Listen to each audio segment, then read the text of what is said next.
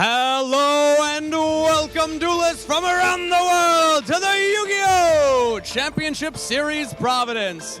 We're at the dawn of a new format, with Alliance Insight bolstering established decks, introducing brand new strategies, and posing the question in every duelist's mind, which deck will reign supreme? On stream this weekend, you can follow along the Advanced Unlimited format where over 1,500 duelists have registered, but only one will leave a reigning YCS champion. Theories have been crafted, deck lists are submitted, and all that's left to do is duel. I'm Kangas, and I'm honored to once again be hosting live from the show floor, but with the duelists around me raring to go, let's throw it over to the casters to kick off the show. All right, thank you so much, Kangas. It's so exciting to be here at YCS Rhode Island. It's been a month since we had YCS Houston, which was a lot of fun, but we have a new Forbidden Limited list and a brand new set release this weekend, right, Asala? Absolutely. Alliance Insight is going to be the name of the game for this tournament. A lot of new strategies and a lot of old strategies getting just bolstered, right? Yeah, I think that's the biggest thing from Alliance Insight is that all these strategies that have been around for a while, like maybe something like Dragon Rulers, as old as 2013, I believe. 12 years ago. Yeah, it's crazy. Don't tell me how long it's been.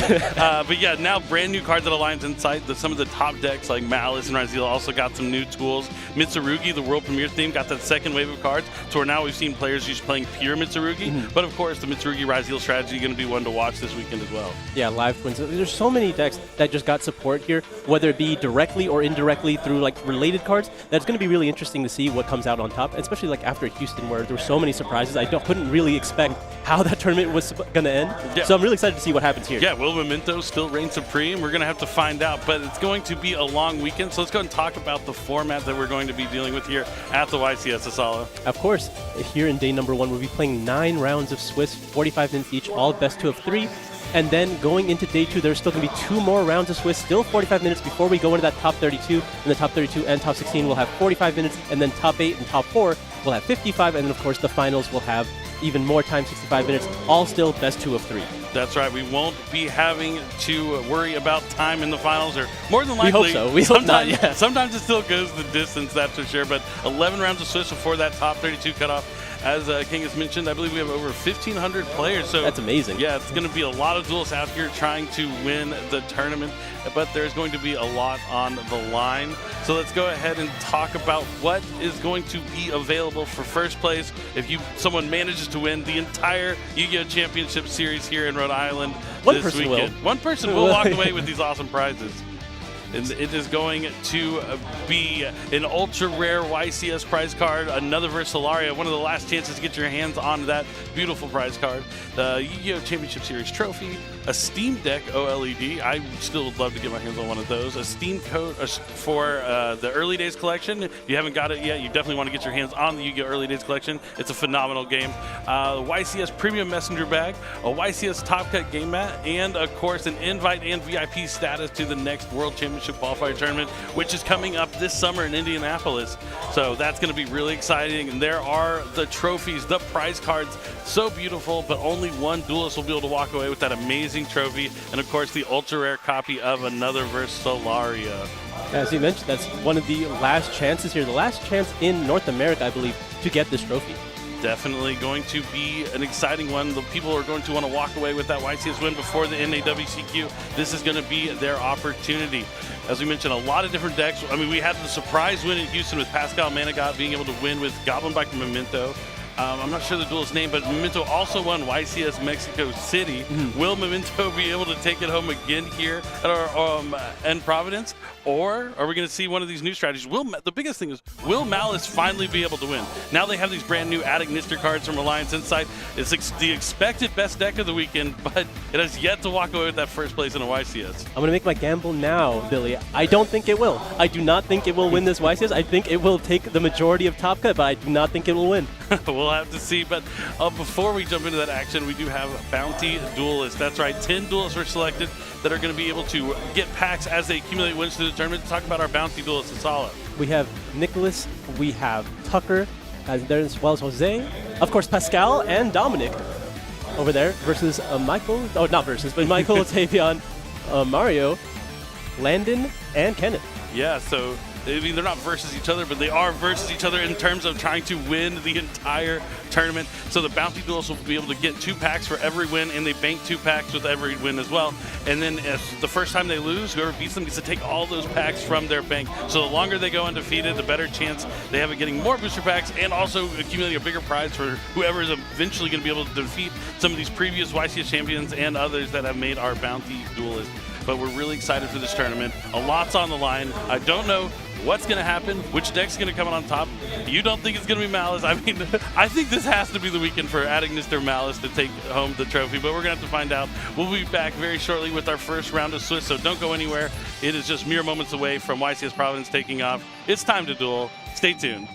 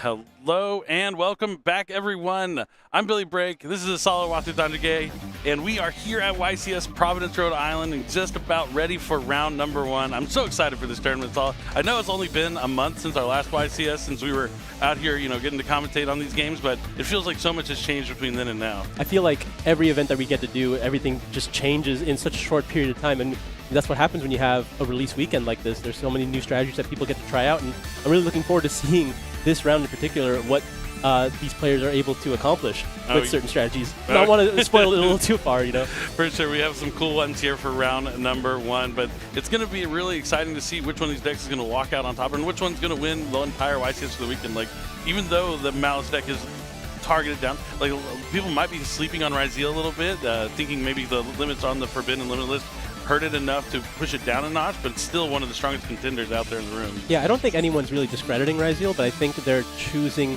to power it up in certain ways. I don't think a lot of people are playing Fiendsmith Ryzeal anymore, mainly because I don't think it really goes that well into what everyone else is doing, especially when Malice is so popular. But worrying about that later, this event is huge, as you mentioned earlier, right?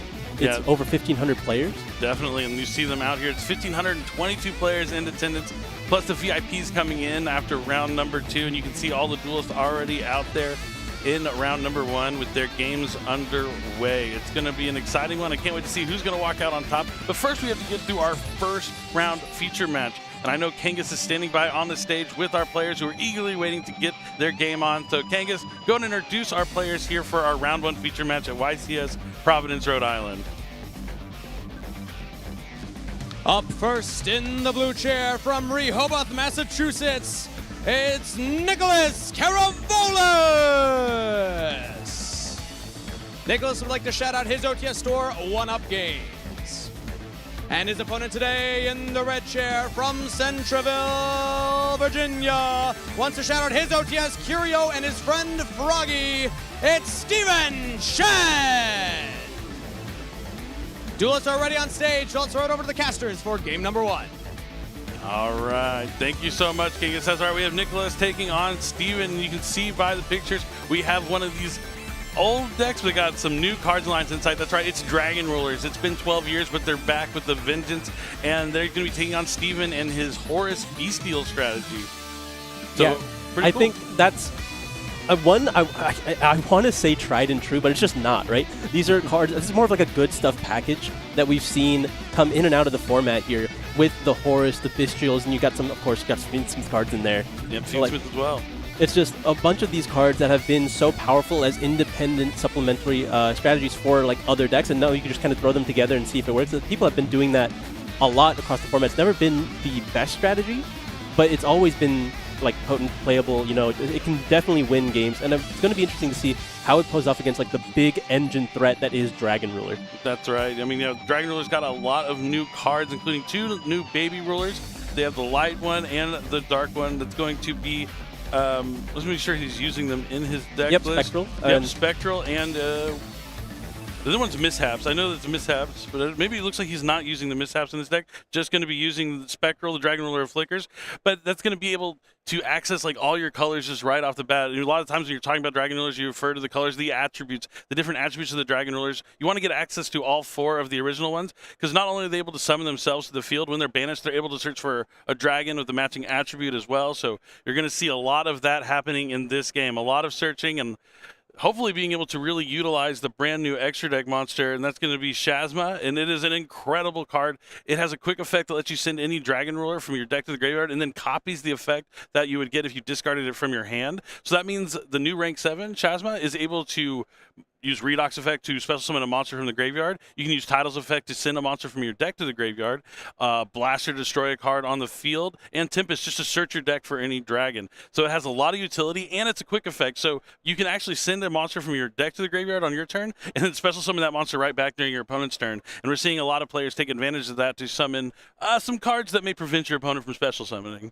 Yeah, I think there's a lot of options when it comes to using those effects. They're like essentially just previously forbidden cards, right?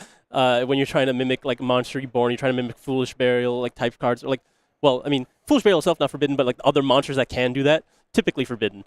And it's just another one that enables you to do something along those lines. I'm really interested to see what he could do with the Tidal effect. if that's what he's opting to go for. But even just looking at this deck list, I think it's just a lot of power. And I wonder if a deck that's like opposing with just the Fiendsmith, the Bystials, and Horse, that's just trying to keep your opponent like really low to the ground. I wonder if it's going to be just kind of a war of playstyles and see what kind of comes out on top here. Yeah, you think like the Horus deck might get overwhelmed by the relentless amount of Dragon Rulers being summoned to the field. I mean, they're able to play through a lot of cards, but also a lot of cards do counter the Dragon Ruler strategy, so he's going to have to be careful and navigate that closely. My favorite part about the Dragon Rulers, well, it's game number 1, so we're going to go ahead and jump into the game before I give you my thought on Dragon Rulers. But they do, as we mentioned, the attributes are very important. You're able to banish the same attribute as the Dragon Ruler to summon itself. So you can actually use all of the Molcharmies, Meows, Brillia, and Fualos, and the attributes of them actually make them quite useful to be able to banish to continue summoning your Dragon Rulers, or to be able to discard it alongside a Dragon Ruler to get that in-hand effect as well. Yeah, they're never really dead because they're effectively useful for some point of the game, right? They're not strictly there for their own effects. They have some use within your actual strategy. And a lot of the power in Dragon Rulers, at least as it stood 12 years ago, was how strong their resource game was. They're able to just play over several turns because your graveyard became your second hand. But I think the way the game has structured itself lately, every deck kind of does that. So I wanted to see if it can actually keep up as far as resources go with these other decks. But it looks like he's going to take the lead here, summoning that Poke Draco. Dora. Like, Poke Draco's on the card, but yeah, Dora. But it looks like there's a Brillia there that came down from Steven, and now the Dora is going to be summoned. This is actually like full combo here for Dragon Rulers, because you can actually use the Tempai Dragon Engine to get access to multiple level 7 dragons, so you can get to the Shazma, Dragon Ruler of Auroras. It's a brand new secret rare out of Lion's Insight. It's a cool one. I mean, all the Dragon Rulers are pretty cool. Like I feel like one of those archetypes that just had crazy art from the beginning. Everything about the deck was just so cool, and that was when I started getting really competitive. So it means a lot to me to see it here right now. But I wonder how it plays into cards like Brillia. At least Brillia, I think, of the ones that could have happened, probably fine, right? Yeah, not the worst thing in the world. Fualos is definitely the scariest Molcharmy to face as a Dragon Ruler player. Brillia, you're going to get a few, maybe 2. But yeah, as long as it's not Fualos, you're feeling a little bit better. So he went Dora to add I believe he got Burner, and then he's using Burner, discarding another Burner here. Interesting choice. Yeah. So the baby rulers... He had such a Fire Dragon, right? Like the options were limited. True. So the baby rulers, you're able to discard alongside another dragon, 2 special summon a Dragon Ruler from your deck. The first one's going to be met by Ash Blossom, but then he's going to have Steam to be able to discard another dragon. It looks like it might be a Redox alongside to special summon a title from the deck. This isn't 2013. This is 25, and we're using the baby rulers to summon the big Dragon Rulers from the deck. It's been a while, but it's good to see, and it was a Redox. So now he's going to be able to banish 2 dragons from his graveyard to special summon back that Redox, and now we have 2 level 7 dragons on the field. All right, well, let's summon that Draco Sack. Like I said, Gonzalo, this is 2025, not 2013. Our Dragon Rulers don't need planes to fly anymore. They fly high when they finally, after all this time, got their own rank 7 monsters. And it looks like he is going to go with the other Dragon Ruler first. It's going to be Disaster, Dragon Ruler, or no, that's not the Apocalypse one. This is Eclipse. Eclipse, Dragon Ruler of Catastrophes. Wow, he actually plays the Apocalypse, which is cool. So maybe that's part of his game plan. I hope we get to see Apocalypse come down. But yeah, Eclipse is going to let him continue to extend his plays by summoning back a Dragon Ruler. Summoning out the Dragon Ruler that matches the Dragon Ruler you put back. But it's also a card that can negate spells and traps, so it's going to be able to protect them from stuff like Infinite Impermanence, which is a key card against Dragon Rulers if you're trying to stop them from summoning out what other monster you choose that will be locking out a special summoning, whether it be Artsword Christia or something like Quackimiro Drago. But now we're going to see a Link summon Herratic Seal of the Heavenly Spheres, classic dragon card.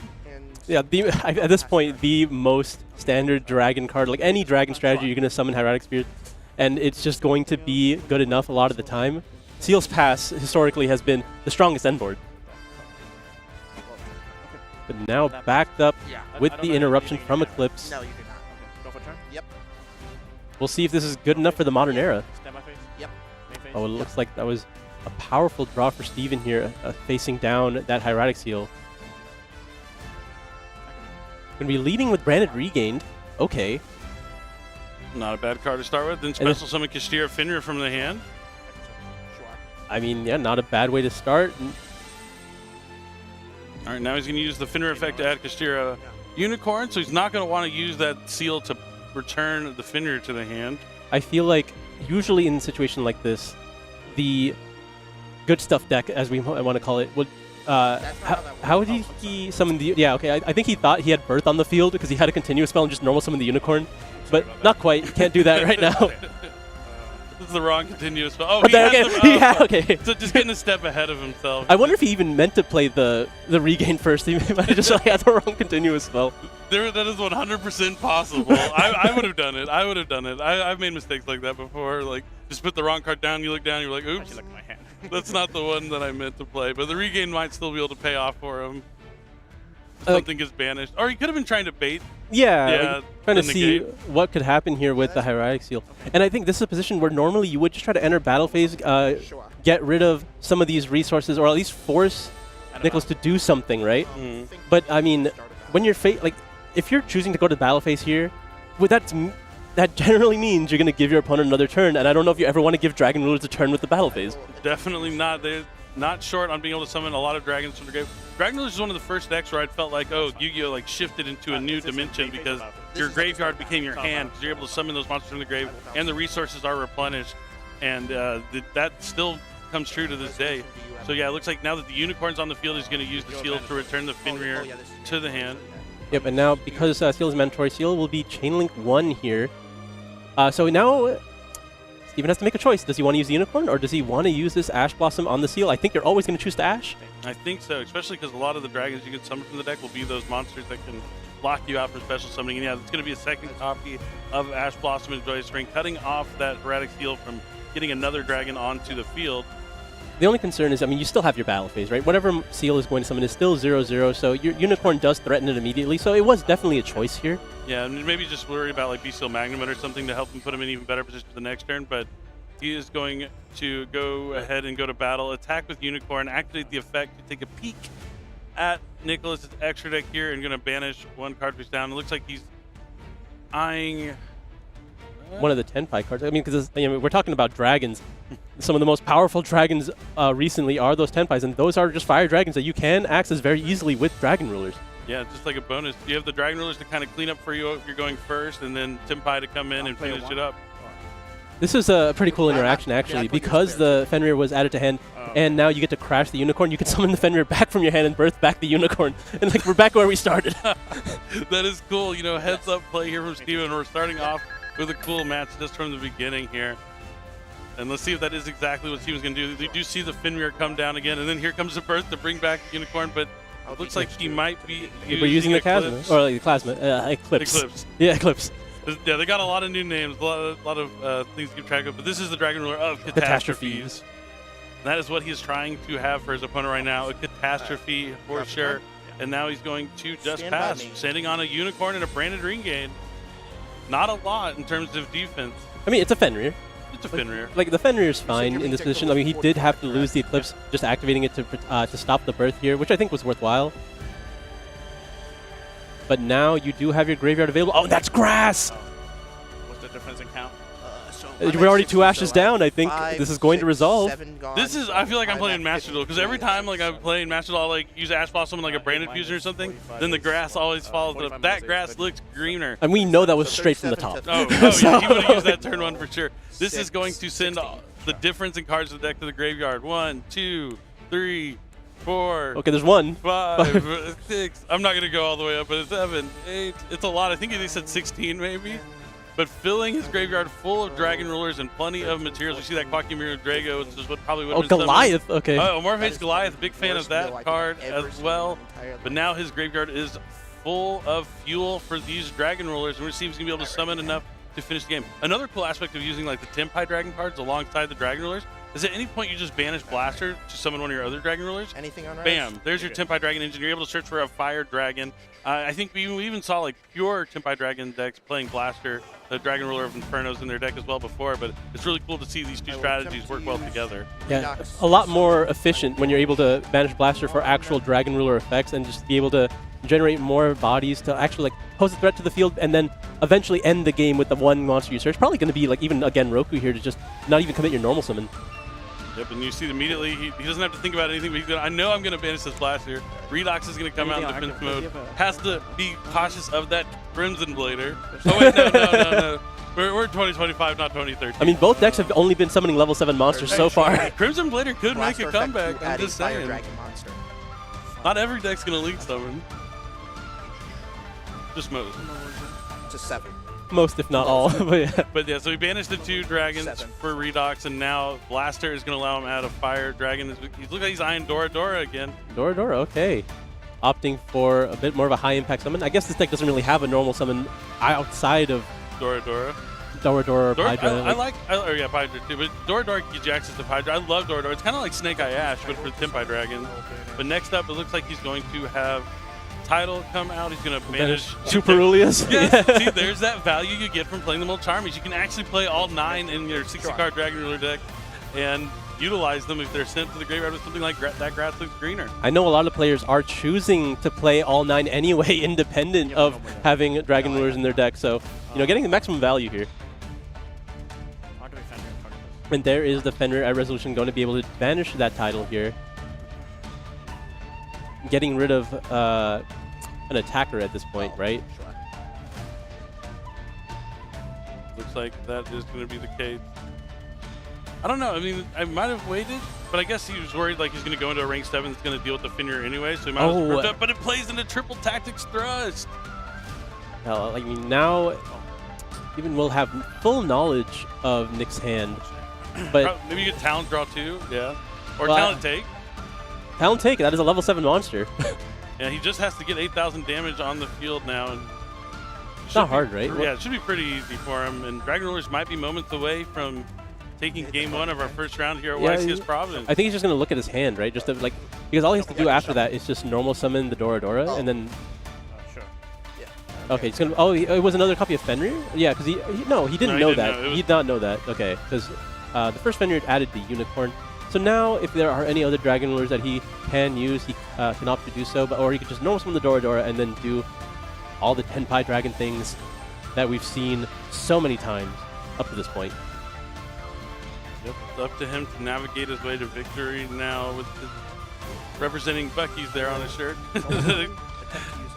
Dora is going to let him add a Fire Dragon. Like I said, this is similar to Snake Eye Ash, as Genroku is similar to Snake Eye's Poplar, if you guys remember those cards that I think everyone loved all of last year. Yeah, everyone loved them. Oh, yeah. Freshly semi-limited. Master Duel players still love them, I think. Oh, yeah, hey, they're not bad. I think there is like a Snake Eye deck out there that's not too bad, even though not having original. I mean, normal summon Snake Eye Ash is still normal summon Snake Eye Ash. That has not changed in what it does.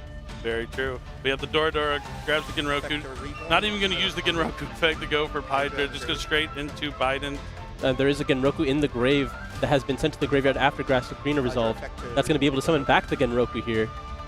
Yep, Fadra comes back from the Biden. Fadra brings back Genroku. Chandra. I assume we're going to get to Chandra eventually, but. Yeah, you can still use the Genroku effect. You don't want to fumble at the. Oh, he can still go into Shazma here, and Shazma gets in Tempest to grab him another Dragon Ruler if he so needs to. I mean, the needs to is truly the question here, right? Yeah, when I get in these kind of positions, I'm just trying to figure out how fast I can get to 8,000 damage using. Okay, 23 Shades of 2013, and number 11 Big Eye coming down. Oh no, he's locked into Synchros. Okay. I was about to say, this ain't 2013. He's trying to fool us though, but no, we're in 2025 now. This is an all-new kind of Dragon Ruler. I will attempt to use Genroku. But this is what I'm talking about. You don't want to fumble at the 1 yard line. Like, you need to figure out how you get to 8,000. You're in the driver's seat. You got nothing to worry about. Just realistically doing too much here. Like, we know that Chandra attacking has been enough to end the game. So let's just get that Chandra out. And maybe he just summons the Redox in defense mode out of habit, but that would also happen back in 2013 in Dragon Ruler. I mean, okay. What is the... I will attempt to enter battle. I'm wondering if there is a restriction on... You can still make Trident with it, right? Yeah. So it's like, it's not a not... big deal. It's just a little less damage, but less damage when you already have enough. Realistically, this is not going to be a problem. Eventually, you're going to synchro with this Biden here, and it's going to come back, and that's all it's really going to take. Yeah, Trident, even if you just summon, attack, synchros for Trident Dragon, destroys 2, attack, that's enough also. There are 0 cards on Steven's side to prevent this from happening, so You gotta make sure you put that cap on the pin before you're about to use it again. But I appreciate it. You gotta make sure the ink doesn't run dry. But you see, he needs to make that last. I remember I had a pen since 2017, and I tried to make it last as long as I could. Maybe that's why all my pins are always dry. I refuse to put the cap back on. No, I know my opponent's about to take damage again, so we gotta keep. Interesting. You know, I'm also more of like, these are also the times if you're in a tournament, you want to consider like conceding just to save time, because you know the clock isn't always your friend, and you don't want to end up going to time. And even though Steven knows it's over, I think he just wants to see what where other it's options. going. Yeah, like at this point, I mean, what he's seeing here is just Tenpai. But like, it's still good to know if you're playing against a deck that maybe you're not familiar with, to see how they're going to like finish the game is a big deal, and especially after maybe he made that slight misstep trying to overlay for the big guy. Like, wait, maybe he will, you know, drop the ball here at the very end, and there's a chance. So there is a merit to saying a reason not to concede, but even just sitting on just a branded regain, like I don't know if there's even a draw, even if he leaves you with some life points that'll get you back into that. yeah, exactly. Now I think it's more so how fast they can finish game 2. If Steven wants to have a chance at winning game 3 here.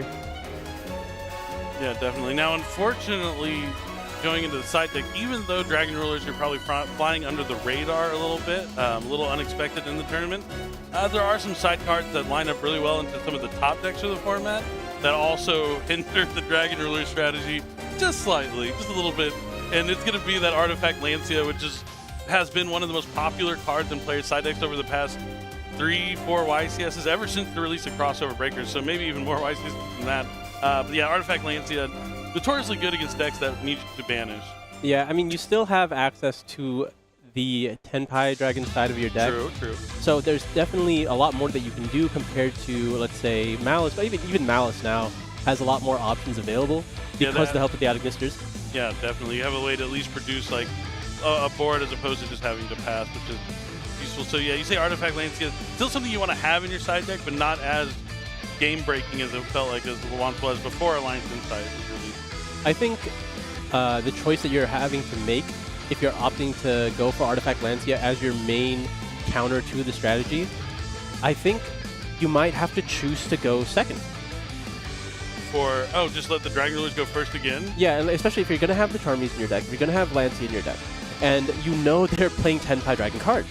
Maybe you just have to like put them on, okay, I will be able to stop the Dragon Lord half of your deck, put you on maybe a Seals, and like that's enough. And then I'll be able to play into that. Yeah, definitely. I mean, he only had the Perilia there which did nothing pretty much. But yeah, if you're going to face down a Miltarmi as Dragon Ruler, that's going to be the one you want to face. But yeah, you draw that Lancia, that Fualos, you can deal with just the Seal potentially. I just don't know if there's enough that you are doing as the Kashtira Fiendsmith player that's going to be able to stop what the Dragon Lord deck is doing into you.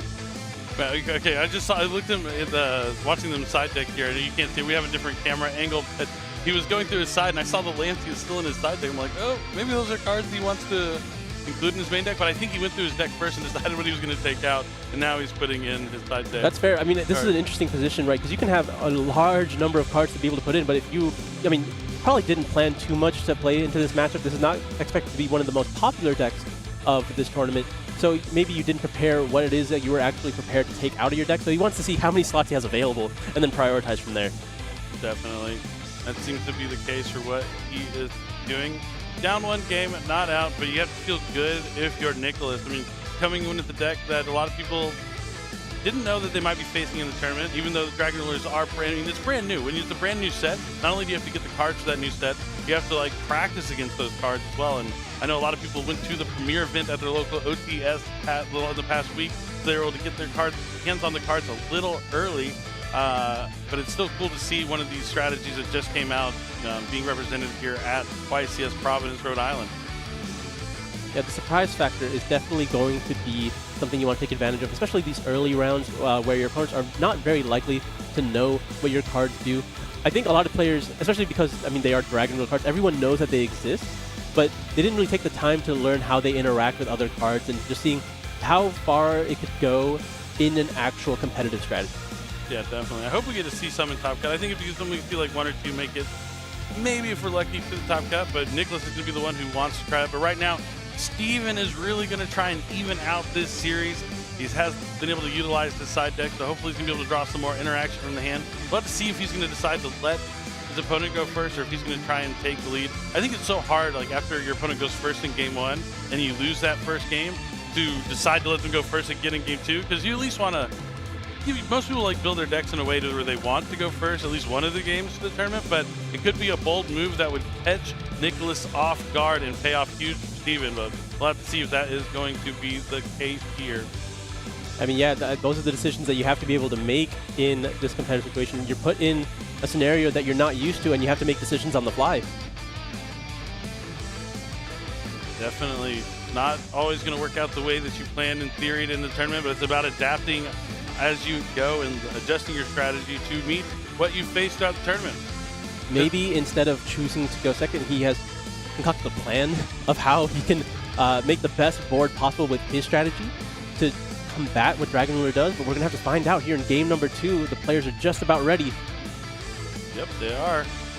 I think if he's considering like what happened in game number 1, the things he might be looking at is maybe the timing of Ash Blossom and Joyous Spring, not using it on like a baby ruler, but instead saving it for, well, I mean, we didn't see Shazma really come down, but you could save it for Shazma to use Title's effect to send, because then you're getting the effect out of the way of Shazma while also not having to worry about Title sending a monster down to the graveyard.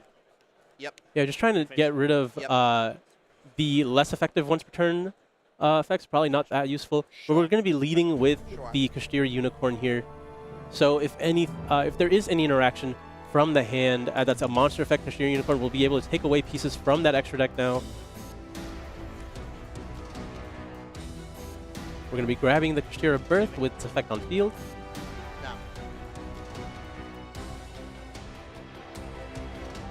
All right, not a bad start here for Steven. Birth is activated. Let's see if he has the Fenrir to follow up. I would like to see some non-Kashtira cards. We're going to be normal summoning that Ash Blossom. All right, Baron de Fleur is forbidden. Yeah, I had to like think about that for a second. Like, could be Chang Ying, but it looks like maybe Mulcharmy Wallace is going to come down here for Nicholas. He looks like he's thinking, and it is going to be the Mulcharmy Wallace. yeah, I mean, you gave up the Ash for it, so let's. I mean, given I don't think you were really going to. It's probably only going to be one draw, right? Realistically. Yeah. So you were never going to Ash Blossom it anyway. But now Steven has a choice here. He can go after the extra deck. Will he go after one of those new Dragon Rulers, or will he just focus on the 10-pack card? Looks like he's going for that Biden. If there's only one copy of Biden in there, that could be really strong. But it looks like instead he's opting Transcendent? For... Yeah, Transcendent here, which is usually a one of. But no, instead of Baron, I mean, if the Wallace didn't come down, Steven here could be looking to make Moon to the Close Heaven, but now that would be kind of scary to go into. So maybe something just like an SP Little Knight. Yeah, looks like what Steven is considering it, just an SP pass, perhaps. No, you can't go straight into Requiem. You'd have to go into Moon into Requiem and give them 2 draws, and then another draw off the Requiem summon. That would be a bold decision. Maybe you could consider, oh, he's playing that grass. The more cards he draws, less cards he has to send to the graveyard. Okay, well, skipping a step. Yeah, I wonder if he's going to rethink his situation here. Yeah, like giving up 2 draws is rough here, but I think because you have the Birth, you have reasonable amount of follow-up. You're going to Birth back that Unicorn here, and then we have some powerful trap cards, it seems. Birth, yeah. Birth is going to summon back that Unicorn in defense mode, and looks like we're just going to be passing back, giving 1 draw for the Duelists here. I will draw the turn. And we'll see how Dragon Ruler is able to potentially play into this field. I mean, the field itself is not very threatening, but there are 2 sets there, and set cards, you know, generally post-side set cards are some of the most threatening cards you can find. Oh yeah, could be some of the Solemn Traps, but all right, finally we get to see Spectral come down here. He's going to discard it alongside a Dragon. He's going to be able to add 2 Dragon Rulers. More Dragon to add 2 Dragon Rulers. From his deck to hand, any 2 Dragon Rulers. So that means you can get a baby version of one with a matching attribute of one of the big rulers of the other one, and that will access you more of your attributes that you need to be able to summon all of your Dragon Rulers. Yep, getting as many names online as quickly as possible. Really setting up your resource engine here. Looks like we're going to be adding Tempest. And imagine if Spectral was out in 2013. No, I don't want to. There's just more cards you draw. It's like 2 additional cards you get from Super Rejuvenation while you're getting everything online as you go. So it looks like he's going to add React in, which will get him access to Redox. The Dragon Ruler of Pebbles. And Tempest, Dragon Ruler of Storms. I love the baby ruler names. Like, they're little... Pebbles is my favorite. Yeah, Pebbles is pretty good. Yeah, it goes from Pebbles to Boulders. Truly the best one, though, is Tempest. Okay, Trident Dragon, going to be banished face down thanks to Exterior Unicorn. So I guess there was a reasoning to go after the Biden if he had the birth, but to be able to get like double Biden banished from the extra deck, besides to go after the 2 level 10 synchros instead, hoping that's going to pull off some of that extra power that he'd get from the Tempai engine. So not a bad option here for Steven. Like eliminating a lot of that closing power that the deck is known for. Realistically, you can't get the Biden off the field if both your 10s are gone, right? Yep, exactly. At least not during the battle phase. And now he's going to use Tempest Effect. Is that a Redox? Oh, no, it's Blaster. Okay, Yeah, I was like, there's Blaster no way just started off the I spectrum. was like, there's no way he got Reactin if he had Redox, but it's Blaster. And Blaster, that is the best one to banish now. Fire Dragon. Fire Dragon. There's a lot of good Fire Dragons. Looks like Steven's considering his options. Does he have an Ash Blossom and Joyous Ring? Does he have something to I mean, cut this off? Does he have another Ash Blossom in this position? I mean, I guess it's possible if you're going to normal summon the first one. I could have opted to use SP Little Knight here to get rid of the Tempest, but it doesn't, need to do that. Yep. Dragon Rulers, you can either summon them or use their effect that adds once per turn, but only one of the other effects. So if he did use that SP Little Knight, he wouldn't have gotten the add from it, which would have been useful. But he knows that Dora Dora is bound to come down, and there is another copy of Dora Dora being added to the hand here of Nicholas. And then Thrust, Triple Tactics Thrust. Do we know what card this is looking for? It got talent in game #1, but in this game it might be looking for another limited 1 powered spell. And that would be That Grass Looks Greener. I mean, yeah, just trying to get as many resources as possible. Or maybe, honestly, more powerful than Grass, maybe a different limited card. If you have Duster in your deck, that could be really strong. Oh, yeah. Nice He's going call. for Duster. Nice call. He does have the 2 face downs and Kastira Birth. Maybe he already has that Grass, or you truly don't need it if you have Dora Dora. He has like 7 cards Yeah. in hand. I'm sure you don't need that much more. Harpy's Feather Duster has that beautiful quarter century secret rare from the early days collection. If you got your hands on that, but this is going to be activated. It looks like it might be an ultimate rare version. Yeah. And Duster's now- going to force out something here. Thank you. Also, completely eliminating the follow-up by getting rid of the birth. So if something does happen, Is it a Solemn Judgment? what Judgment would be incredible here. If he had a couple of them, he would need to have another one to protect. To make I it know worth what it. one of those are. Okay, it is going to be a Solemn Judgment on the Duster here, putting him at 4,000. Dangerous against the Tenpai strategy, or just any big monster deck, really. Not a whole lot that he has to do at this point. A bunch of Dragon Lords can just swing. Okay. Anything else? No. All right, let's see how he forces out the other ones. We're going to be activating that Reactin now, discarding Tidal. Trying to summon Redox out from the What do I deck. do? It summons the Redox from the deck. Deck. I do love that people have to ask what the Dragon Rulers do. Couldn't be me personally, but Couldn't be me. But yeah, definitely going to continue the onslaught of dragons. Redox is now coming down thanks to Reactin. Activate Baldrake. and we're going to be activating Baldrake. Okay. Gonna be able to at least summon the Baldrake from the hand. All right, that's another mystery card that's been unveiled here. So only one card now that we have to deal with.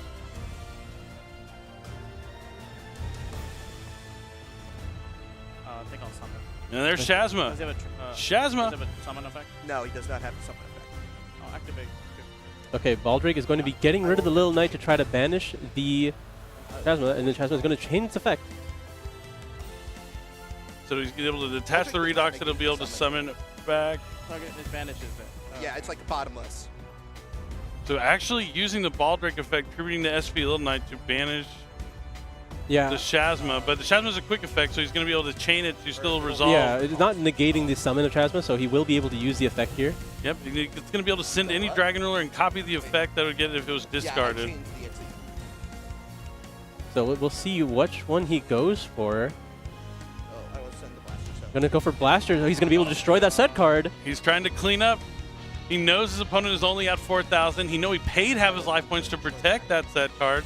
So now this doesn't target now because of how this works, right? That resolution. Yeah, that looks like Sorry. That's Steven's reading it, doesn't quite understand. It's a cool card. I think it is pretty underrated going into this tournament. banish it, that's why I said. No, I was referring. No, I mean, just because you don't know what all the Dragon Ruler effects are doesn't mean, like, oh, I didn't know you could send Blaster to do this. You have to only respond to the effect. It's on you to know what the Dragon Ruler effects are. I thought it was banishing this. That's why I said it's okay. So, What?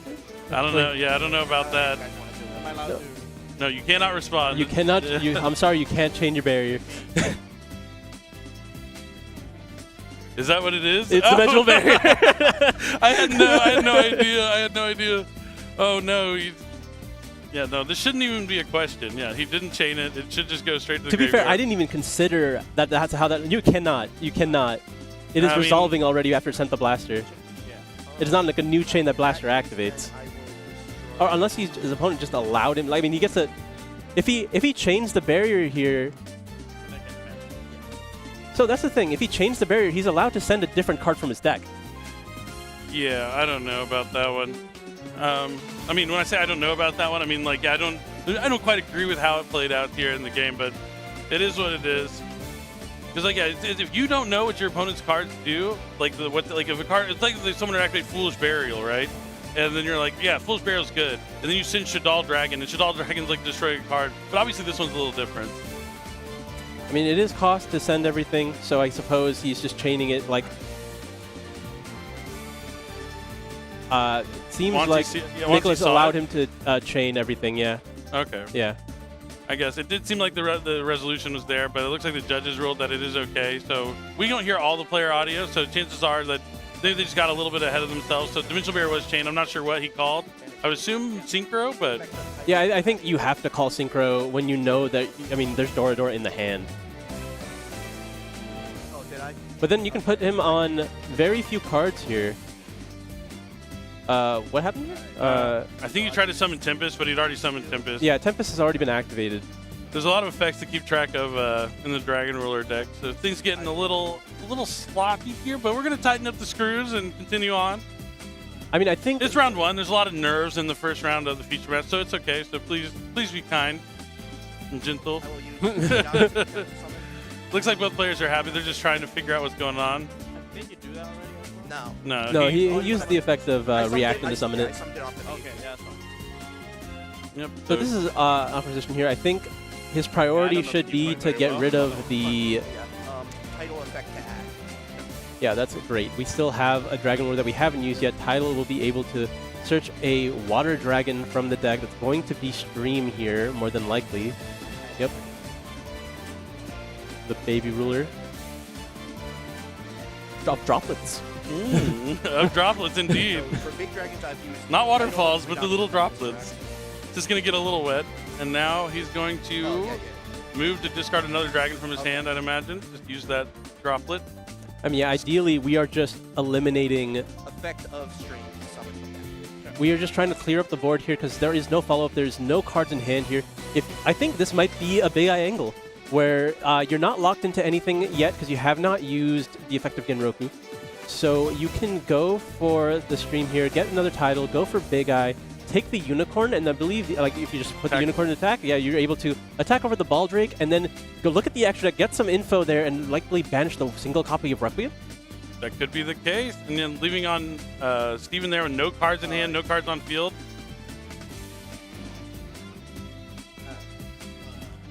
Okay, nope, he's going to go for Eclipse to keep extending, so he's going to be able to return the Banished Reactant to summon Redox from the deck. I'm pretty sure the Reactant goes to the graveyard, not the deck. But let me double check. Graveyard Banishment. There's no restriction on what. Oh no, it goes into the deck. Okay, it shovels back into the deck. So the He's the one playing the deck. I think he's familiar. Just gotta double check. Yeah. They're new cards. Always want to double check. Now gonna be able to extend if we can get another level 7 on the field.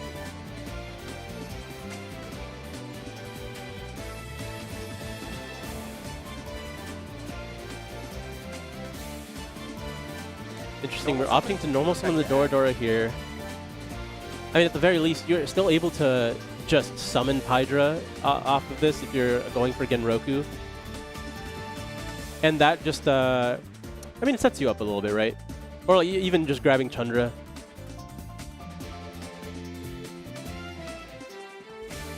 like Chandra into Vajra will at least leave up several bodies that's really difficult for your opponent to deal with only one card, theoretically. The question is, are you able to get rid of both monsters this way? Because you're not able to synchro summon. Ooh. Yep, so we're going for the Genroku. Maybe he called. No, he didn't call Xyz with Dimensional Barrier because he. I don't think he called Xyz. Fusion, Billy. Yeah, So yeah, this is interesting. That he was summoning the Genroku. Like I said, this is round 1, so this is like the first duel or match of the day for a lot of players. I like to play a couple warm-up games before a tournament starts, so I'm not going in cold. You don't want to make like silly mistakes that you wouldn't normally make otherwise. absolutely. Those warm-up games can be crucial here. But, I mean, this is the extra pressure from being on the feature match table. This is absolutely Nicholas' game to lose. He has all of the advantage at this point. He needs to worry about getting a slow play warning because this turn has been a lengthy one. It looks like we're going to be entering battle phase, attacking over the Unicorn here. I don't think he has a way to get over the Baldrake, which, I mean, is fine. It's not that much of a threat. I mean, just leaving a monster on the field, though, gives him access to stuff like Moon of the Closed Heaven coming off the top. But he's still going to be able to link into Erratic Seal the Heavenly Seers. Yeah, so let me read Genroku again. Yeah, which is the part that locks you? At all. The Genroku does when he tributes, but Only when he tributes, yep. Okay. Which, by the way, in the previous situation, he did not tribute it, right? Like in the last game? So he was not locked yet? I don't think so. Yeah, that's what I was confused by as well. Anything? yeah, I will pass. All right, we have a Seal, an Eclipse, which can negate a spell or trap, versus a Baldrake on the field. Part of the cards here for Steven. He's going to need something off the top. I mean, you can try to enter battle phase, going to force out the Seal, put the Baldrake in the hand, assumingly, which will not be, which could be chained to try to remove something after the fact. Unless he opts to go for one of his own cards, he could choose to get rid of his own Genroku. Start a battle. All right, looks like start a battle. He's considering using the Genroku. I mean, you know, sure. I will. Yeah, Genroku for Pydra here is not bad at all. Yeah. Yep, going to tribute itself off the field, spell summoning a Tenpai Dragon from the deck. He's going to go for Chandra. That's also fine. Like, I think now you just use your Seal on your own card.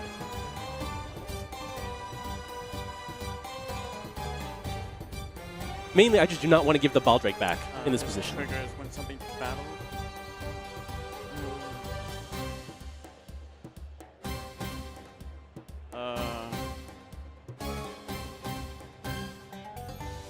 Considering what he'll stack, yep, going to go after the Seal. Going to prompt him to use the effect tributed off the field. If you do opt to bounce the Baldrake here, you open up the lines for any Kashtira cards that were drawn. I will attempt to use spears. Sure. Oh, looks like we're going to be just going for the Baldrake anyway. You know, there are, unfortunately for Steven in this match, we haven't got to see any of the Horus cards that he has in his deck. Yeah, he's just been playing pure Kashtira the Yeah, entire time. pure Kashtira. He has Fiendsmith, he has Horus cards in there. There's so many other engines, Hydra but effect. he's only seen like a Baldrake plus all the Kashtira cards. I mean, that's the problem with this good stuff deck. There's not really that many things that bridge. It's like whichever ones you see. The only bridge is how, how Fiendsmith works. But even then, when you're facing down with Duelists, you're not even able to commit into that. Especially when if you're normal summoning an Ash Blossom into a position like that, it's truly not what you want to see. It's been a rough game for Steven. Anything? Oh yeah, he's been trying to do the best he can with the cards he's drawn. Still in the battle, looks like he's going to banish the Seal. Do summon Baldrake from the hand. All right, because we opted for Pydra, we will be able to attempt to attack over one of these, but Pydra is going to be able to use its effect in the battle phase to quick synchro. So that will be going into Biden. Effect. Biden will revive here. On the Chandra. Reviving the Chandra. Interesting. There's nothing protecting it now, so I don't really know if that was worthwhile.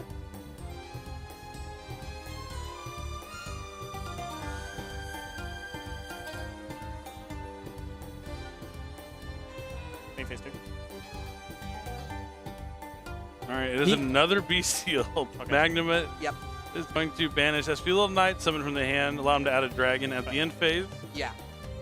But now he can actually access the Fiendsmith part of his deck and send the 2 monsters to the graveyard to link summon Moon to the closed heaven.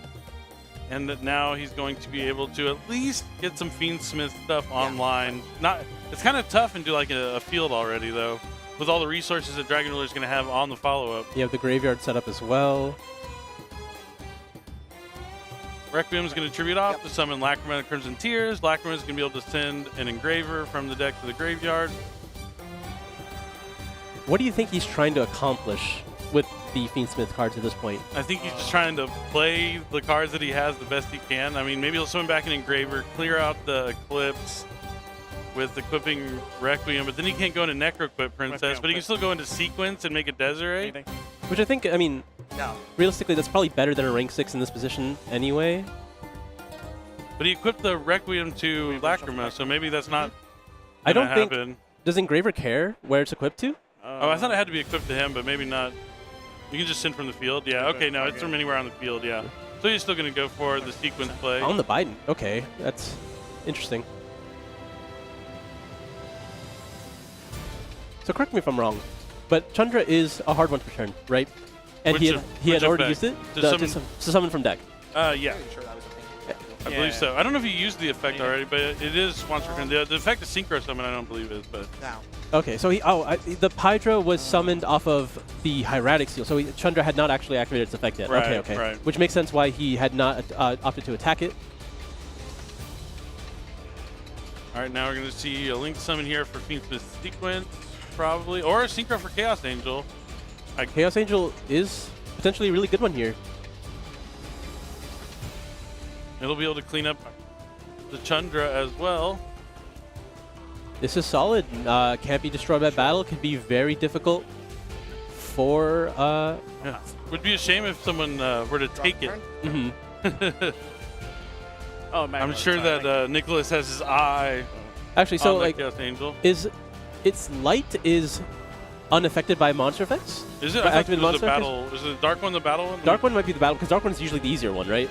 So I think light is... Oh yeah, Dark is battle, so light is unaffected by monster effects. So, all he has to do is make it bigger.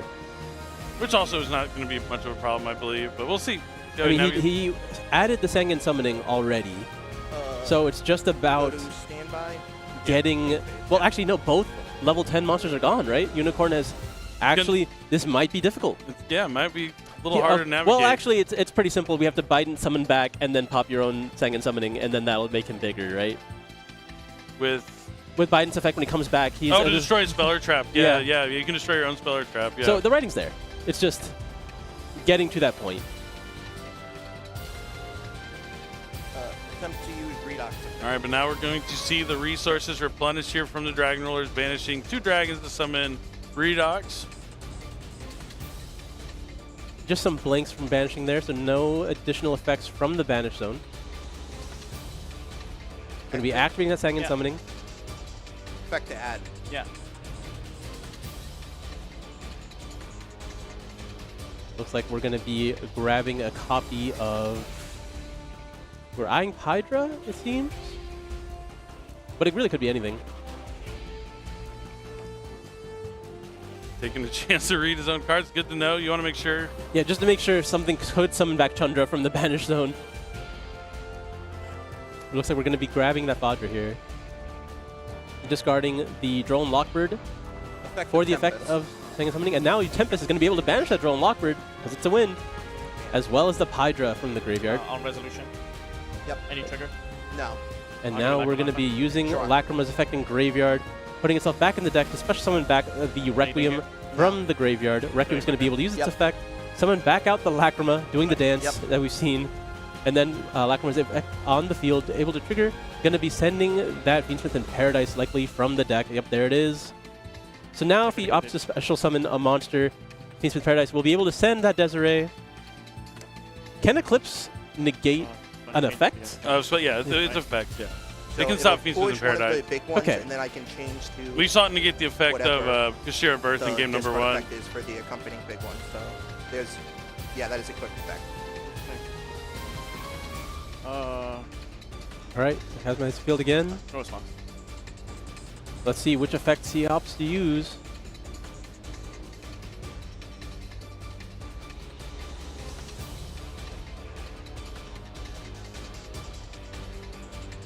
Needs to make sure it doesn't take too long. Want to keep the pace of play up. We are running down on time here as the round. Yeah, the only way he down. really could lose this game is if he takes too long. Jared doesn't find a way to get over that Chaos Angel. But with Redox, yeah, he could. Oh, he's going to. He's going for Tempest. He's trying to search. This adds any dragon, so...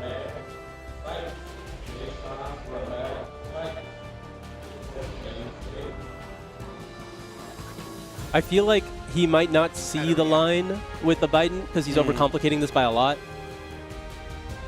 Could be the case, but okay, we're going to see.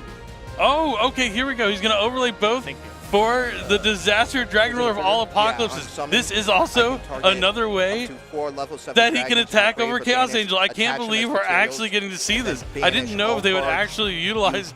Like, in order to get this effect, you have to overlay with the 2 new rank 7, so you get the light and dark. And then it can add all, it can attach all the other 4 dragon rulers underneath his materials. Okay, he did the absolute coolest way he could of doing it. He gains 4,600 attack. And he's unaffected by card effects.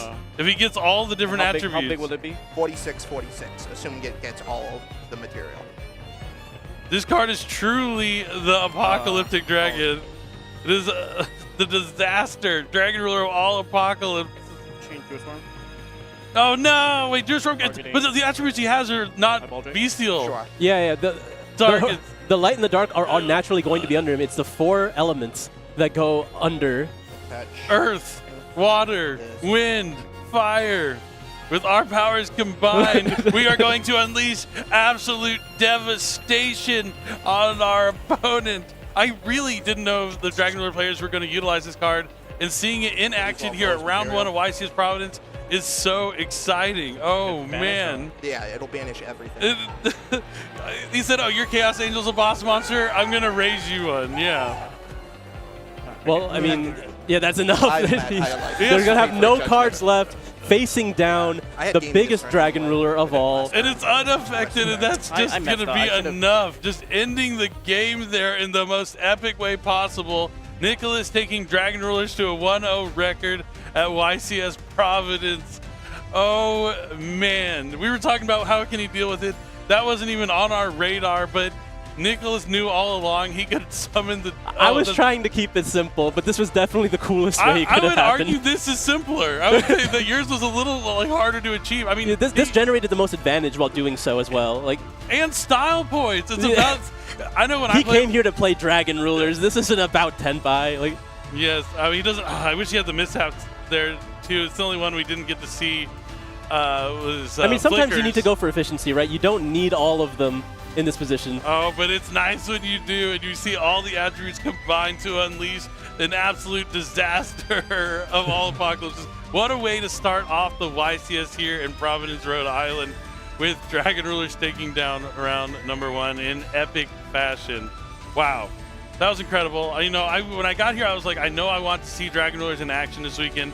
They got a lot of new cards in Alliance Insight. This is release weekend for Alliance Insight, and I knew I would hope it would pay off big, and it did here. It was a back and forth game. Unfortunately for Steven, his deck didn't operate at like maximum efficiency as he definitely wanted, because we saw whole engines in his deck not come to his hand. It did seem like he was just playing like a pure Kashkira deck up until that very end there when it was just too late. And yeah, the whole time he had the Eclipse to protect himself from the Fiendsmiths in Paradise, but by the time he was able to get the Eclipse off the field, it was for... He could have still chained the Fiendsmiths in Paradise to summon the Apocalypse? Oh no, but yes, the Desiree would it's an activated. chain. By the time the It's far too Desiree late. would have got down, it would have been unaffected there, so there was no hope. The end was nigh, and yeah, Nicholas brought on the Apocalypse. I mean, this was one of my fears going into this feature match is like, I want Dragon Rulers to win. I have so much nostalgia for this deck, but it's just such a big engine, right? The deck focuses on playing all these powerful cards just in its own strategy. There's too many cards.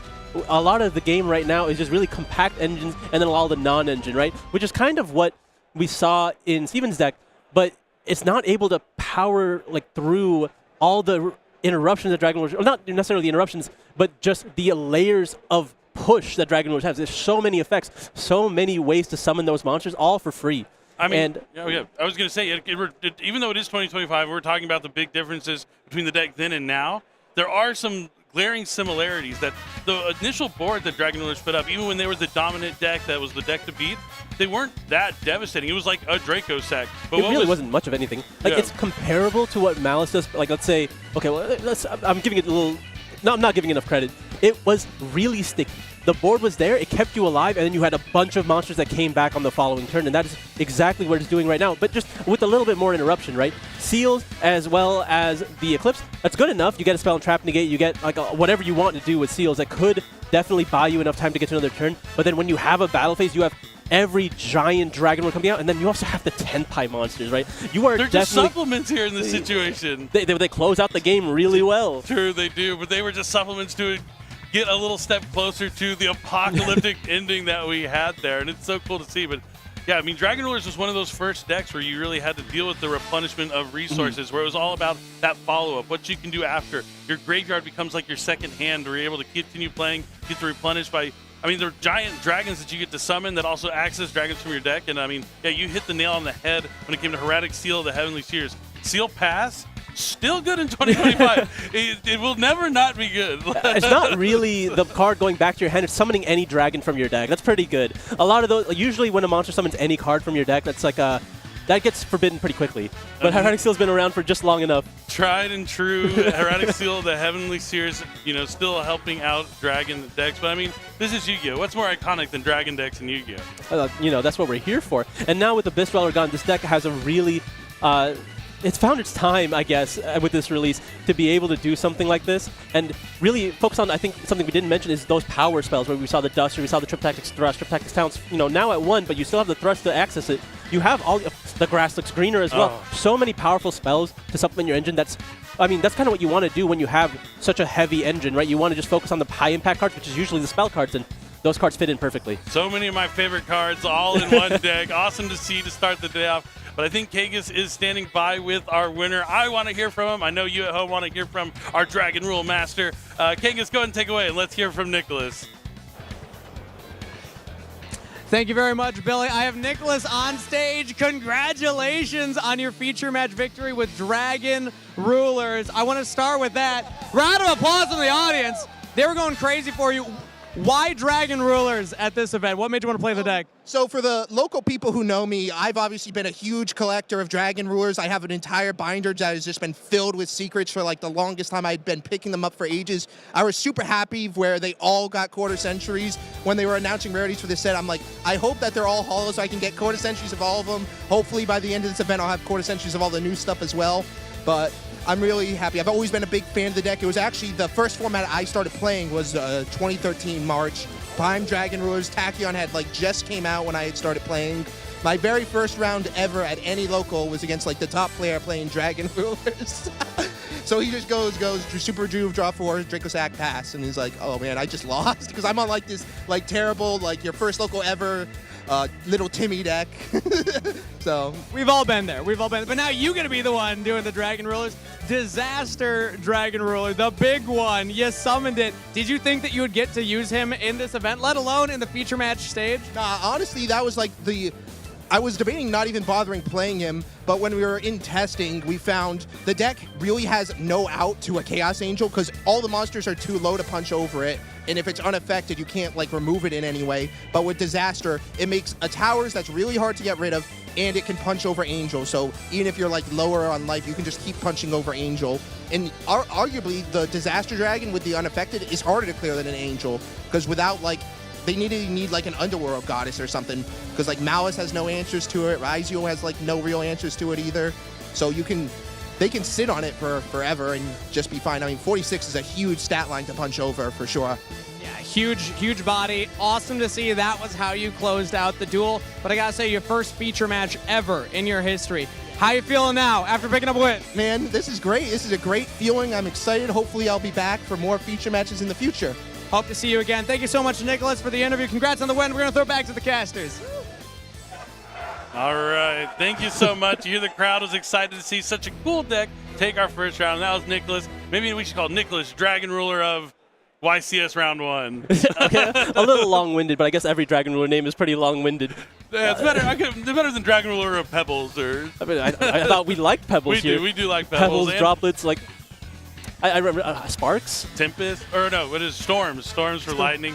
But hopefully we're going to see a lot more exciting action coming up from Dragon Rulers. It's going to be 8 more rounds of Swiss today, 2 more in the morning before we cut the top 32. Already started off with a bang. The apocalypse is here, but we have more rounds of Swiss coming up. So stay tuned. We'll be back with round number 2 before you know it. It's time to duel. Thanks for watching. Stick around.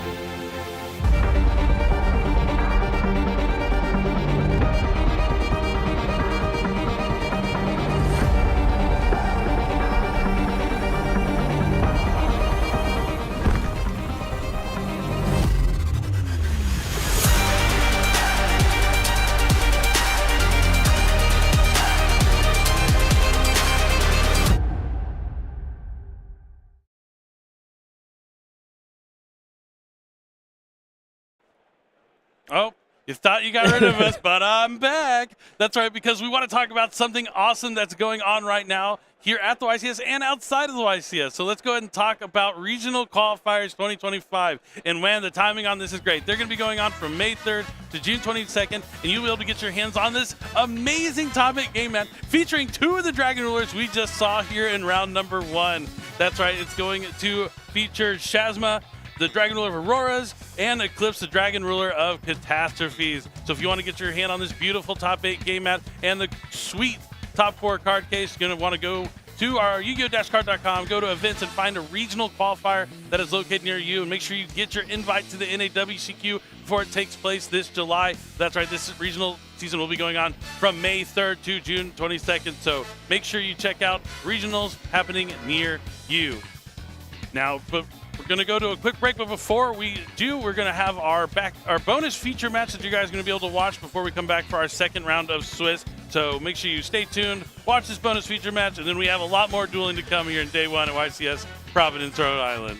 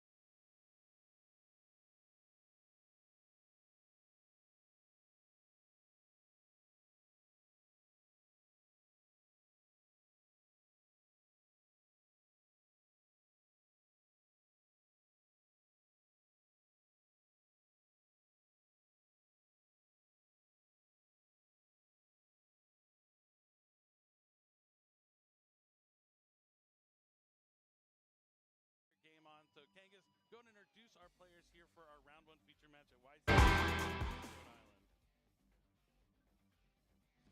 Up first in the blue chair from Rehoboth, Massachusetts, it's Nicholas Karavolis. And his opponent today in the red chair from Centreville, Virginia, wants to shout out his OTS Curio and his friend Froggy. It's Steven Shen! Or this is more of like a good stuff package that we've seen come in and out of the format here with the Horus, the Bystials, and you got some, of course, got some cards in there. Yep. It's game number 1, so we're going to go ahead and jump into the game before I give you my thought on Dragon Rulers. But now you do have your graveyard available. Oh, that's grass! What's the difference in count? We're already 2 ashes down. I think this is going to resolve. This is, I feel like I'm playing Master Duel, because every time like I'm playing Master Duel, I'll like use Ash Blossom and like a Branded Fusion or something, then the grass always falls up. That grass looks greener. And we know that was straight from the top. Oh yeah, he would have used that turn 1 for sure. This is going to send the difference in cards of the deck to the graveyard. 1, 2, 3, 4. Okay, there's 1. 5, 6. I'm not going to go all the way up, but 7, 8. It's a lot. I think they said 16 maybe. But filling his graveyard full of Dragon Rulers and plenty of materials. We see that Quackimiru Drago, which is what probably would have been Goliath. summoned. Okay. Morpheus Goliath, big fan of that card as well. But now his graveyard is full of fuel for these Dragon Rulers, and we see he's going to be able to summon enough to finish the game. But this is what I'm talking about. You don't want to fumble at the 1 yard line. Like, you need to figure out how you get to 8,000. You're in the driver's seat. You got nothing to worry about. Just realistically doing too much here. Like, we know that Chandra attacking has been enough to end the game. So let's just get that Tundra out. And maybe he just summons the Redox in defense mode out of habit, but that would also happen back in 2013 in Dragon Ruler. I mean, okay. What is the attempt to enter battle? I'm wondering if there isn't a restriction on you can still make Trident with it, right? Yeah. So it's like it's Not a big deal. It's just a little less damage, but less damage when you already have enough. Realistically, this is not going to be a problem. Eventually, you're going to synchro with this Biden here, and it's going to come back, and that's all it's really going to take. Yeah, Trident, even if you just summons, attack, synchros for Trident Dragon, destroys 2, attack, that's enough also. There are 0 cards on Steven's side to prevent this from happening, so you got to make sure you put that cap on the pin before you're about to use it again. But I appreciate it. You got to make sure the ink doesn't run dry. But he needs to make that last. I remember I had a pen since 2017, and I tried to make it last as long as I could. Maybe that's why all my pins are always dry. I refuse to put the cap back on. No, I know my opponent's about to take damage again, so we got to keep it. Interesting. You know, I'm also more of like, these are also the times if you're in a tournament, you want to consider like conceding just to save time, because you know the clock isn't always your friend, and you don't want to end up going to time. And even though Steven knows it's over, I think he just wants to see what where other it's options. going. Yeah, like at this point, I mean, what he's seeing. Sitting on just a branded regain. Like, I don't know if there's even a draw, even if he leaves you with some life points that'll get you back into that. Yeah, exactly. Now I think it's more so how fast they can finish game 2. If Steven wants to have a chance at winning game 3 here. Yeah, definitely. Instead of choosing to go second, he has concocted a plan of how he can make the best board possible with his strategy to combat what Dragon Ruler does, but we're going to have to find out here in game number 2. The players are just about ready. Sure. I mean, yeah, just trying to get as many resources as possible. Or maybe, honestly, more powerful than grass, maybe a different limited card. If you have Duster in your deck, that could be really strong. Oh, yeah. Nice He's going call. for Duster. Nice call. He does have the 2 face downs and Kastira Birth. Maybe he already has that grass, or you truly don't need it if you have Dora. He has like 7 cards in hand. I'm sure you don't need that much more. Harpy's Feather Duster has that beautiful quarter-century secret rare from the early days collection. If you got your hands on that, but this is going to be activated. It looks like it might be an ultimate rare version. Yeah. And Duster's going to force out something here. Also, completely eliminating the follow-up by getting rid of the birth. So if something does happen... Is it a Solemn Judgment? What Judgment would be incredible here. If he had a couple of them, he would need to have another one to protect. To make I know what one of those are. Okay, so it is going to be a Solemn Judgment on the Duster here, putting him at 4,000, dangerous against the 10-pie strategy, or just any big monster deck, really. Wouldn't normally make otherwise. Absolutely. Those warm-up games can be crucial here.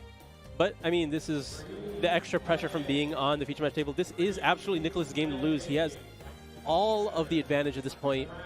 He needs to worry about getting a slow play warning, because this turn has been a lengthy one. It looks like we're going to be entering battle phase, attacking over the Unicorn here. I don't think he has a way to get over the Baldrake, which, I mean, is fine. It's not that much of a threat. I mean, just leaving a monster on the field, though, gives him access to stuff like Moon of the Closed Heaven coming off the top. But he's still going to be able to link into Erratic Seal the Heavenly Seers. Yeah, so let me read Genroku. Make sure he doesn't take too long. Want to keep the pace of play up. We are running down on time here as the round. Yeah, the only way he really could lose this game is if he takes too long.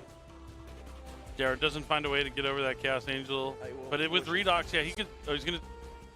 He's going for Tempest. He's trying to search. This adds any dragon, so...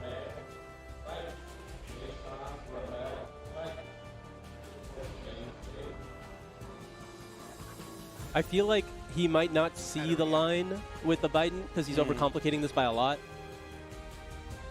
Could be the case, but okay, we're going to see... Oh, okay, here we go. He's going to overlay both for the Disaster Dragon Ruler of all Apocalypses. This is also another way that he can attack over Chaos Angel. I can't believe we're actually getting to see this. I didn't know if they would actually utilize... Like, in order to get this effect, you have to overlay with the 2 new rank 7, so you get the light and dark.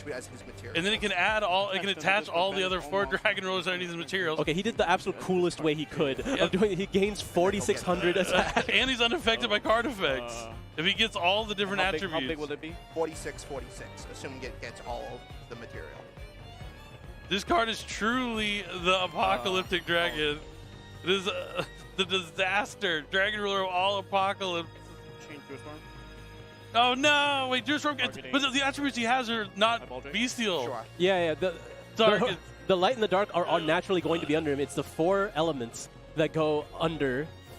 Earth, water, wind, fire.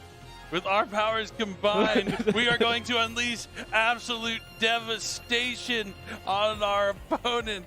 I really didn't know the Dragon Ruler players were going to utilize this card, and seeing it in action here at round 1 of YCS Providence is so exciting. Oh, man. Yeah, it'll banish everything. He said, oh, your Chaos Angel's a boss monster? I'm going to raise you one. Yeah. Well, I mean, yeah, that's enough. They're They're going to have no cards left, facing down the biggest Dragon Ruler of all. And it's unaffected, and that's just going to be enough. Just ending the game there in the most epic way possible. Nicholas taking Dragon Rulers to a 1-0 record at YCS Providence. Oh, man. This is Yu-Gi-Oh! What's more iconic than Dragon decks in Yu-Gi-Oh? You know, that's what we're here for. And round of applause from the audience. They were going crazy for you. Why Dragon Rulers at this event? What made you want to play the deck? So for the local people who know me, I've obviously been a huge collector of Dragon Rulers. I have an entire binder that has just been filled with secrets for like the longest time. I'd been picking them up for ages. I was super happy where they all got quarter centuries. When they were announcing rarities for this set, I'm like, I hope that they're all hollow so I can get quarter centuries of all of them. Hopefully by the end of this event, I'll have quarter centuries of all the new stuff as well. But I'm really happy. I've always been a big fan of the deck. It was actually the first format I started playing was 2013 March. Prime Dragon Rulers. Tachyon had like just came out when I had started playing. My very first round ever at any local was against like the top player playing Dragon Rulers. So he just goes, Super Juve, draw 4, Draco Sack, pass. And he's like, oh man, I just lost. Because I'm on like this like terrible, like your first local ever little Timmy deck. So we've all been there. But now you're going to be the one doing the Dragon Rulers. Disaster Dragon Ruler, the big one. You summoned it. Did you think that you would get to use him in this event, let alone in the feature match stage? Nah, honestly, that was like I was debating not even bothering playing him, but when we were in testing, we found the deck really has no out to a Chaos Angel because all the monsters are too low to punch over it, and if it's unaffected, you can't like remove it in any way. But with Disaster, it makes a towers that's really hard to get rid of, and it can punch over Angel. So even if you're like lower on life, you can just keep punching over Angel. And arguably, the Disaster Dragon with the unaffected is harder to clear than an Angel because without like they need like an underworld goddess or something because like Malice has no answers to it. Raizio has like no real answers to it either. So they can sit on it for forever and just be fine. I mean, 46 is a huge stat line to punch over for sure. Yeah, huge body. Awesome to see that was how you closed out the duel. But I gotta say, your first feature match ever in your history. How you feeling now after picking up a win? Man, this is great. This is a great feeling. I'm excited. Hopefully I'll be back for more feature matches in the future. Hope to see you again. Thank you so much, Nicholas, for the interview. Congrats on the win. We're going to throw it back to the casters.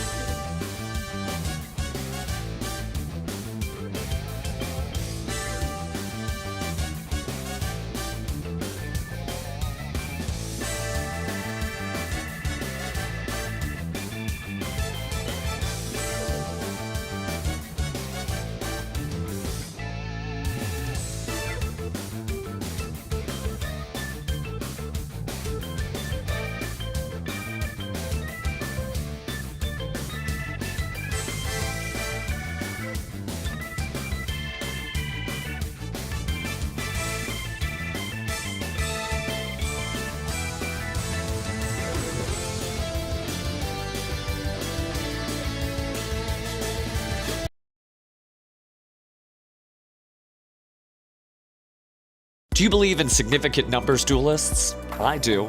2,500 is a very significant number. Whether it reminds you of the almighty attack of Dark Magician or the stalwart defense of Blue Eyes White Dragon, there are dozens and dozens of monsters throughout the Yu-Gi-Oh! Trading card game that feature that sacred number 2,500. But what does it mean? Well, I think we're going to tie this strategy all together in one knot when we introduce today's new theme, Regenesis. Let's start off with Regenesis Warrior. If a monster with 2,500 original attack or defense is on your field, you can special summon Regenesis Warrior from your hand, but you can only special summon it once per turn that way. You can only use each of the following effects of Regenesis Warrior once per turn. Quick effect, you can tribute this card, then target a monster your opponent controls and return it to the hand. During your opponent's end phase, if Regenesis Warrior is in the graveyard because it was sent there this turn, you can add it back to your hand. That means you can continue the cycle of Regenesis once more. Regenesis Warrior helps you charge into battle, and by allowing you to return your opponent's cards back to the hand, it's also putting a Regenesis monster in your graveyard, which means during your opponent's end phase, that's right, Regenesis Warrior is coming right back to your hand. Regenesis Sage works much the same way as Regenesis Warrior. If a monster with 2,500 original attack or defense is on the field, you can also special summon Regenesis Sage from your hand, and similarly, you can only special summon Regenesis Sage once per turn that way. You can only use each of the following effects of Regenesis Sage once per turn. When your opponent activates a card or effect, quick effect, you can send one other Regenesis card from your hand or face-up field to the graveyard and negate the activation, and if you do, destroy that card. Then, during your opponent's end phase, if this card is in the graveyard because it was sent there this turn, you can add this card to your hand. Regenesis Sage has a powerful effect, of course, allowing you to negate your opponent's activated cards or effects, but it's also allowing you to send other Regenesis monsters from the hand to the graveyard, and if it's your opponent's end phase, well, and the card was sent there this turn, you know what that means. The card sent to the graveyard for Regenesis Sage's effect is going to come right back to you. The Regenesis cycle continues. Just like Regenesis Sage and Regenesis Warrior, Regenesis Dragon is also looking for a monster on the field with 2,500 original attack or defense, so it can special summon itself from the hand. And you can only special summon Regenesis Dragon once per turn this way. You can also only use each of the following effects of Regenesis Dragon once per turn. Quick effect, you can tribute this card, then target one spell or trap your opponent controls, banish it. During your opponent's end phase, just like the other Regenesis monsters, if Regenesis Dragon is in the graveyard because it was sent there this turn, you can add it back to your hand. That's right, the Regenesis cycle will go on and on. And here's another powerful tool in the Regenesis strategy. You can special summon Regenesis Archfiend from your hand by revealing another monster with 2,500 attack or 2,500 defense in your hand. You can only special summon Regenesis Archfiend once per turn this way. And you can also only use each of the following effects of Regenesis Archfiend once per turn.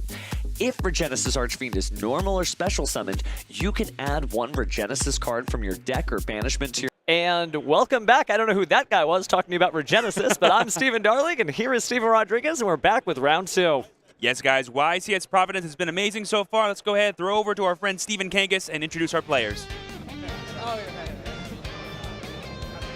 And in the blue chair from Pelham, New Hampshire, he delivers propane for a living, and he's about to deliver some propane against his opponent today, Cody Ferreira! And his opponent today in the red chair from Montreal, Quebec. He wants to give a shout out to all of his fans and his favorite card, Humanoid Slime, Yassine Salih! Duelists already on stage, so let's throw it back to the casters for game number one.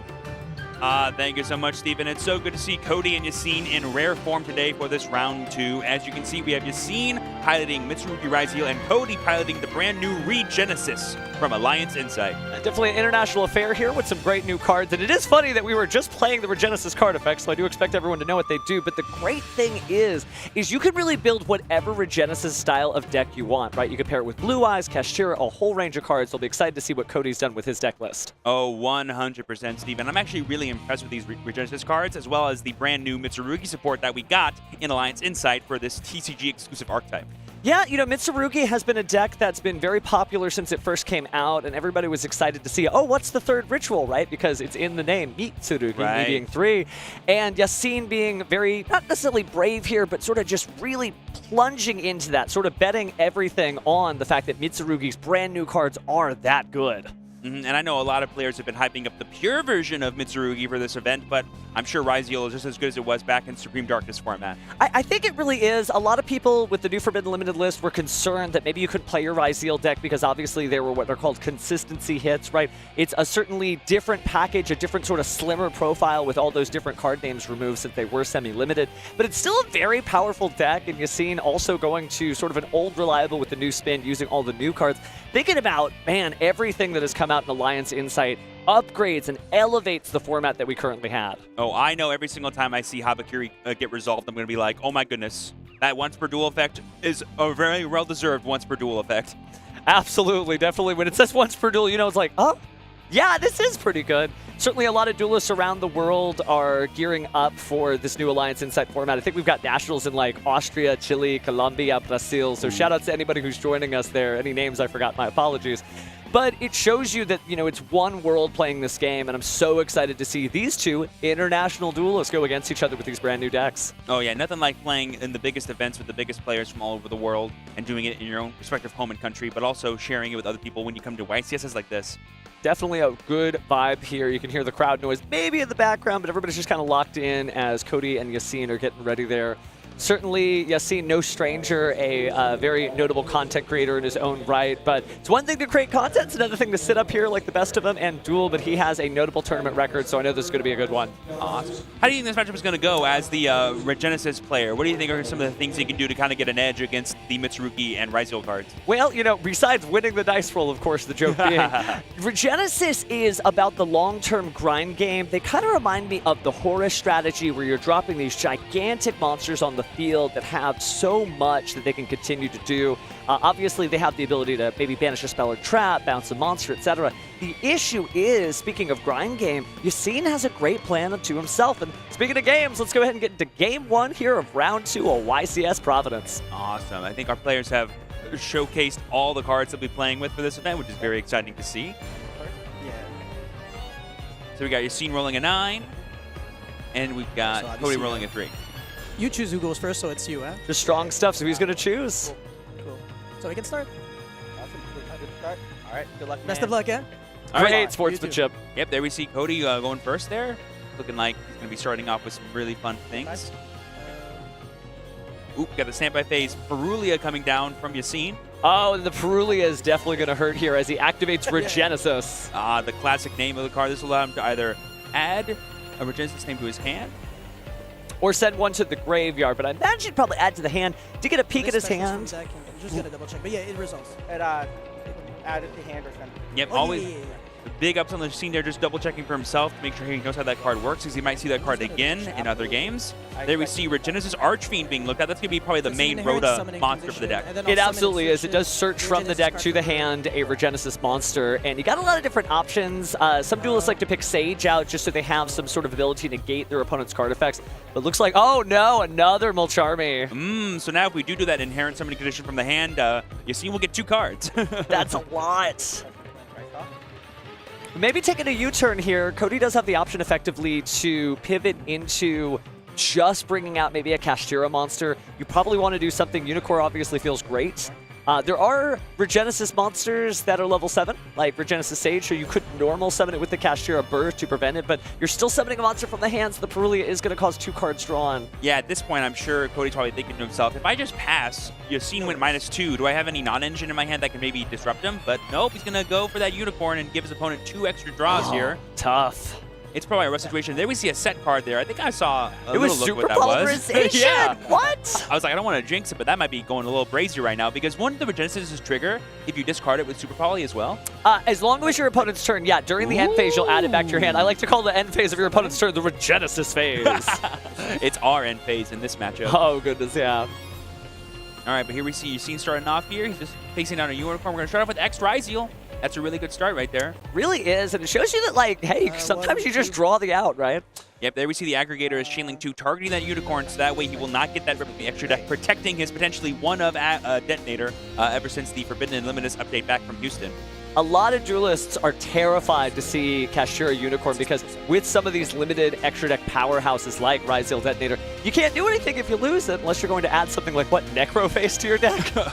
Yes, 1000%. All right, so we do have the Sword Ryziel grabbing the Ice Ryziel to the hand here. And there are new Ryziel cards too. We might get to see a Star Ryziel at some point. Well, it might be a little hard to see that now because we have that Droll and Lockbird coming up from Cody, going to be stopping Yacine from adding more cards from his deck to his hand. Yacine sort of processing there what to do next. And that Super Poly might be more than the disruption that Cody needs to kind of stymie Yacine and keep him off any more Ryziel combos. Definitely a really heads-up inclusion there to include the super polymerization. You're not really using your extra deck that much in a pure Regenesis build. That seems to be what we've got since we saw a couple of deck searches. 27, it gains 200 or only 100 per act. So it includes my field? Correct. Just double checking the power increase right there. So yeah, right now the unicorn's at 27. Going to be swinging with that 3000 detonator here. Take 300. So really heads up if you've 77 seen how to summon another monster there because you could have been playing into the potential Super Poly. 300. Very smart there. And he just passes. Look at this. Yacine showing a lot of restraint. He's like, I think a 3-material detonator is going to be more than enough to stop Cody. I'm not going to waste my ice effect for no reason. Good enough for last format, good enough for this format too. It looks like Cody drew Regenesis Birth there, so powerful trap card that we may get to see used. Can I just read Alpha, please? Yep, so we revealed Alpha, the Master of Beasts, to summon this Regenesis Archfiend, which is really cool because Alpha does have 2500 defense, and you're seeing just double checking here how Alpha works. It's been a while since this card. I think it came out back in what? Not Phantom Rage, back when Zeus came out. Yes, definitely a while ago, but all you need to get up Regenesis Archfiend is just to have a card in your hand that has 2500 attack or 2500 defense. And so, yeah, Alpha the Master Beast does have that 2500 defense. Sure. And Yacine's like, nope, I don't want that Archfiend to stay in the field. I'm just going to detonator, get rid of it when he tries to activate the search effect here. Cody will still get the search here, but he will not have a Regenesis still in play, which can make summoning his other Regenesis monsters a little difficult because some of them require them to have 2500 attacks on the field, not in the hand. That's correct, that's correct. Actually, pretty much every other one besides Regenesis Lord also has that condition. Regenesis Lord, I saw Cody eye it for just a second. It is the sort of big old boss of this deck. Gets 5,000 attack total during the battle phase and does let you set one of your Regenesis spell or trap cards. So really good follow-up plays. But doesn't look like he's going for that. He's going for Regenesis Sage for the negate here. I do see the Birth in his hand. Did he draw that for turn? He did draw that for turn. Very nice. That could be a way for him to kind of get more access to resources. And then here we see the Alpha coming down, which will probably allow him to summon the Sage now. Yes. Does get the Sage in defense mode here. A little worried about the effects of Ryziel Detonator, or maybe just its attack. Considering whether to bounce, maybe a little difficult. It's not once per turn, so I can keep like detaching material to destroy one of the cards on the field whenever you activate a card or effect. Yep, so Cody's just clarifying here how the timing of Detonator would work in response to his Alpha's effect. Battle phase, yep, still, I want to tell you that if you try to destroy one of my Xyz monsters, Detonator can protect it either from battle by card effect by detaching material. Yacine doing a great job of following the tournament policy guidelines, not just telling a portion of the effect, really explaining his cards to his opponent. A great example to follow. Right, Detonator has so many effects, it can be hard to remember. Not only it can protect its stuff, but he can also like just stop his effects as well and destroys the cards on the field. Absolutely. All right, so here I think Cody's debating whether or not he wants to use Alpha's effect to bounce. I believe we're going to chain Detonator to that. Kind of a little weird. If you're not bouncing beasts, are you bouncing anything? Oh, no. What happened was he went to battle phase, and because of the race off, Alpha is stronger than Detonator. He went battle phase, dealt some damage, and now the Detonator used its material to protect itself. Got it. That makes sense. I was like, I didn't hear Cody say a single word, but yet stuff happened. And I'm like, oh, okay. Here we're just clarifying. So it has to be hand or face up field. Face up field, yeah, cool. Yep, so just clarifying how Sage can use its effect. Yep. Sage is a really interesting and excellent card, but without very many resources. Oh, and you see he is going to keep that in the hand. Makes sense because you need to be able to discard that Regenesis Birth. You're not going to be able to keep it face up on the field with Ryziel Detonator's quick effect. Yeah, and right now he values that ability to negate rather than the extra body or the book that you would get from Regenesis Birth. Absolutely. Shows you the one Ryziel Detonator still enough. So there we see the Ice Ryzel coming down that you've seen search last turn. This will go ahead and get him back into his Ryzel combo here, which will be really nice for him to kind of play through the board that Cody has here.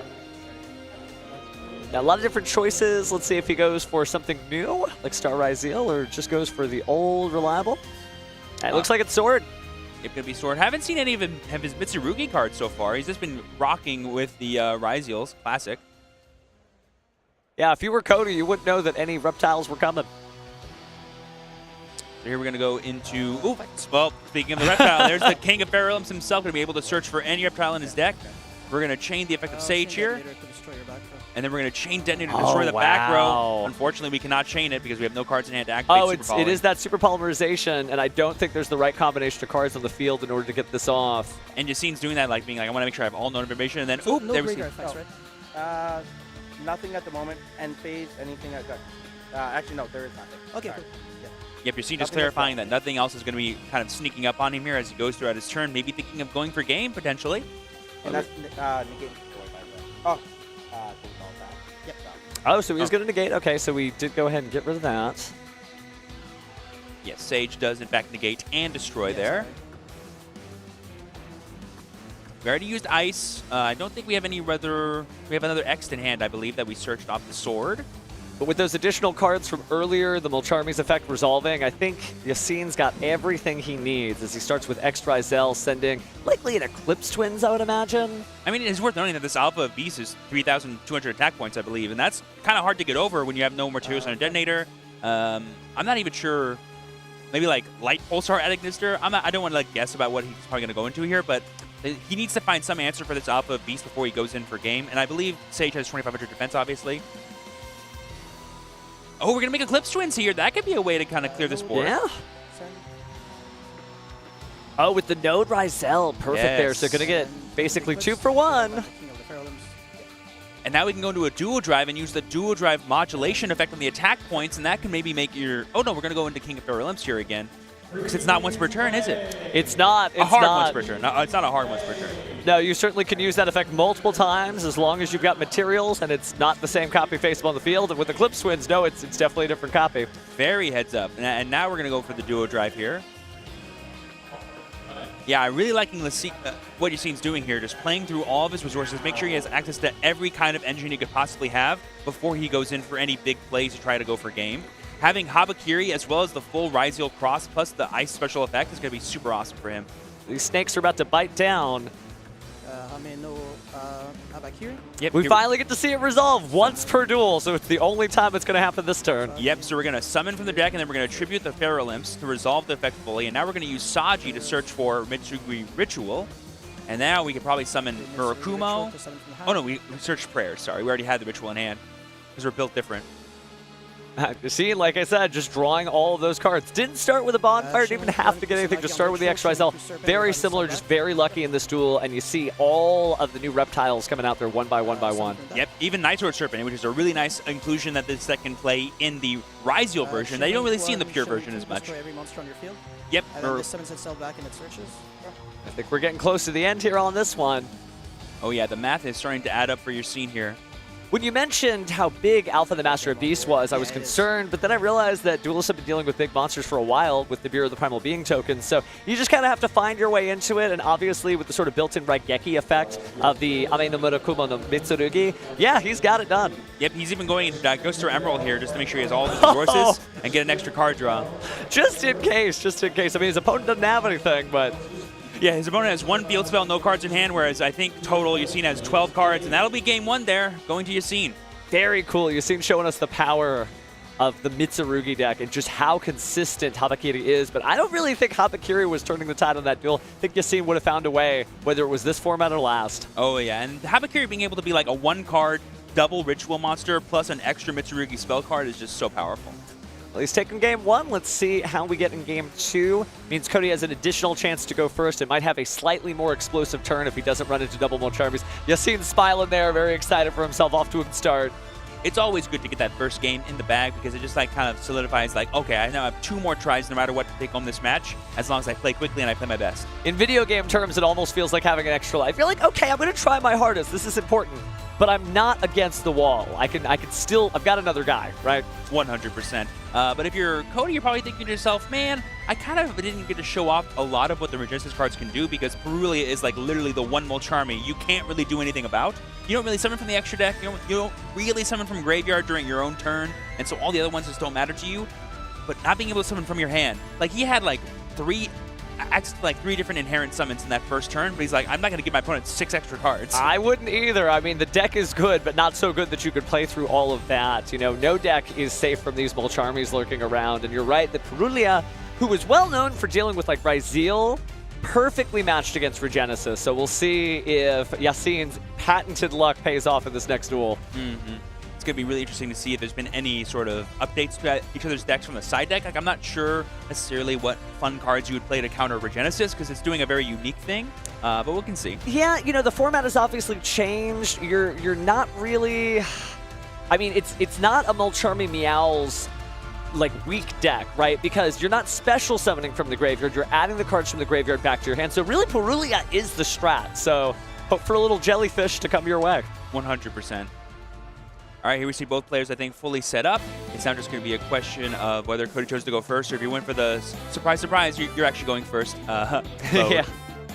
We haven't seen anybody flip the script like that in a while, but maybe Cody's got some sort of going second. The super polymerization's mad respect on that because it's so cool. You're discarding a Regenesis monster. You're getting everything set up for that amazing end phase on your opponent's turn. But speaking of end phases, let's go ahead and go to a draw phase because it's game 2 here at our YCS Providence. Both players just wheeling and dealing, getting ready, having a good little question. Good. Best of luck. So you're going first, I'm going to go first. Yeah. We'll have a handshake, and Cody clarifying, yes, I am going first. Best of luck to you guys. Let's see what that hand is. All right. I see the number 2500. That's all we need, really. Stand by? Yep. Main? Yep. Okay, we're going to his main phase. Last time we were not able to get this far without seeing a Molcharmy, so here we go.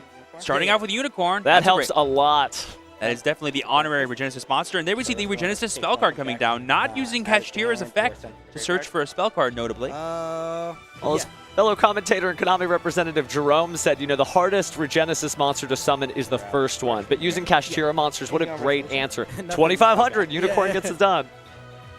And I love, you don't have to shuffle summoning the Unicorn before you go into the Archfiend, because now if Yassine does have some form of non-engine that's a monster effect, free rip of your extra deck. Bye-bye Detonator. Exactly. So we are going to activate Regenesis. Go ahead and search the Archfiend, reveal in order to special summon. It looks like we're putting in defense mode this time, using the effect of Archfiend to add, and I would assume you would grab the Regenesis Sage if you didn't already have it.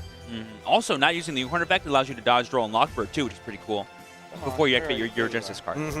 So now you got the guaranteed search. Alrighty. That's Lord, right? It is Lord. Nothing. And that makes The sense Lord, because when it's summoned, technically it's gonna set, like, you're not doing a whole lot with the Regenesis Archfiend. You are giving And it up an does, like, nothing opportunity else, to summon it again later because remember, you banish your Regenesis monster in order to summon Lord. But what you get in exchange for it is setting any Regenesis spell or trap. So it could be Code, it could be Birth, maybe even another copy of Regenesis if you haven't activated this turn, but that's not the case for Cody this duel. Yep, and here we see Yassine just double-checking that card, making sure he knows how strong it really is. And there we see the Sage, the card that he revealed off of his Archfiend to summon it. And then we got a Lord coming down, going to be banishing that Archfiend in order to summon it to the field. And like you said, going to be searching for a spell and trap to set directly to the field. Now, Sage is great here because if you're worried about Nibiru the Primal Being, you're fine, right? You could go ahead and just pitch one of your monsters, including the Lord.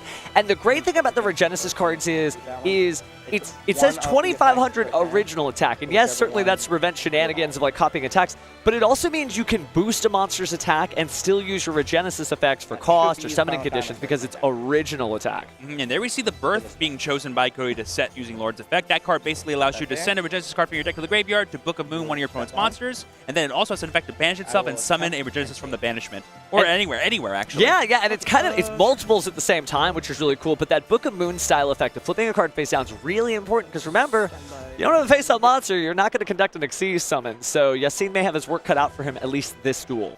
Yeah, this is one impressive turn one board here from Cody, and not a single monster from the extra deck. Yeah. Involved in it at all. What extra deck? That's extra. All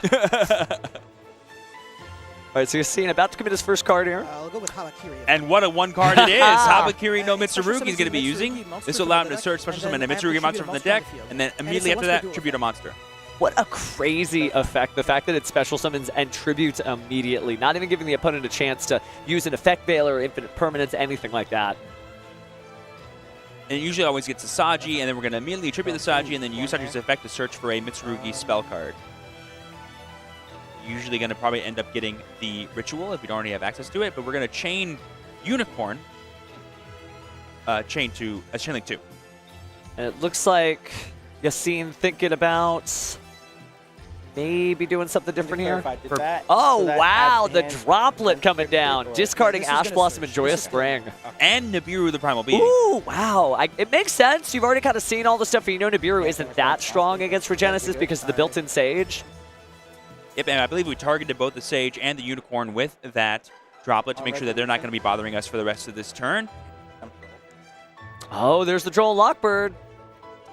That can really hurt Yassine if he doesn't have already access to his Ryzeal engine. It's definitely a wake-up call for Yassine. You saw the energy levels kind of tempered themselves there. Right. There we see the Ritual coming down. Ritual from... You can choose either summon from hand or from deck. hand. We're going to summon from hand, which means we're going to send from the deck to the graveyard. Or sorry, tribute from the deck to the graveyard. I should be more accurate. Which is incredible, by the way. What a card. Because we've had things like advanced ritual art and high ritual art that send materials or ritual summon from unusual locations. I don't know if there's any card in the Yu-Gi-Oh! Trading card game that tributes from the deck, besides Mitsurugi Ritual.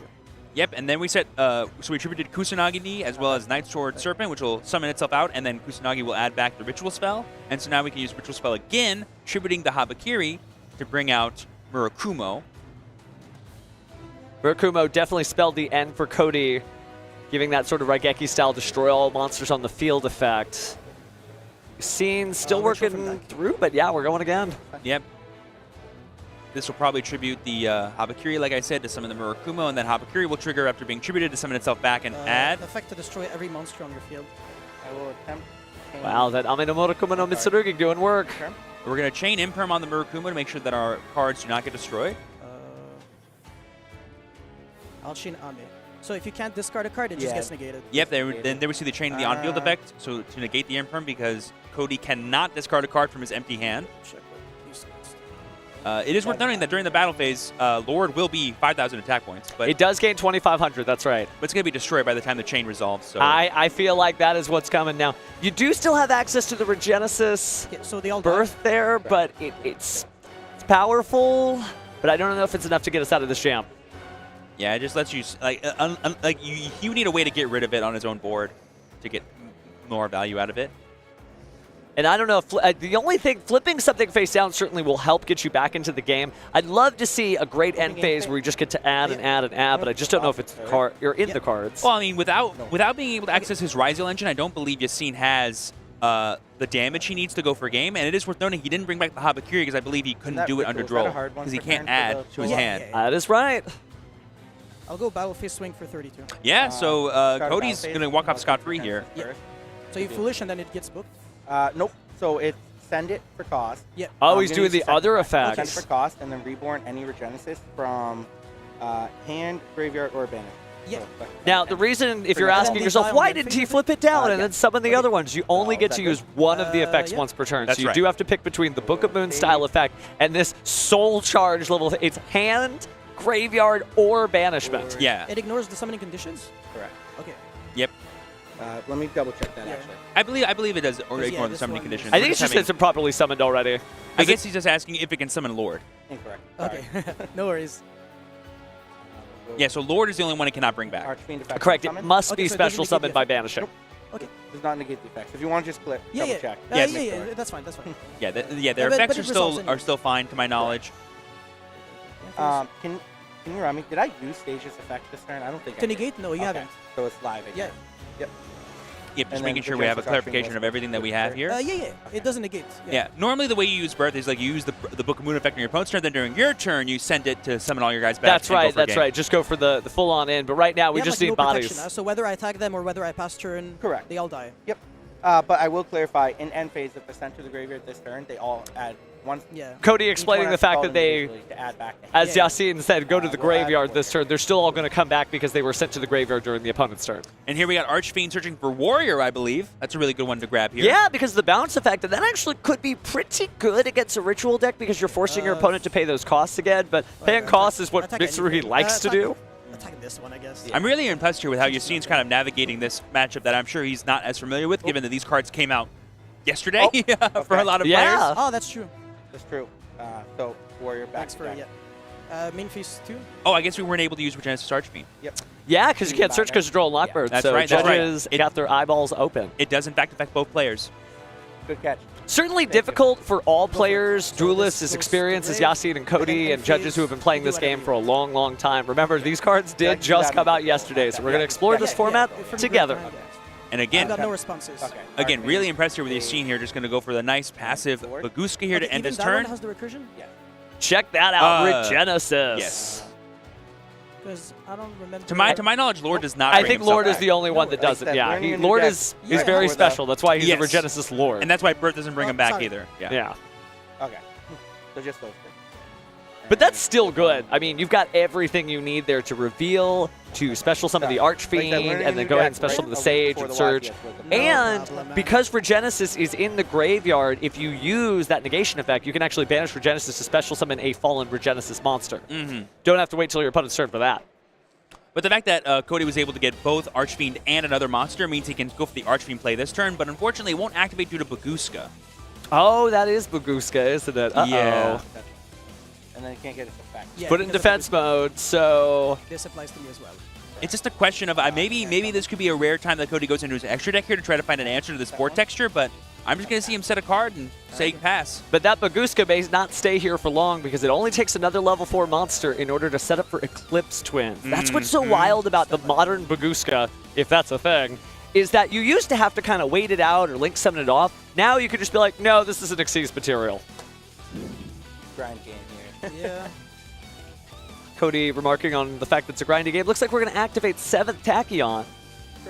It is a little rough in this situation for Cody because he again has no cards in his hand to play around the Murakumo's effect to 25 defense, negate one of his cards. That could be a little hard for him to play through, I think, this on this turn. Really could be. But again, to my knowledge, both duelists are at full life, so they got plenty of time here to go through this. Still anybody's game, and Baguska's just telling everybody just take a nap, man. Just chill out. We'll shuffle, but It's time to duel, but maybe a turn from now. It's fine. And there we see the Maze of the Master Classic, revealing, I believe, C104 Masquerade to search for Ice Rise Heal and then putting a card on top of the deck. That is more than enough for your scene here. We'll go battle phase. Turn to attack mode. Straight to battle phase. Very impressed. And start a battle. What's so interesting, though, is that it's... Oh, and another Regenesis birth. It's going to be such a grindy duel because, sure, the bodies go to the graveyard, but they're going to come back. Now, speaking of coming back, we did have to issue a procedural error minor for the illegal adding of a card under Droll and Lockbird. So don't worry, that's just a warning for people who are cheering on for Cody, but it is... you got to pay attention to your cards, especially when they are brand new. 100%. And there we see the birth, I believe, sending the Sage from direct from the field here, I believe. Yeah. Its effect. Maybe out of names, or maybe didn't want to reach back into the deck, or maybe just really wanted to make sure to get that Sage back. There we see Duo Drive using the effect here to attach. Going to be adding the Sword Rise Heal. And then we're going to activate. And this is going to get us Nodes, going to get us Cross, it's going to get us everything we need to keep playing with our Rise Heal cards. Haven't seen a Star Rise Heal, and honestly, Yassine is getting it done just fine, relying mostly on the newer Mitsurugi cards, but just old reliable Rise Heals. 1,000%. I would say Star Rise Heal is best served in the pure Rise Heal variant and maybe less so in the Mitsurugi variant, but it's still possible that he plays it. That's fair. That's fair. To each duelist their own. And we are seeing some great play here, but Yassine taking a moment just to think, where am I going next with this? I believe we are out of our battle phase too, so. We are. Revive back. The sword. The interesting way to get Baguska off the field. But Sword hits the field now, and we're going to Xyz summon now into... Probably good old Detonator. It's time for him to hit the board. I think so. Yep. Detonator appears. It's still just a crazy, crazy card. You know, the first round of the tournament, we got to see that people were still playing with Tenpai. Now they're still playing with Ryzeal. Ooh, and being able to equip the Habakiri is very fun. There we just see a pass turn, so this will bring back the Sage to Cody's hand. What a great catch from Cody. Almost reaching to his deck and then pausing to reach towards his graveyard. making sure to grab those cards out from the And this graveyard one- during the end phase. Yep, as you said, we are in the Regenesis phase. Yeah, Regenesis. Powerful deck. Really curious to see where Duelists go with this over time, but Cody's doing a great job of showcasing that this deck is very resilient, if nothing else. We are going to cross-negate the Sages. I believe they do activate in the end phase. They so do activate during you the can end phase, that's negate correct. them at resolution. Yeah. Main? Yeah. But he can still use the Regenesis in his graveyard for this very occasion. For when you get Regenesis monsters stuck in the graveyard for whatever reason. If Regenesis is in the grave, but it wasn't sent there this turn, you could banish it just like Cody is now, and try to special summon. I believe It it's adds a it back from graveyard to hand. Sorry, hold on. Yep, just clarifying here how this card exactly works. You can banish it, then... Hold on. Sorry. It can be a little complicated, too, to read these kind of That's cards. right, that's right. Target one Regenesis monster in graveyard, special summon. My fault. So you got a target like this one? Yeah, it does not add to hand, it's summons specifically. Yeah. Thought so, but that does mean the only one we're going to be able to get is that Sage, since the Lords of the graveyard. Yeah, Lord is the very special one. You have to banish one of the followers in order to summon the Lord. Just such an amazing looking card there. Regenesis, classic simple. We love it. Yassine's really debating here how to interact with this board texture. I think he's going to go for the detonator and destroy the birth? Question mark? Was what he targeted? I think so, even though it looked like he was gesturing towards the Archfiend. I do. Oh no, it was the Archfiend. It is the Archfiend. Both are kind of heads up. He can still use the birth effect. No, it's just destroy. Yeah, it's just the destruction effect. Yes. Yeah. Back. It doesn't summon? Oh, It sorry, summons. sorry. Yeah. Yeah, summons. So it does Thank summon. you, We're good now. We're all on the same No. page. Depending on what Cody drew, it was... Oh, is that Dragon? It is Dragon. Very nice. That'll allow him to summon another monster to the field. Certainly helpful. Protection if And the Regenesis effect of Regenesis Dragon, any you keys that would tribute, try and you to- could go ahead and banish a spell or And my trap your monsters opponent gain no bonus controls. stats because this has no materials. Okay. Just making sure Cody understands how the detonator can impact this board texture and protect Yassine's Yeah, so cards. everyone's at 25? Correct. Alright, yep. So 25 across the board. Those monsters are kind of too big. We may not be able to get much done here. Temp battle. Dragon. Yes, We're going to have both Dragon attack Duo Drive. They're going to crash with each And other. the monsters, they only recycle themselves back on my turn. Yeah. Yes, and they need So to be sent slight at that missed turn. over there. We had to pay attention. It's they recycle themselves during Yassine's end phase if they were sent to the graveyard during Yassine's turn. That's right, that's right. So got to be careful there. Yeah. They don't just always come back. They need to be sent there by some mechanic This or is only other. on my turn. Yeah. Yes, the effective birth is only during Yassine's turn. Sorry. It's worth noting. So you cannot use that to rush in. Temp. Oh, what was that? Definitely. Probably just clarifying like how. Temp maybe. Definitely gets me excited to play Regenesis. Maybe in between rounds we get off of this. One. But jokes aside, it is difficult to navigate the situation, though, because the Amino Morokumo no Mitsurugi's negation effect, you know, Cody is so low on resources. But you want to be low on resources as Cody because you want to be committing all your Regenesis monsters to the field for additional advantage. Yeah, it's interesting. Like, you normally don't mind discarding all your cards because that leads them to more likely being in your graveyard or banishment to use up a birth and stuff, but that leaves you open to things like Murakumo. But with This'll Typhon, help. Murakumo can activate now, so now the birth can be protected. But you're not able to summon any more this turn. Yep, and we're going to go ahead and cross-negate the effective bounce here. Oof. Alright, cool. I go. So Yassine is going to go ahead and draw. But it is worth noting that I believe Cody's birth is now protected thanks to this Typhon, so he will get to summon back all of his Regenesis monsters.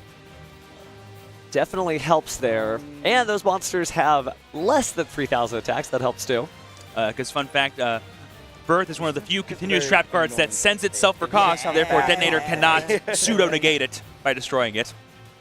You didn't see it, but I made some hands praying to the Regenesis Lord there because that really helps keep that card just safe and effective even in this format. Yep, so they got the X-Rizal here going to be sending. It's actually kind of huge here to send the Aggregator. We're probably going to need. We're probably going to need to chain here with the Birth. Oh, that's difficult. Yes, Cody saw though. He's a heads-up player. We respect that. Going to be using the Burst effect here, sending itself to summon back every Regenesis monster in our graveyard and banishment, which I believe is all of them except for Warrior and Lord. Stage. And the dragon actually is so crucial right now because you could use it to go ahead and get rid of the Rizal Cross, but unfortunately without having any cards in the hand, they're all going in defense mode. This may just be to keep Cody's life points as high as they are. But now we have Sage, though. So, like, Sage can stop the Murakumo and protect the Dragon's effect. True. So that's a lot of resources, We have, though. like, a negate warfare going on here between these players. All right, looks like we're going to drop a 7th Tachyon down, revealing Masquerade. Number, Yeah. Going to search for a light level 4. Exactly. Just reveal. Going to be grabbing yeah. Ice Rise Heal. So, on reveal, Yeah, yeah. I'll send Stage to on Stage. So you have to send for Gauss? Yep. Send Dark. Yeah, I'll. Who was that cross dragon? negate. Yep, Cross Negate. Oh, we also had Cross Negate as well. I totally forgot about that. Mhm. So, That's yeah, the difficulty there. Rizal Cross, such a great card. Just incredible there, because it doesn't matter if your monsters are negated. They got Xyz materials. That's all you need. Right? Yeah, it's once per turn actually. Okay. Oh, wow. Yassine just straight up showing, yeah, no, I'm not putting this Ice back on top of my deck. It'll be a different card. Trading that out to keep the plays going. It's pretty much out of effects. Okay. Normal ice effect. Does Cross have protection? Of curiosity. Definitely see why Duelists were excited to see the full Mitsurugi package on display. We've gotten to see almost, I think, everything except Wosu. Mm-hmm.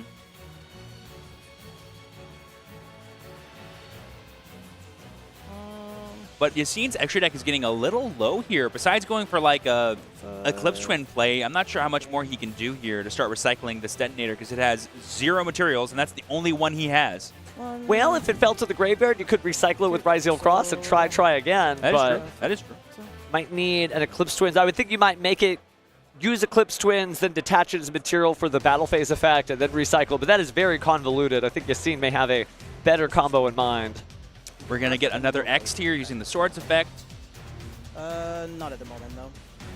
Like, the unfortunate thing is all these Regenesis monsters are just so big, you know? Like, they're all 25-25, and we got to deal with this Typhon, because if it just stays in play, that could be a problem.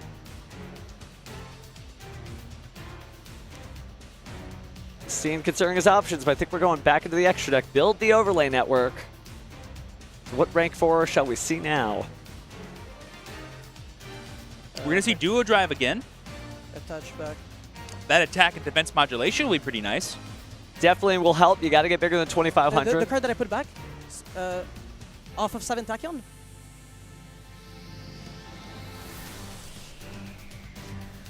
Looks like we're just verifying what card was put back off of 7 Tachyon right now. Or that if a card was, I'm not sure. Did we attach the other Duo Drive? We did. Okay, great. And then we're going to overlay into Eclipse Twin here using the rank 4 detonator as material. Sorry, what? Just asking a clarification of how the match was played through here. But it says actually on the top of the deck. Yeah, just clarifying where the card went back. Yeah. Yeah. 7 Tachyon technically Those I shuffled, I think. relatively new. Sorry.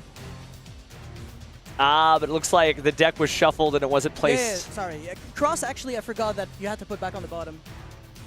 I Right. actually thought it was shuffled. Yeah, it is going to be at the bottom there. Yeah. So we're going to pause play just for a second here as the judges square this one up.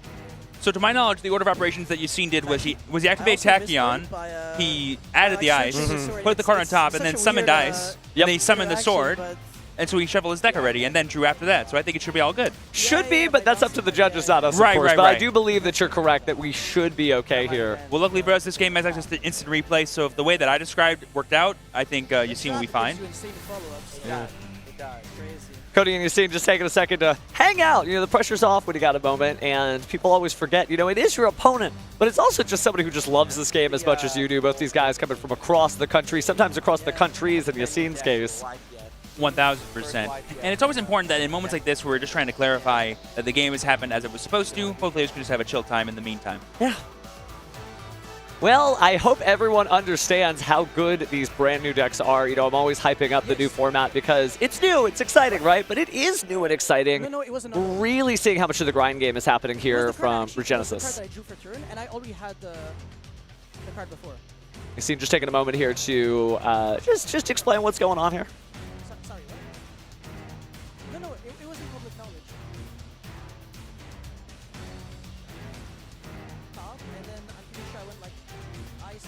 Yep, yep. Yeah, again. The cross was definitely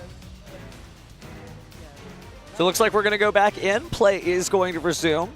We'll let you know if there's any penalties that came off of that, but it's likely just going to be a warning, so don't worry, because we are going to get to continue this duel. So it gets a second attack on monsters. Yeah, I will say all the cards that are in Yassine's hand are supposed to be in his hand. Yes. It's the extra ISO that he added off sword. All your monsters, they lose 100 attack, but my monsters gain 100 attack for each material here. So this has 28. So 24 versus 26. Yeah, Also funny, monsters, yeah. Eclipse Twins has 2,500 original attack and defense. You could build some kind of crazy Ryzeal Regenesis, right? Bounce back. So does Duo Drive. Oh, yeah, you're right. that one Yeah. actually And it is original attack, so Duo Drive's attack boosting would not matter. But I'm not here to glaze Regenesis. We're here to talk dual monsters. So after we attack here, Yassine considering what to go for next. Probably just going to go for the attack into the Sage, and then we're going to have Murakumo attack into... Oh, that's right! Eclipse Twin can attack multiple times. Your monster loses 300 and mine gains. Yep, it's 28 to I'm 26. 100 points stronger. Yep, he's going to take 200 points of damage there, and then he's going to take another 28 plus 35 from the Murakumo and the Duo And then I'll Drive. attack for Minus 100. 28 and 35. Yep, 28, 35. The big numbers. So But I believe 51, Cody is still and in the 35, game, so though. You're at 16. Yep, he's at 1,600 life points, it looks like, from the sound of it. Could be worse. The last life point is the most important one, and Cody still has plenty of those. But to be fair, he does have 0 cards in hand and 0 cards on board, but he gets all of his Regenesis monsters back that were destroyed this turn, which is all of them. Yeah, Only this was Regenesis. familiar Yeah. before. Draw face. Yeah. And the only interaction that Yassine has is the Murakumo no Mitsurugi, and finally Cody has cards in hand, so we might be able to play through here, but I don't know if Cody has a way to get back his Lord. That's definitely the thing I think he's going to be looking for here, and he's got to be careful about this Eclipse Twins, because once he gets rid of it, guess who comes back? Detonator. So there was a procedural error minor, by the way, for the cards being shuffled instead of being sent to the bottom of the deck. So just be careful when you activate your Ryzeal Cross. It's not a big deal, but you want to make sure you don't get into the habit of that, as penalties could be upgraded. Speaking of upgrading, looks like Cody is upgrading his field as he goes ahead to bring out Regenesis Archfiend. We're going to search the deck for another 2,500 monster. And it's worth noting that Yassine did try to use Murakumo, but he was like, nope, I'm going to get rid of the Super Poly. It's useless anyway. I want to use all my monster effects this turn. If I'm Cody, to my knowledge, there are no Xyz monsters currently in Yassine's graveyard, meaning if we clear this Eclipse Twins, does the Detonator come back? No, because you would have to be 2 other monsters there, so yeah, there wouldn't be enough food, basically, for the Eclipse Twins, because Eclipse Twins can't recycle itself, because we'd be here all night. Yeah. But it is currently pretty big, and all of his Regenesis monsters are... Wait. Does the Duo Drive affect? No, it's original attack. That's right, original attack. Isn't that cool? Like, the original attack, it keeps you from doing anything wild, but it also preserves your right to Regenesis. 1,000%. For a second, I was like, oh my god, did Yassine just perfectly counter Regenesis right now? None of my monsters, and other than the fact that they all lose 300 and my monsters all gain 300. That's Eclipse Twins causing that, right? Or is Yeah. that So we did get out both dragons, so we have the Spell Trap Banish, and we did get out the Sage there, so we do have the sort of built-in negate there. Now Regenesis. taking back into add it to But hand? right now, they're not big enough to necessarily do anything because those are some big monsters from his board. He might be going for Regenesis Warrior then. Remember, it's going to add to the hand or send to the grave. And there is the Warrior. Warrior So is this one, the it monster does bounce. what again? This one's the return of monster. Returning it back to the Yeah, hand. Ooh, but that could be a little dangerous because the most ideal thing to get rid of would be the Duo Drive, but that puts another Duo Drive in Yassine's graveyard, which then could trigger the Eclipse Twins. So you It is a quick effect, though, so you could do Order of Operations. You could attack and then bounce before anything happens. Ooh. Return to the hand. Got to get out of the habit of saying bounce, but there is more bounce in the outs of this card for sure. Gotta read some deck Ooh, cards. but I think he's eyeing, is that Coach King Giant Trainer? There are some level 8s in this deck. They are big boys. Oh, but is that number 90? That could be pretty good. We're getting the whole... So it's not just super polymerization targets. There's actually some ways to use your Regenesis monsters to keep going here. It's cool to see the pure build. I'm very curious to see how people continue to work on this deck, but this is neat. No, Duo Drive is Duo the Drive. Yeah. Okay. Yeah, he's just I will clarifying where the attempt boost is Warrior's coming effect. from. Yeah, this is a little awkward here because you want to clear the Eclipse Twins first, but if you do that for the Duo Drive, now there's another Xyz monster for Eclipse Yeah, but you could negate it technically with the Sage. Twin. That is true. You're so right. So yeah, So we we all just... die? Yeah. And So then we're gonna... Twins effect. Oh, you're going to let it happen. This. Maybe not worried about it?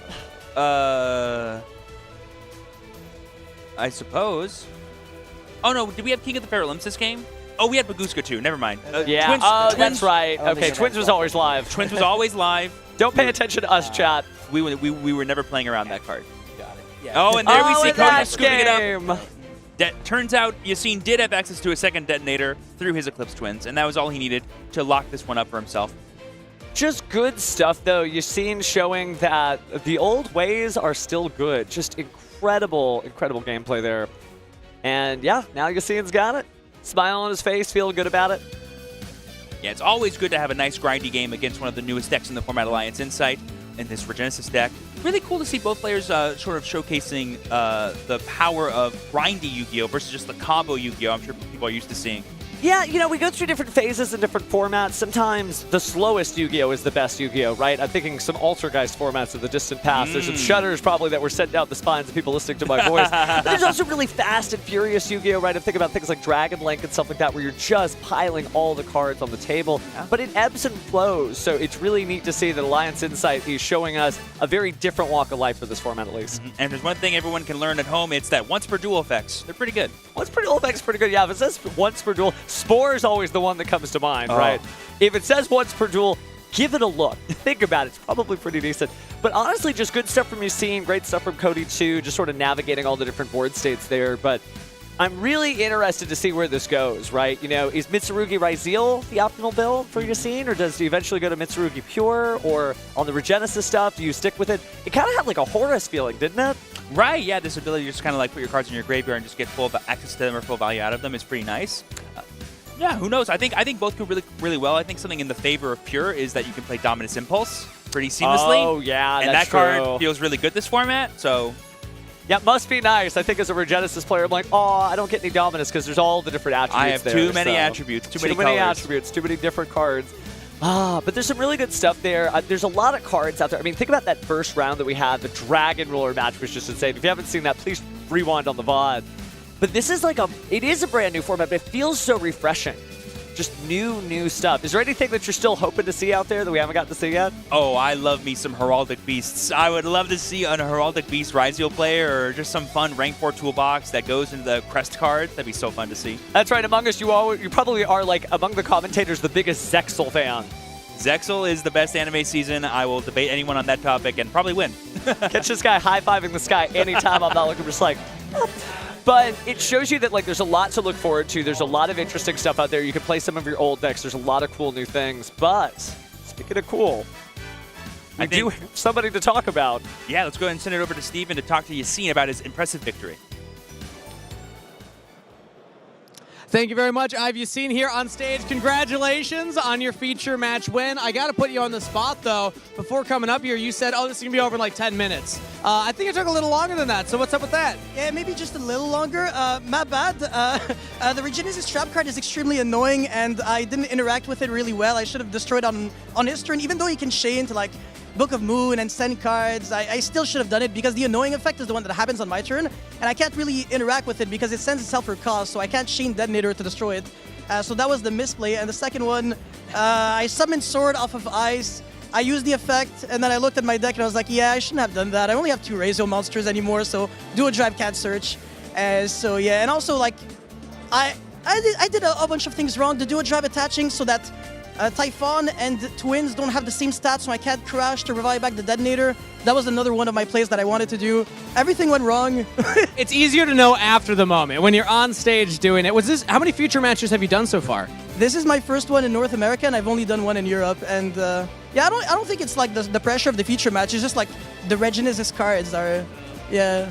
Newer cards, hard to learn. Well, I know that you have a lot of people out there cheering you on. You've helped out a lot of people with Yu-Gi-Oh! So you want to give a shout out to the fans?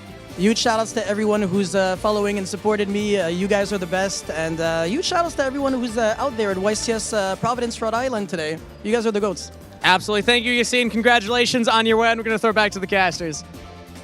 Really awesome to hear from Yassine there talking about not only how the match went well, but kind of how the match went poorly, how he himself could be a better player moving forward. Always love hearing people talk like that. That's what separates, you know, the best duelists from the even bester duelists who can go, oh, I know how I can adapt moving forward, or I can just like take the lessons even from victories. I know there's a lot of Seto Kaiba fans out there who are like, yes, I won and I dominated, but it was nice to see Yassine take the humble Yami Yugi approach, like, this could have been worse. I need to do better. And he did a great job, but he'll keep on working on that, so good stuff. But speaking of blasts from the past, right? We have had this Time Wizard tournament stuff going on, and there are some really cool prizes that you can win. So taking a look at this beauty there. Oh, Reborn Tengu, one of the classics from the Tengu format, 2011, that I know a lot of people love. And it's going to be really exciting to see people taking down public events this weekend, not just taking down the main YCS that we're watching right now. Yeah, there's a lot of stuff to do at a YCS, and I'm also looking forward, of course, to the NAWCQ, which is always the biggest hotspot for public events. And if you come here, you can win this prize, but the only way that happens is if you join us for those Time Wizard tournaments. Oh, 100%. They're always super exciting. I know if I was going to play one right now, I'd be playing April 2010 with 6 Samurais. And I would love going 0-2 in those. I was a big hero stan. I kept it going. I'm just like, I don't need a synchro. I could fusion summon. I don't need to Xyz summon. I could fusion summon. And eventually I caught up with the rest of the stuff. But it's nice to see that the Time Wizard format gives a home for duelists. That, like, they really want to play those old school formats from their best years. Your best year is 2025. You can still use the low cards. So it's good stuff. Good stuff. Yep. In this event, not only do we have the Alliance Insight newest set, but we also have events like Time Wizard where you can celebrate the history of Yu-Gi-Oh! As well. Well, speaking of the history of Yu-Gi-Oh!, we got to take a quick break here. We'll be back before you know it. But don't go away. We'll be right back after this. See ya.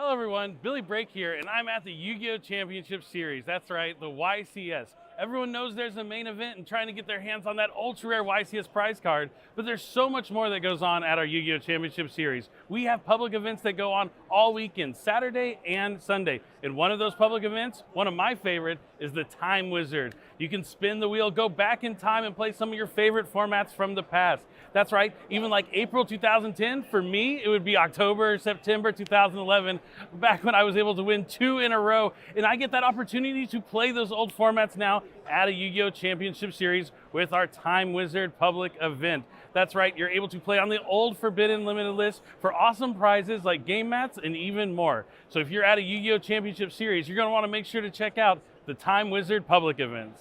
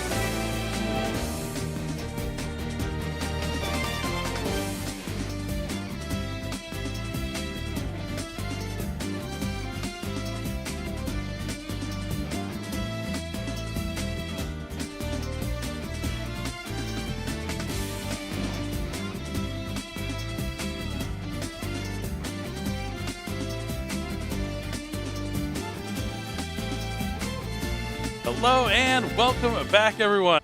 This is Asala, and we're back here for round number 3 of YCS Providence. YCS time is always my favorite time of the year, and it comes frequently. We just had YCS Houston a month ago, but so much has changed from then till now. Forbidden Limitless, Alliance Insight came out, but some of those decks that were good before Alliance Insight and before the Forbidden Limitless, still viable options in the current meta, and we're going to see some of those here in this round. Yeah, absolutely. Some of the decks that maybe necessarily didn't get a whole lot new, they're still pretty strong, right? It's not like they've been completely wiped out of the format. They're still here.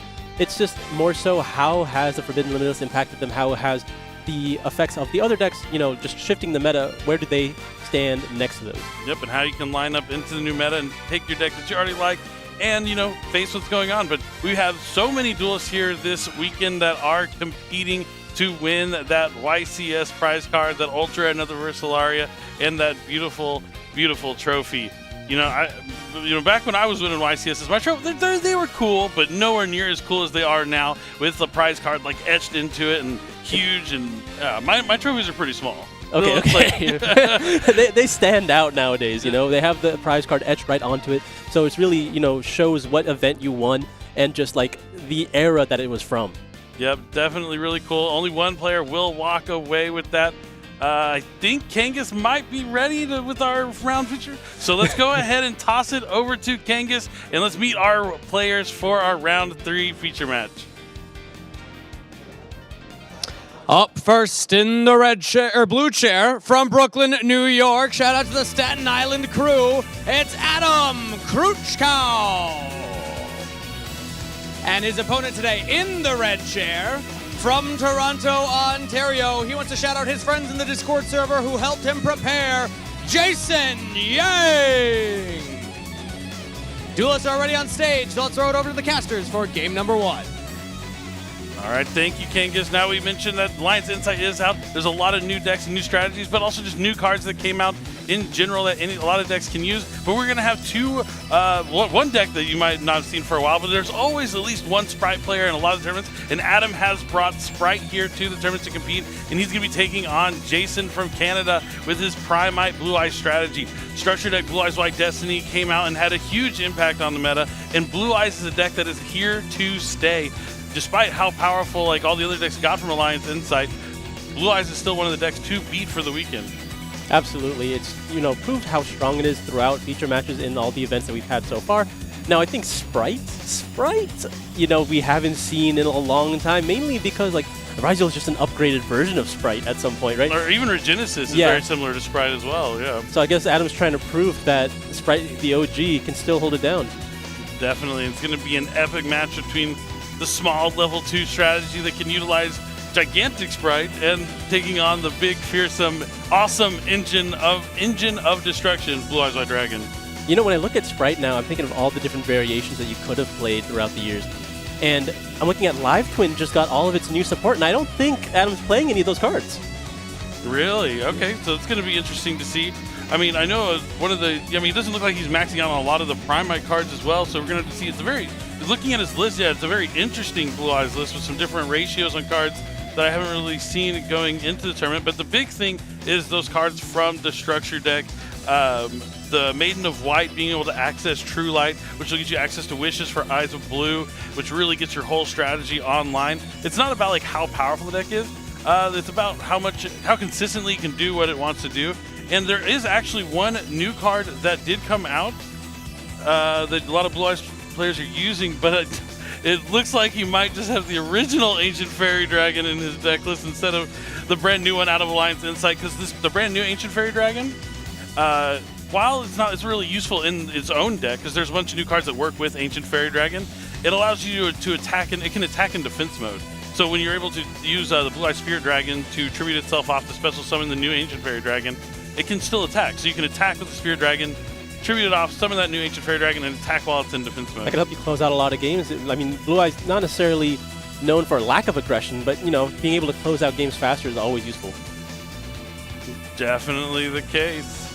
Looks like the players are ready here to go into game number 1.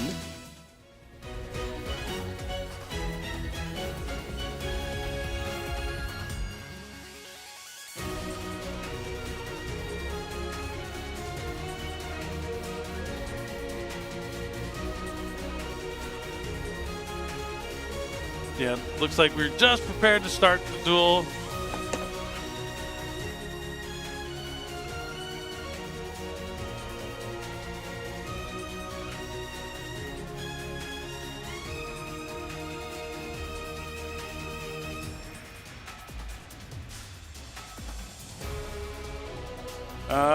All right, looks like we're starting off with a Swap Frog, discarding a Nimble Angler. Angler's able to trigger here. Gonna summon out some beavers from the deck. This is a classic good start. Nimble Angler, one of my favorite cards in the Sprite strategy because, yeah, it's able to access 2 more monsters from the deck.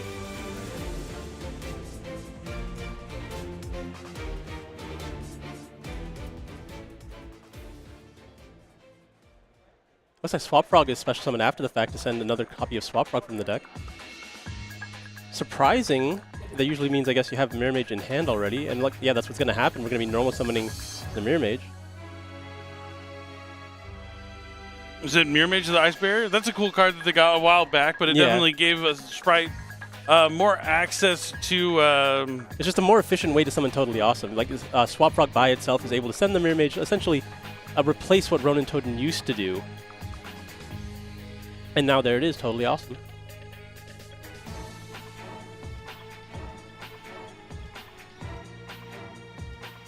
We're going to be going into Gigantic Sprite using both of those beavers.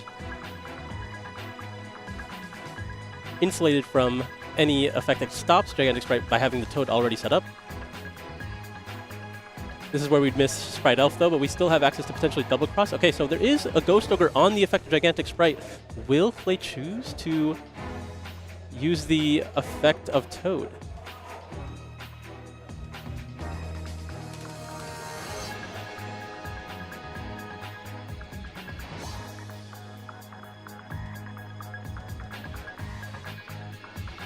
Does it look like a Ghost Ogre is coming down? Yep, and followed up by a Bestial Magnamut.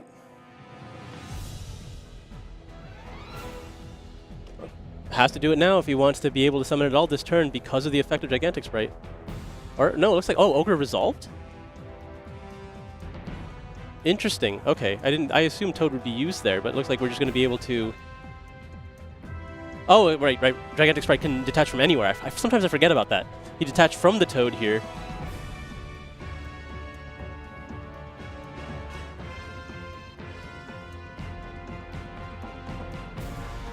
The Mirror Mage is going to be able to add the Freezing Chains because it was sent to the graveyard, and Sprite Jet is able to add the Sprite Starter. And then Special Summon Sprite Blue from hand.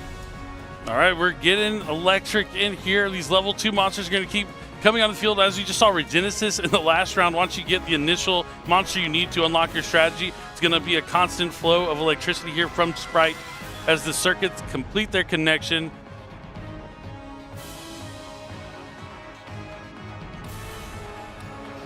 I wonder what the Sprite end field looks like now. Obviously, Toad is going to be one of the key parts of it, but now that we're going to go into the sprint, we've already used the effect of Nimble Angler. I wonder what he wants to put in the grave right now.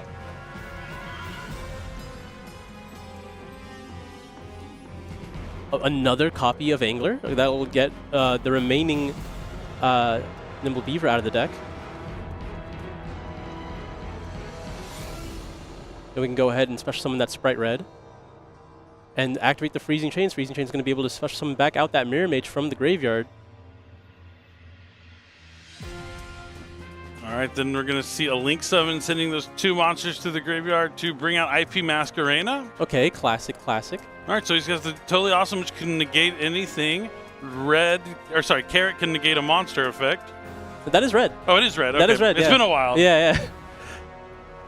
We have 2 sets here. I mean, the biggest threat that Adam can have here is if he has access to that Sprite Double Cross, so he can use that Totally Awesome again with that open arrow that he can find here. But it looks like we're going to be adding, was that Druid Worm off of the Magma, or was it, it might have been Barrel Dragon actually. Didn't quite see what he had, but let's see how Jason's going to navigate this. Has to take on a fearsome board. Yeah, it's, nothing small here. We have Totally Awesome. We have IP Masquerena, which, threatens SP Little Knight at any point. We have the Sprite Red. And another copy of Ghost Ogre. Jason was very prepared for the mirror match here, but, you know, can be useful against this situation.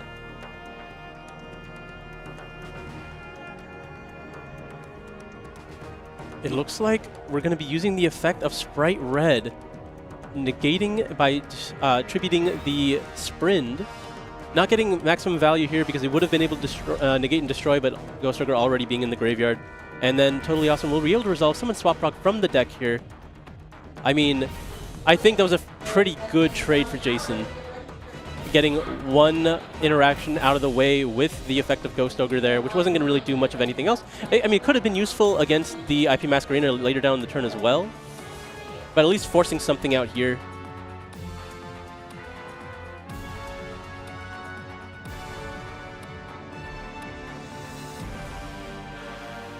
Hasn't committed any actual resources yet.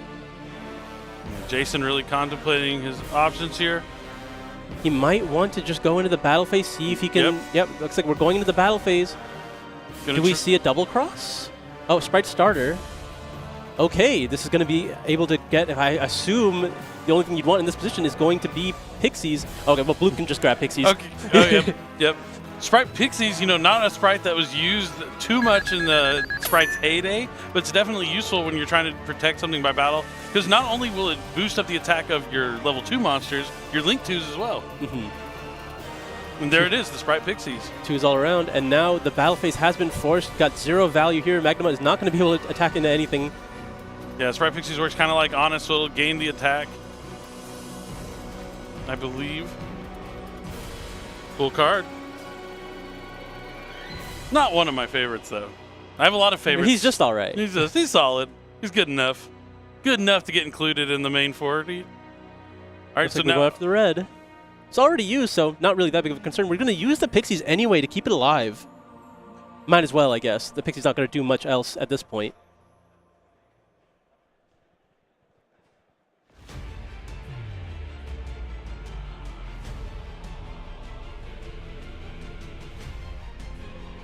All right, Jason still hasn't actually committed any of his resources of the turn. He has his normal summon. He hasn't used any Blue Eyes effects yet.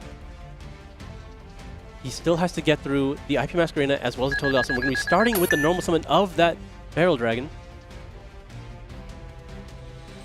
Totally Awesome looks like it's going to be chained here, getting rid of the swap Ether Barrel. Yeah, you kept saying Barrel Dragon. I'm like, there's no way he's using Barrel Dragon, but you mean Ether Barrel. Okay. Literally, I was like, I'm not going to contradict you, Asala, but I don't think he's playing Barrel Dragon. And Barrel Dragon's also a machine that you can't add with Magnum. It's right there. Look at him. Yes, Ether Barrel. Yes, okay. Probably had another Ether Barrel Dragon. Yes.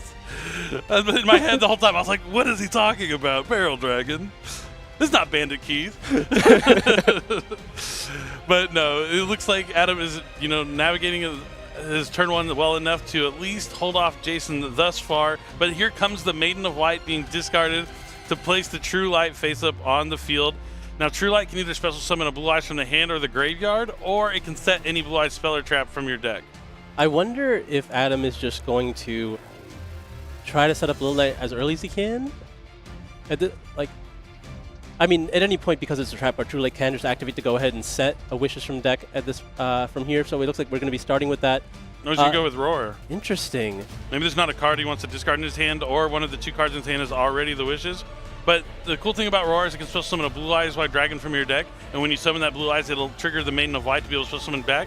But it looks like Adam might be trying to go after that face-down Roar before it can be activated by using the IP Masquerena to summon something like SP Little Knight, and then he can just banish that face-down card before it can be activated. Yeah, I assume this is something that Jason considered. So we'll see what he has to follow up.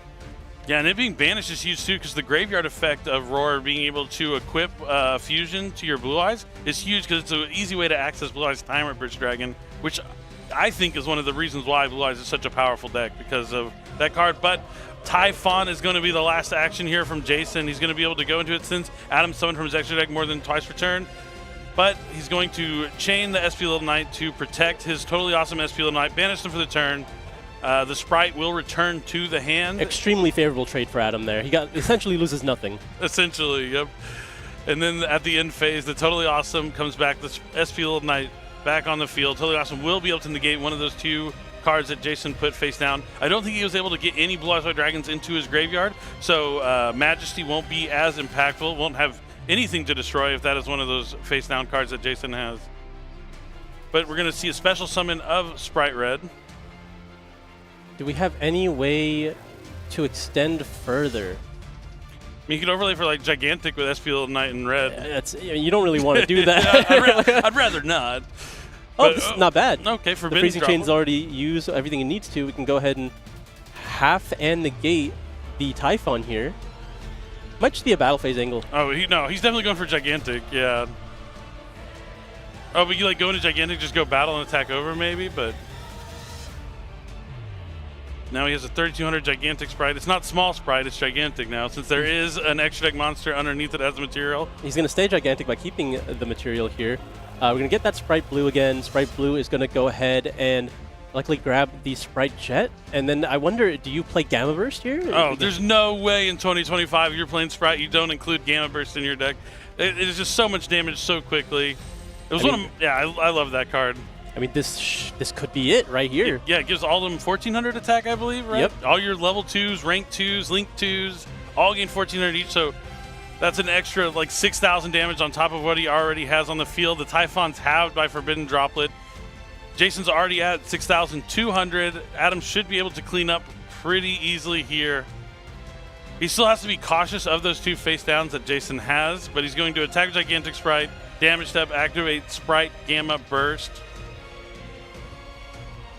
So that's going to put Gigantic Sprite to 4,600, attacking over half of 29, so 1450. But yeah, this is going to be way more than enough, unless Jason has... You'd have to have a card to stop Totally Awesome and Mirror Force face down. I mean, yeah. Called by the Grave Mirror Force one time? I mean, like one of those cards you can expect in a Blue Eyes deck. Mirror Force? Sure, sure. I had a 50-50 chance on that one. I thought for sure it was going to be the Mirror Force. And Jason's done the math, seen the damage, and is going to go ahead and concede. And Adam's going to take game one against the Primite Blue Eyes deck with his Sprite strategy. Keep in mind, this is round 3. Both these players have won their first 2 rounds. I don't think either of these players received buys. So, like, if you're wondering if this is just like, oh, maybe an off chance Sprite got lucky this game, well, he's already gotten lucky at least 4 other games. Yeah, but, you know, he can continue getting lucky only a few more times before he can make it into that top 10. Yeah, like a lot of these YCSs, we get to see like, you know, what's going on at the tables, which decks are playing, and not all the decks make it onto the live stream. But Sprite, unironically enough, has been one of those decks that there's always at least like 1 to 2 players where they've been floating around like the X2 or X1 at the end of day 1, like right there on the outside looking in and making the top cut. In fact, I think we even had a Sprite in top cut within the past few months, which is one of my favorite parts about Yu-Gi-Oh! Like, your cards never get like old. I mean, you're sure at some points like certain cards will get forbidden or limited, and maybe the deck's not as strong as it once was. But you can still use your favorite strategies that you know tried and true, as long as you find a way to incorporate them into like the current metagame, and you can find picks and ways to still take on the best and newest decks with your tried and true strategies. Yeah, there's a lot to really pay attention to in Yu-Gi-Oh! Especially, you can never count out a bunch of these old strategies, mainly because they always find an opening, right? Anytime what they do becomes applicable again, you just could shine in a situation like this. I think there's a lot that's kind of working against Sprite. Mainly, I want to say the Molcharmi Perulia. I think any of the Molcharmis can be really hard. I guess Meowth is not that bad, but yeah, outside of Meowth, but Fualos and Perulia pretty strong against Sprite. And those cards are everywhere. We've seen them already a few times here in the feature matches this tournament. But it looks like Adam's been dodging. He was able to dodge him this round, and then we saw just how powerful the deck can be going second because of cards like Gamma Burst. Yeah, I mean, Sprite, it's not, they can put a lot of monsters on the field really quickly, and then, yeah, on the backs of something like Gamma Burst, it can easily win going second. And we also just saw how powerful Totally Awesome can be. That card was extremely popular even in just the last format. Now that Bahamut Shark is gone, this is the only deck that can truly efficiently put it out. Yeah, no, it's definitely cool to see decks being able to still capitalize on trying to find a way to summon Totally Awesome, you know, the proper way. Mm-hmm. You need 2 Aqua monsters. Ethically, yeah. Even though I know there are like combo lines in Sprite, I don't think Adam's using it here today, where you go into like Reproducus to turn in one of your beavers into an Aqua so you can overlay with like one other Swap Frog. So there are still ways to cheat out the Totally Awesome in Sprite, but Normal Summon Swap Frog is pretty efficient. Yeah. Like, it gets there. Swap Frog is still one of the best ways. No Ronin Totem, unfortunately, so not super easy to get the Totally Awesome. But with the Mirror Maiden of the Ice Barrier, there's plenty of ways to still get to that. Totally awesome. And I think it is totally awesome that Adam brought Sprite here to the YCS, and now he can win this next game, and he will moving on with a 3-0 record with Sprite. But Jason gets to go first this time. We're going to see what the Blue Eyes deck does in action. Will he be able to get access to his Primite cards? It does seem like he is using a bit smaller of a Primite engine than a lot of other Blue Eyes players have gone with historically since the release, so maybe that's why he might not access it, but we'll have to see if he's still able to draw that Primite Ether Barrel and find ways to get to Primite Drill Beam. I know I've seen a lot of discussions about Primite Drill Beam since its release in Master Duel. A lot of players kind of like being like, man, this card's really good. May have gotten like overlooked at first when it was first released, but now people really understand it's a quick play. You can play from your hand. Not only does it negate, it banishes, and it's a fantastic card. But we're going to see if Primite Drill Beam is going to make an impact here in game number 2. I think one of the single most powerful points of interaction that has been printed in a very long time, negating and banishing, is so strong. But I'm glad it's like restricted to, okay, you have to have a vanilla monster in your deck. You have to have a normal monster. Yeah, it definitely has like a little tougher of a requirement to be able to activate, but and the fact that it just keeps coming back, right? Like if you just control a Primate monster, you can just reset it onto the field every turn, which is really useful when you're going second, because you're able to use it like proactively to negate something that's trying to slow you down, and then you can reset it and have it as a defensive maneuver during your opponent's turn. Looks like we're going to be starting game number 2 here. We're going to be leading with Sage, one of the strong starts. No interactions here. This is one of the reasons why Sprite was so strong in its heyday, is how much non-engine it could fit. We don't have any just yet, but I imagine there will be some throughout this turn. Yeah, definitely. Sage is one you want to stop because you don't want them to have access to Maiden, but there's always a chance they have the Maiden in their hand already, so you can hold back on it. But the next move for Jason is going to discard that Maiden of White to place True Light from the deck face up onto the field. One of the big reasons why Blue Eyes, I mean, obviously they need the wishes for Eyes of Blue, but being able to always be able to access it with Sage, Maiden, so many starter cards to get there, you're able to really get to your strategy online right away, because the wishes of Eyes of Blue is going to get you 2 cards that mention Blue Eyes. You're going to get like a level 1 light monster plus a spell or trap that mentions Blue Eyes, but it gets you a card that can special summon Blue Eyes, or if you already have access to it, you can get the trap card Majesty. Just anything that you need, right? Yeah, like, it just does so much. All. And look, you were right, he did have a second copy of Maiden to discard for that Wishes.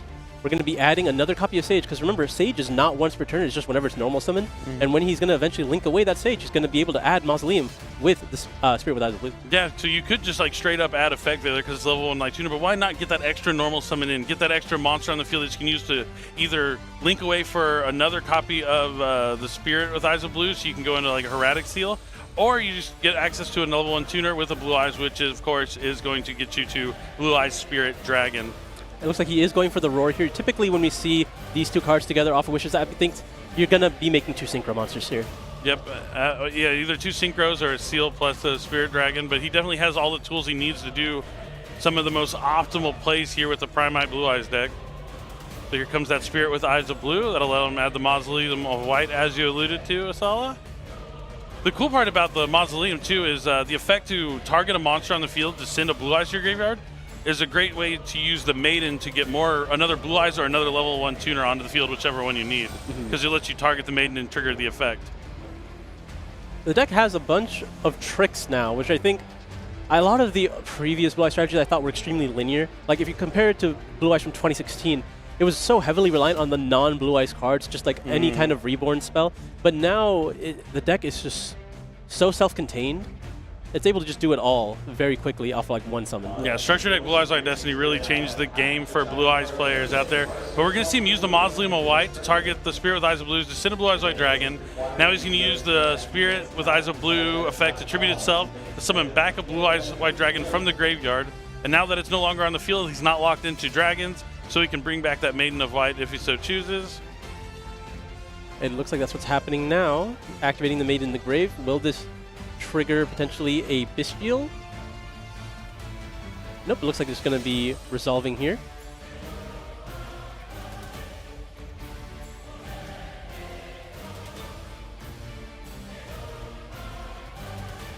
And okay, this is surprising. This is not what I thought was going to happen. We're going to be activating Sage, targeting the Maiden. Maiden is able to use its effect now.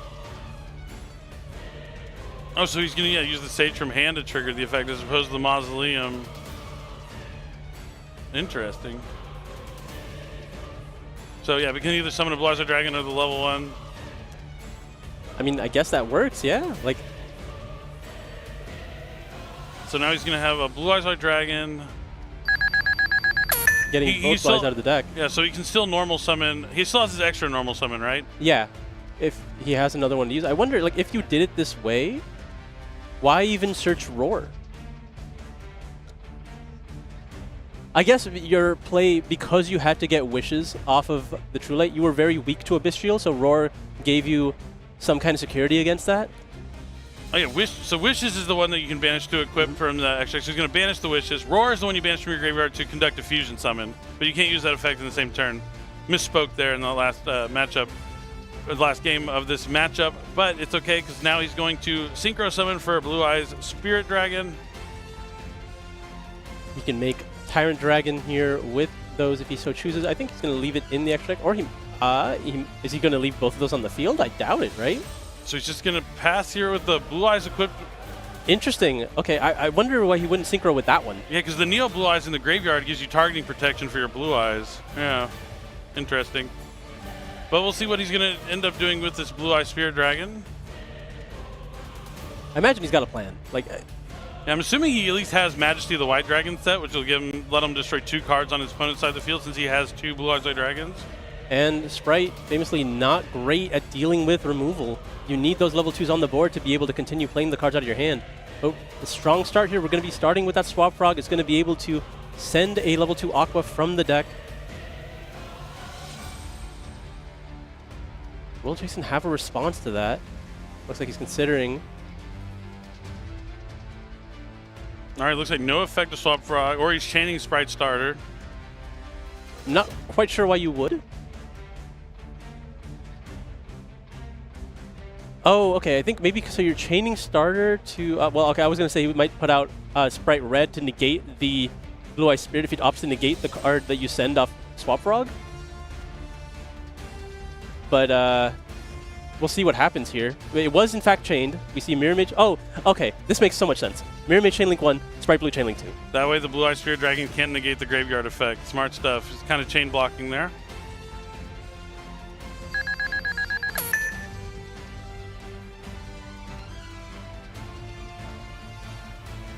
Adam definitely showing that he knows how to play his Sprite deck. He knows what he needs to do to get his effects through.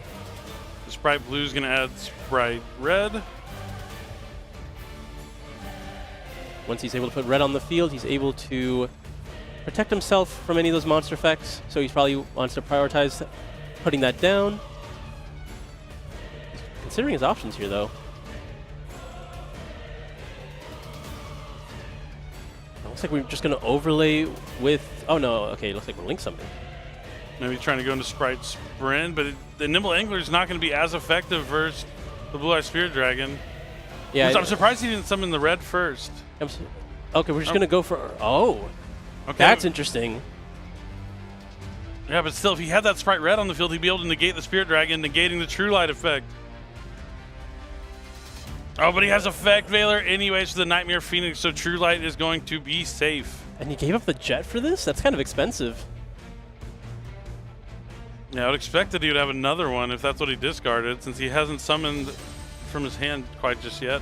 I mean, up to this point, Adam's always had a plan. He's been really meticulous about his play here.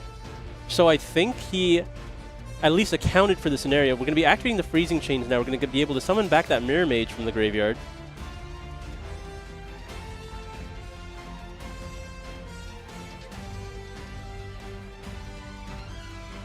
See if Jason ever chooses to use the Effect of Spirit here to tag out.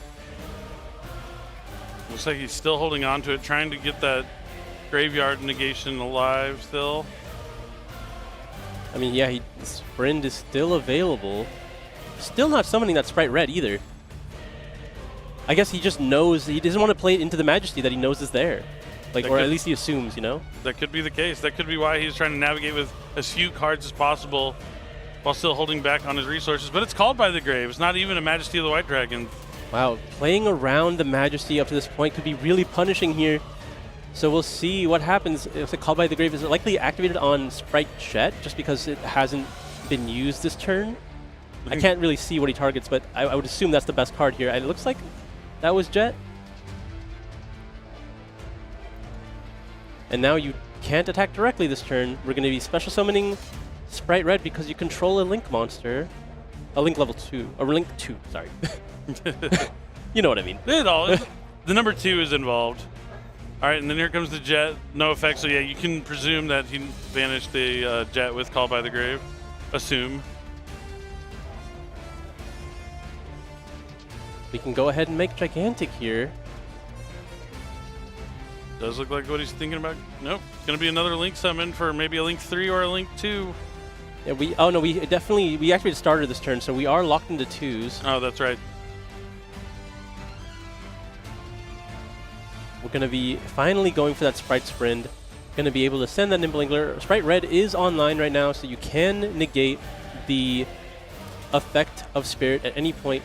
But I think this is a good trade here, because he will use the effect of Spirit to try to negate the Angler. Forces you to use, or it doesn't force you to use Red, but you're going to likely use Red. Oh, actually, okay. We're just not going to, we're going to ignore that entirely, because if you did use Red, he could always just chain it to tag out. And now we're prioritizing keeping the Red available to make sure it doesn't tag out into anything that's even more threatening. But now we can send another Angler here. Angler's able to resolve. That'll get you all your Nimble Beavers. Well, not all of them, just 2. And then that's all you need. Yeah. I suppose. 2 is enough where you're able to make Gigantic here.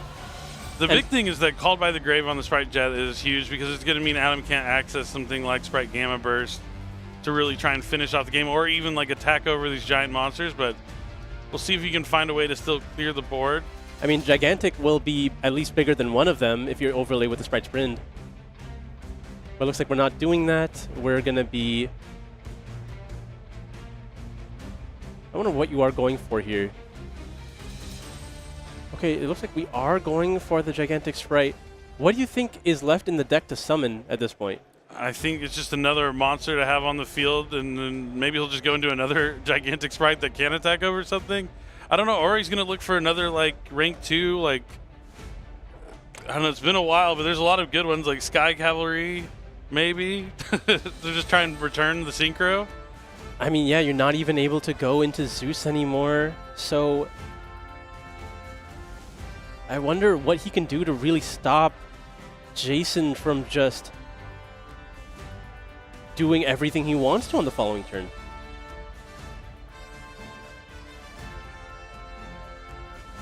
I don't even, like, building a wall doesn't really make sense against Blue Eyes.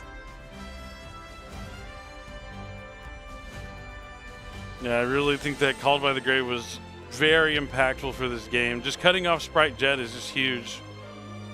It might, like, prove to be really insane that he opted to keep the Blue Eyes equipped with the fusion on the field, because he can just make Tyrant into this board and attack everything. I love Blue Eyes Tyrant Burst Dragon. It is a really good card. And the best part is, like, if you use, like, Imperm when, like, on your opponent's first turn, and then you go into Tyrant Burst, you can reset it when you destroy something by battle. Oh, Sprite Pixies. He does play Sprite Pixies, so that is what he's going to summon off Gigantic Sprite. So that might help him here in the battle phase a little bit. I mean, he has to prioritize clearing that Blue Eyes that's equipped, I guess. Otherwise, or I guess you just leave the Pixies on field and hope that nothing can clear on the following turn.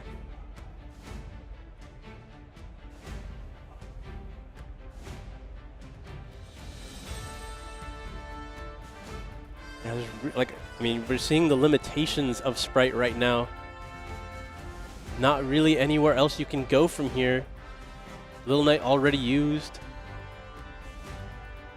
We're going to be overlaying with the Pixies. I mean, that can only be a second Gigantic. Yeah, it is the only Xyz monster that can utilize a Link as a level 2, but... No, we're just going to concede. There's nowhere to go. Yeah, so, yeah, it really came down to that Call by the Grave on the Jet being, like, the end-all to be-all for that game, because Sprite Gamma Burst is an easy way to kind of clear the field and force things out, but... I see what Adam was doing. He was very much respecting the Majesty. He saw that Jason did the line that puts as many Blue Eyes in rotation as he could, so he just assumed that the Majesty was there, wanted to hold back the monsters in his hand and while forcing it out so he can extend further. and he got rid of the second copy of Jet in his hand. He did not expect the worst case scenario it being called by in that position. Yeah, it was definitely, I think, the game deciding moment. But I mean, Jason opened up pretty strong. The inboard wasn't exactly as like strong as it could have been with the cards that he had in his opening hand, but it seemed to be just enough.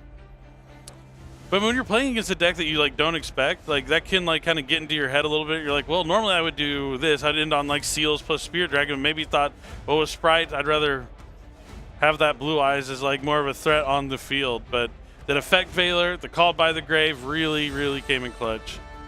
But I mean, when we're trying to like figure out what Adam was doing, I think Adam was also trying to figure out what Adam was doing. And he's like, there has to be a way. Like I have access to all my cards, but sometimes just big monsters is good enough in Yu-Gi-Oh!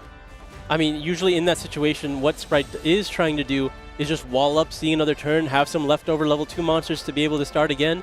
But there will not be any leftover monsters against Blue Eyes as long as Tyrant Dragon can hit the field.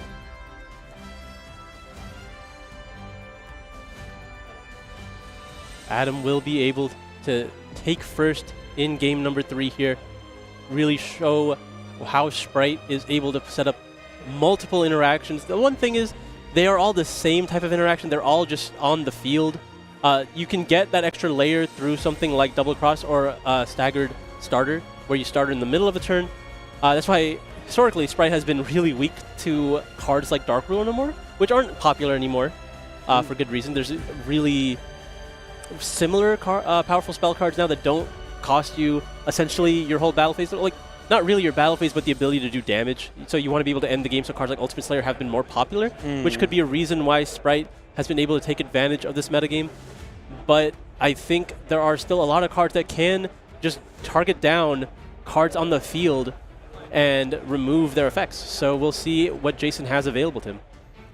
Yeah, it's definitely going to be a tough fight. He did lose game 1 when he had to go second, but now the side decks are involved, so it's not going to be the same exact result that we saw in game number 1. But now they're all side deck getting shuffled up, and we're about to find out, will Sprite be able to take down the meta contending Blue Eyes deck, or will Blue Eyes find a way to bounce back and win the last 2 games here to move on with a 3-0 record? I wonder if Jason's going to be putting in any Mulcharmies. Some cards I've mentioned multiple times are very popular this weekend, but Blue Eyes is typically not a deck that wants to take advantage of those cards because it is trying to establish more of a grindy game, which means you want as many of your cards to be live throughout multiple turns, and the Mulcharmies are more of a turn 1 focus. That could be the case, yeah.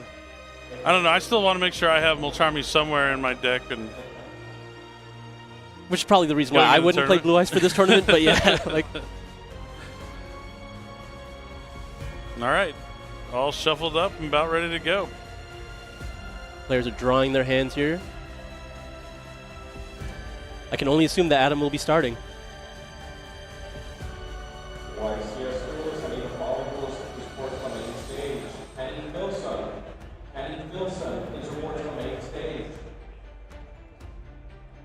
All right, looks like the players are ready to get going. Starting game number 3 here.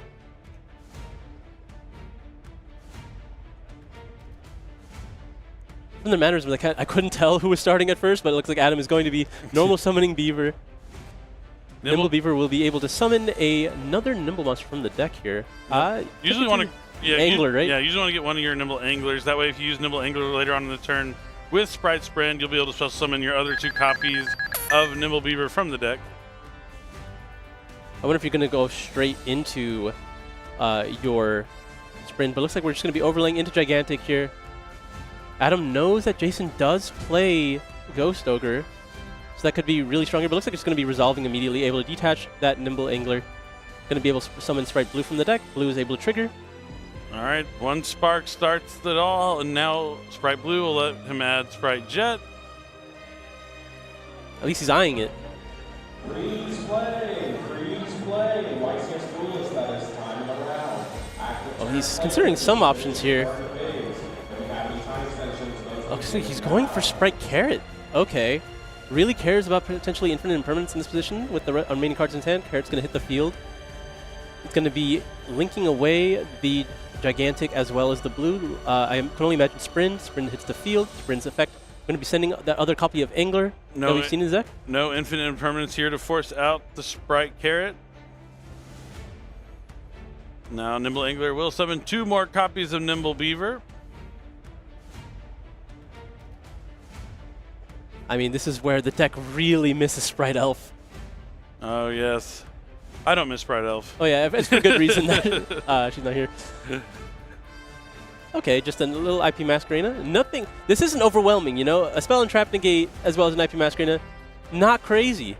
But we can only assume the sets are powerful as well as like some remaining cards in. Sprite usually empties its hand, so if there's anything left in it, going to be some form of interaction. Yeah, some defensive options on top of what he has here on the field could be enough, but we'll see what Jason opens up with. We haven't seen any of the Primite cards, really. I mean, we saw Ether Barrel just a little bit in game number 1, but... Going to be leading with the Mausoleum here. I mean, it looks like a lot of spells and traps in hand into a Sprite Carrot, so... So he's going to start with the Mausoleum because that's going to give him an additional normal summon for a level 1 light monster. So Sage with Eyes of Blue is going to come down as his extra normal summon. That's a great one. Wanted to see if he could force out the Carrot early on, but looks like nothing is going to be used from Adam just yet. Will there be an infinite permanence on the Sage?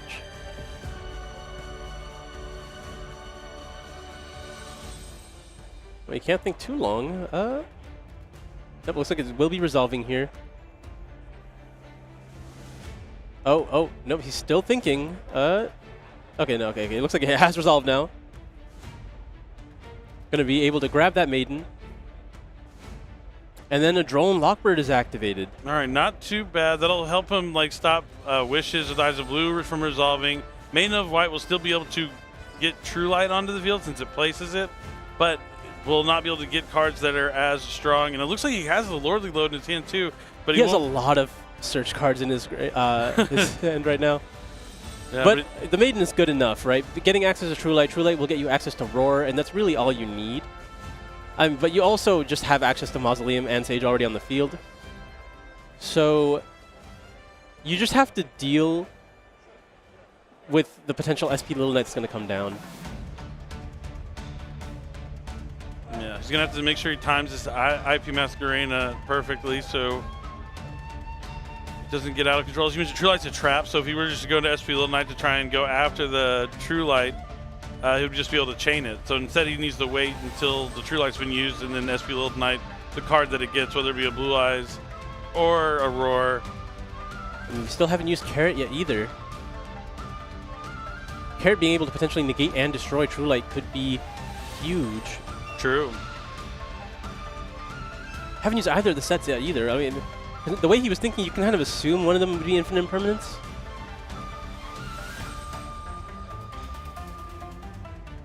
Okay, looks like we're going to be activating IP Masquerena here.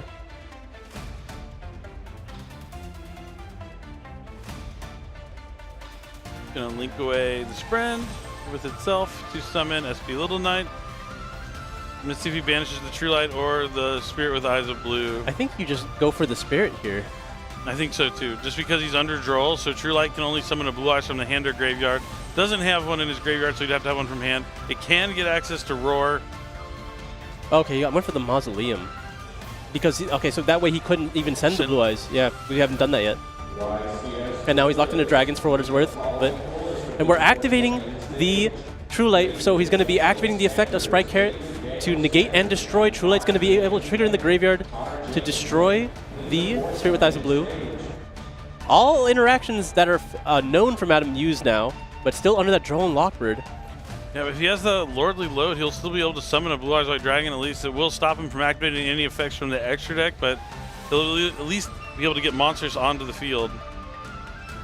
Oh, but nope, just decides to set the cards instead. It was a Primite Lordly Load, right? It was, yeah. Okay. I think he's just... Because you can just activate it and call Blue Eyes White Dragon and summon one. Yeah, right? which will still let you summon the Maiden from the graveyard, which I think that's part missing. Like, yeah. It only negates the effects on the field, I believe. Or, like, it says you can't activate them, rather. Yeah. So, interesting choice here, but now he's only has a... I think it's something he needed to do, because one of the other sets was Majesty. Oh, yeah, Majesty without a Blue Eyes isn't much. I'm pretty sure the hand was Lord, Majesty, Wishes, and I didn't see the last one.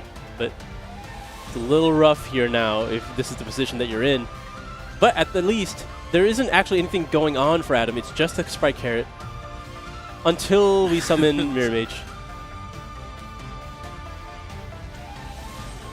And that's the cool thing about Sprite. You can have very few cards, but if you can access something like Gigantic Sprite, you can get your whole engine online again and start summoning all those level 2s to the field.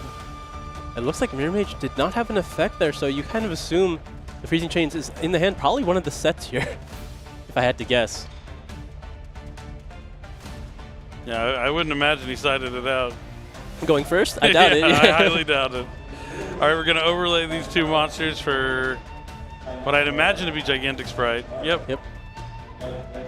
Not Gigantic this time, just regular. He's a Sprite. Regular Sprite. Skill Drain. Ooh, didn't see that one. The one when he did it, we didn't know. That's a big one. You don't detach his cost. This keeps the Mirror Maiden underneath the Gigantic Sprite, so he won't be able to summon it back. You tried, Adam. You tried. With the, yeah, it kind of seems that way, doesn't it? Skill Drain. If you thought Blue Eyes was an old card, so is Skill Drain. Pay 1,000. Now we're on equal playing field. Now it makes even more like sense if he had that Blue Eyes White Dragon on the field from the Lordly Load from last turn. I think it just tunneled a little bit as to what Lord Load actually does for him. Yeah.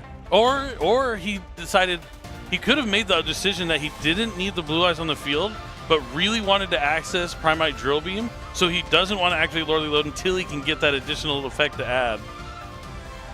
That could work, yeah, just having access to the Ether Barrel.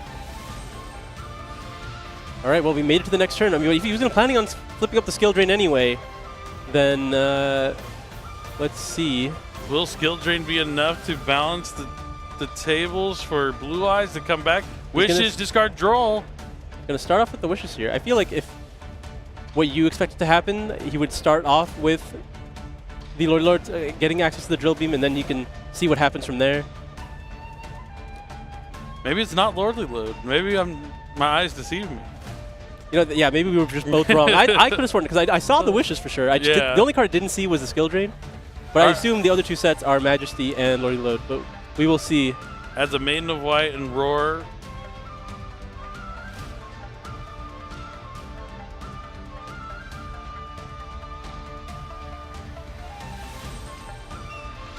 Lifts up the Lordly Load. Okay, there it is. Maybe there's a chance you can't activate Lordly Load? Is the adding optional?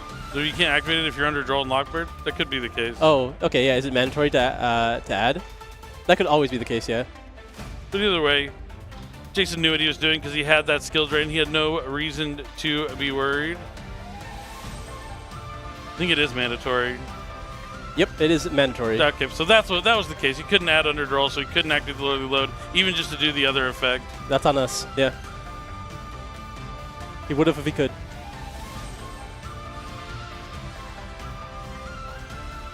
All right, but now the Roar is going to summon the Blue Eyes White Dragon from the deck.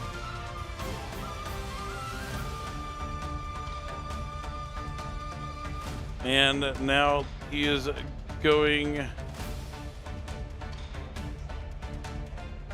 to special summon. Oh, he's using... Use Roar and then use Lordly Load. Oh, this is Lordly Load, so he declared Blue Eyes White Dragon for Lordly Load.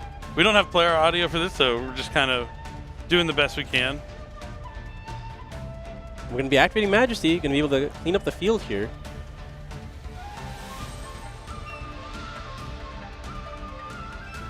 Going to go after the two face downs. There's Daruma Cannon and Droplet. Okay. Very interesting.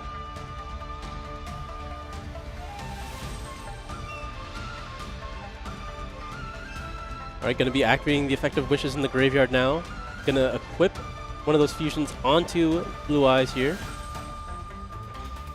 And then we're going to be contact fusing with that Blue Eyes into Tyrant. Won't be able to activate its effects here, so we're not going to be able to reset the Majesty.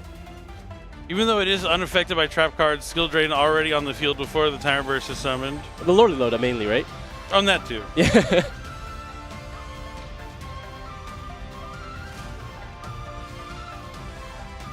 But it's still a very big monster, 3,400 attack, even if it has no effect. Bigger than how a Gigantic Sprite can get. We're going to be activating Maiden here. Going to be able to place that True Light from the graveyard back onto the field.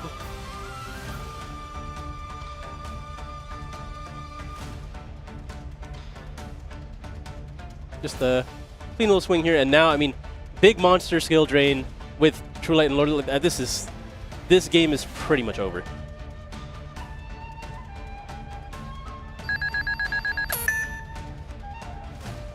Yeah, it looks like on the backs of Skill Drain, Jason might be able to clean things up and win the back two with Primite Blue Eyes. Oh, that's right. Mirror Image only searches when it's sent to the graveyard. So Mirror Image is able to trigger here, add the freezing chains.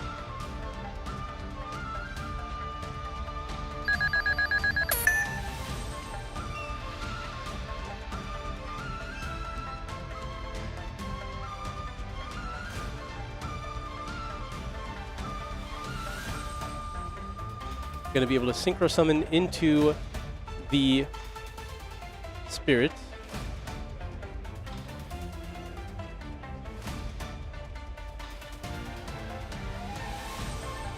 And then we're drawing for turn. And I mean, Adam has to find a way out, but there is none. Oh, and Jason takes the game here with his Primite Blue Eyes deck. That was a good match. I mean, we got to see Adam do Sprite things. He was able to at least win game number one with Sprite, but Jason showing in the end the Blue Eyes deck is just too much. And Droll and Lockbird actually just an incredible card against the Primite Blue Eyes deck if you hit them at the right time, especially now that we know that Lorely Load is a mandatory to add. I think deep down I knew that before, but I tunneled onto like trying to get the Majesty live in my head too. Yeah, but that's definitely come up before. Oh yeah, but that's okay. Jason knew how it worked and he played it well. And I mean, Skill Drain is that one, but he was smart enough to, I mean, I'm assuming he doesn't main deck it, but there is always a chance it isn't his main deck, but he was smart enough to side in Skill Drain while he was going second there in game number 3. I mean, one of the most powerful, like if you're talking about continuous traps that can play into a field, Skill Drain is one of the best ones. You can force a lot of things out. Playing into, especially a board like Sprite, where they're all mainly just kind of weenies, but they have powerful effects. Skill Drain will really just clean it up here.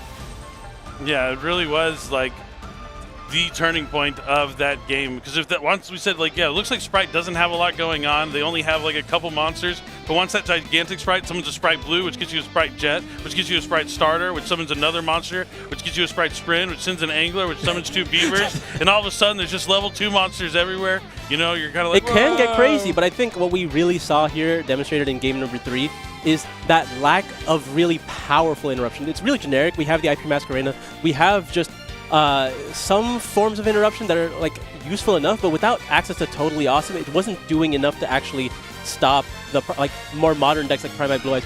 We have access to Droll and Lockbird into the field. He didn't get to use the Drummond Cannon or the Droplet, but he did have access to them, and then it just wasn't strong enough to deal with the big monsters that Primite Blue Eyes was just able to put up, and he was able to just amass advantage over multiple turns, which is what Primite Blue Eyes is just the best at.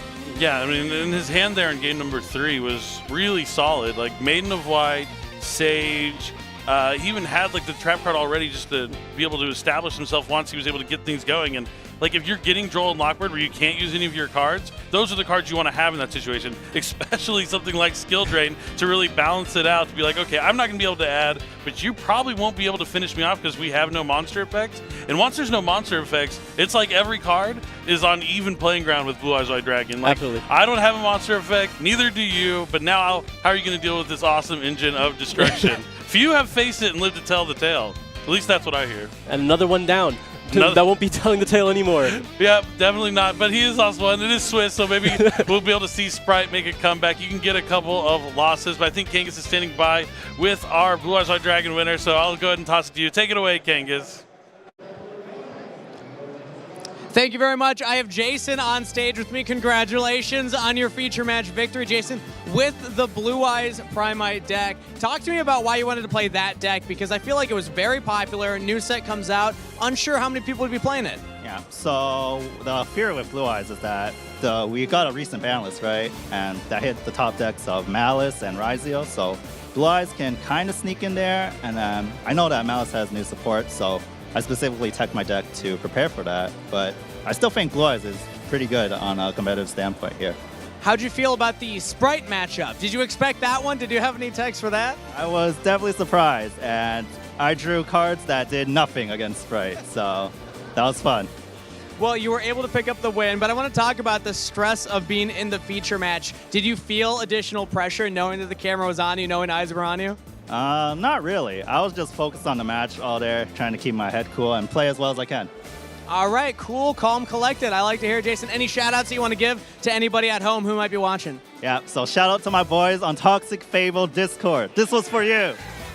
All right, thank you very much for the game. Congrats on the win. We're going to throw it back to the casters. All right, thank you so much, Kangas. Great to hear from our winner there, Jason, with his Blue Eyes deck. Moving on 3-0. It's going to be interesting to see how many Blue Eyes or Primite Blue Eyes decks make it into that top cut. It's going to be difficult. It's a really difficult road right now, especially playing into the Malice matchup, which has historically been one of the more difficult ones in the meta. So we'll have to see if he's able to hold out. But, 3-0, a strong start.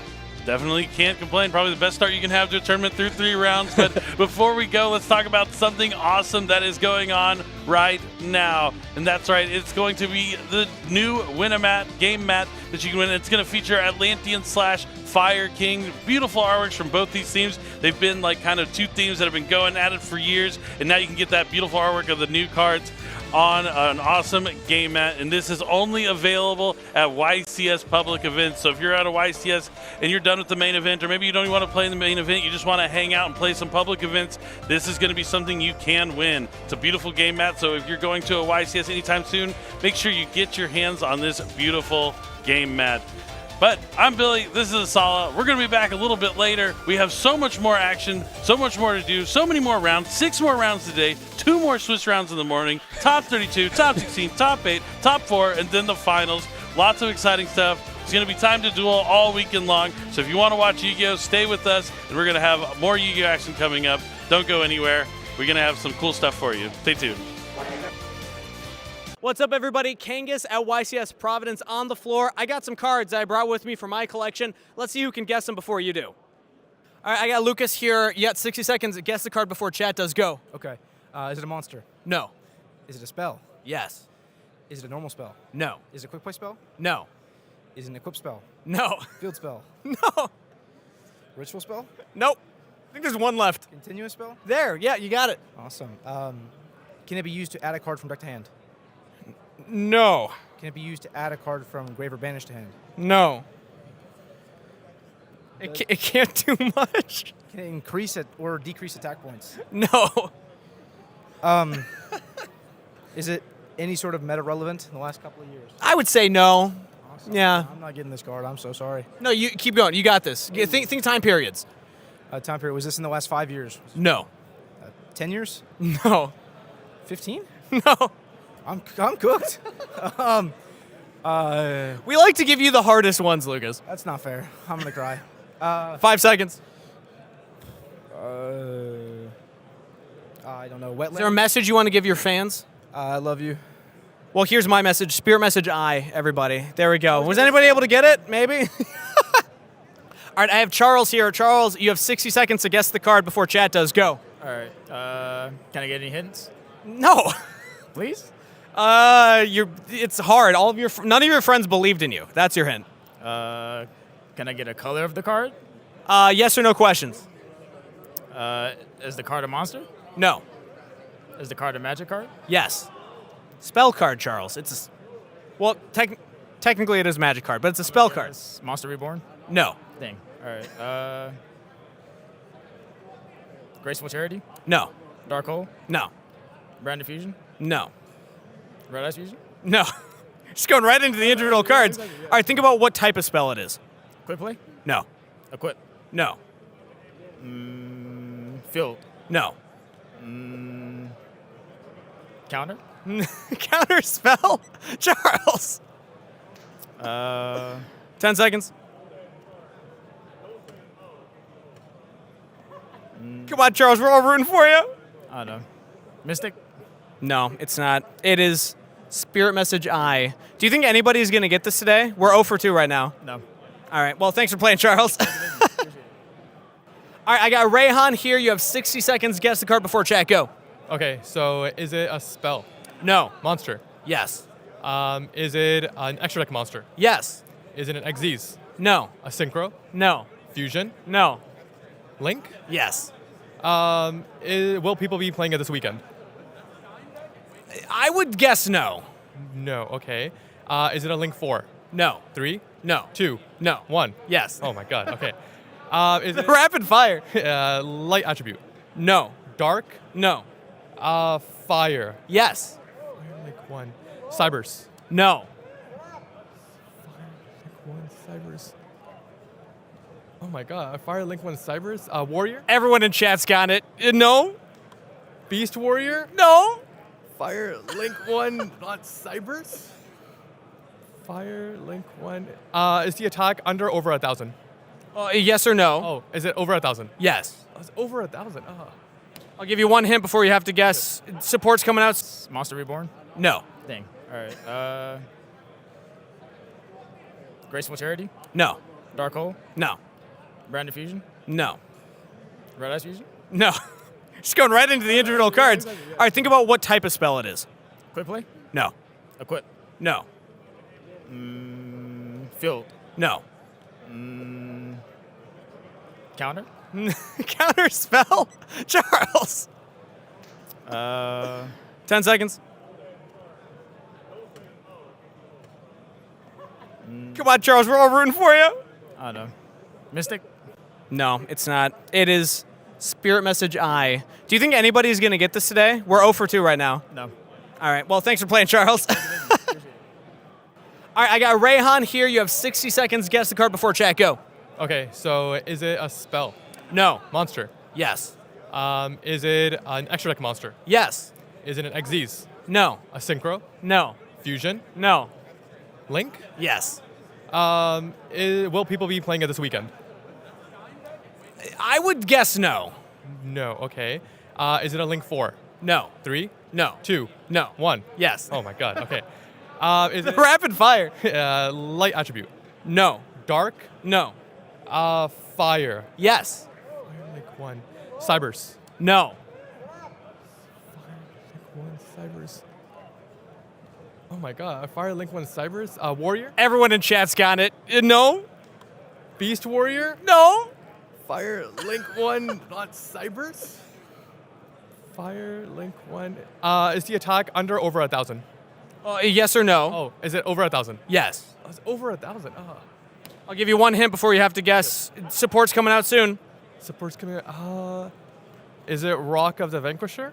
Sky Striker Ace Kagari. There we go. Do you think anybody in chat got that? 100%. All right. Thanks for playing, Rayon. Thanks.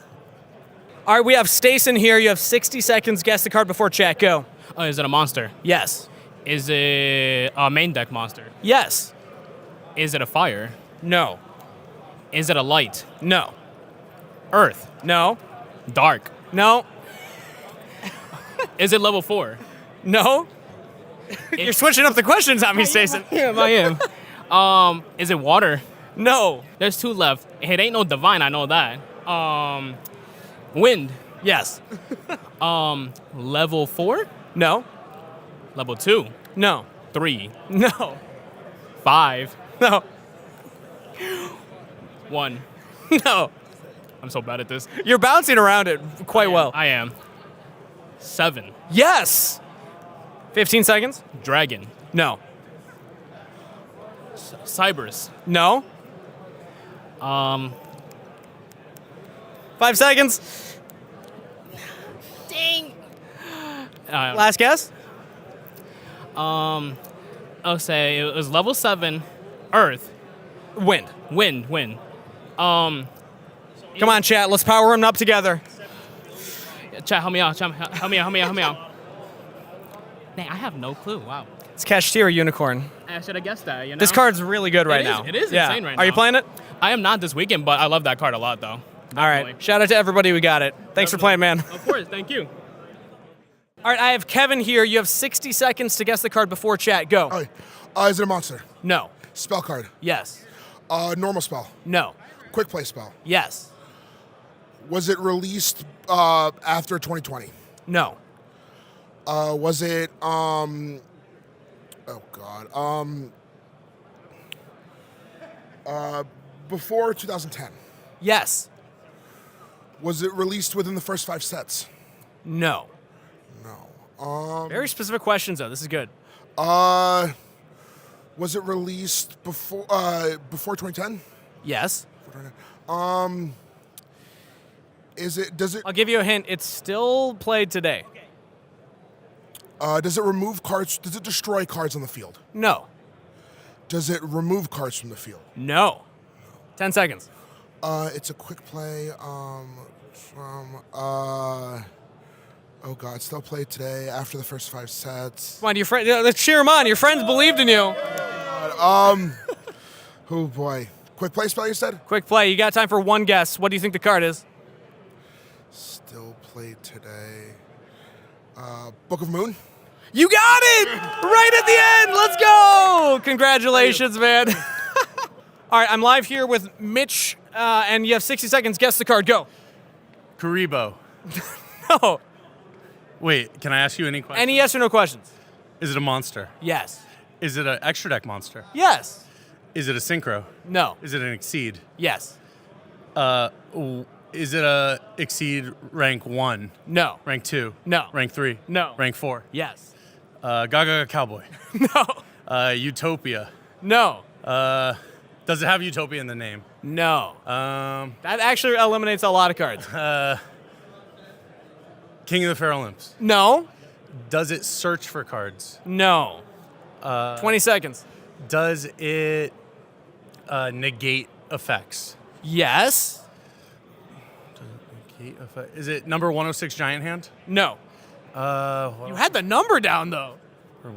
Is it a number? Yes. That negates cards as a rank 4. Does it 5 require seconds. 2 monsters? Yes. Last guess. You got to get it here. Oh. Chat, can he do it? A rank 4 number. Is it 2? Mitch, how much energy you got right now? I took a red-eye flight. I'm really tired, honestly. Pretty tired? Well, I think you match with this guy. We got the terribly tired Tapir, everybody. We got Baguska. Oh, my God. Thanks for playing, Mitch. That was Just awesome. like me, for real. Hopefully you get some more rest before the All weekend. right, that's the plan. That's the plan.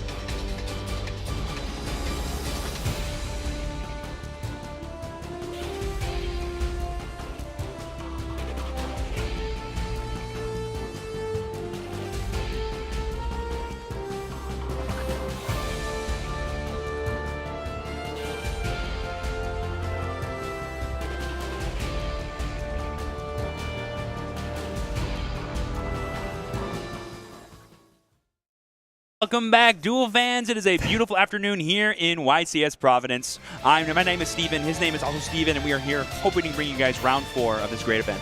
And I can't believe it's already round 4. It's been a blistering pace, seeing some really phenomenal duels, crazy decks. I can't believe the Sprite deck we got to see last round. But let's forget about last round for a moment because we've got to round ourselves right now. Go ahead and send to the stage and hear from Steven for the Duelist introductions. For our 4th round feature match in the blue chair from Nashville, North Carolina, he works in construction, hoping to construct a win today. It's Dean Arbuckle. And his opponent today in the red chair from Teaneck, New Jersey, a competitive chess player, soccer player, and track star, Avery Stacks. Duelists are already on stage, so let's throw it back to the casters for game number 1. Thank you, as always, Steve Kangas. It's great to see both these players in rare form. We got Avery piloting Beansmith Dinosaur, I guess. Dinosaur. I guess we can call it, and Dean piloting Malice, a deck after my own heart. Malice certainly is the talk of the town. Got some great new cards, obviously, with the Malice P-March hair. But dinosaurs haven't gotten nearly as much support in recent affairs. So it's going to be weird to just see dinosaurs doing dinosaur stuff. But both duelists are undefeated so far. So obviously that deck has something going on. Yeah, this is definitely one of the most interesting matches we have for you guys today. We have the deck that everyone's afraid of, everyone's been talking about. Alliance Insight is essentially the Malice set, even though there's only 3 or 4 Cybers cards in the whole entire set.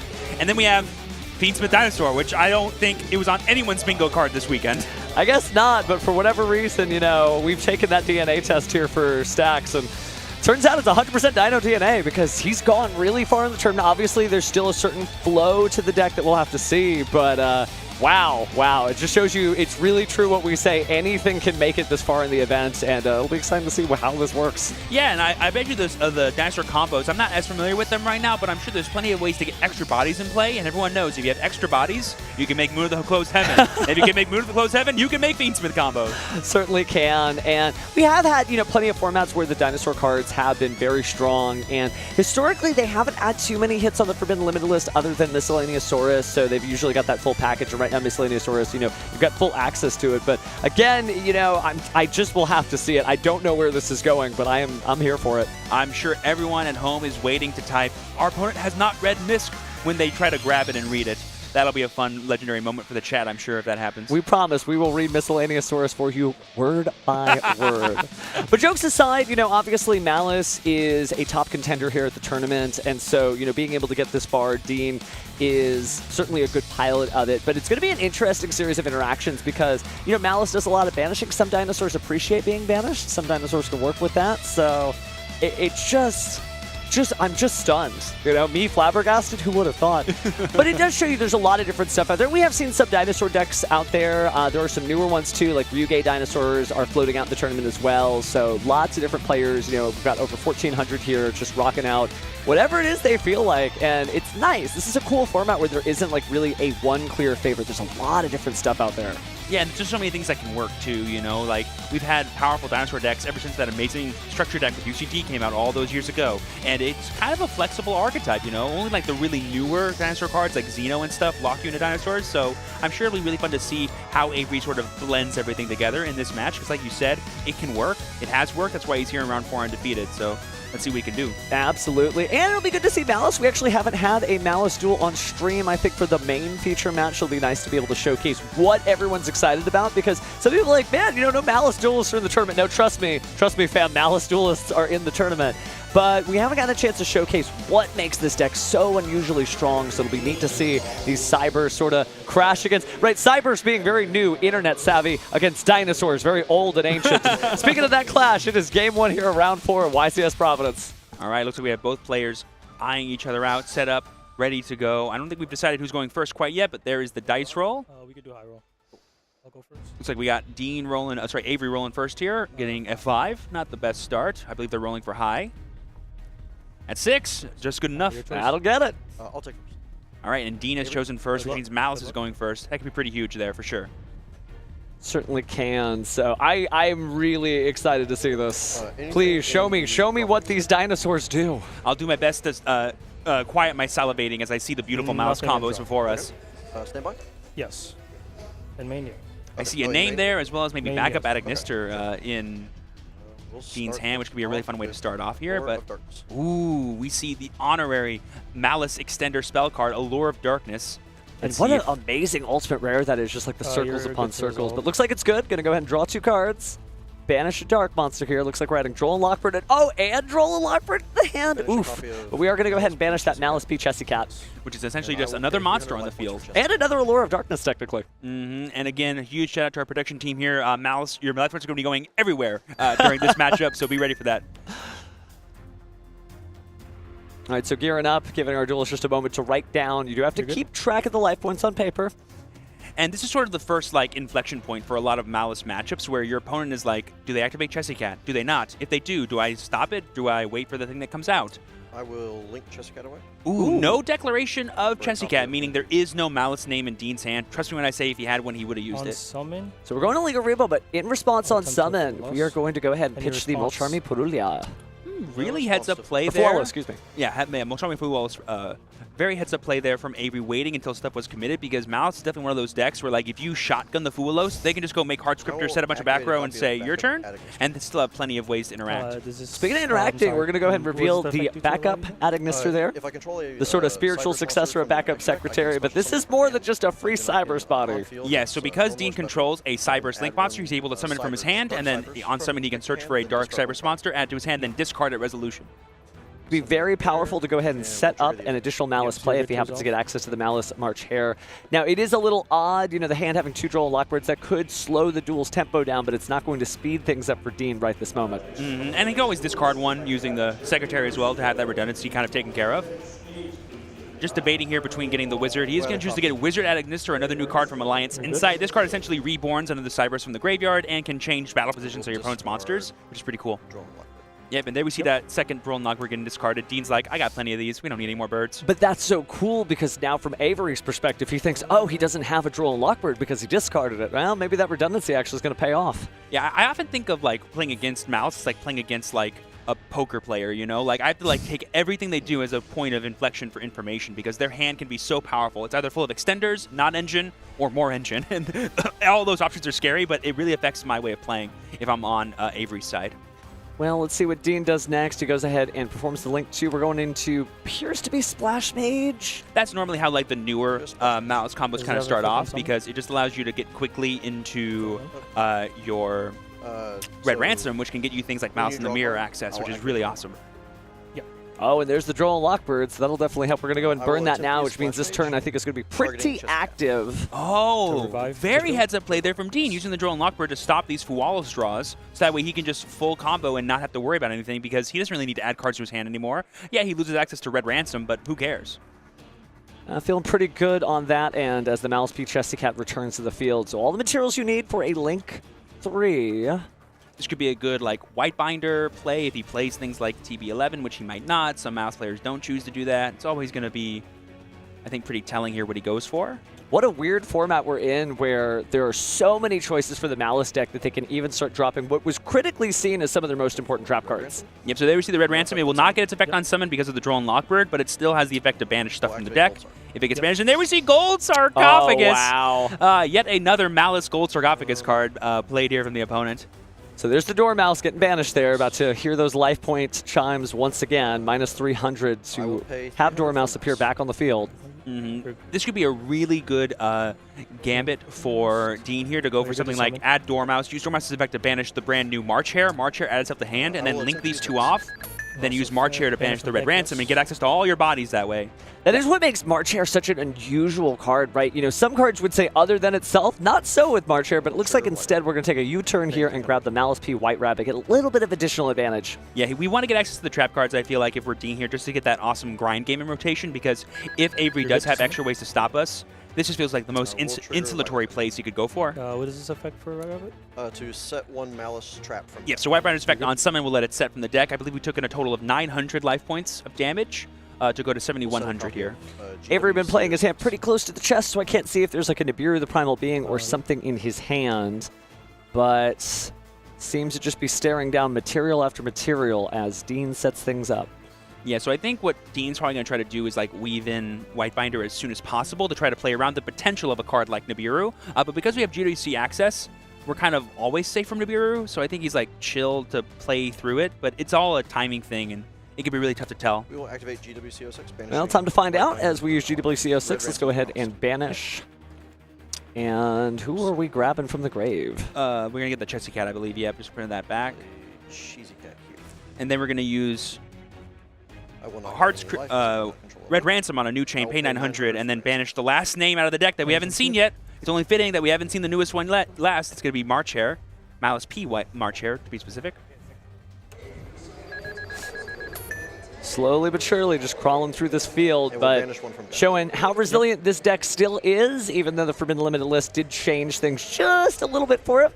Don't cry for Malice. I think it's doing just fine as Malice P. March Hare finally hits the tournament tables, banished. And let's pay 300 to grab it back to the hand. Dean might have gotten his hands on this card yesterday, but he's playing it like an absolute master. You can tell he was ready for this card to come out. You're good to summon? It doesn't actually summon it. Adds to hand. Sorry. Yeah. Yeah, it is a brand new card, and that's what's really interesting about March Hare. It's got a sort of bestial flavor to it, being able to banish those Malice names from the graveyard. As a quick effect, too, which is insane. Yeah, for the longest time, Malice has had like a really big problem of drawing too many names, but now having an in-archetype bestial, essentially, you can really utilize all those names because Malice P. March Hare can banish from the graveyard or from the hand, which is just amazing. We'll go. All of a sudden, you don't get like clumpy hands anymore. You're able to just sort of like dislodge it, I guess? Yeah, dislodge it with that Malice P. March Hare. But speaking of which, I think we are going to go ahead and link summon here. Just choose the material. It's going to be all three of our main deck monsters. This is feeling like a Whitebinder play to me, just so we can have that GWC access during Avery's turn. Took a quick look at the allied code talker there. I don't think he can summon that with a Link 3. He would need to get rid of the Red Ransom 2, but that could be what he's trying to end on, and he's trying to think to himself, how can I get there? Yep. I will think on Whitebinder is in play now. We've used all of our names, so unless we really want the Fulos to be banished or we want like really good access for Heart Scripter later on, there's really no need to necessarily banish right now. Sometimes what I'll do is I'll wait to use my Whitebinder banish until after I summon it back, using its own effect. But Dean might not be doing that for the rest of this game. Now, there may be some sense into getting rid of the backup Adagnister there because maybe you just don't want to call by the grave to hit you later, right? If it's not in the graveyard, it's not eligible for being called by. 100%. Yes. Yep, so now we're going to use the Ignition effect of Whitebinder to reset the trap card GWC06, just give us our follow-up / our extra disruption that we have on during Avery's turn. Messed up again. Yeah, unfortunately, I think Dean is kind of leaving himself with not that much places to go from here because unless he's playing things like Access Code Talker, or Firewall Dragon, he's not really going to have like the best things to end on because he's already used a lot of his effects. It is worth noting that he hasn't used the March Hare's ability to banish to summon itself out, but there's nothing really to banish because unless that Whitebinder hits the graveyard, it's not going to come back. We still have the Wizard, I believe, as well, that we searched earlier off of the backup. Yeah, it hasn't happened yet. Like I said, I think he's going to try to figure out a way to put both these Link 3s in the graveyard and then summon them back off with Allied Code Talker Adagnister. Does that target? But that might be tough to get there and not play through I'm not Nibiru. sure It was if it the maybe just thing he's vanishes. thinking about. You're right. Correct, It just vanishes. Yeah. So looks like we are going to go ahead and banish the Dormouse. And what is cool about that Malice P. March Hare, not only are you able to add cards back to the hand for extended plays, but later in the duel, let's say you really need access to the Dormouse, it's just sitting there. You might as well add it to your hand so you can start off your Malice combo once more. So very powerful card and definitely seeing its influence on this duel already. Mm-hmm. Did I see that right? Is that a Dominus Impulse in the hand? Ooh, that could be a really nice way to kind of top off this end board here, whatever Dean tries to go for, to have that extra bit of disruption for Avery's turn. There we see the potential Link 5 question mark? Link 3 question mark? I think he's looking at it. Yeah, he's gonna value the Heart Script disruption a little bit higher than maybe the Allied Code Talker here. To summon a Cryptor? Nothing to summon a Cryptor. I will. This also lets him play around Nibiru too, because Cryptor can always just banish herself and dodge the Nibiru tribute, which is pretty cool if he's thinking about that. So here we see the Wizard bringing back the March Hare. That's going to be the 2 bodies he needs. He can now use these 2 to go for Allied Code Talker Adagnister and then summon back both of the 2300 attack point. Do you mind if I read the Cryptor? All right, Arrowhead's confirmed. I think we're about to Link 5. Yeah, but there we see Allied Code Talker, Addict, Nister. Malice? Is that also part of his name? I forgot. No, Malice is not part of his name.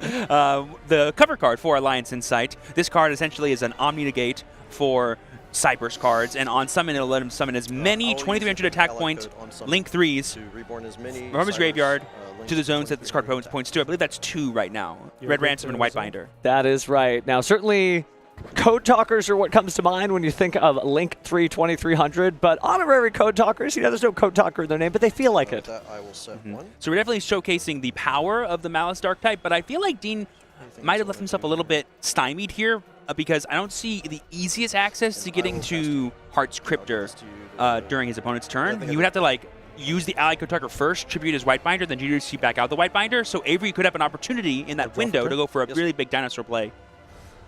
But he does have to fight through a lot.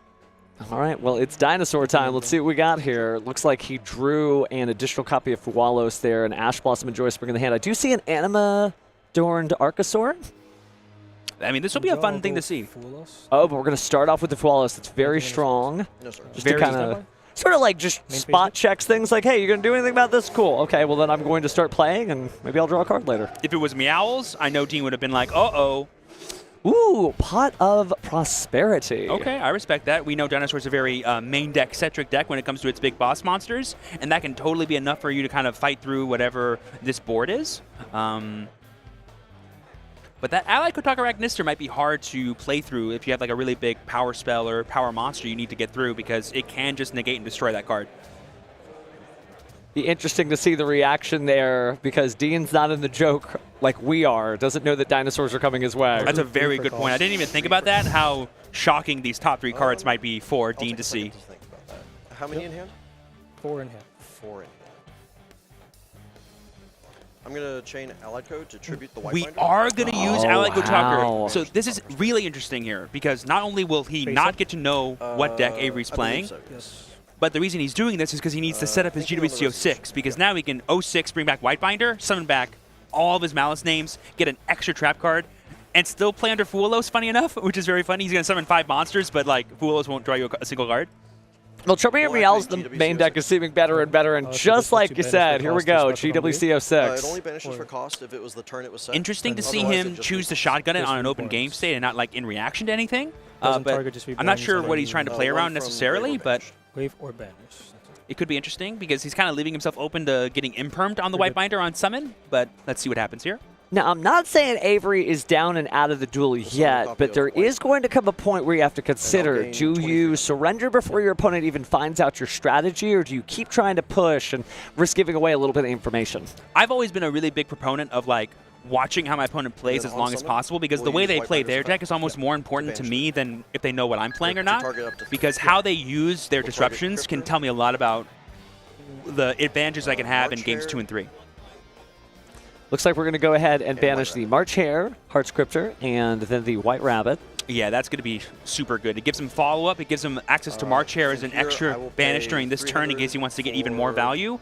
And he gets the extra trap card out of his deck, potentially MTPO7, and get that second non-target banish alongside his Heart's Cryptor. So this is going to be a crazy Malice board. He went from having 3 monsters to 2 to 6.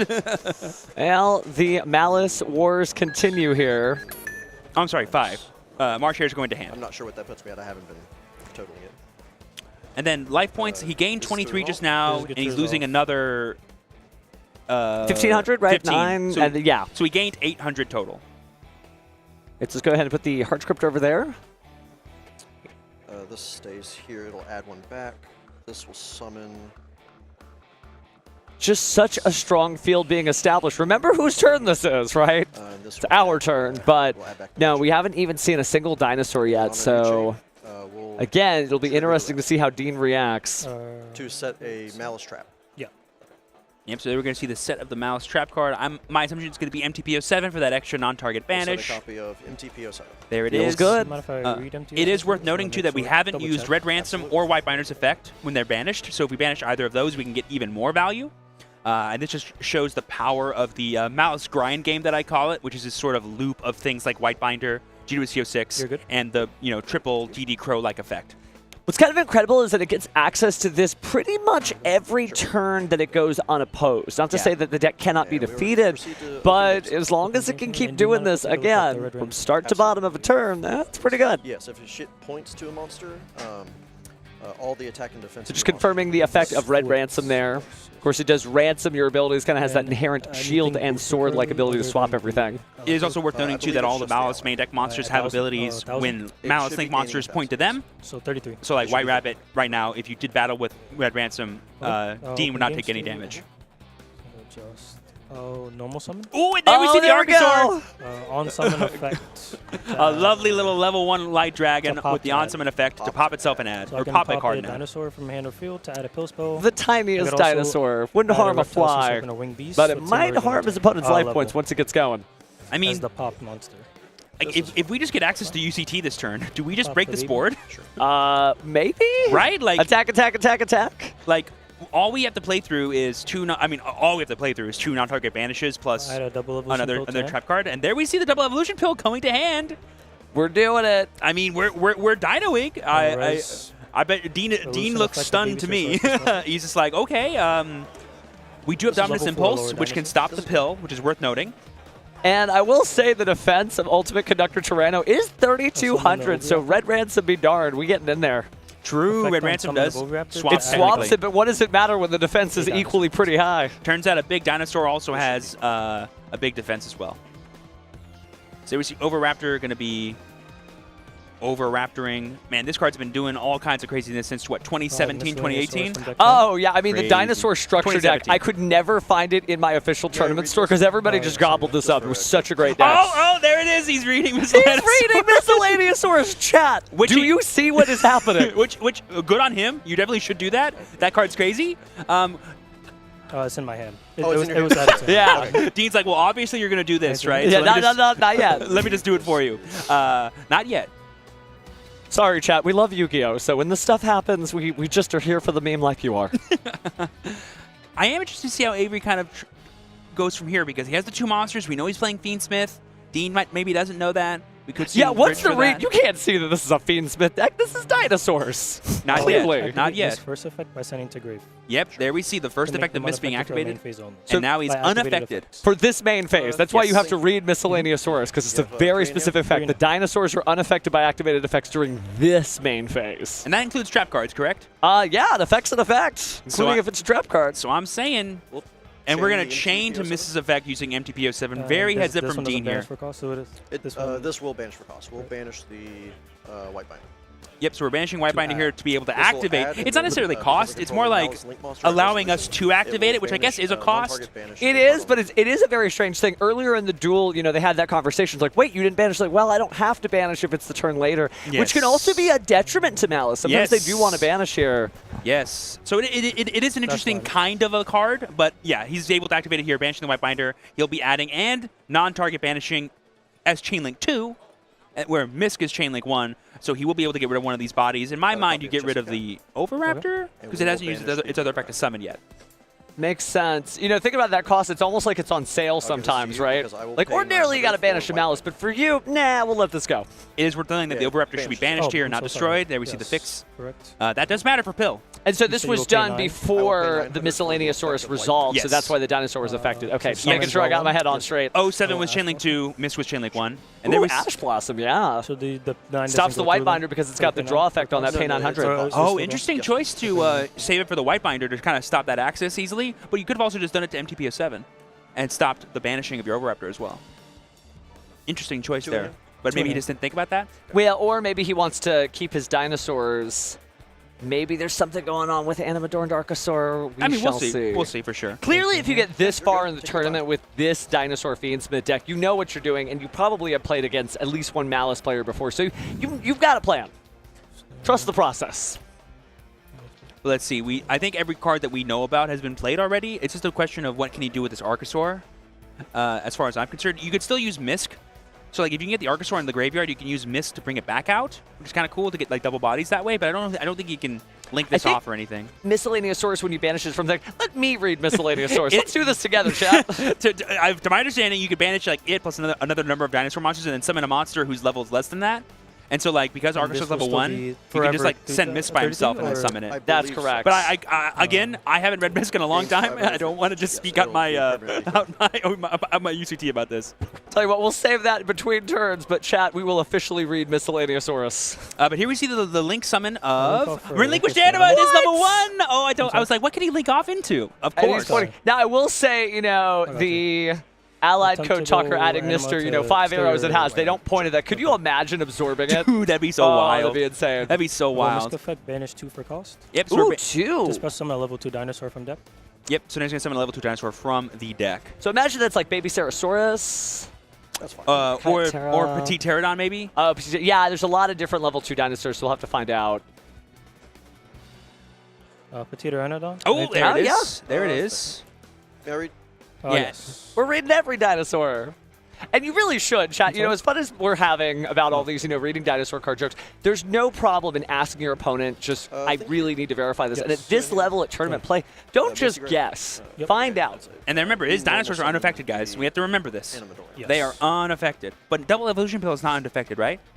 It's a spell card. Yeah, it's a spell, so I'll activate it could be negated. Right, exactly. So Dominus you'll Impulse is a target really huge card here to have for Dean, if that is the card that he has set face down. to shuffle it back in the Now, dinosaurs certainly are known for many things, and the reactions can be one of those things. So unfortunately, Avery did receive a slow play minor warning.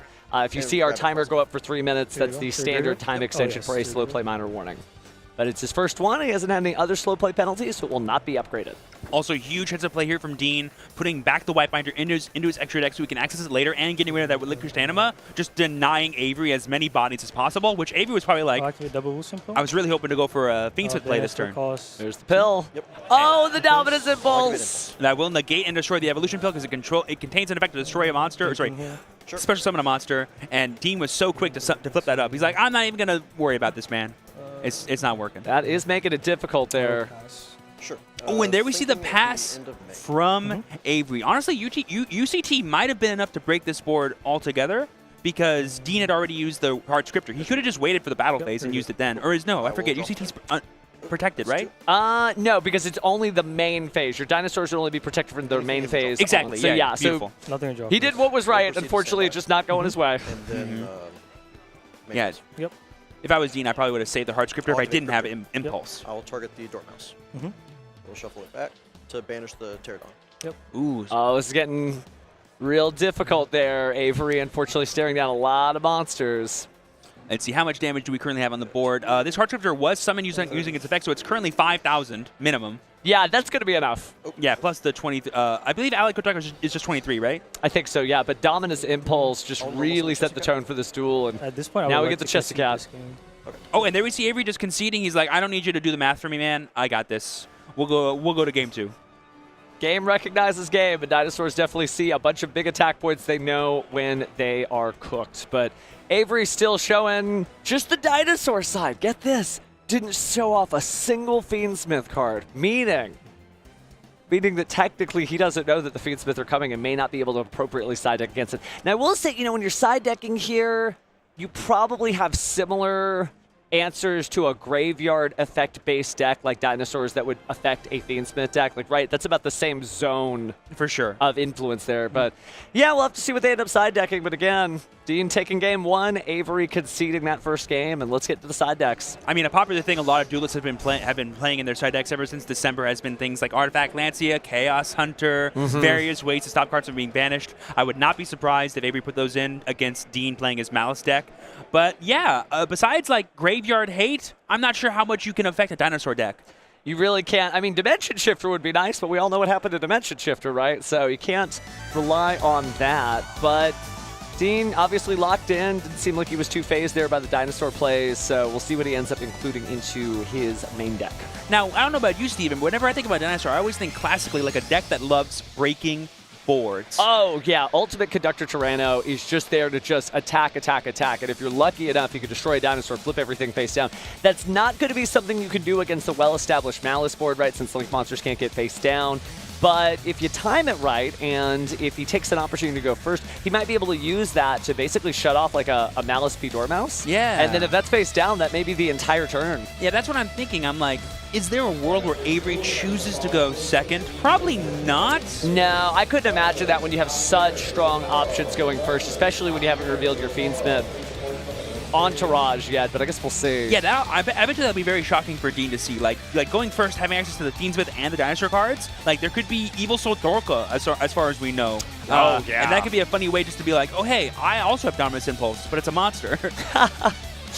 Oh, Dominus Impulse, such a strong card. Not, available for every different strategy, right? I've suffered from that too because I run too many different attributes, but really changed the tempo in Dean's favor there. Just really got him into the safe zone, right? Didn't have to run from dinosaurs when you could just stop them from showing up to begin with. Yeah, getting rid of the scariest thing, UCT, and putting it off the table is like a really nice way for Dean to be like, okay, I think my board is good enough to play through all of Avery's cards.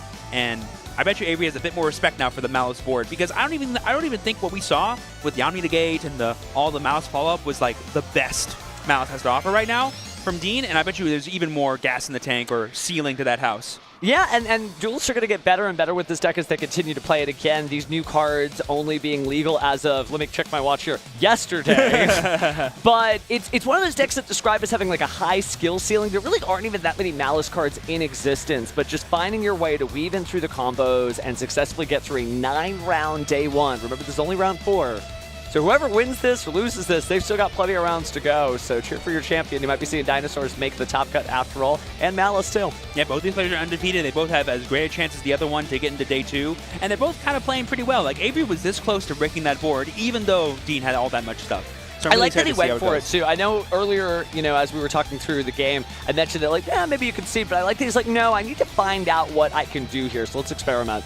It looks like both of our duelists have their opening hand of 5 cards. My assumption is Avery has chosen to go first, but he could be a wild card and be like, you know what, I'm a Maverick. You go ahead and go first, and let's just break your board with UCT and go from there. Give an opportunity to get it done. Looks like Duelists are ready, just getting their life pads. Sort of, it feels sacred to write down 8,000, 8,000. But speaking of numbers, it's game 2 here of round 4 of YCS Providence. Got Avery on the right, Dean on the left. Best of luck to both players. Looks like Avery has chosen to go first. All right, well now that the dinosaur is out of the bag, Anything if that's a saying.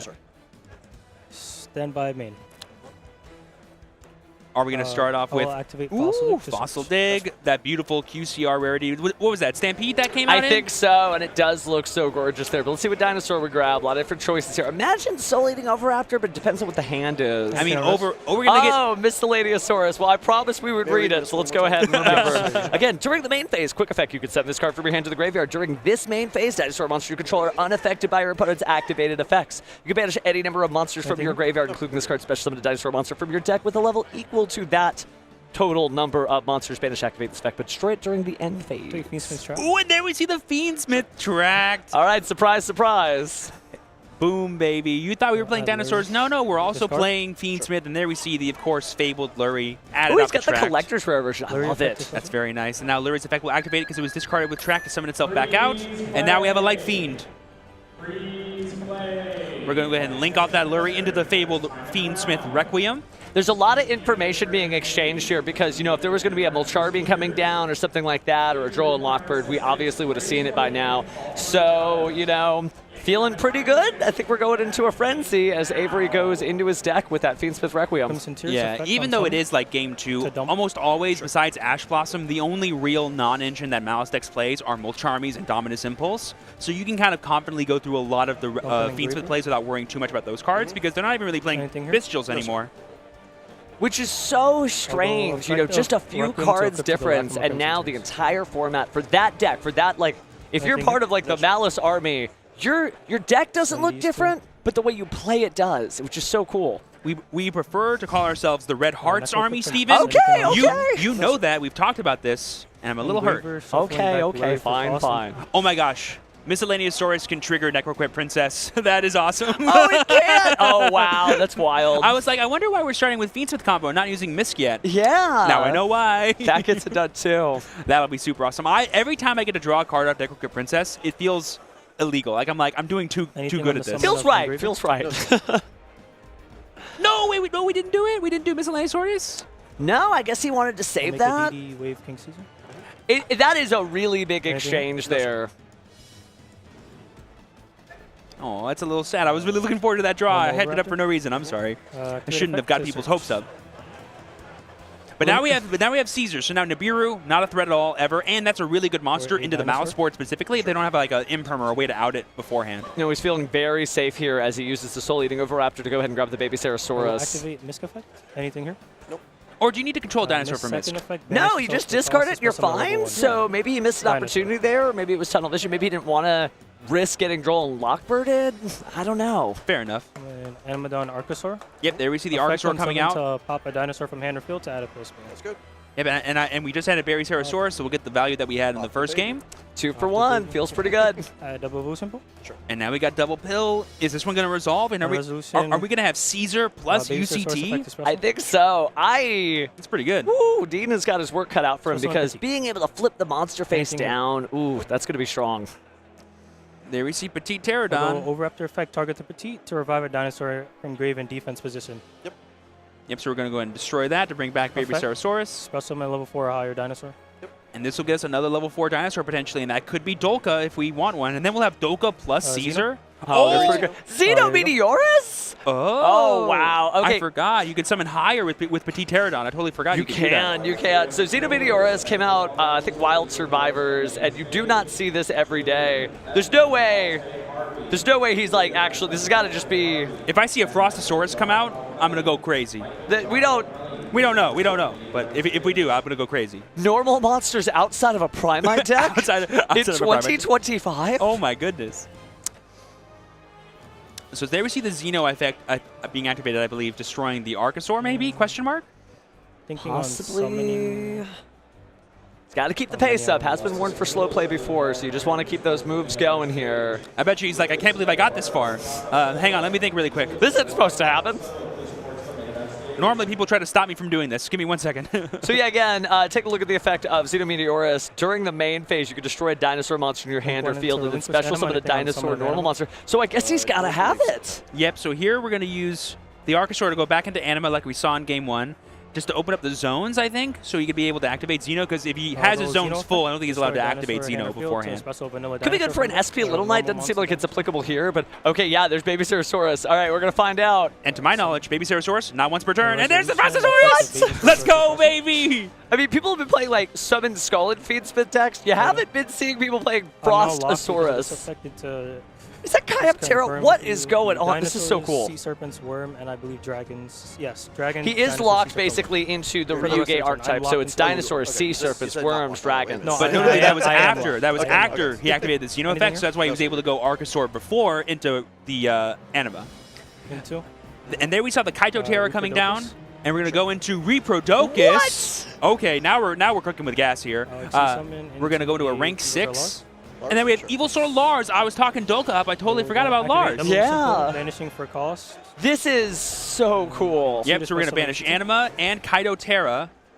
Well, just summon a level 7 or higher dinosaur. I hope the Rex Raptors and Tyranno Hassleberries of the world are watching now because... Oh, and yeah, there's the Ultimate Conductor. Oh, this is cool. Kaito to special from Banish. And even if we had Dominus Impulse, Lars could have just negated it. So he's just like fully safe here. Also with Lars, with dinosaur monsters, actually, I believe can just get rid of one. Doesn't need to get rid of both. So he has double Lars activations potentially. What? And a Dolka? And we get Dolka. This board is crazy. If you're not here at the venue, you're not hearing people cheer for this. I'll pass to you. Oh this my is goodness. Crazy. So, okay. So let me go through this really quick. We have 3 summon interactions. We have 2 Lars. effect negations. We have Reproducus, which I don't think can do anything right now. No, he doesn't do anything right now. And we have UCT for a Book of Moon. That's pretty good. Okay, I get it. I get it. And against a Malice deck, being able to stop their summons is huge. But there we see the Imperm on the Caesar. Maybe the Lars says no? Lars could, I believe, interact with this, yes. The Caesar? Yes, sir. Both Duelists just putting on a great performance, but again, it's not every day that you see the dinosaurs. That's why we're particularly excited here. We're going to go and negate that infinite impermanence. It's not going to be another one dropping down, is there? No, it doesn't look like it. There we see a Lore of Darkness. That's a pretty big card here. What printing is that? So cool looking. Wasn't it an OTS promo? Oh, that's the one it is. Oh, you're right. Wow. I know my Malice max rarity cards. Did he just draw another Droll and Lockbird off of a Lore of Darkness like he did in the first game? Imagine if he had that during... Oh, Avery's earlier? turn, Yeah, yeah. a little too little too late there. We are going to go and banish the Malice Pete Chessy Cat, pay some life points in order to special summon it, but there's a possibility here that, like, the Dulka just says no. Oh, no, we're just going to go ahead and negate it with the Caesar. Yeah, you definitely want to use up the Caesar first, I think, because it's like the most useless monster you have here. It doesn't have, like, an all range. It doesn't cover every effect. And use the effect. Yep, so that was a normal summon to back up. And there's still a bit attaching one. Yep, so we're just going to negate this. Yeah, so we're just going to negate the normal summon, I believe. And Dulka is not just once per turn. No, it is not. Crazy. I will concede this game. Oh, and there we see there's D! the concession. With the concession. Wow. Cheers from the crowd screaming. That Dino DNA was just too much. Wow, wow, wow. Somebody call Weevil Underwood because Rex Raptor is just tearing through it. Avery showing us the power of dinosaurs in the year 2025. Now, this is going into game 3. Dean does have an opportunity to go first. We know how strong this deck can be. We did get to see how strong it was for Avery to play, but let's, kind of temper how excited we are and think about it. There wasn't any Molcharmies that Dean dropped down. There wasn't any points of interaction from the hand at all, so that was just unfettered going first play. So, of course, every combo deck looks good under those right conditions, but now they're really going to have to make their side deck choices right and figure out, going head-to-head, what this final game is going to look like. And I think what Avery's thinking about is, okay, in game 1, I was this close to playing through a quote-unquote 80% Malice board. If I can put cards in my side deck that maybe force Dean to go for like a half board, like a 30% power board, I can probably just punch through like I'm a Dino deck and win the game on my second turn. So are you saying that his game plan is to pull the plug on Malice so the download is only 50% complete? Well, Malice is such a strong deck. It's kind of hard to say, yes, I'm going to fully pull the plug on that deck. But I think if the most Dean can do is like a couple non-target banishes, I think Avery can easily break that board and go for game. And that's kind of what he's thinking. He's like, how can I give myself the best position to where my Dino cards going second are enough to beat the Malice cards? So things like Lancia, if he plays it, things like, Chaos Hunter could be just enough to kind of stymie Dean to the point where he can break through with Dinos. I love that both duelists are locked in. Jokes aside, this is a really heated and intense match, and both of them are just putting pedal to the metal on the side deck trying to figure out what the right options are. But you are right. The right power card at the right time, preventing an opponent from fully establishing what their game plan is on the field, could give you just enough energy. And I feel like that's kind of the story that we're finding. I know we're still early in the tournament, so I don't want to make any broad generalizations. But I almost... Oh, there's a smile. Never mind. Dean's starting to feel a little happy. But I feel like this format is about these bigger power cards with big, big payoffs. Droll and Lockbird, Nibiru the Primal Being, Dominus Impulse, and the Molcharmies. We're not seeing as big a payoff on some of these one-for-one exchanges. The Infinite Permanence didn't really do a whole lot there, right? Yeah. Great card. Not throwing any shade on Infinite Permanence, but I do think we're going to see that the big swings of momentum are what are going to carry these duels, because they do slow your opponent down enough that since we are in kind of a combo format, people could jump in and establish something against maybe half of what their opponent was supposed to do. Yeah, the big thing I think with this format is like, you need to kind of devalue your opponent. Like make them go for plays that don't give them as much power as they could. Like, if the scariest thing your Malice opponent is doing is setting Malice in the mirror with Red Ransom in play, you're like, I could probably beat that. Yeah. But if they have GWC, White Binder, all the names in the graveyard, I don't care what their board looks like, that's going to be hard to play through for any deck. Well, hard of the cards be with both duelists. I have no idea what's going to happen. I am not a betting man, but I would not try to guess what the future of this duel looks like. We're going to have to see it in person. And it's wild, too, again, because it's prehistoric versus the future, so it's going to be fun to see what happens next. Huge shout out to both duelists right here. If you would have told me before, hey, Steven, you're going to watch a game between Malice. Okay, yeah, that makes sense. That's really cool. But they're playing against Fiendsmith Dinosaurs, and they're going to game 3. I'd have been like, excuse me? No. Hello? You're lying. Okay. You're nice, but you're lying. But no, there aren't any lies here, fam. This is all real. All right, here we see them drawing their opening hands. My assumption is Dean wants to go first because every Malice player loves doing that. Just wild. Yeah, both of them are just like, they know. Even they've got to know, okay, I have no idea what's going on, but I'm here for it. Thanks, bro. They're like, it's go time, it's duel time, it's game 3 time. It's going to be super exciting. Good, clean duel coming our way. Woo! Well, and there's if that you duel. like the first games, yeah, here we go to game 3. That's right.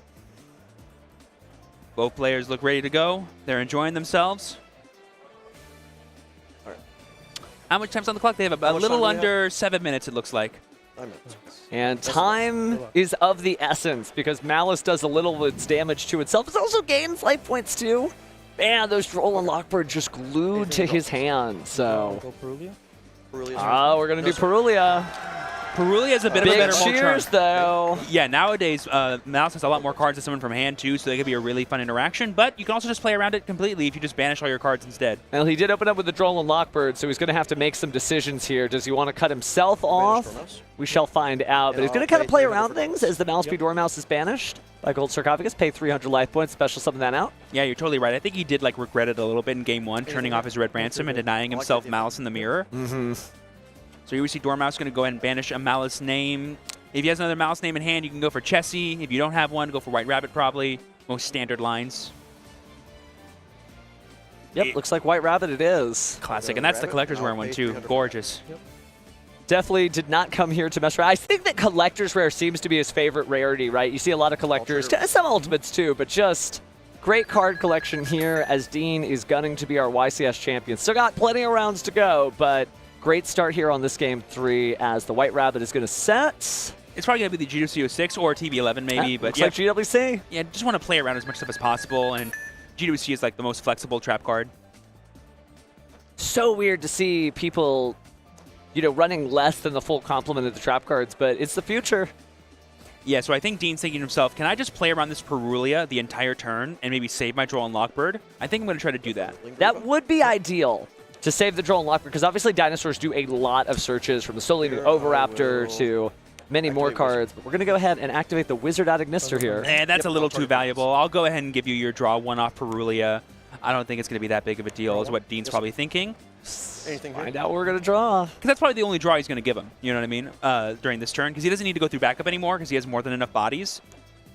It's just a matter of how protected he can be against potential trap cards or things like Nibiru and stuff. But with GWC06, I think he's pretty fine.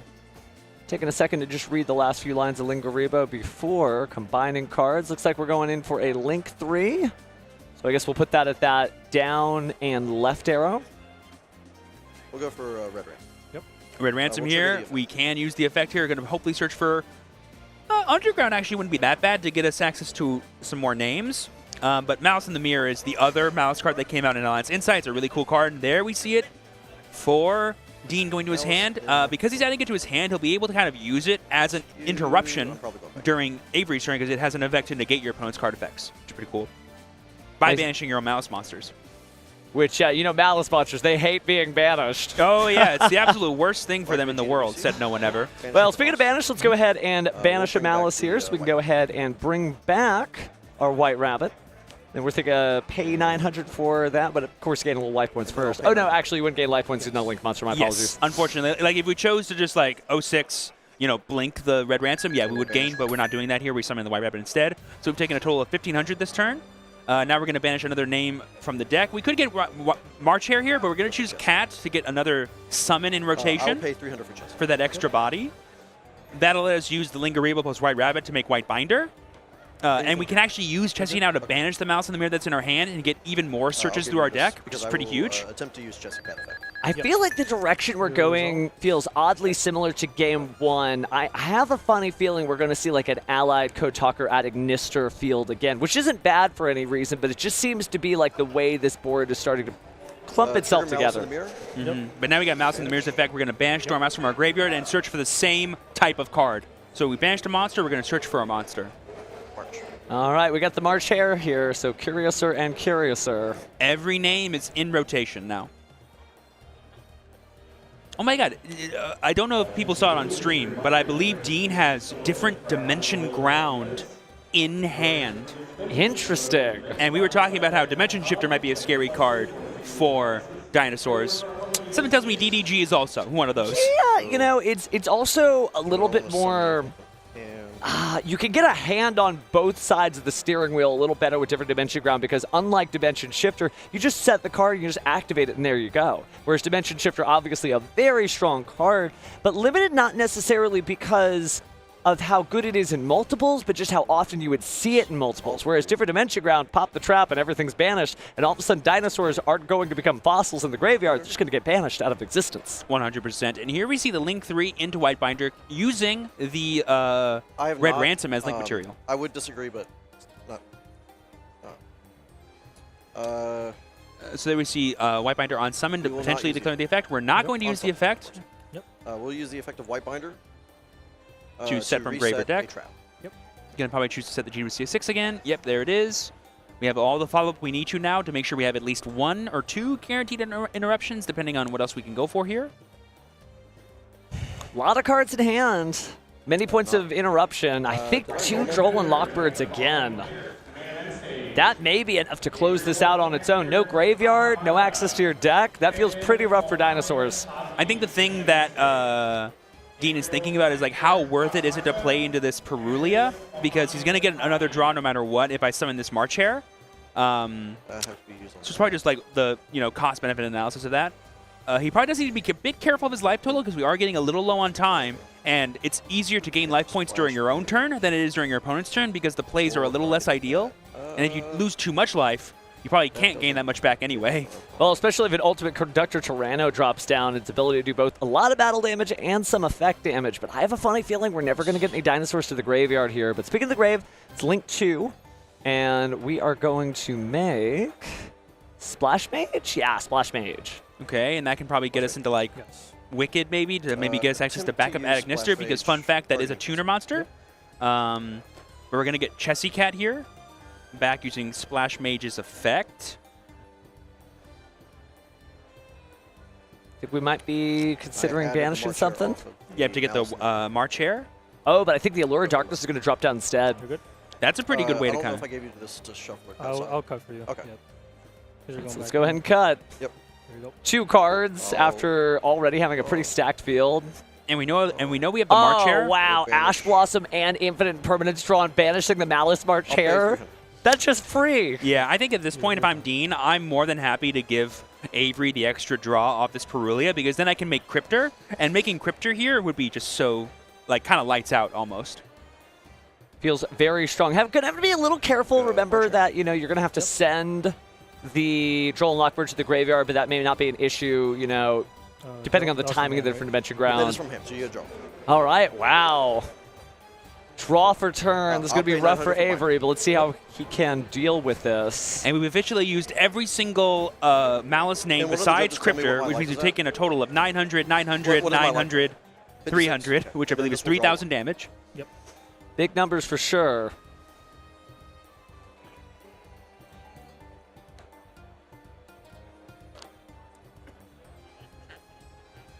I should have used all of them by now. Yeah, so they're just making sure that they themselves know how much life points he's lost this turn. And I just to verify, yeah. Yeah, I believe it's a total of 3,000 damage, which is a lot. Not the easiest for him to kind of gain back with GWCS6 either, because it does have a life point gain effect. And depending on how long Avery's turn takes, we could be going to time here, which could be dangerous for Dean. That's kind of the risk you're playing with a deck like Malice. No. Guess we were just counting up the lost life points here. Yeah, always. The judges are trying to keep track of it, I think, just to make sure that's I can do that. accurate. No, I can't, because that requires 3. I've not used... Okay. So we're going to go... Definitely an extended turn here. But I don't think giving Avery that draw was that big of a problem after all the advantage we have accumulated. 100%. We could see a really cool play here. We're just going to go for the Cryptor, but like something we could have done was like go Allied Kotalker, and because we have less zones now, we still summon both. We'll activate backup. Oh, we're still going in, so maybe give another draw there with the backup Adagnister. Okay, there we see Once backup. more. We don't know what kind of cards were side decked in.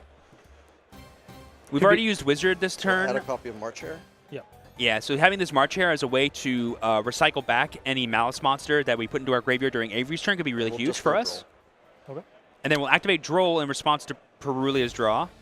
I think that's actually a discarded Droll off the effect of backup Adagnister. Oh, you're totally correct. You're totally correct.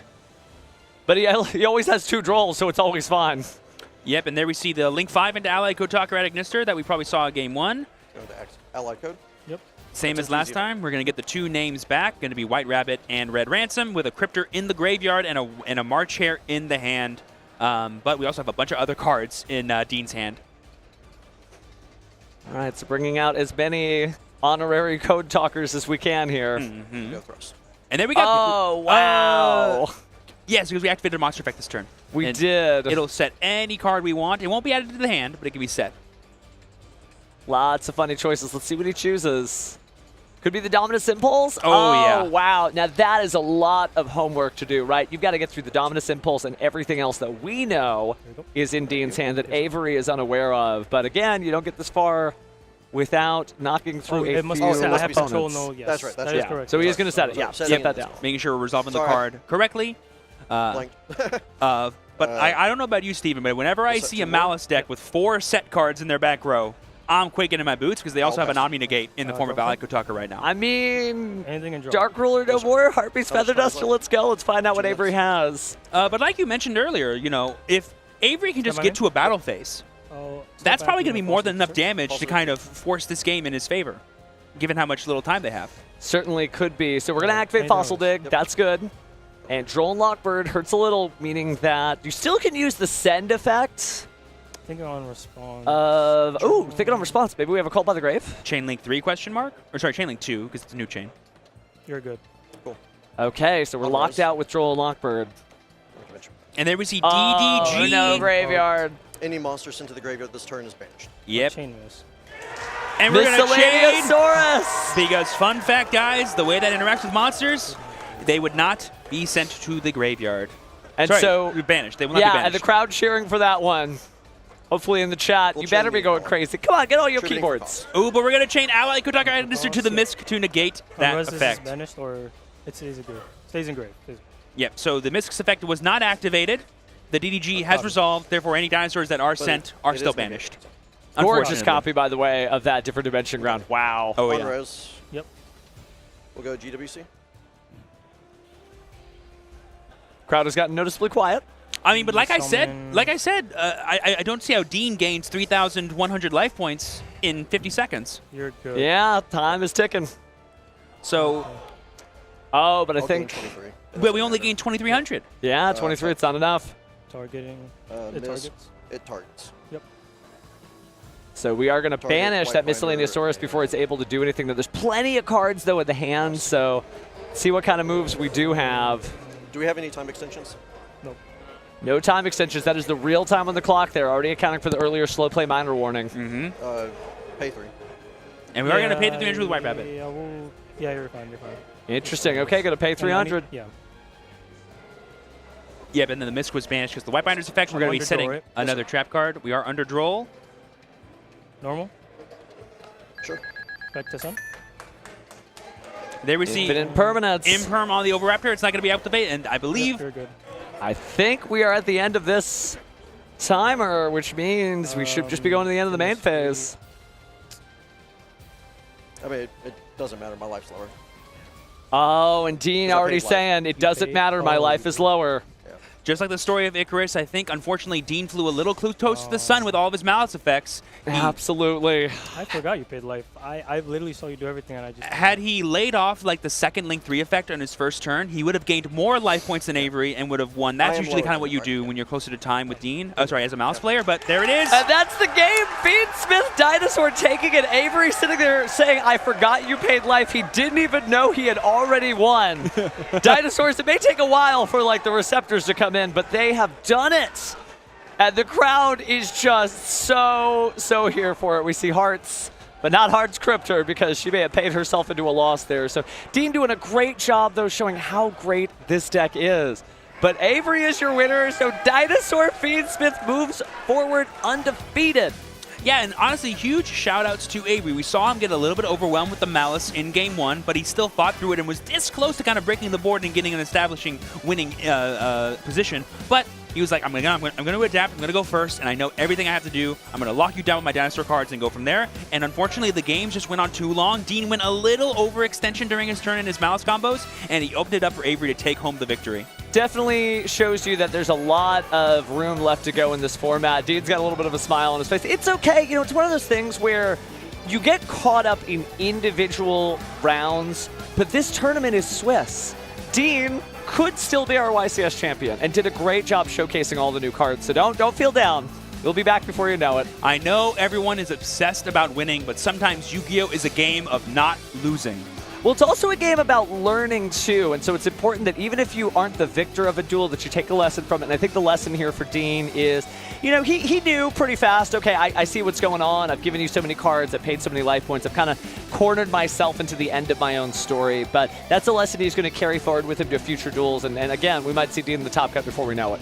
Yeah, it's one thing to feel the pressure of like, oh, I'm playing the best deck in the room. It has all these different combo lines and intricate patterns, remembering them all, playing them the correct way. And also I need to make sure I go for the lines that gain me life points and don't sacrifice me life points. That's kind of not used to doing that. Like if you're not practicing that very consciously, it can be really hard to play that way in a tournament like YCS Providence. Well, definitely, you can do a lot of theory crafting, but there's only one YCS Providence 2025, so you actually have to be in the seat, playing the cards in your hand, and that is a much different experience than just dreaming of the perfect duel here. And Avery, you know, just happened to make it, and that's the story, is that you really could play, you can play anything this format. Yeah, sometimes I often think of the feature match for Yu-Gi-Oh! Events like YCS's to be about showing up or showing off. And in this round, Avery did both. He showed off the dinosaur decks, and he was like, I'm just going to show up, play the best game I can, and see if I win. And he's like, I did. Awesome. Yeah. Good stuff. What a wild thing. We saw Frostosaurus. Oh, yeah, baby. Not Primite Frostosaurus, just, you know, Xenometeorus Frostosaurus. Just galaxy brain level stuff. 100%. But I'm really excited again to see like how this format is shaking out, and whether, you know, you're playing here, you're watching at home, you're at all those nationals, shout outs to you competing all across the globe. This is going to be really cool. This is going to be a really good time for the next foreseeable couple of weeks before the next set comes out. Oh, yeah. If you would have told me, hey, Steven, Fiendsmith Dinosaur is going to go 4-0 at Providence, I'm like, that must be a super sick tournament then. I'm glad I'm going there. Good stuff, good stuff. I just can't believe that we got to see all this stuff. And it's nice to see that like classic dinosaur combos were still working, right? Oh, you know, the Miscellaneousaurus, the Soul-Eating Oviraptor. I've been playing a little bit of dinosaurs myself lately on Dueling, so I'm just like, oh, this is still good. This is working, so that's good. Just good stuff. Sorry if we're beside ourselves. We don't get to see this every day. Oh, no. I got to see in real time in 2025 someone pick up Miscellaneousaurus and be like, let me just make sure I don't play myself here. It's one of those things where like, take the time to do your homework. It's hard. There's like 10,000, I think 14,000 plus Yu-Gi-Oh cards, so it's okay to read it. We're not throwing shade. But you do want to make sure that like the first time you're seeing a card isn't on the YCS featured match stage. But speaking of the featured match stage, you know what time it is, right? Yes, it's time to send it over to Stephen Kangas and talk to our winner, Avery, for this round. Thank you very much. I'm live here with Avery. Congratulations on the feature match win. The crowd was going wild for the dinosaurs. You pulled them out for this event. We got to start there. Why'd you want to play this deck? Dinos is my favorite deck, Chain Misk, and yeah, I just love the deck, so I just wanted to bring it to YCS, see how I do. So there's been more dinosaur support recently, but you're playing with Fiendsmith as well. No Primite stuff, but still Frostosaurus. Talk me through some of the philosophy of how you built the deck the way you did. So I did have hope for one of my boys in the crowd, I'm not gonna lie, but I played this, shout out to Johnny. I played this at YCS Orlando. I did pretty well. I didn't make day 2, but I knew the deck had potential. I just had to deck build it better. So this time around, I took a different approach with the deck building, and it's working out so far. So yeah. It's been fantastic to see you at least on the feature match stage. But you said before coming up onto stage, you're also a chess player, you're also a soccer player, you're a track player, or a competitor. I want to go to chess, because that's another thinking game, right? Do you find overlap between chess and Yu-Gi-Oh! And that you're able to get better at both because you play the other? So I'm going to quote my friend Billy, a.k.a. John. He says that chess is basically kind of similar to Yu-Gi-Oh! Because you really have to think steps ahead. It feels like, especially with the pace of the game now, you really have to be thinking, okay, what do they have in hand? What are they adding? What route can they go if I stop this? If I shut off this, they can't have this. And you're really trying to think ahead of your opponent. In chess, you have to do the same thing. Otherwise, you're going to be behind and you might find yourself in a worse position. So it's very overlapping for that reason. A very dangerous game, so. Gets the brain wired a certain way. Well, any final shout-outs you want to give? You already gave a couple, but anybody else that might be watching? So my boy Toga right there. Shout out to Kelly. Shout out to my boy Roman. Bacon, egg, and cheese looking self. And then shout out to Xavier right there. Just all my peoples, Marcus, Justin, everybody at home. And T-Neck, shout out to them. Shout out the crowd, everybody, man. They're making noise for you. Congratulations on the win. We're going to throw it back to the casters.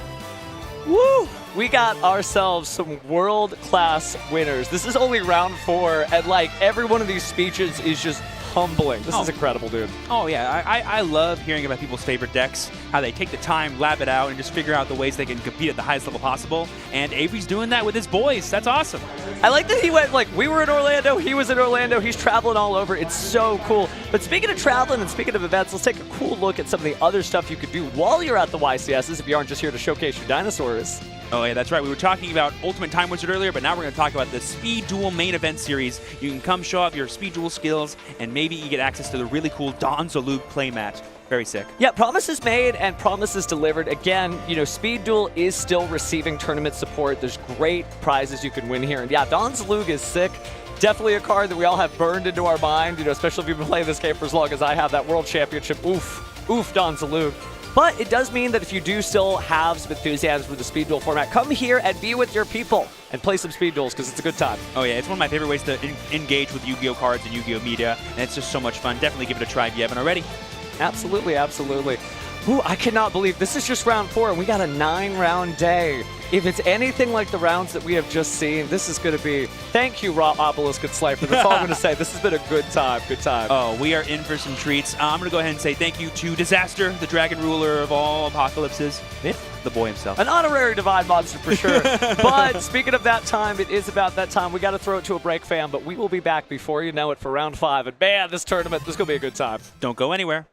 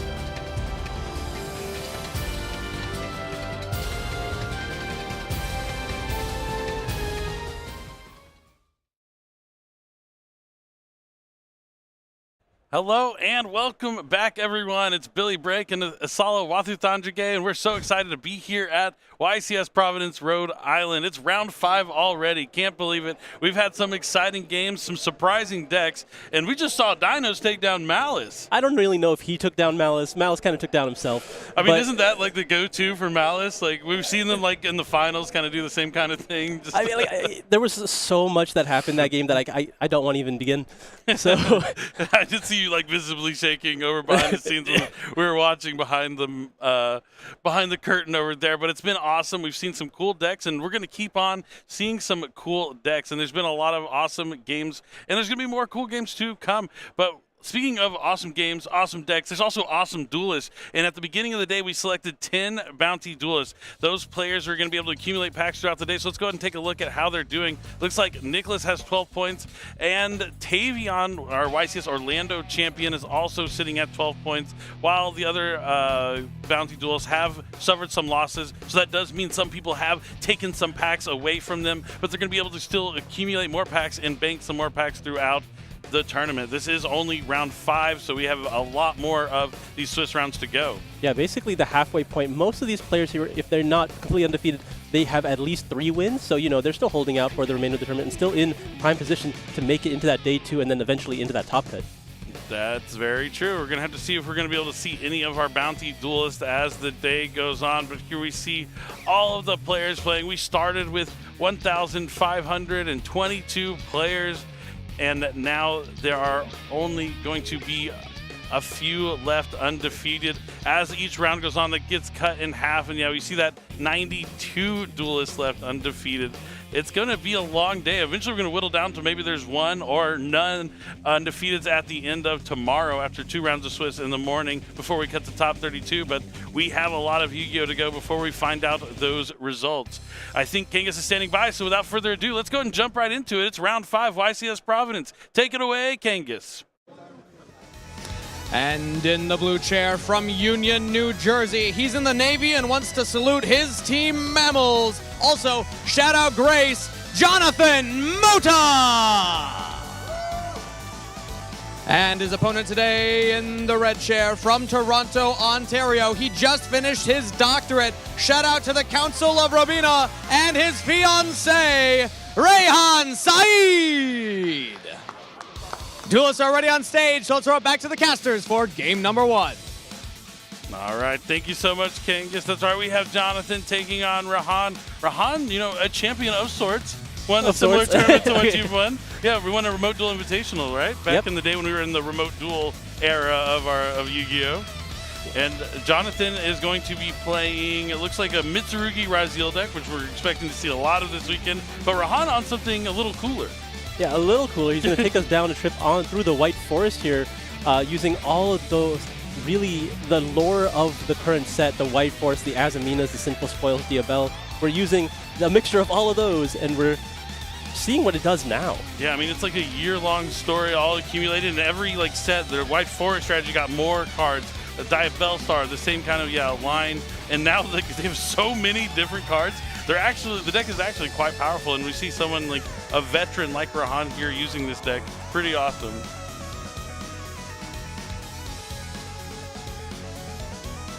He has been asking for this feature match, I think, since last night. So it's cool that he's finally up here on the main stage. I think he really wanted to show off the strategy. So when he came to me and told me that he wanted to do this feature match specifically, he said he wasn't going to make it to the later round, so he wanted to have it done early. But he is here undefeated 4-0 in this tournament. So maybe even performing a little better than he expected of himself. I mean, he is using a deck that's kind of an outlier, but maybe one the players aren't expecting, maybe not as prepared for. And it does contain an assortment of new cards from Alliance Insight. The main ones being like Diabell Star the Vengeance and Diabell's White Witch, the 2 level 8 versions of cards that we've already seen in the past. Now how they're in their final forms, if you will, in this deck. Can't forget the Witch of the White Forest, a new field spell, which, I mean, field spells for this deck, I think, have really fit the theme as well as it can, because some extra value. Right, you get the search, but then you also get a card face up on the field to give up for their additional effects. The only thing is it locks you in a dark, or locks you out of darks, which is very tricky when you're trying to play Azamina cards, so you don't want to lead with it. Yeah, it's definitely going to be interesting to see how it comes into play. Players asking how many cards. They're both playing, one playing 45, the other 46, so a little more than 40 for both of these players. It's not going to give away too much about information about their they're decks. both playing this high of account, what do you think they think when the other person also has like a similar account? I don't know what I would think, but they're going to have to figure it out fast what they think their opponent's playing, because it is going to be game number 1 here of round 5 of YCS Providence. 7. Now you're familiar with Rahan, right? That's Yeah. all you all dueled with each other in the past, kind of play tested together back in that remote duel era. Absolutely. He was definitely an up-and-comer back then, and eventually, like, even throughout the remote series, we saw him get to the Invitational, get second place at a remote YCS, and then eventually topping a WCQ. Definitely, yes. So strong career there. And we're going to see how that's going to play for him. It looks like Rahan's going first. Stem my face. Yeah. Main face. Yeah. It's like Rakan's going to take the lead here, and I think he was opting for a field spell, but look, we're going to start with Wanted. Haven't seen that card in a while. Yeah, really much since original Sinful Swell has been forbidden. Hasn't been a lot of Diabellstar action, but now with all the White Forest cards they have access to, Wanted is going to be met by an Ash Blossom and Joyous Spring, but now which of the White Forest is going to be activated next? I mean, Wanted would have given Rayhana access to the Azamina card, but now that we're losing access to it, we feel free to activate the Witch. This will let us add any White Forest card, I believe. Yeah, to make sure it's any White Forest monster. card. Yes, any White Forest monster. You're locked out of darks from the extra deck. Correct. Okay, that's fine. Interesting restriction that it would have within its own archetype when like a core of them are dark. But I guess like in the timeline, this is before they got corrupted. Is that how it works? I don't know. Who knows? There's so many stories. I like to like try and guess based on the art, but. Go a Stellar effect time. Next, he's going to summon a Stellar, going to send the White Forest. And there's going to be a Fuala. Special summon from the deck. We have Milcharmy Fuala is coming down. A couple of Milcharmies here for Jonathan. There's going to be Sylvie. You got a drop. I'll go Sylvie effect to add. Sylvie's going to attempt to add now. Get any White Forest spell or trap. Yeah, you're good. You have 5 in hand. I have 4 in hand. 4 in hand, right. You have 4 in hand after using the Ash Blossom. The Fuala's already replaced itself. This is a tough position for Rayon here. Like, you can't really go anywhere without giving your opponent several more cards, right? Yeah, the Milcharmies are pretty strong against the White Forest strategy. We're going to see how he's going to be able to give him the least amount of cards, but still have some sort of interruptions available to him. It looks like he added Sinful Spells to the White Forest, which is a quick play spell that lets him, I believe, just fuse on your opponent's turn if he wants to. Okay. Or summon a guy from hand. Yeah, so maybe he's just going to set up here, maybe have something like Guardian Chimera as a potential disruption. I'm not sure if he plays it in this deck, but I would assume so because I have seen the strategy use that card to summon Guardian Chimera on the opponent's turn. But next up is Foolish Burial Goods. Plenty of cards you're going to want in your graveyard in this. I think he might be sending a new card here. Let's see if he goes for it. With 45 cards, a lot to sift through.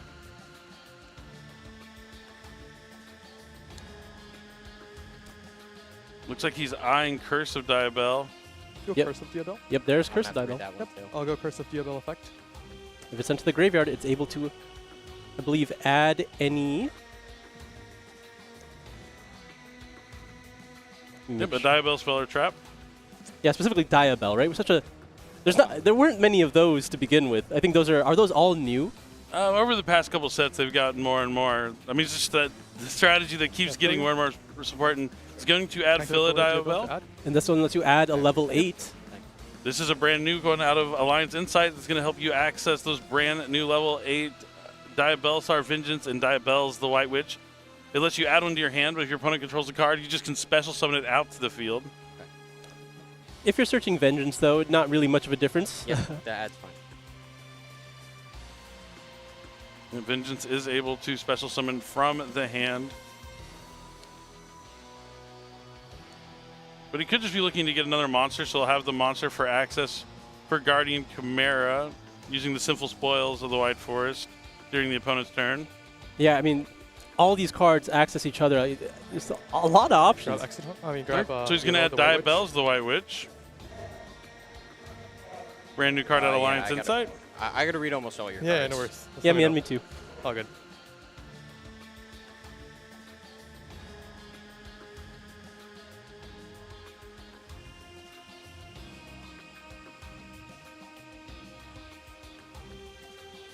Just checking up on the effect of White Witch here. This is the benefit of playing a strategy like this, right? There are a bunch of new cards in every deck currently that people are playing, but this is the one that no one's really tried to prepare for.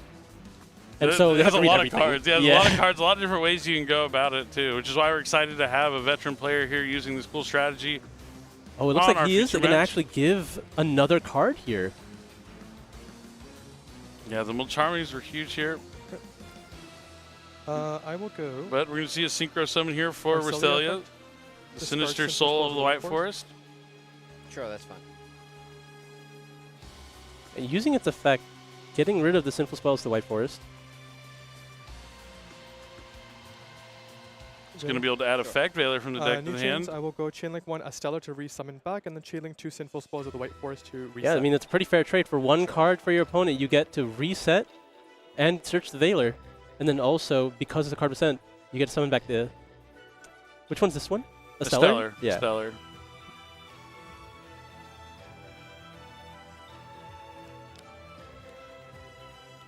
All right, I'm going to continue to Synchro Summon. He's really committing to this. I mean, he had some time to think about it. He just, if the board is enough, we're going to Synchro Summon Diabell. On summon Queen of the White Forest. Trap, and I will target. Thinking. Okay, wasn't sure what he was going to grab back, but let's him add back one of those spells from the grave. I see a lot of monsters in Jonathan's hand. I would say his hand is full of monsters. I mean, just taking a look at it, those are pretty good ones. Add back Sinful Spells of the White Forest. Sinful Spells of the White Forest? I mean, that's wanted. Oh, sorry. Sinful Spells of the White Forest is already in the graveyard. Sinful Spells is the one that's... Yeah. That's fine. That's fine? I mean, Wanted already have been used this turn, not going to really be able to do anything. Activate Diabell, the White Witch in hand. Sending. Sure. Okay, we're going to be getting rid of the Sinful Spells of Slumber. Yeah, Morian's cool. It lets you target a special summon monster on the field and flip it face down. It's kind of like a Book of Moon-like effect. And in the graveyard, as long as you control one of those high-level Fiend or Illusion, you just get to reset it? Yeah, it's a really solid card. I mean, that's one of the most common themes in all of the White Forest cards is that the spells and traps are able to reset themselves very frequently. And sending the Diabell Star Vengeance to the graveyard, brand new out of Alliance Insight, it can summon itself from the graveyard. And then it has a kind of unique effect to pay half your life points just to get rid of a card on the field. Yeah, but then if you control another Diabell monster, you can special summon a Synchro Tuner from your deck. Ooh, lots of cool effects here on these brand new cards. I'll go ahead, banishing 1, banish 2. All right, so he's going to go ahead and banish the cards to summon the Diabell Star Vengeance from the graveyard to the field. You know, for a deck that is not necessarily as popular, you read Diabell Star Vengeance and like every single line just gets better. All my Diabell monsters on the field currently gain 500 attack, so these will all be at 300. 3K. Okay. Yes. Yeah, that's fine. I will. Well, somewhat of an unassuming field so far, and to have given your opponent, I believe, 3 draws here. This is good. Yeah, it's kind of tough. But he's going to have the interruption with the Vengeance. He's going to have the interruption with the Sinful Spoils of the White Forest, which can turn into Guardian Chimera. How many cards in hand? I have. So he has a few ways to play the Deception, but 7 cards in hand. They're all monsters. But the Fualos is going to be able to be useful because he's going to... Oh, and that's a good draw off the top. The Infinite Impermanence is going to help him shut down that Diabell Star of Vengeance right away. I appreciate him putting his hand just basically directly on the table. Quick play spell set that special summons. What's the other trap that you said? The Morian. You know that's the Book of Moon. Okay. Yeah, so he does know. He basically knows all 3. It's Wanted, Morian, which is the Book of Moon, and Offerings, or sorry, the Sinful Spells of the White Forest, which is Quick Play Fusion. Or summon one from hand, which I don't think is super relevant in this scenario. It might be. More than likely, I've been it's going to be a surprised Guardian before. Chimera. Yeah. Just when you think you know what's going on, sometimes they throw you for a loop. But we'll see if Jonathan starts off by activating either the Infinite Permanence, the Mulcharmy Fualos. I mean, he might as well use the Fualos. Yeah, he knows the Sinful Spoil set. You did hear he said he was going to have to read all the cards, so that's kind of indicating Jonathan maybe not as familiar with you never know which layer of the White Forest cards you're not familiar with. Is it the ones that just came out, or is it the ones that came out the set before? It's usually just all of them, yeah. They have so many cards, and they're all really strong, and most of them have a couple of effects that you need to keep track of. Oh, it looks like we're going to be leading with that infinite impermanence here. Not sure what he's... I think... Yeah, you're going to infinite permanence the Vengeance. Yeah. A little awkward here if his goal was to chain the Fuelos. Oh no, going after the Diabell. Sure. Am I able to put a dice on this to mark that it's negated? Okay. Yeah, it's fine. Imperm is fine. I definitely think we're going to be activating the Fuelos anyway before we commit anything else. Maybe not. Okay, we're just going to be summoning Ice. And using Ice effect? Yes, sir. All right, decides to hold it in hand. Maybe he wants to use it as a discard outlet, but Ice is going to be met by Effect Veiler that we knew Rahan had. So there's still 4 interruptions that are known. Sword coming from the hand here.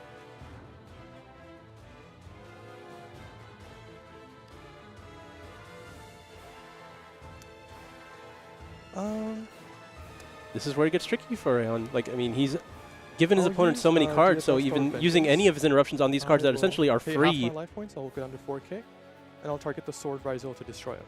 Yep, we're going to be able to destroy the sword. Diabell Star monster or Diabell monster, I got to summon a Synchro Tuner from my extra deck.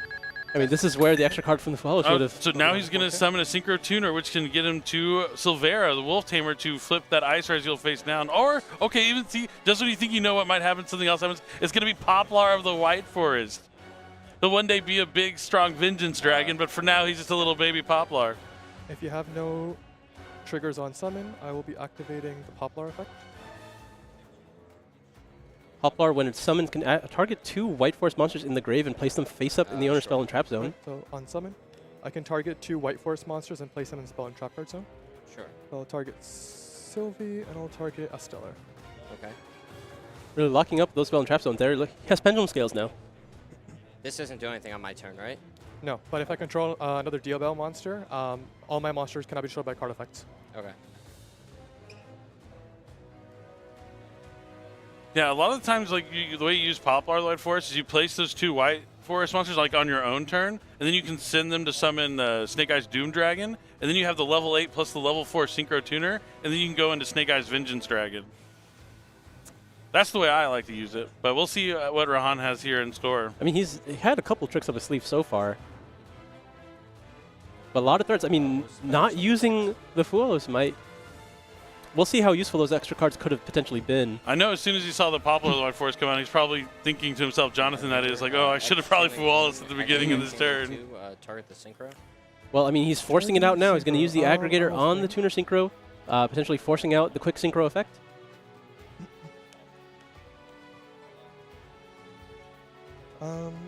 I will go Chainlink 3. Use Diabell, Queen of White Forest. Diabell's going to send the Sylvie as cost. Response. To summon from the extra deck.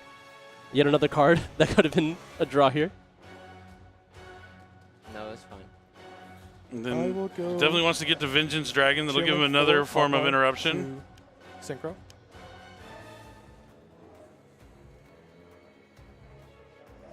Sure. And then I will go Chainlink 4? Or Chainlink 3? So this was 1, 2, 3, 4, 3, 4. So this will be Chainlink 5. Chainlink 5, Morian to Book of Mundus. Okay. Interesting. So to set his own Diabell here. What is the reason to do that? So its effect resolves? Oh, because it was negated previously by the Infinite Impermanence, yes. And here comes the Snake Eyes Vengeance Dragon out of Alliance Insight. There's like a quick effect of what Snake Eyes Flamebird's Dragon can do by placing a monster on the field. But we're going to see the Silvera come down. Yep. Vengeance Dragon come down. X is going to resolve to add. Lots of stuff happening here for Ron. New Chainlink, Silvera effect to Book of Moon your monsters, or flip and face down. I mean, you can kind of hear in Jonathan's voice, he's not happy with how this turn has played out so far, but he still has a lot going for him. The node can special summon now that Aggregator is in the graveyard. From, I mean, I think the thing that's on Jonathan's mind that he's going to have to not think about is that Fualo sitting in his hand, because he's now summoned 3 times from the extra deck during his turn. But that's the advantage of playing strategies that are unexpected, is you're going to run into people who don't know what's coming. Okay, Node's going to be coming up next. Sure, he's just trying to get a rank 4 on the field. Is he going to go and use the Vengeance Dragon? I'll use Snake Eyes Vengeance to place on the spell and trap card zone. So just like Flame Birds, he's going to push the Node into the spell and trap zone. And despite getting a decent amount of draws off the Mulcharmy Fualos, Jonathan's going to concede here. I mean, he had a lot of monsters, but none of those like power spells to really play through the mass amount of interruptions that Rahan put up. Yeah, I mean, I think that's where the additional draws, I mean, just having the matchup knowledge would have been really useful here. He had no idea what the interruptions would be from Rahan, and that cost him. But I mean, he at least had this game to learn, right? Yeah, he'll definitely use Fualos on his own turn next time. I don't want to focus on that, but like, just even the interruptions that Rahan produced from his board, he knows what he's looking at now. Yeah, he knows that, like, even though the card just say, the big thing I think is the Diabell Star Vengeance. You mentioned like the effect where you get that bonus to summon that Synchro Tuner from your extra deck. That's going to lead into a lot more stuff as you get the Poplar of the White Forest, which is going to get you the cards you need to be on the spell and trap zone that you can send to the graveyard for your other effects, and then it leads to the Snake Eyes Vengeance Dragon, which you haven't prepared for that. That card's incredible. I mean, yeah, being able to use a Flameburst Dragon effect on your opponent's turn is pretty nice. Yeah, between that, the Silvera, like, and just the amount of layers of interruption here. It's a very well-rounded deck now. They've already just... There's a lot of branches. Yeah. A lot of branches in the forest. Lots of trees to get through. Once you get lost in the forest, it's tough to get out. I mean, I got lost as soon as I read the first one, so... But it's really cool to see like a deck like this in action. I mean, every time we get a White Forest as a Mina strategy like on the feature match stage, it always impresses me what they can do and where they go, and it's always different a lot of the times. There's a lot of different ways to navigate it. All the cards kind of access each other, but that seemed like it was piloted really well there by Rahan. I mean, yeah, he knew where he was trying to go. He still had a couple interruptions left over, right? He still had the Sinful Spells of the White Forest if he wanted to Fusion Summon. Like you said, going for something like along the lines of Guardian Chimera. Oh yeah, he didn't even have to use that. Yeah, there were a couple more pushes required for Jonathan to even attempt to go into the board. So even if he did draw some more cards, he would have to draw power spells, right? Like more monsters, more extenders, I don't think are the way. I mean, I think in this situation, if you did happen to find a way into the Mitsurugi part of his deck, that would have done everything. I think like being able to summon Amina Murakumo would be the card you need in a situation like this. Yeah, he needed a Mitsurugi Prayers, a Mitsurugi Ritual, just any of the spell cards, really. But now we're side decking. I wonder if there's any overlap cards, like because when you're going in this tournament, you might have White Forest on your mind a little bit because they did just receive new cards in Alliance Insight. But I don't know if you have any specific cards for that in your side deck. But maybe, I mean, cards like Mulcharmy Fualos line up pretty well. Yeah, I think just how popular the Mulcharmies are, they are just wide enough that they can cover decks like this really well. And I mean, I was gonna say Rahan technically didn't see the Mitsurugi part of Jonathan's deck, but if you have a 46 card deck, I think it's pretty safe to assume it's not pure. Yeah, you'd assume that there's another strategy involved, even though he didn't actually see any of those other cards in that game. But like just based on deck count alone, we saw that both players did question the deck counts there. So they have that information readily available. Rahan's been around the block enough to know that that's probably a Mitsurugi deck, especially with how popular it is for this tournament. Definitely. I think that is a read he could have, but we'll have to see if that is going to play into his side decking as the Duelists are shuffled up and ready to go. It's time to jump right into it. It's going to be Game 2, Round 5, YCS Providence, Rhode Island. Rahan trying to pick up one more game here to be undefeated with his White Forest strategy. All right, we're going to have to see what this deck can do going second. I already see... I see a great hand for... Standby phase, main phase. It's got 3 going second cards, and we definitely have Mitsurugi cards coming down this time for Jonathan now that he's going first. He's got some of the new ones in his hand. We have the new one, potentially, name of the game. Okay, we're going to start with... Oh, that's a powerful. I didn't even see that one in there. Ice Ryziel. Going to be met with the Mulcharmy Fualos of Rahan's own. Strong card to chain here to Ice Ryziel, as it already has the special summon from deck. So Rahan's going to get a card for his troubles. that's actually like really, really rough in this position. For Jonathan? Yeah, because if you are going to follow up with the Habakiri, that one, it's unassuming, but it does summon from deck first and then tribute it. Yeah, so it is another draw that you would have to give. One of the downsides to the Habakiri, but it looks like he is going to still go and activate it. I mean, you can't not activate it. Maybe he has to take the same approach that Rayhan did. You just have to play some cards of your deck and just allow your opponent to draw for a profit. Yep, Ameno, Habakiri, no Mitsurugi. Ameno.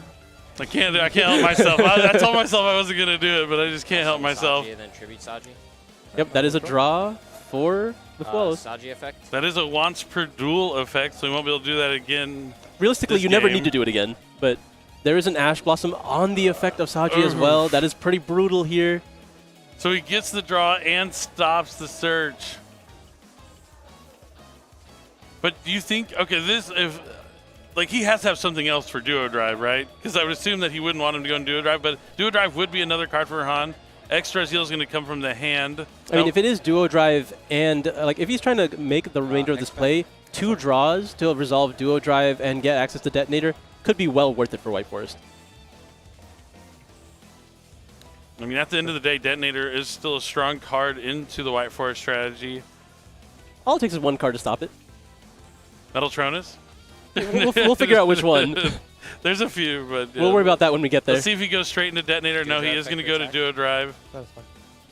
Duo Drive is going to demand an answer. He's going to use the effect to attach a Raziel monster from the graveyard underneath as a material. Now he's going to try and use the effect that attach to add, but effect failure is going to shut it down. And still 5 cards remaining in hand after. Summon Node. That's fine. Already has the Node Raziel. Node and X are going to be used as material for the Detonator, giving 1 more draw. And we're going to be attaching, I guess this is the Saji here, yeah? Yep. Duo Drive has to attach Raziel monsters. Detonator can attach any monster. Habakiri, correct? Correct. That's the only card. That's good.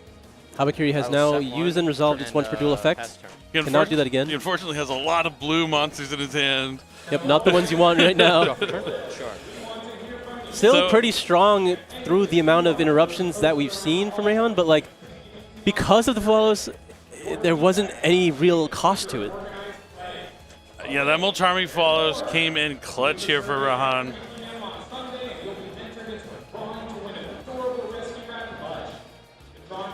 We'll see if he has an actual answer to this Detonator, though, because as you mentioned earlier, the White Force cards themselves are pretty weak into a singular Detonator. Looks like we're going to start with Lightning Storm, I guess going for spells and traps, because on the Detonator doesn't really mean much. Getting rid of the Infinite Impermanence here. You can at least get a material out, and if they had like another card to destroy, it'd be worth it. But yeah, Infinite Impermanence is what he wants to look for. All right, Foolish Burial Goods. Let's see if this is going to send that Cursive Diabell to start everything. Dino World Blessing one time. Get access to Pictops. I think what I'm sending. Yep, you're good. Rainbow Bridge. Rainbow Bridge. What an era. Hey, Rainbow Bridge and White Forest, you get access to the Still Witch of the pretty White bad Forest. into Detonator. True. Field spells notoriously not strong in the Raziel Detonator, yeah. I mean, Rayhan has all the cards, but can he deal with that Detonator? And it's not even just about dealing with the Detonator, it's about dealing with the Detonator and either winning the game that turn or making sure the Duo Drive is also gone. That's a great way to start the next turn. Cursed Diabell is going to let him add one of those. Villa Diabell. And this is going to get him the monster he needs. Oh, next he's going to use Wanted. All right, Wanted can be a little costly, but we're able to push ourselves through. The only issue is, like, I mean, going for the Azamina line here, I think, is not something you want to do. That is exceptionally bad into Detonator. Send Drone Lockbird. Special Diabell Star. Drone Lockbird for the Diabell Star. That's fine. No effect on Detonator yet. I think it makes sense. Not really any threat here. Sinful Spoils of Subversion. Unless. Yeah, Sinful Spoils Subversion. The first Sinful Spoils card released is now going to be used to clean up that Detonator to try and send it into I mean, the spell he trap didn't respect zone. it. He did not respect it. Like, I don't think it would have made a difference. And just like that, the one form of interaction that Jonathan had is now isolated in the spell and trap zone thanks to Subversion. Which is, I mean, LZ. that is also something that is going to be a large factor in this game if it gets past this turn, because Detonator can't be accessed in the spell and trap zone. Yep, so he's going to special summon the LZ by sending the Phila Diabell to the graveyard. That's going to add Sylvie. Sylvie's going to add Tales of the White Forest. Now he's going to Synchro Summon for a level 6. This is going straight into Arcelia? Looks like going it. to Arcelia. Arcelia effect on summon to pitch Yeah, Tails. that's fine. He's going to be able to discard that Tails to add.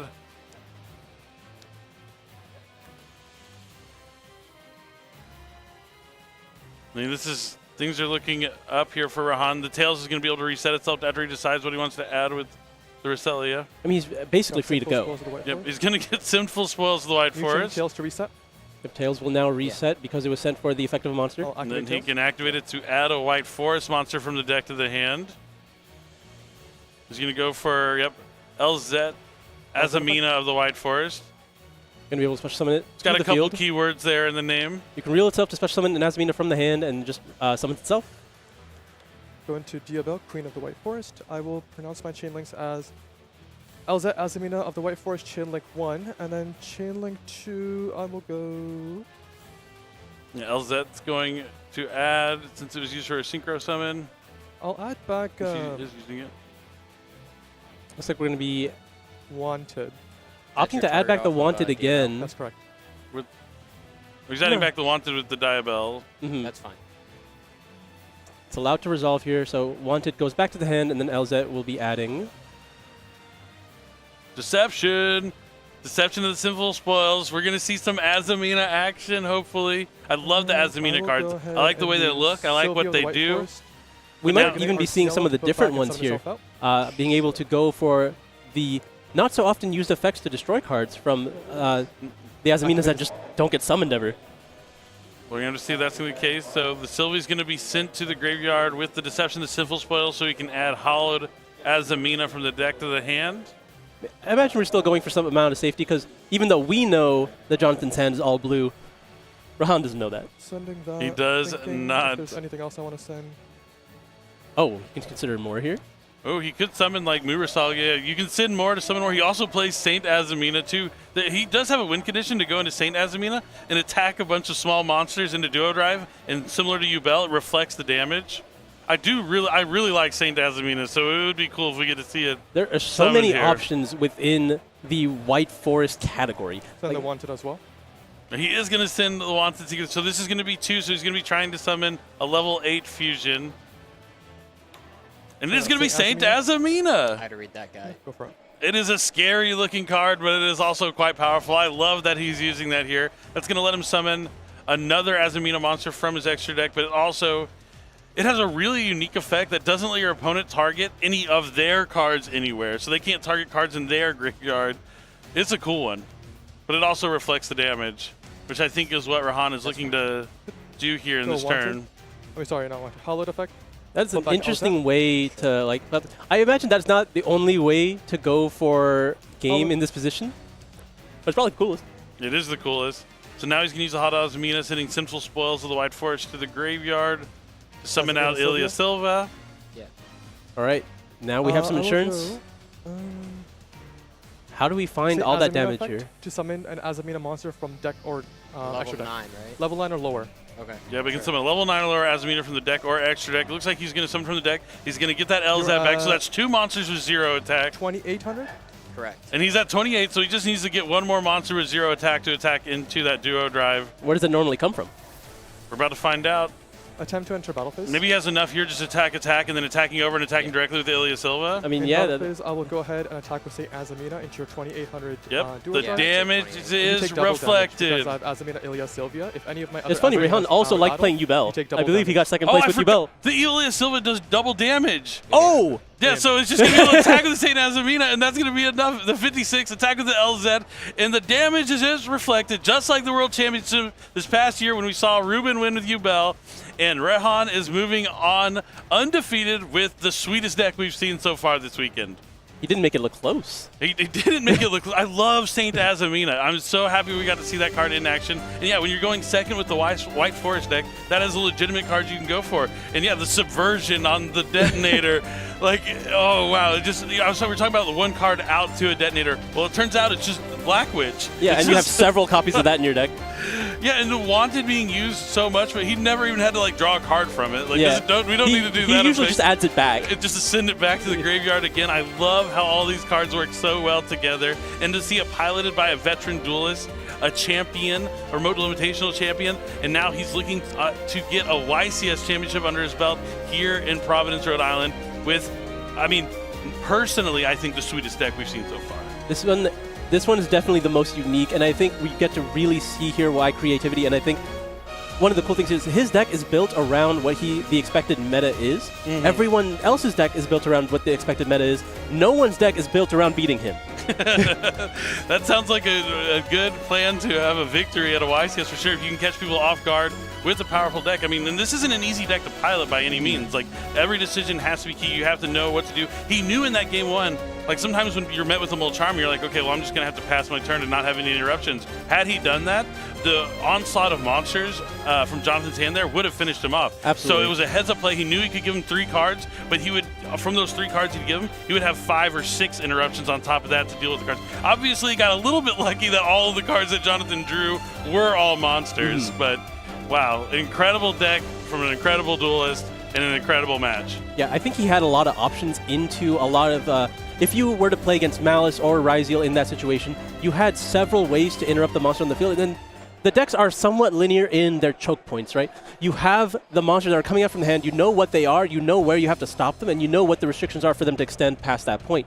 Given in the situation, if he did happen, or if Jonathan happened to have a Mitsurugi Ritual in that position, that would have closed out the game, but Rehan put him in the position to better have it. Yeah, better have it. And he did still, even if he had the Mitsurugi Ritual, he had some other follow-ups to play, but the Ritual would have definitely helped him progress his plays on top of that as well. But, you know, my hat's off here to Rehan, you know, because I'm wearing a hat. But if I did, I would take it off because that was excellent. Pretty much every time we're, like, picking feature matches, always around this time in the tournament. Yeah. Round 5, round 7, we find, like, that undefeated White Forest player. They almost never disappoint in the feature match because the deck is really cool when piloted correctly. Yeah, it takes a lot of decision-making to play White Forest at a tournament like this, especially when you are, you know, a decorated player. You've been playing for a while. It is a choice to play a deck like White Forest, and to be undefeated with it, there must be a reason to have been doing so well, and I'm glad we got to see it here in this round. Yeah, and really showing off like how the Alliance Insight cards played. It was key in his victory. The Diabellstar Vengeance, Diabell's the White Witch, the Witch of the White Forest, the Field Spell, even like the Curse of Diabell, adding the Fill of Diabell. Every card had its role. Every card had its role, and it all came to fruition. It's like, you know, it's nice when the story is completed. Yeah. And Rehan was putting the finishing touches on that story here in this match. But I hope we get to see more of him. I really hope it gets to make Top Cut. And if it got to win this YCS over Malice, you know, I wouldn't complain. I know a lot of you at home wouldn't complain either. But I'm excited to hear from our winner for this round. I know Kangas is probably excited. So let's go and toss it to Kangas. He's standing with our winner. Take it away. Thank you very much. I have Rehan here on stage. Congratulations on your feature match win with the White Forest deck. A very unique one. We had a lot of expectation for Malice. Ryziel, what made you want to play this one today? Honestly, I think obviously Malice is the best deck, but I didn't get that much time to test the deck, and White Forest is a deck that I've been playing a lot on Master Duel for the past couple of months. I played the deck on the TCG, like pre-support as well. So it's just one of those things where, like, you know, you come to an event and you just want to be something, you know, be on comfort rather than learning a new metagame. And especially because, like, it's release weekend, there's like so many new cards to the deck.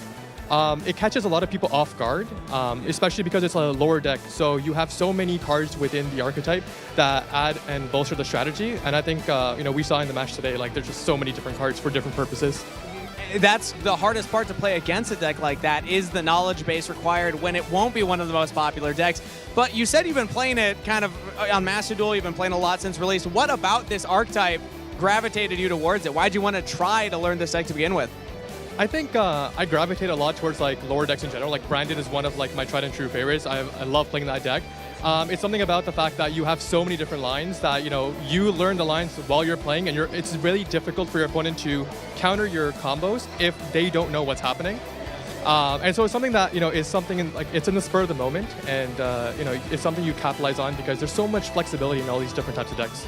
Well, you piloted it beautifully, so that was fantastic. But you also mentioned before the cameras came to us, that was your first feature match? You've been playing for a while in a lot of YCSs. What was it like being up on stage for the first time? It was fun. There's a lot of lights up here for anybody that gets a feature match in the future. A lot of makes you sweat, right? Yeah, it makes you sweat. It's a lot harder than I expected, but overall not that bad. I think it's a really fun environment to be part of, and I think everything really went really smooth in the game. So really fun. Well, it was awesome seeing you up there. Any final shout-outs you want to get to anybody watching back home? No. That would be all. All right. Well, you know what? Round of applause, everybody. We got White Forest up on stage. Congratulations on the win, Rayhan. We're going to throw it back to the casters.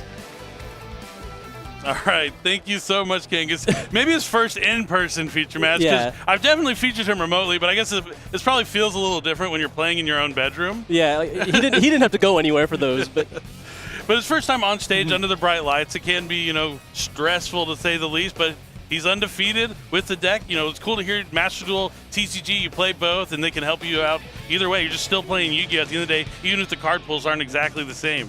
But we have some exciting stuff we want to talk about before we jump into our next round of Swiss, and that's going to be the Rivalry of Warlords tournaments. That's right, at YCS you can play in Rivalry of Warlords. You don't even have to bring your own deck. The deck will be provided for you, and you get this first place game mat featuring S-Force, Aura Fist, and Time Thief Redoer. Time Thief Redoer, really cool card. I know you tier limit fans out there love Time Thief Redoer, but you're going to be able to get this by playing in a Rivalry of Warlords public event tournaments that you can find at the Yu-Gi-Oh! Championship Series. And that's where we are right now. It's round 5 in the books. Round 6 is coming up. We have 9 total rounds of Swiss today, 2 more rounds of Swiss in the morning before we cut the top 32 for the single elimination portion of the tournament. Will Addictness or Malice reign supreme on top like everyone expects? Will Ryzeal still stand a chance? Or will Rahan take it all the way with White Forest as Amina? I hope that one happens, but we're going to have to see. Stay tuned. We have a lot more exciting action coming. Don't go anywhere. It's always time to duel.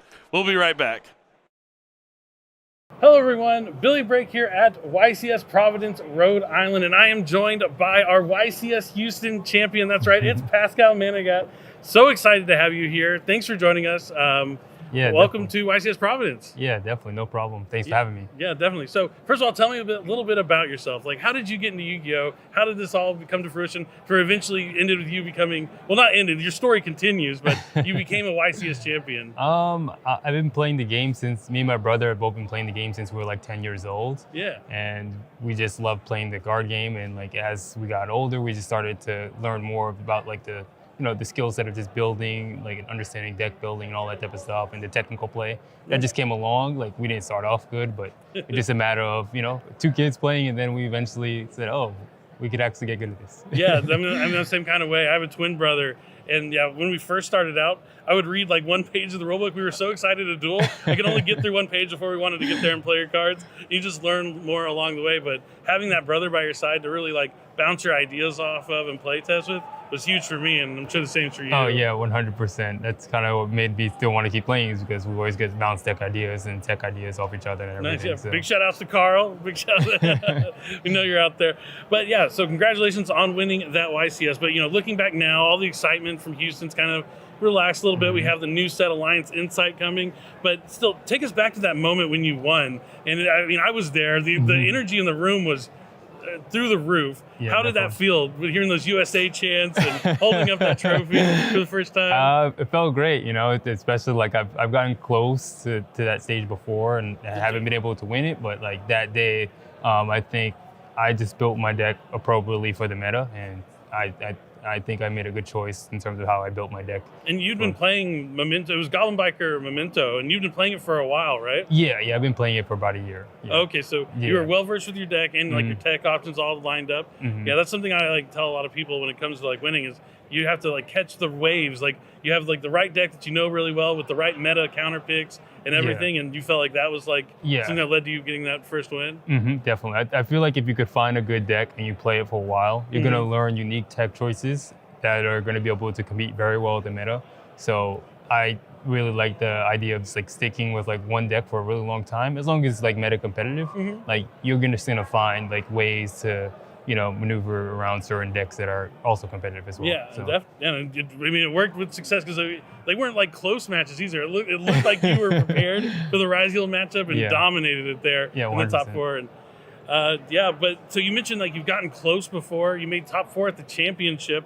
That was back like a Hauka Fibrex kind of format, right? A lot of synchro stuff going on there. But did you have any moments where maybe like you doubted like if you were going to be able to finish the job and win like the whole tournament? You said you came close. And if so, like how did you push through and continue on with that winner mentality? Yeah, I mean, there was one misplay I did in Swiss that really bothered me. Like I should have won it. It was like against a mouse player I was playing, and I just really misplayed, and it just bothered me a lot. And my brother was just saying like, stay tuned, just stay focused. And even though I was still frustrated, the next round goes on, and it's like, okay, let's see if I can win the next round, just taking it one step at a time. And then eventually when I got that last one in Swiss, I knew I had a real chance of winning. Nice. Yeah, I mean, that's something else like I give advice to is like, you're going to make mistakes. You're not going to play perfect all the time, but it's how you let that mistake affect the rest of your tournament is where it really comes down to. Are you going to be able to move on from it, or is it going to rack your brain 100%. Every time you sit? Yeah, have to have that strong mentality. Yeah. I have similar stories, with Silverman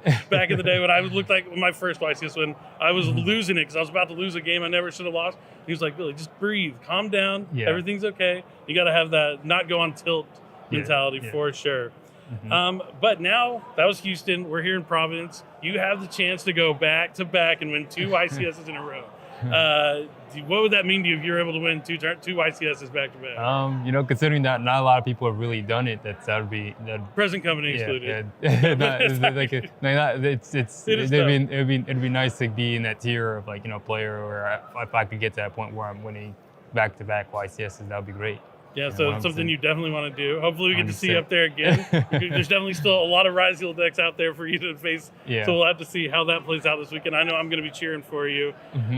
So now that you're a YCS champ, did that affect your preparation coming to this tournament, or did you prepare pretty much the same way you have been throughout the years? I knew that there was some new cards coming into the meta, so and also the ban list with Shifter and Dweller both being banned, that just kind of changed a little bit of how I built my deck. So don't you say that was a helpful thing for 100%. So you feel like after the Forbidden and Limited list, your deck got stronger? Even? Yes, 100%. Because those cards, I built my deck a certain way for the YCS because of those cards. Yeah, because you knew you were going to have to face. Yeah, and I knew every round. Yeah, face them every round and just have a legitimate chance to play around them and attempt to win. Okay, so I feel like the path might be a little bit easier this time, maybe a little less resistance going into this tournament. We're going to have to see about that. But so you've been playing at YCSs for a long time. You're a veteran of the circuit. Is there an important lesson you've learned from competing? Just always stay poised, just don't let wins or losses bother you too much. And just whenever you're in the game, just try to stay as focused as possible. So that's what I would say to anyone that's one playing. Game at a time? One game at a time. Don't get excited for a win. Don't get excited for a loss until the match is over. Then you could reflect on what you did wrong and all that stuff. That's smart stuff. Yeah, trying to keep level-headed. You don't want to have too much emotions into it so you can keep making those good decisions and playing strong. Yeah, for sure. Good lesson to learn. So it's only been about a month since you won the YCS, but how has it impacted your life in general? I mean, I had some people asking for my autograph or something. That was pretty cool. What card do they want you to sign? They want me to sign memento cards and stuff like that. So that was pretty Any cool. big gabongas? I feel like that'd be a good one. Someone had me sign the combined creation, and people still say oh, congratulations and stuff like that. So it's pretty cool. Cool. So you kind of won a YCS with an underrated deck, but are there any underrated decks or techs that you see that deserve more attention this weekend? It can be your own deck. Yeah, I mean, I think Memento is one of those decks that people for some reason is still counting out, even though it won 2 YCSs. So because I won YCS Mexico City just a couple weeks after you took down YCS Houston, right? Yeah, 100%. I still feel like people are kind of counting out, calling it a tier 2 deck or below that even. So there's that. And I think the Fiendsmith cards are a little bit underrated too as well. I feel like people are kind of gearing away from that with the Mitsurugi and the Malice. And with all the new cards in Alliance Insight, they're not as paying as much attention to that strong engine that's still around. Yeah, but I also think that the Live Twin deck is pretty solid too as well. They did get new cards in Alliance Insight. They have a lot of, and they could abuse the Fiendsmith engine a lot better than a lot of other decks because every single card basically gets them access to the Wave, Fiends. Wave King Caesar, which is really good. So that's what I'd probably say about like. Oh yeah, definitely. I think those are definitely some things that people need to be looking at going into the YCS this weekend. So now you're a YCS champ. Part of that is like the story of reaching the finals, who you defeat along the way. Is there any player out there that you're looking forward to facing, or someone you want to defeat on your way to another championship? I don't know if I want to start a feud. I don't know if I want to start a feud yet. But as long as I play my cards right and do what I'm supposed to do, I have a good chance against anyone. So I'm not scared of playing against anyone, even if they have multiple wins or whatever it is. So just need to make sure accepting all challengers. Yeah, accepting all challenges. I could. Got it. All right. Well, let's try to wrap it up. So you are a champ now. What kind of advice would you give to players out there that are trying to become a YCS champion? I feel like the best way to go about doing it is, picking a deck that's meta relevant. People might say tier 1, tier 2, whatever it is, but just trying to find a deck that's competitive with the top tier decks. And I would say try to stick with like 1, maybe 2 decks, because this is how you really get to learn the combos and unique tech choices that's gonna give you an advantage over the meta. Because the decks nowadays are really complicated. There's like, a million spreadsheets for like different combos and everything. So it's really hard to learn, to master all the top tier meta decks. You want to learn a few of them and get really good at them and maximize your niche skill level, your niche advantage for knowing the deck really well. Yeah, know what all the decks do, prepare for all the decks, but want to really understand the deck that you're using yourself and how they match up and everything. 100%. All right, so you won YCS Houston, and now we're going to see if you're going to go back-to-back and win YCS Providence this weekend. It's been great talking to you, Pascal. Thank you so much. Really excited to see how you're going to do. Thank you for watching. This is Pascal, our YCS Houston champion. Will he win YCS Providence? Stay tuned to find out here at YCS Rhode Island.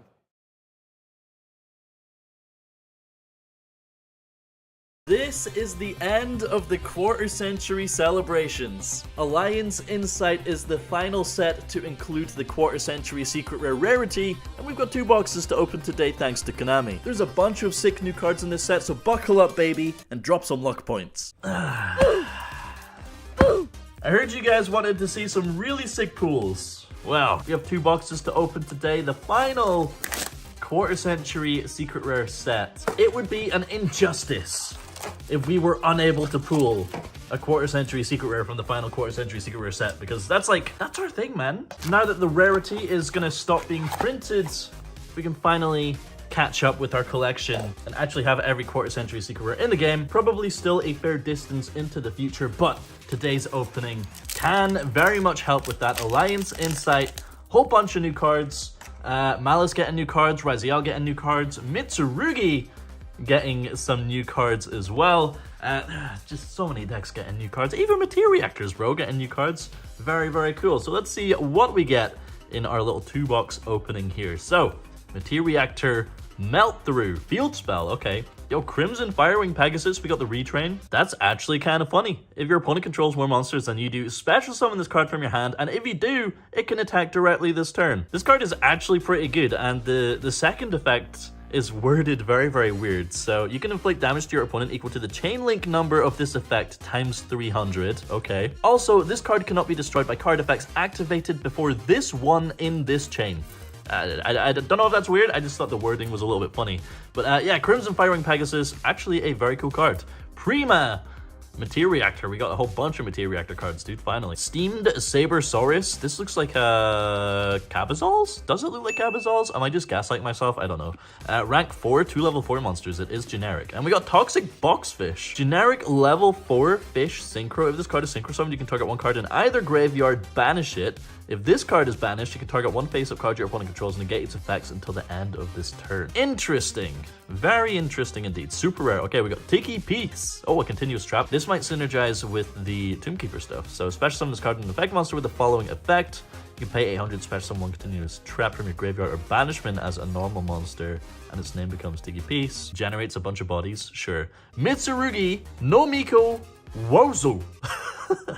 That's a name. Dude, the Mitsurugi names are like always so funny. Mitsurugi is a very, very scary deck now with all of the new support. It was a scary deck already. It didn't even have to be paired with Raziel. The cards were just so good. And now they have a bunch more, dude. We got Hrimnir, the Divine Follower. Dude, bunch of little piggies flying around. You contribute 3 fairy monsters from your hand and or field. Set 1 continuous spell from your deck, but sent to the graveyard during your opponent's end phase. Okay. You can set something like Dimensional Fissure, which is funny, I guess, or like deck lockdown, things like that. Vingolf's Blessing. All right, that was all just one pack, bro. Jesus. Okay, let's keep going. We got Moisa White to go along with Moisa Knight from a previous set. Heraldic Beast Stadwale. All right, Regenesis Dragon. We got the Regenesis archetype in here. Dragon looks really, really cool, actually. Kind of looks like Felgrand a little bit. Does it kind of look like this? Not really. Almost the same colors. We got Wicked Serpent Knight Dragon. Almost just a free summon. Tribute a dark monster from your hand or field. Special summon this card from your hand. And then we have World of Spirits. Field spell with the Ancient Fairy Dragon, the What Upon, the Key Mace, the... I don't know the other two. Are they... I don't think I've seen the other two before. Cool. Okay, Ancient Fairy Dragon support. Of course. I think there's quite a few Ancient Fairy Dragon cards in this set. We've got Sinful Spoils. Sanctification. Rounding out the world of Diabellstar. And goblin bikers, I guess. Migratory Zeriort. What is this? Water level 5 winged beast. If a water exceeds monsters on the field, you can special summon this card from your hand. During the main phase, you can detach one material from a monster you control. Then you can special summon one level 3 or level 4 water monster from your hand or graveyard, but its effects are negated. Also, it can be treated as a level 5 monster this turn if used for the exceed summon of a water monster. Okay, so water exceeds support. All right. We got Let's Go Together and Mitsurugi no Miko Wuzu once again. Here there be dragons. Here there be dragons. There do be dragons here. Very cool. Special summon one Dragon Ruler monster from your hand. Oh, is the Dragon Ruler stuff in here? Bro, oh, that's sick. More Regenesis cards. Are they all just like common? Cyber Jormungandr, an actual new Cyber Dragon card in 2025. We love that, baby. Moisa White, we got Fallen Angel of the Golden Lands, ultra rare Eldelich, the Golden Lord, plus 1 zombie monster. Look at this artwork, bro. That looks so cool. It lets you generate bodies out of your trap cards, I guess. Also level 10, so you can go for an Xyz play. Kind of cool, kind of cool. Chaotic Elements. Add 1 level 5 or higher monster, light or dark, pyro or aqua. Okay, right. That's the caveat. Dawn Angel Camby. If you control no monsters or all monsters you control are fairy monsters, you can special summon this card from your hand. You contribute any number of fairy monsters, including this card, to special summon 1 fairy monster from your deck, whose level equals the total levels those monsters had on the field. And then you're locked to fairies the entire turn that you activate that effect. But you can just get to any level 1 fairy that way. Maybe it combos with other cards, but any level 1 fairy. Pretty good. Vingolf's Blessing and White Reanimator. Bro, I am reading all these cards as we go. I have opened like 3 packs, dude. Prima Materia Reactor, we have number 69, baby. Heraldry Crest, Shatter Stream. Yeah. I got Brain Controller, very funny. Tensei Ryuji Anva, a couple of new Ryuji cards. We got Malice in the Mirror, super rare. Let's see if we can get the secret rare in our opening today. We've got another Zeriort. We got Giant Crackhorn. Kraken, but Crackhorn. It's because he's Sweetcorn, you know? How is this an earth plant? Tell me. When opponent wants to declare an attack, you can special summon this card from your hand in defense position, and if you do, change the attack target to this card and perform damage calculation. You can target 1 plant monster you control except Crackhorn. The attack of that monster and this card become the combined original attack of both monsters. Okay. Funny card. Funny card. Divine Follower and Raziel Mass Driver is a common. The new Raziel trap cards. We got Regulus. Oh, Regulus. The Fairy Beast. Yo, Crusadia? Crusadia Regulus? No, it's Ancient Fairy Dragon. Regenesis Warrior. We got Karibon, the Fairy Spirit. This is the Ancient Fairy Dragon card. Okay, so it's a new one, I guess. And we have Evil Twin, Kiss a Kill Deal. We got Evil Twins or Live Twins getting a Link 1. We got another Mitsurugi no Miko, Migratory. We got Aspiscool. Aspiscool. Bro, I love Aspiscool. Level 4 fish. Love the art, by the way. Like, the emotions being portrayed right now, incredible. When this card is normal summoned, you can special summon a level 6 or lower fish monster from your hand in defense position, but banish it when it leaves the field. If this card is banished, you can special summon this card in defense position. Yo.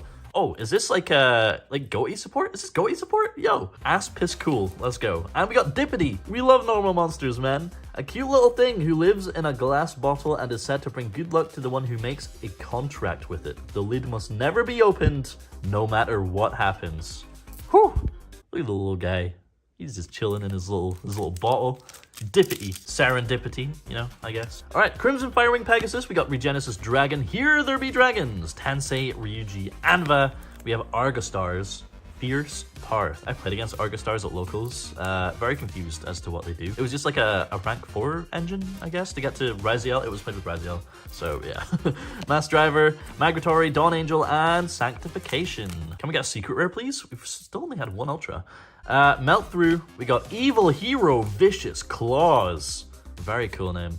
Brain Controller, Wicked Serpent Knight Dragon, and Wizard at Ignister. Dude, all the new Cyber support is pretty nutty. Malice, once again, scary deck. The Cybers cards are so good. Wet Reanimator, we got Migratory, Crackhorn, and 7-star Slash. Army Annihilator Hagoons. Grab a level 7 from the deck. Basically, equip it as an equip spell. Crimson Firewing Pegasus is always at the front of the pack, dude. Melt Through, we got Anva, Kuribon the Fairy Spirit, and we got Live Twin Lilla Sweep. Okay, we got a couple of new Live Twin cards. Ooh. Oh man, this is just a hand interruption, bro. This is just a negate. Negate any card or effect in response to a Live Twin card or effect. Oh my.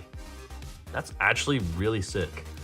Dawn Angel, we got Curse of Diabel, Vingolf's Blessing, and Mitsurugi Tempest. Make your opponent banish exactly 8 cards from their hand, extra deck, field, and or graveyards. Yeah, you probably just prefer the other trap card. And then Curse of Diabel, very cool. Destroy all face-up cards your opponent controls. That reminds me of Short Circuit in Batteryman's ace deck, man. I think I have a core somewhere, actually. Cyber Jormungandr. We got Brain Controller, Regulus the Fairy Beast, Bomber Place, Sakra Vendarage, a generic rank 4 psychic monster. Very cool artwork, I must say. You can detach 1 material from this card, then target 1 level or rank 4 psychic monster in your graveyard, special summon it. If a monster is special summoned while this card is in your monster zone, you can target 1 other face-up monster on the field. That monster's name becomes Sakra Vendarage until the end phase. Maybe there's a synergy that I'm not aware of, but why would you want to change name? I don't know. Ryuji End, we got Fish and Bids. At the start of your main phase 1, banish 1 card from your hand. Your opponent can banish 2 cards from their hand, and if they do not, you can apply this effect. Take 2 fish monsters from your deck, and either banish both, or send both to the graveyard. Also, you cannot special summon for the rest of this turn except fish monsters. Dude, is this just Goaty support? Are the extra deck Goaty monsters fish? I can't remember, dude, but that seems like... These new cards for fish, Goaty seems like it's getting very strong support here. Curse of Diabel and Vingolf's Blessing. Alright, I've been opening for 18 minutes now, and I'm not even halfway through a box. Let's go faster. Code Igniter, 2 level 4 monsters, Cybers. Here there be dragons, Thelia, Diabel. Add 1 level 8 or higher Diabel monster from your deck to your hand, or if only your opponent controls a monster, you can special summon it instead. Very nice. Poplar of the White Forest. Look at my little guy, man. Look at him go. Love that. Poplar of the White Forest. Very cool. We got Eternal Sunshine at Mitsurugi Sacred Boundary. Nice little protection on your Mitsurugi ritual monsters. Also removal, dude. Very nice. Fish and Bids, let's go together. We still haven't pulled a secret rare, man. Come on. We got NT 8000 Sirius. Dogurad the Stone Trooper. There's so many new cards, man. Kuribon the Fairy Spirit. Regulus, we have Disaster Dragon Ruler of all apocalypses. Holy, dude, what a name. My goodness. Another ultra rare here. We love the return of Dragon Rulers, baby. Hrimnir, we got TKPs, Sanctification, and Fish and Bids. All right, halfway through the first box. I don't know how long the video is at this point. A lot of it will have been cut because it's just me reading cards, but hey, Steam Sabersaurus, Heraldic Beast, Moisa White, Kurinku, At Ignister. Oh, I don't know this one. There's going to be a few At Ignister cards that aren't just for the Malice deck, I guess. Oh, Ame no Habakiri no Mitsurugi. Another ritual monster. You can reveal this card in your hand, special summon one Mitsurugi monster from your deck, then tribute one monster you control. Oh my. If this card is tributed, you can add one Mitsurugi card from your deck to your hand. Then you can special summon this card. Yeah, of course, they all have that effect. But this is just like another starter, right? Okay, that's pretty sick. Regenesis, Birth, we have Mitsurugi Sacred Boundary, Dragon's Mind, the Counter Trap, and Fish and Bids. This is similar to, like, it's not similar, but like Dragon's Bind, Dragon's Mind. You know, cool. You can also play this in Blue Eyes, but do you want to? If this card is in your graveyard, you can pay 2,500 life points, set this card, but banish it when it leaves the field. I mean, you can recur with Tyrant. You probably just play Judgment, right? Here there be dragons. We got Villa Diabel, we got Heraldic Beast, Code Igniter, whoopsies. Do we have a first secret rare, please? No, Replicard, lad, what a lad, bro. Cyberse, Dark, level 7. You can banish one other level 7 or higher monster from your hand, special summon this card from your hand. You can target one face-up monster you control, special summon one monster from your deck with a different name that has 2 or more of the same level, attack, and or defense, but it can't activate its effects this turn. Oh, right, okay. Whew. That got pretty scary for a second, dude. 7 stars slash Mitsurugi, we got Riju End, and Mitsurugi Mirror, another ritual spell here. If Ame no Murakumo, Futsu no Mitama, or Ame no Habakiri you control is tributed while this card is in your graveyard, you can shuffle this card into the deck. Come on, secret rare, please. Oh, we're still getting 6 Samurai stuff. We got Legendary Lord, 6 Samurai Kazan, Regulus Fairy Beast, Spore, Wicked, and we got another little Poplar of the White Forest here. Eternal Sunshine. Oh, bro, a lot of trap cards. A lot of purple cards. Purple or pink? They look pink, but it's purple. Herald of Purple Light, man. Regenesis Warrior. We got Tensei, Riju Anba, Prima, Material Reactor, Code Igniter, and Secret Rare. Let's go. D? Ooh, Dark Magician Girl, the Magician's Apprentice. This is Millennium cards, right? Shining Sarcophagus? Yeah, that's a secret rare. Dark Magician Girl, man. That surprised me for a sec. Aspis, cool. Alright, come on, quarter century secret rare. Evil Hero, Vicious Claws, we got Cyber, Brain Controller, Steamed, we got Firewall, Saber, Dragon, Cyberse, Synchro. Look at art, it's like Dark Firewall Dragon. Evil Firewall Dragon. Still potentially looking for like one Ultra and a secret rare, I think. Bomber Place, Code Igniter, we got number 69, and backup at Ignister. Ultra rare. If you control a Cyberse monster that was special summoned from the extra deck, you can special summon this card from your hand. Cool. But if this card is normal or special summoned, you can add one Dark Cyberse monster from your deck to your hand. Then discard a card. So yeah, pretty good. Pretty good indeed. It's an extender, but arguably also a starter. We got Kizan, Kuriboh the Fairy Spirit, Philia Diabel, Kuri Kurinku, and Philia Regis. Dragon Fusion. It's like Prima Donna, like Deep Sea cards? Deep Sea Synchro? But it's a Dark Dragon Fusion. Is it going to be like Dragon Maids? I don't know. Cool. Dippity. We got another little Dippity. Little guy in a bottle. Moving swiftly on, we have Moisa White, Kizan, Prima Materia Reactor, Heraldic Beast, and another World of Spirits field spell here. What's our final secret going to be? Anything spicy? Steam Sabersaurus, we have Malice in the Mirror. Ooh, Sidekick. That, yeah, that's a card. That's a way to spell that, I guess. Here there be dragons. Philia Diabel, Heraldic Beast, we got Spore, the Fairy Seed, and Flash. I keep dropping cards. Flash of Heraldry. Target any number of face-up monsters your opponent controls. Those monsters' names become unknown. A lot of name changing in this set, actually. All right, 3 packs left to go out of this first box here. Quarter Century Dream may unfortunately be dead. We have a Dragolithia Kunzite. If this card is in your hand, you can send one level 7 or higher normal monster from your hand or deck to the graveyard, and if you do special summon this card, okay, Blue Eyes White Dragon, boom, or Red Eyes Black Dragon, boom. You banish this card from your graveyard, then target one normal monster in your graveyard, special summon it in defense position. This is an Earth Dragon monster, 1, 2, 3, 4, 5, 6, 7, 8, level 8, free special summon, and then you can extend further. That seems pretty good, man. Continuously putting bodies on the board. It's pretty strong, seems pretty strong. Code Igniter. Igniter, what? We have Gordian Slicer. This card's activation and effect cannot be negated At the start of your main phase 1 or 2, target any number of face-up cards on the field.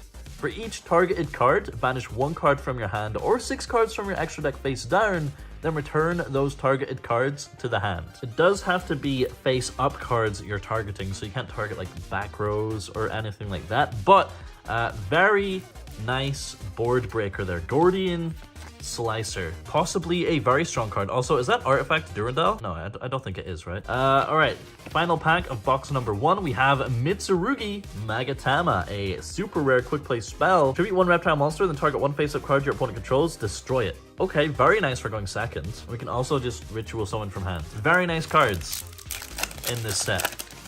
That was 1 box. Let's get into box number 2, see if we can beat it. Let's just skip to the holos, okay? Let's make this quick. Ancient Fairy Life Dragon Synchro. Still seeing cards that we haven't seen before, which is always nice. We have Nebulous Dragon Ruler of Mishaps. The baby Dark Dragon. Let's go, dude. Ultra rare. I really want to play Dragon Rulers, but dude, can you play Dragon Rulers with blue eyes? Is that a thing?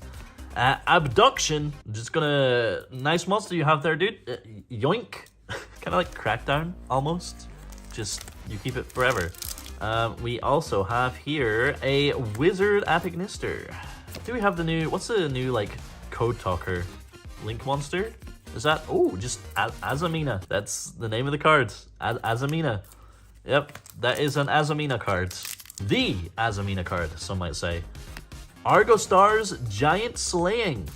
More Argo Star support. It's a weird playstyle, that deck. Very weird playstyle. Can't be ashed, I don't think, the main monster.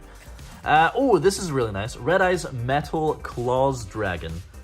You can activate Metamorph traps the turn they were set, which is like really, really cool. You're probably thinking, oh, wow, okay, that's cool, but how'd you get it on the field? Well, you can send 1 face-down card you control to the graveyard, special summon this card from your hand. And then, if this card is normal or special summoned and you have max Metamorph in your field or graveyard, you can add 1 Metamorph trap from your deck to your hand. It's a good card, man. It's a good card. Regenesis Birth, Crackhorn, Sidekick, and Sanctification. Let's keep going. We have Chasma, Dragon Ruler of Auroras.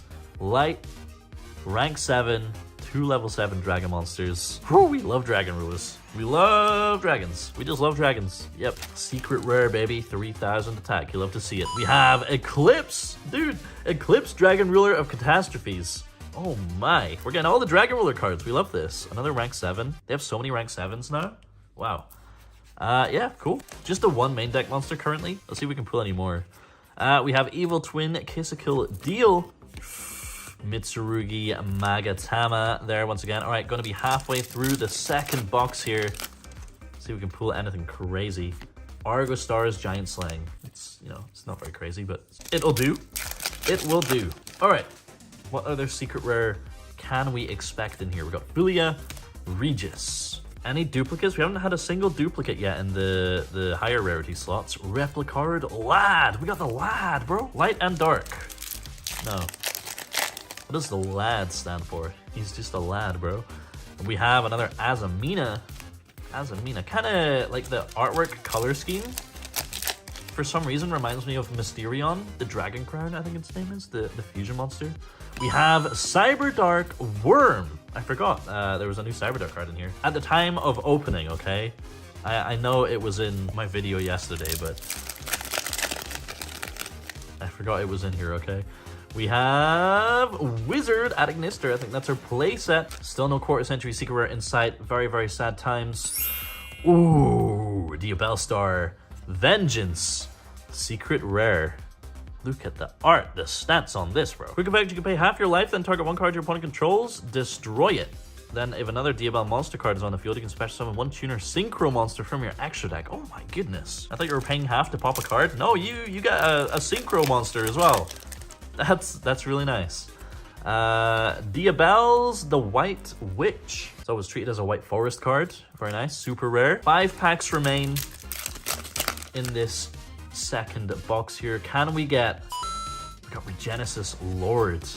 The ultra rare, dude. 2500, 2500. That is the theme of Regenesis. You know, 2500. But can we pull a quarter century secret rare? I Connect. AI Connect. Super rare. I don't even know what quarter century secret rare I would like. There's so many good ones. Replicard Lad. Come on. 2 packs left. We have Synchro Poplar, the final pack of Alliance Insight. It's not a quarter-century secret rare, unfortunately.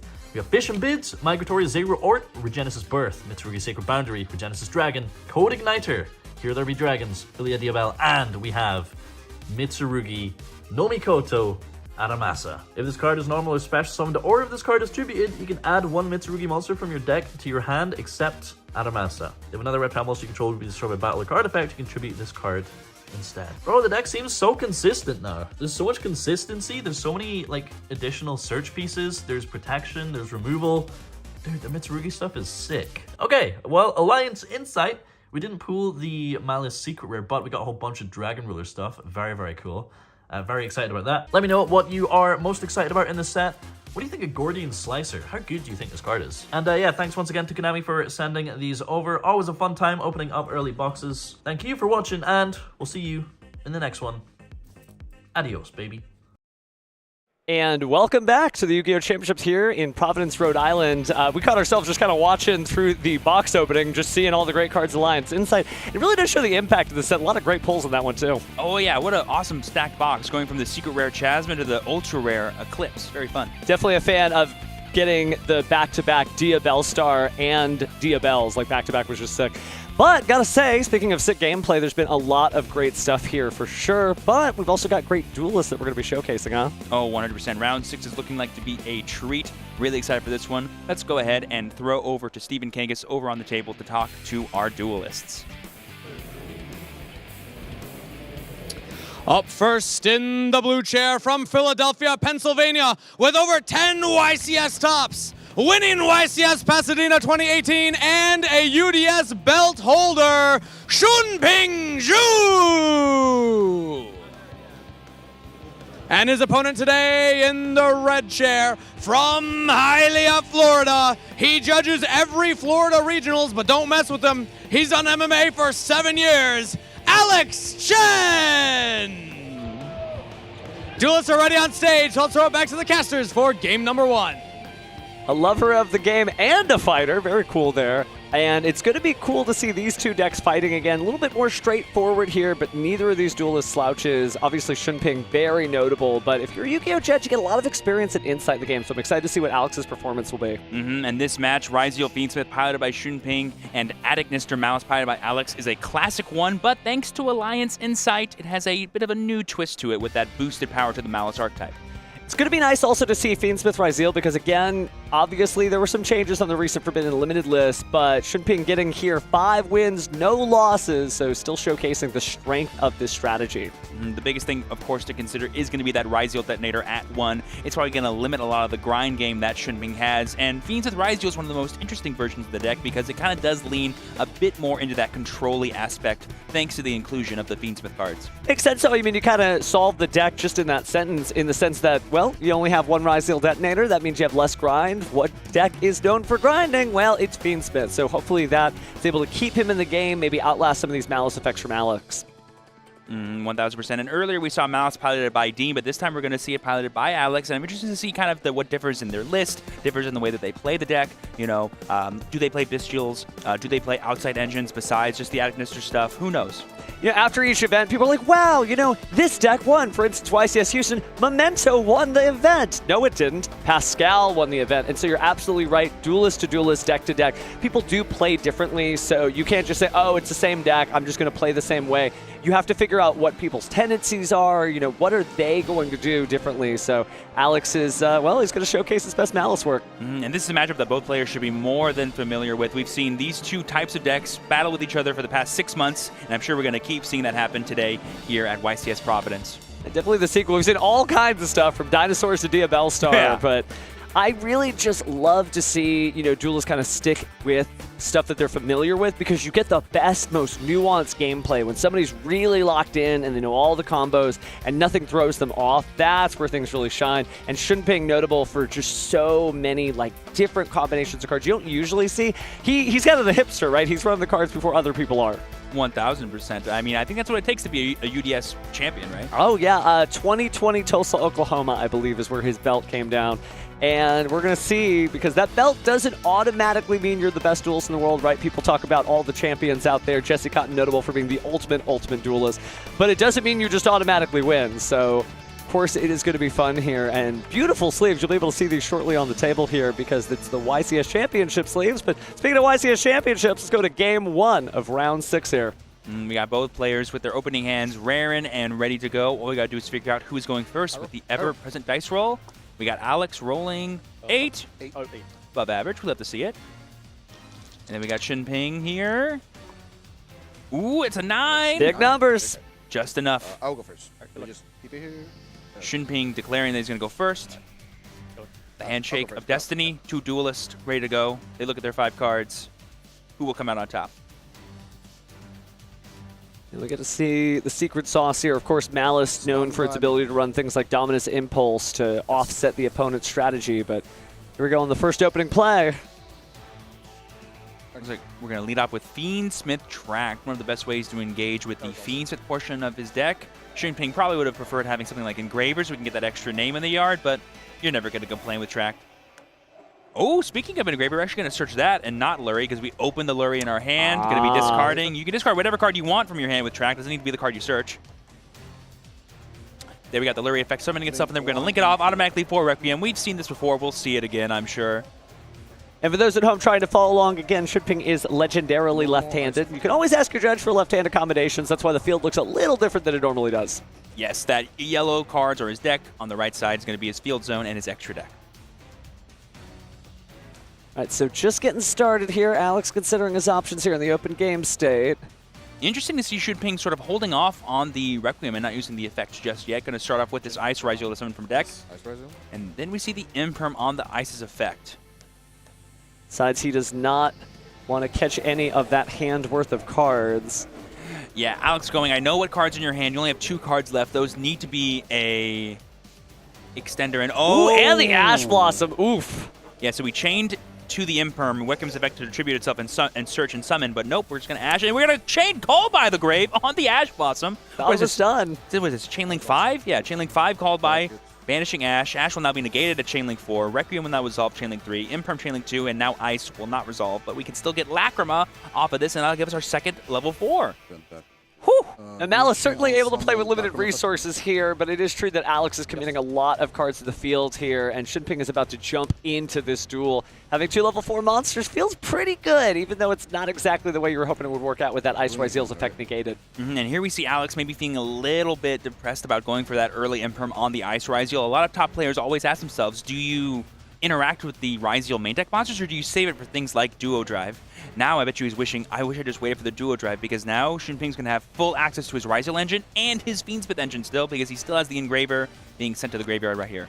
That shows you there's some resilience here, and we were talking about this at the beginning of this turn, or excuse me, duel. You know, this deck is known for grinding, but it's already shaved 2 cards, 2 pieces of interruption off the opponent, and now is able to just go into limitless resource, or at least it feels limitless, right? We're going to go ahead and Xyz summon. I feel like ooh, no. Okay, we're going for the Link summon here. Interesting. He must have access to another Rizio card in his hand then. Mage's Value tried to set up the Desiree early. There's the Impulse. And we do have a trap card in our yard that's going to be destroying the Fiendsmith sequence on top of that. Alex are just stacked. He's like, I don't care what you do, bro. I'll be able to stop everything you put out. Pretty painful. So we still have the Engraver effect to summon, but I think Alex has done a very good job of sort of running Shinping out of resources. Not sure what else he might have access to in his hand. Shinping doing that mental calculation, pointing at the field, trying to figure out, okay, I'm 30 steps ahead, but now I've got to do these 30 steps. So we're going to go ahead and return a Light Fiend. It's going to be Lurie back to the deck. No? Maybe not.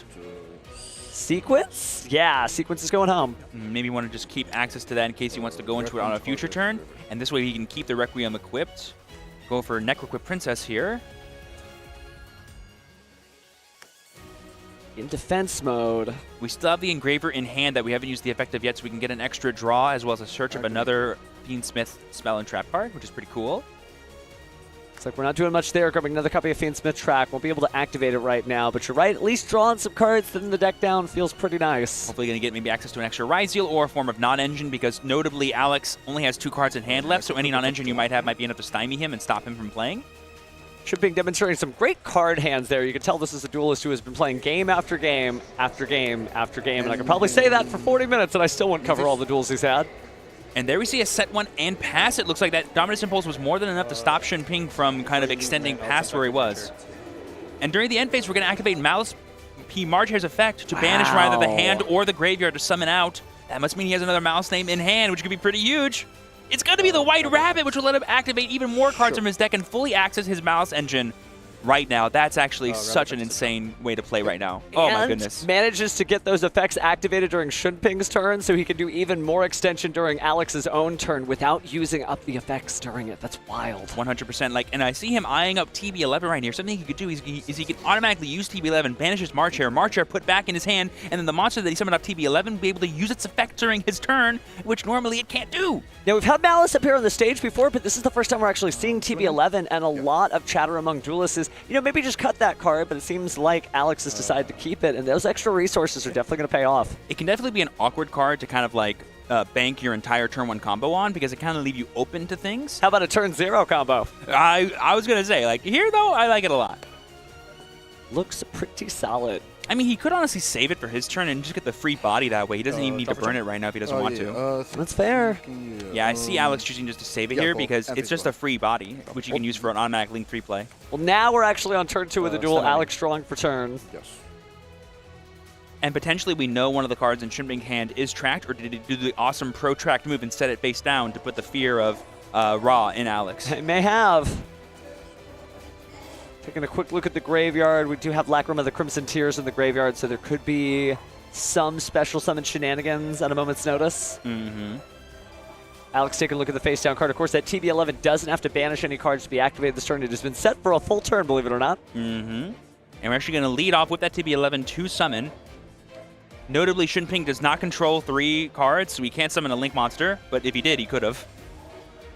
I mean, would you allow your opponent to summon 3 monsters just to get the extra search? It's good. That'd be funny.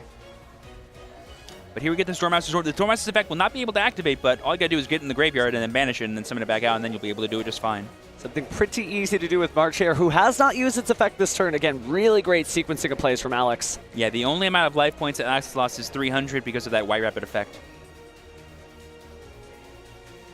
So in response to the summon, we are going to trigger Lacrima, summoning Requiem and putting the Lacrima back into the deck. And on an open game state, we're going to use the Requiem and summon back out the Lacrima. And now we're going to send a Fiends of the card from the deck to the graveyard. It's going to be that beautiful trap card, Fiendsmith in Paradise. Really good setup to be able to get ready for a Desiree, but other than that, if that is a face-down Fiendsmith track, that may be the only point of interaction he is relying upon. Which could be more than enough because it can answer the Link 3 that Alex goes for, which is a really important thing to do. Answering the Link 3s of Malice is by far your #1 job. Either keep them from coming out, or when they come out, get rid of them immediately.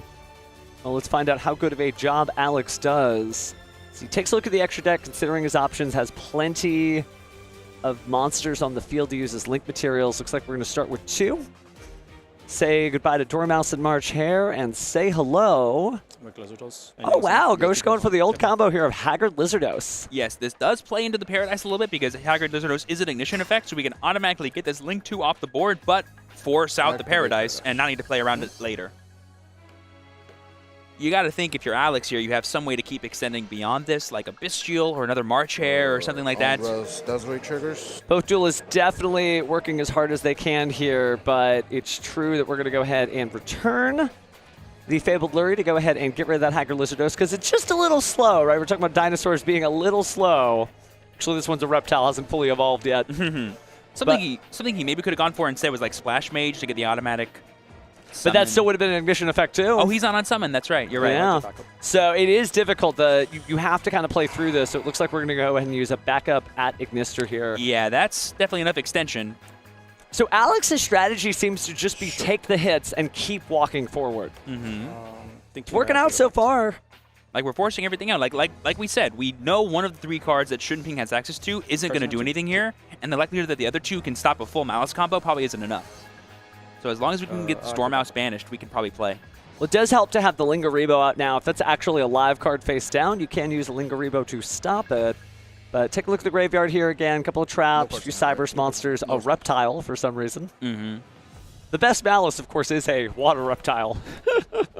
Yep, so here we're just going to use the backup to search and then discard whatever we search because we don't have any other cards in hand. But that could be just a nice way to kind of thin our deck out in case we go for any deep draws later. Taking a look, looks like we're going to go ahead and get rid of Chessy Cat. Yeah, this way if we set up like a white binder later, we get so many bodies. Oh, yeah. If you're able to banish 3, pay 300 life points 3 times, that's a lot of monsters on the field. The unfortunate thing is I don't know how safe going for like a Splash Mage here would be for Alex, because if that face down card is like an Imperm or something, that could just fully stop his turn now. We could see SP, honestly. That would be kind of crazy. Oh, hey, nice guess. Yeah, because we won't be able to go for game because we're going to stop ourselves from, attacking our opponent directly. But we can just banish Dormouse with this. And if we respond with something like a Veiler or an Imperm, we can just use SP and dodge that. Ooh, Effect Veiler. Speak of the Angel, and he appears. Target Lacrima. Oh, there's even Impermanence. But it does not stop Imperm and Veiler. Necrocrypt because Veiler. That's right. Veiler is a monster that's sent to the graveyard this turn. Very heads up from Shunping, using the non-engine perfectly to stymie Alex, kind of like how Alex did to him on his first turn. No, this is an incredible duel. Again, very familiar cards, but these duelists, being familiar with them, that's a good thing. You get great gameplay just like this. Yep, and we're just going to go battle phase. SP attack the Lacrima, but that's not going to be enough. Alex ends his turn. It's over to Shunping. So very simplified game state here. Very few resources on both sides. I don't know that Alex has a hand of cards at all. Zero cards in hand and just a lone SP Little Knight, and we knew Shunping had this tracked. He's going to use it and get, again, full access to the Fiends with the combo. He put the Lurry back into his deck during his turn anyway. Mad respect, too, because I think I would have fallen for it. I would have thought the Fiendsmith track was the card face down that was a full bluff, and it is not a bluff. We are really doing this. Oh, 100%. And there we see the Requiem coming back as well. Actually, is that a second Requiem? I think it is. And playing 2 Requiems is heads up because Duelists right now, they're just so scared of Kashtira Unicorn. Have you heard of running multiple copies of the same card in your extra deck? If you can, of course. Ryzel Detonator does not have that privilege, but this definitely is working. And just a reminder for everyone watching at home, Shunping is playing a Ryzel deck. Yeah. Believe it or not, it's in there somewhere. So I believe we've taken a total of 400 plus 600 and 300. So we've taken 1,300 damage as Alex, coming in at 6,700. It's funny how these 2 decks smash together, right? Earlier we had Fiendsmith Dinosaur, we just saw Dinosaur. Now we have Fiendsmith Ryzel, and we're just seeing Fiendsmith. Yep. Oh, yeah, because the replica. Yep, everyone's just clarifying how much life points he's at. It is indeed 67. Man, that's a gorgeous quarter-century Secret Rare SP Little Knight, by the way. And there we see the Engraver going to the yard because of the effect of Lacrima, and now we're going to use Engraver to summon back out. We still haven't gone for a rank 6 play, potentially, but we did put back the sequence, and now that we know Alex has 0 cards in hand and 0 cards in board, we can just go for a regular Desiree. Oh, but we're just going to get the scoop over from Alex. He's like, writing's on the wall. Value the time, and that's something Malice players really do have to keep a track of. So, Alex conceding that duel, Shunping the victor there, and there's nothing wrong with calling in your chips because that just means you got 32 minutes left on the clock for 2 more games, possibly. Yeah, I definitely think the only thing Alex maybe could have, thought about more in this game was trying to play around the potential non-engine that Shunping had access to because you knew he had 3 cards. You knew that those cards were not engine like more Ryzeal stuff or more Fiendsmith stuff that he could actually use. So maybe going for a bit of a greedier play and using that TB11 still on Shunping's turn to put the March Hare back in your hand would have been really huge because that gives you access to another way to banish your Malice monsters on your turn.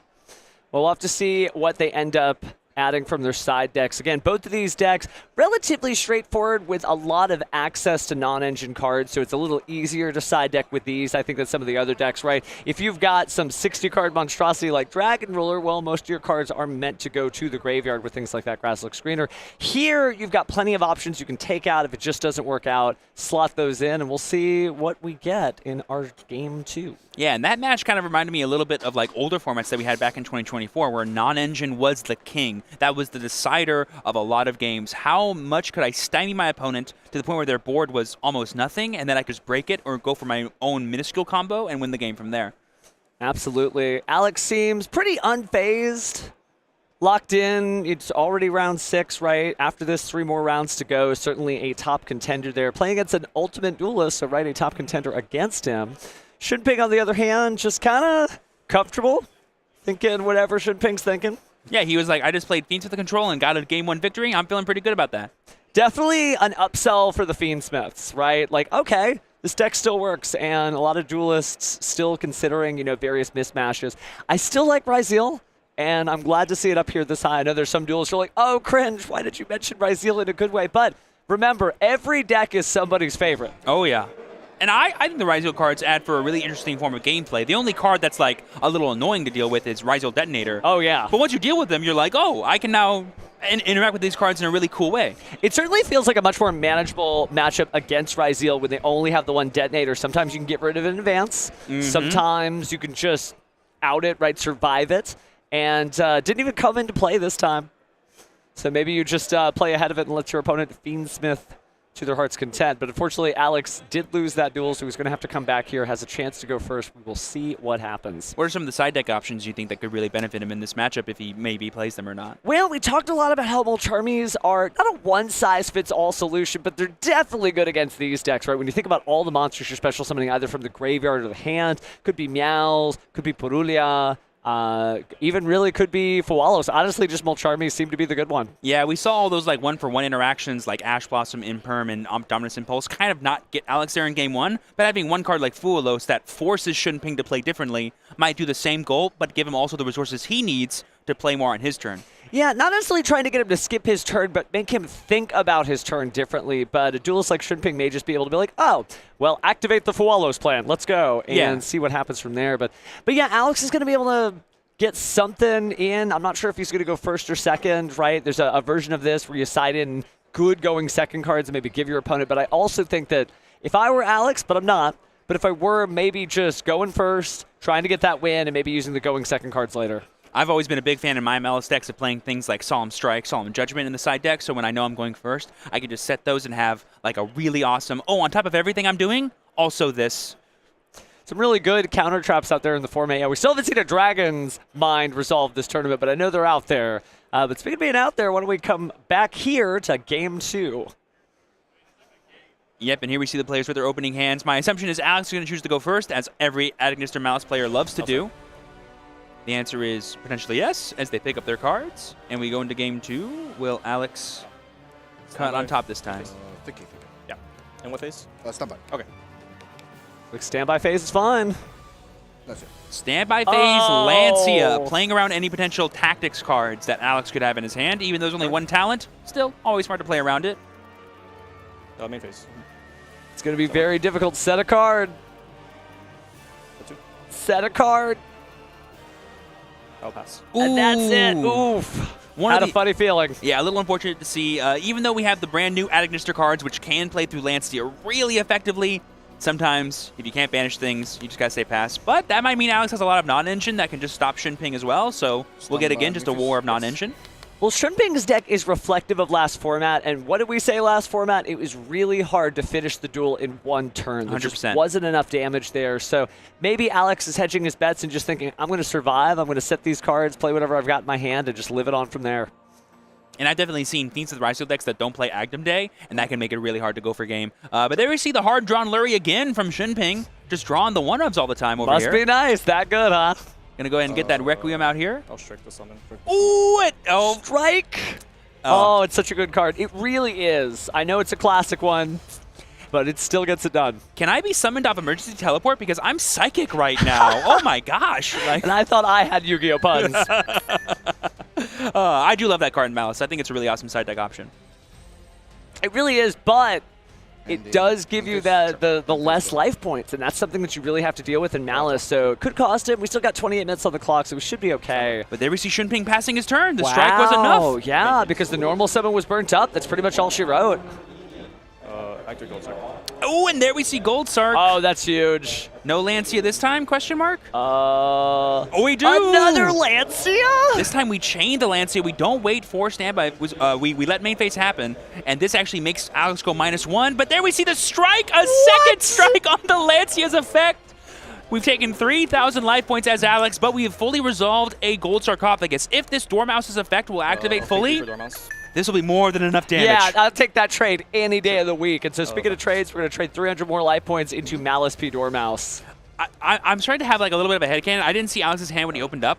I truly believe he just top decked that Gold Sark, and even though Shunping Lancia, he had no card, like he had no Malice engine. You know what I'm saying? Yeah. So like, I don't even think the first Lancia mattered. Well, we went ahead and used Malice P. Dormouse to go ahead and get Malice White Rabbit. Malice White Rabbit's going to go ahead and set a card. It looks like we are choosing GWC 06. Yeah, if I'm Alex, the only thing I'm thinking in my head is Cryptor. If I could summon Cryptor, that's more than enough damage. We go 3,100, then we go GWC 06, bring it back, boom, 5,000. We'll hit the Fualos now in order to add for those additional draws. Again, we talked about how the Fualos kind of, that makes you play on tilt, but you do have to think, consider the duel just a little differently. Especially on this board texture, because Alex, he's smelling blood in the water. You know, he's going, how do I, in under 5 summons, win the game? Oh yeah, you got to strike while the iron is hot. This is an opportunity right here that you may not get again. Is that AI Meet You in his hand? Yes, it is. This is a really fun inclusion in the deck that the added Nistor support lets you do, where basically you can reveal Cyber's cards that have 2,300 attack or more, and then add a card to your hand that's the same attribute. Really cool. Fun fact, if you don't summon that monster this turn, you'll actually take that monster's attack points as damage. Ooh, we can't do that with Ash Blossom and Joy of Spring dropping down. So no reveal, no nothing. Fool, right? Yeah, it's 4. Okay. But now Shinping only has 1 card in hand, an active Fualos, and we still have both of our Malice names. But going for Slash Mage here is a little risky because it just, gives him so many Fualos draws. But he might have to do it.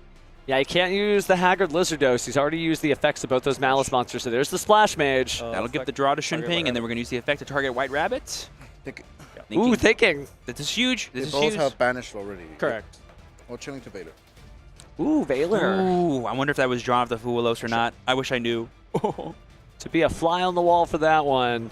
Setting a card. Ooh, I think Alex may be locked up. I think I saw Nibiru the Primal Being, though, in the hand. Which honestly could save him, given how grindy this game is. Like, Shinping has 1 card in hand. That Fua... 69-44. Maybe just drew more non-engine at this rate. I'll set 1. So set an additional card there. So my turn? Yes. Alex out of this turn. Shinping draws. It is worth noting that Mage can work on Alex's turn, so if it passes back to him, he could still do something. And we do have stuff like 06, get White Rabbit, set TB11 to have plenty of bodies to make sure we don't lose this turn. So I think Alex will get at least 1 more turn, depending on what Shinping draws here. Coming into the format, we were asking ourselves what kind of decks can slow the tempo of the duel down, and I think it's just anything that happens to have Fiendsmith in it. 100%. That's definitely the kind of game plan that deck wants to go for because it just trades so favorably into a lot of the non-engine in this format. So we're going to shotgun the 06 to be able to use the White Rabbit's effect to set, maybe trying to play around any potential tactics, because I believe we're still in standby phase. What phase, I guess? Don't think we've gone any further than that. Yeah, I think Shinping was just clarifying when this is happening. 1 in hand, right? Correct, 1 in hand. Yep, 1 in hand. We don't know what that card is. I mean, we do, that's, but MTB. I don't think Shinping knows. So moving into main phase. It's going to be pretty rough here with those additional trap cards. Main phase, normal summon Ice Ryziel. That's pretty good, but oh, it's Malice in the mirror. Uh-oh. That reflection looks back at you, and it's going to say no, because that means a negation effect and a banish. That's right. So we can go ahead and use the effect of it to banish our White Rabbit. This will then target that Ice Ryziel and negate its effects. And we haven't used White Rabbit's effect to summon yet, so we can still do that if we need to. I think you definitely take advantage of it. I mean, for 300 life points, you might as well put the monster back on the field in defense mode. So 40, there it goes. 41. 41 to 69. Yeah, just making sure we have all the life points properly accounted for. Special summon sword! Just had the sword. Ooh, that is a crazy... I'm starting to think that... So that means he already had Valor in hand. Yeah, absolutely. Because there's no way you don't just summon Ice Ryziel by sending one of your cards, using its effect, and then summoning. Now, as we were scrolling through the deck there, I think I saw some Ulcharmy Meows, so Shinping definitely has what it takes to beat a Malice deck in terms of side deck cards. 100%. But now he's just like, all right, all Ryziel all the time. But as you and I both know, and the people watching at home know, Alex has Nibiru. So if Shinping is not careful, he could play into it. So count it with us, chat. 2. But right now, I don't think there's any other Ryziel names in the graveyard, right? So you won't be able to attach with Duo Drive. So he might need to go for X'd first. Yeah, I feel like X'd would probably be a safe bet here, but who to drop down into the graveyard from the extra deck? But if you're Shinping, you're like, what's more likely? Something like Effect Valor or Ash Blossom or Nibiru? Well, I guess if your opponent is just watching you play, I mean, you got to make some decisions, but the only time Nibiru strikes is typically when you think he doesn't exist. So we are going to go for the Duo Drive. But if he doesn't get the extra material on it, it still plays into Nibiru the same. Yeah. Dual drive, unsummon nothing. Or fight to search. So 3, by the way, chat. 3. Oh, actually, you know what? No, I think I'm lying to you because Detonator will be summon 5, right? No. The summon of whatever the second level 4 will be summon 5. Yeah, you got to be really careful here. Oh, and it looks like we're trying to go in as we go ahead and pre-select that Ryzel node, and our next card appears to be another Ice Ryzel. Now, perhaps the plan is to try to set up the Nibiru, threaten something, and then build past it, but you're telling your opponent exactly what you have via the duo drive, so they'll know when to hold it and when to fold it. Well, I also want to point out, Shunping did not get cross. And so we can just wait for Detonator and say, Nibiru? Yeah. But special. But then if you're Alex, how do you out the Nib token? Yeah, that's going to be a little rough, and that'll be a pretty decent-sized Nibiru token. All right, so we've got the Eclipse Twins. Maybe no, because we're at 4. Not getting cross here does leave Shunping open to the card that we know is in Alex's hand. It's just a matter of how long he's going to wait. And here we see the node being committed. This is pretty huge here. Because we can totally wait until after Detonator gets summoned and after the Ice Riser's effect activates to Nibiru at this point. Yeah. Ice. Okay. Yeah, the only summon effect we haven't used yet is Ice Ryseals to summon from hand for free by sending a card. Taking a quick look over at Alex's graveyard. Nothing too relevant. Ending Mingfish. This is a little terrifying, though, because now you're already in Nibiru territory.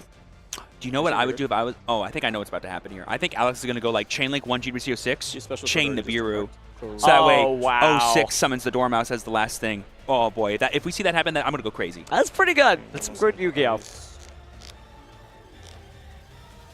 Are we 100% sure Nibiru's in Alex's hand? I'm pretty sure I saw Nibiru the Primal Being. Okay. Oh, there it is. Okay, so I'm not crazy or blind. Oh, interesting. Oh, it was. And he chained it. It was 07. It was 07. It wasn't. Okay. So yeah, he can do it. This is fine as well. Yeah. But that's still wild. Nibiru the Primal Being smacking down from the heavens here. You could be a robot. You could be a rock. And just Ice Ryzel by itself isn't going to be enough to keep Shunping playing Exactly. But point I was trying to make is Nibiru comes for us all. Oh man, that is a really heads-up play from Alex there. Just having this card in his deck. I'm not sure if it came from his side or from his main deck, but it's beautiful to see.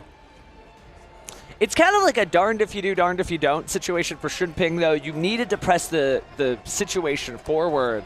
But, there's that token. There's also a world where going second, he sides out of cross. Well, speaking of second, I think the second duel is over as Shunping concedes. Yep. Alex has walked it back. We got ourselves a match. That was honestly super close. Like, game one, talk about a game of non-engine. This was a duel of side decks right here. Yeah. Double strike plus a Nibiru potentially. Oh, my goodness. It's definitely the 50-50. You know, if you're Shunping, you're like, okay, I win if I play. If I don't play, I probably lose. So maybe that's what he was thinking. Like, he either has Nibiru or he doesn't. And unfortunately, well, he did. Yeah, and there's like totally a world where he sided out of cross, or he might not even main deck it. You know, I've seen some Ryzeal Fiends players choose not to main deck it because it's considered a quote-unquote brick unless you draw specifically all your Ryzeal's cards, and you'd rather go into Fiendsmith stuff first anyway, and that makes cross harder to use. It's definitely difficult to figure out, you know, which cards to include. I know when I get back to the lab, I'm going to start working on pure Ryzeal again, and I still haven't seen a single star Ryzeal at the tournament. Yeah. So somebody's got to believe in him. I do. It's hard to fit in the non-pure variants. No, absolutely. Like, playing pure is its own vibe. So as I'm getting roasted in the chat in real time, it's its own vibe. No, it's yeah. It's definitely a super cool deck for sure. But Shunping in the driver's seat here. Both duelists coming into round 6 with 5 wins, no losses. Got plenty of time on the clock, so we're going to have ourselves a decisive duel here one way or the other. Nothing more exciting than a Game 3 in a match of Yu-Gi-Oh, man. We now know what everyone's playing. We know the strategies we're trying to use to counter what they're playing. It's all about putting it into practice and playing to our opponent as well as their deck. It's definitely the climactic finale. You know, you ask a lot of duelists who have been watching the series, you know, straight from the beginning, like, what's your favorite duel? And they'll be like, it's that 5-parter with Yugi and Kaiba. Well, why is that, though? Because they've been playing each other so many times throughout the series. They know what they're doing. They're so prepared. And that's exactly what we got. Shunping and Alex have gotten a couple of games in. Now they know what's going on. It's like if a game of Yu-Gi-Oh is like an elastic band, Game 3 is us just pulling and pulling and pulling and pulling until it snaps, and we see the climactic winner. Now, if you're hearing time being called on the round in the background, don't worry, that is not applicable to these two duelists, and they know that. They're locked in. Shunping just kind of thinking idly to himself. Alex staring at his cards as he gets ready to do a big old shuffle there. Oh, yeah. Both players, both in this, like, it's been a war of attrition, this match. No one has been an outright favorite. It's all just been about finding the right moments and striking when the iron's hot. But now we could see finally the battle of engines, the battle of whose deck is actually stronger. Either one of these duelists could have been our top competitor. They could have been the YCS champion. We can only crown one. Only about halfway through today. A little more than half, but... Yeah, they are really considering their side deck options here. Like I said, they probably have plenty of time, north of 10 minutes plus. What to do, what to do. Obviously, Shunping going to take the opportunity to go first there. Certainly a strong position for Fiendsmith Ryziel. It can always be really tough as like a Malice player when you're side decking because you're like, how many of your Malice trap cards do you take out? I've definitely been punished by siding out MTPO7 going second, but then realized we're in a grind game and it would have been very nice. Yeah. You don't know, though. You try to make your best guess, right? It's easy when you're sitting back, if you're in our seats or watching from home. Maybe you're watching this on video on demand, and it's 2 years from now. Hello, 2027. Hello. But it's easy there, but these two duelists are just like, this is my best chance. This is what I'm going to do. Man, I can't. You just got me thinking about what Yu-Gi-Oh! Would be like in 2027, and I'm thinking a lot of cards. A lot of cards are going to be out that we haven't even thought about. I haven't even thought about it. Well, should I live that long? I can't wait to see it myself. Don't be saying stuff like no, what? No, I didn't mean. I'm just, I'm just saying we don't know what the future holds. That's all. No one is going to tribute you in Summon a Monarch, Steven. You're here to stay. Don't worry. Well, thanks, Steven. But speaking of staying, only one duelist will remain on this stage in order to speak with another Steven, Kangas, for that winner's interview. So, got ourselves a match here. Who will win round 6, game 3 of YCS Providence? Should be exciting. Really is, though. And by the way, look, they're both sporting those beautiful deck boxes. So we know these gentlemen are both champions.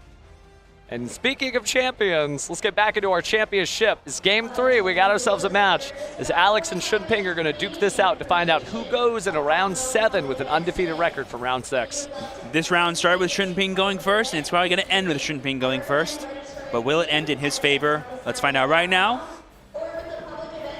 Ooh, and there we see a standby phase. Perulia coming down. You did it to me in game 1. I'm going to do it to you. How about that? Fair is fair in love and duel monsters. And there is Tracked, which does dodge Perulia because he summons from the graveyard, does not summon from the hand. This is almost a shade of last summer. We did see when Mulcharmy Perulia was the new kid on the block that Fiendsmith decks could feel like, I'm just not going to summon from the hand. Is that cool with you? 100%. So luring to the field. 1. That's not a meow, so no draw. That's right. And then we're going to go into the Requiem, which could summon from hand if he wanted to, but he probably won't. Yeah, that doesn't feel like the strat right now. Good. Yeah. All right, but as we tribute Fiendsmith's Requiem, we are probably going to grab, I imagine, Fiendsmith's, Lacrima, the Crimson Tears. Just to get engraver access, yeah. Putting it in the graveyard is so important. And do we go straight for the Necroquip Princess, or do we go for the engraver now, make a sequence, and keep the princess in the extra deck as a resource? Lots of questions. Yeah, I feel like it'd be pretty cool to have a Triple D wave High King Caesar, but you also have to be careful. Like, does Shunping play differently just knowing Nibiru exists? Yeah, I've been talking all weekend about how powerful Dominus Impulse is. Well, in any Fiendsmith deck, you could have access to 2 of those things through Caesar. Which is incredible. Oh, but there we see Truist Worm targeting the engraver to banish itself and not have any access to it. But we're going to Ghost Bell the Truist Worm. Holy moly. And we're going to chain Magnuma targeting the engraver again. Oh, my goodness. You thought Bestial Malice was gone? Think again. Oh, my goodness. What was it? What was it? Game 1, we had Chainlink 5 called by the Grave Astros. And now we have, what, Chainlink 5, Magnamut, Banish Engraver, Bell on the Druid's Worm. This is good negated. stuff. Lurie back in the deck. Magnamut on Summon Effect and search for a dragon at the end of the turn. Wow. Okay, so get back to serious mode. That was a lot of stuff. We are going to see Magnamut's effect activate here. Oh, Alex is asking, because he has no more dragons in his deck that he can search, is he allowed to activate Magnamut's ability? He should be, because it doesn't target. It doesn't can add target, from the graveyard. Yeah, it can add from the graveyard. Like, you don't even have to resolve it if you don't want to, right? I think that's a question for our judges, Yeah, but I guess we'll find out. It may be mandatory, and because he doesn't have a target currently available, it sounds like he won't be able to use it. I'm not sure how it would actually resolve. That's an interesting question. We'll have to hit our head judge up after this. But for now, let's see. Sword, that is going to be a monster card summoned from the hand. So one draw from the Perulia. Oh, that was that got me steamy, that chain link. Oh my goodness. I tell you, it's just good Yu-Gi-Oh! And also from the sound of it, Alex only plays 2 Bestials, the 2 that he had in his hand. So really impactful then. Well, Drua's Worm and Magnum to search Drua's Worm still feels good. 100%. Dual drive of Fatal Search. Ooh, but the dual drive is good. So we were able to keep him off of Fiendsmith combo, but we still have full access to Ryzeal combo. That's the really cool thing about these archetypes is they can bridge together pretty seamlessly. It's like pre-selecting an Ice Ryzeal there, and maybe getting the Ryzeal cross this time? Oop, gonna go ahead and put it back in, maybe if he didn't have it in game 2. Might have side-decked it out too. Exactly, yeah. And then, but if you're Shinping, do you play into this Perulia still? Because all the Ryzeal monsters are gonna do that. They really are, but you need to have some position of advantage. Because you're playing against Malice, right? You're like, I won't be able to stop him if I don't make Detonator. Yeah, look at that, another draw. We're gonna send the Eclipse Twins, question mark? Set There that up we for go. later. X-Search. You added ice? Yeah, Ice and Field. Ice is in hand. 4 cards in hand for now. We're gonna Ash Ooh, Blossom Ash. the X effect to search to deny access to Node, I believe. Node would be killer here. I think that almost flags that there isn't a Nibiru, the Primal Being.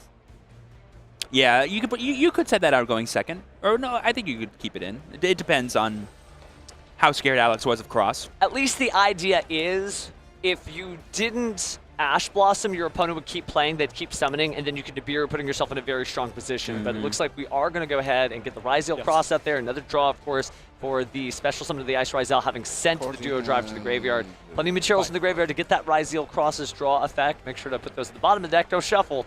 Learned that earlier in the tournament, but going to go ahead and Xyz. For the Detonator. Touch. Add back the Eclipse Twins. Now, unfortunately, this might be actually hard for Alex to play through because a Ryzeal Detonator by itself is more than enough to deal with a Malice engine. Sort of tongue-in-cheek, but yeah, Ryzeal Detonator's still good. That said, Alex did draw 3 cards thanks to Perulia, and that's pretty good. Kind of evens up the card advantage, right? You get 3 additional cards you can get rid of with Detonator, but you also gave your opponent 3 additional cards. You're just kind of hoping they can't do anything with it. And knowing that they've got the Bestial Drua's Worm in hand, I mean, even linking something off, and maybe you're able to stop something like Hazard Lizardos, they can still banish that Malice from the graveyard. 100%. If I'm Alex, do you go for like the Druid's Worm to try to force out materials from the Ryzeal Detonator, either by using the cross effect or by just sending it?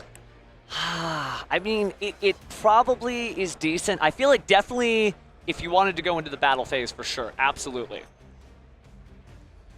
But you'd be giving up your battle phase, so you're kind of sealing of what you could do with this turn just because you're staring down. Ryzeal Detonator goes down. So maybe there's something else. There's a lot of new cards that have come out this format, so we'll see if there's any secret tech or some spice that Alex figured out.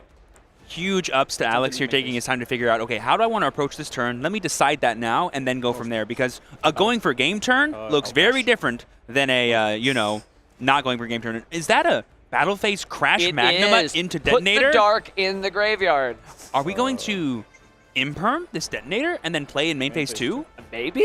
Because if we banish this Detonator, I don't care about Eclipse Twins. You're never getting it back. Imperm target that. Oh, there it is. So we're going to have to chain Detonator here. Do we have a second imperm, question mark? Or do we have like a impulse? Do they need to control a monster or any card? With the Dominus Impulse, just any card. Okay. So they are going to go ahead and detach and ping, taking the heads up there, or at least he can hear us from here. Kidding, of course. Kidding. Lamau. But by destroying his own Ryzeal Detonator, he's going to go ahead and trigger the Eclipse Twin, being able to special summon the monster back. Chain Impulse. And we have the Chain of Impulse because we control Ryzeal Cross. We can activate it and stop the Eclipse Twins effect. That's crazy. So the Ryzeal Cross missing from the second game here in the third game, but giving the opponent the ability to Dominus Impulse because there is a card on the field. So 3, Lacrima target record. So going to go ahead and Lacrima, using that to go ahead and recycle the Fiendsmith sequence. Just just good Yu-Gi-Oh. I don't care who you are cheering for. This is pretty cool. Now, there could have been some different routes. In hindsight's 2020, we get that. But both duelists giving it their all. And Shunping here is playing around, of course, Bestial Druid Swarm. I know Druid Swarm. But unfortunately, I think... Also, the Magma Resolve at the end phase was no targets, right? Yeah. Essentially. Yeah, exactly. We never used the effect of Magnamut. Ooh, if I'm Alex, this Druid Swarm could be huge because it might deny the Light Fiends that Shunping needs to go for a Desiree play with the Paradise if he sends that. I mean, Alex might have just run him out because besides Ryseal Cross, I have no understanding of how Shunping recycles that detonator because it's the only one he has. It's going to be difficult. Ryseal Cross is important, but if there's only just that copy and it doesn't survive long enough, that could be problematic. Shunping considering his options, thinking ahead, maybe Fiendsmith Requiem to the graveyard, get Lacrima send Fiendsmith in Paradise to the graveyard, and then use that to deal with any problems? Yeah, but unfortunately, that would resolve... right, so it'd be Chainlink 1, Dormouse, Chainlink 2, Lacrima, dump, and then on Summon of Dormouse, you can use the Paradise. But if you chain to Paradise, Druid Swarm to get rid of Requiem, to my knowledge, there's no more Light Fiends in there, right? Yeah, that could be problematic. Paradise. So we're going to go for it anyway, maybe just to cycle past the Druid Swarm, force it. Alex, double checking. I don't see any Light Fiends in there besides Requiem, so if we just chain Druid Swarm, this could be it. Because if Shunping cannot answer this Dormouse, that's pretty rough for the program. Let's see what we got here. Change Druids from target direct. Yep, Okay, there so we it are is. doing it, yeah. There it is. Just like Alex wrote it up. Not trying to play the duel for these two duelists, but the best moves seem to be very visible, and both of these duelists are just making some of the best moves possible. And you got to give respect to Shunping here. He's pulling out all the stops trying to stop Alex, but he was able to draw 3 cards off Perulia in a Malice deck. That's all the gas you need in this race car. Definitely up in the allowance for sure. But fun fact, Paradise can send from the main deck. It does not target, so you can just go, okay, Desiree's not going to work. I'm going to send an Engraver for follow-up next turn because my plan is just to have another turn at this point. If he lives that long. I mean, we could see a Nibiru. I mean, you never know. There are blowouts for sure.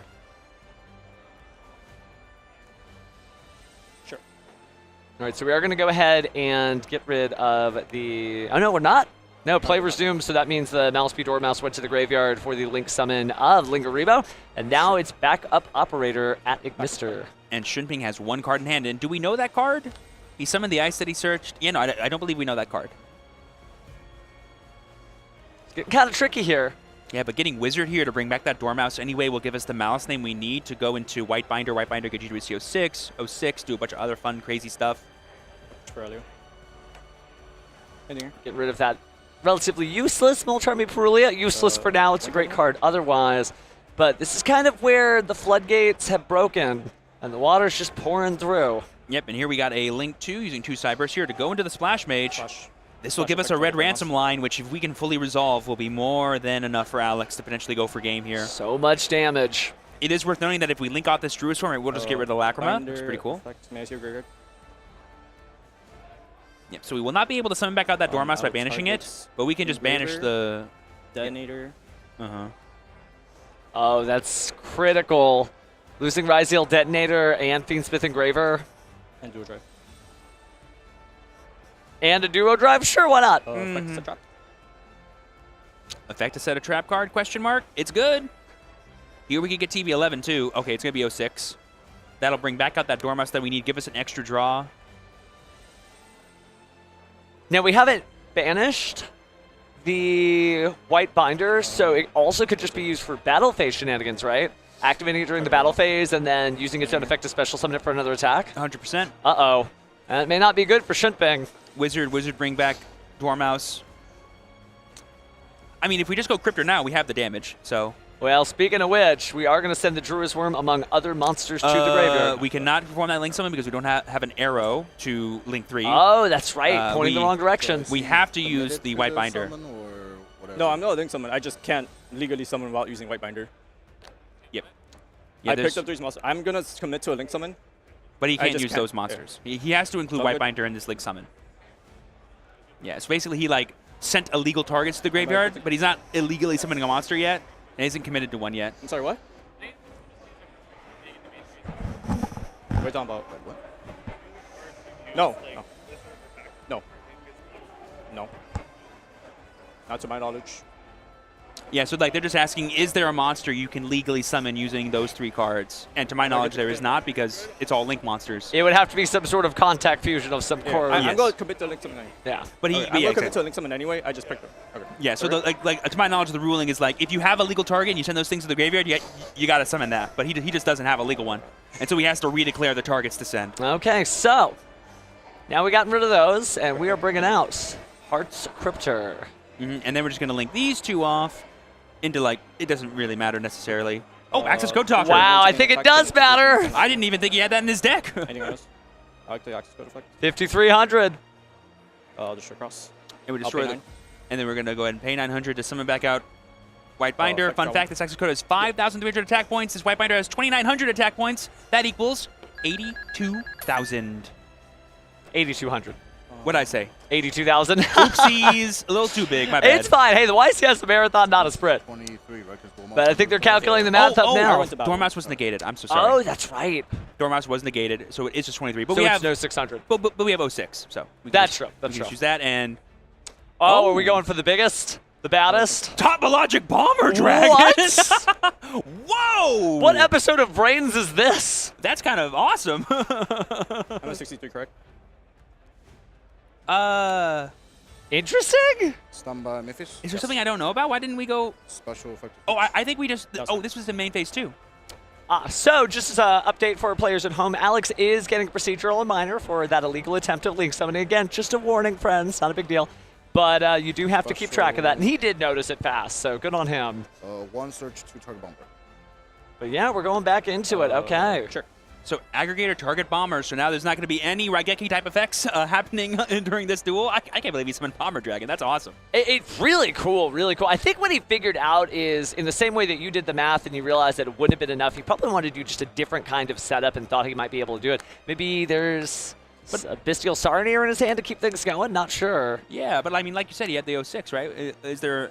Maybe he wasn't allowed to be activated or something? I'm not sure. Maybe, not sure myself. But let's continue with the duel at hand as Exciton Knight, our evil swarm friend, is going to go ahead and remove a material here. It's a Light Fiend as well. It's going to try to clear everything. Going to have GWC 06, going to bring back I'll gain 20. Heart Scriptor. I mean 25. Yep, so we're just going to gain the 2,500 life points off the Heart Scriptor here, but it'll still be destroyed because of the Exciton Knight.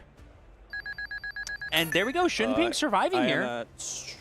Was not expecting that outcome. Was there something keeping Alex from attacking? I don't think so, right? I'm not sure. Battle. Oh, okay. He doesn't take any damage, right? Because of Exciton. Yeah. Oh, he's just doing it as a sign of Dominant, they're just oh, gonna see and that's the handshake. Because it was time in the round. Oh, I see. And because the Exciton Knight, I see. Okay, so Shinping, class act, showing some cool combos there at the end. Definitely some creativity.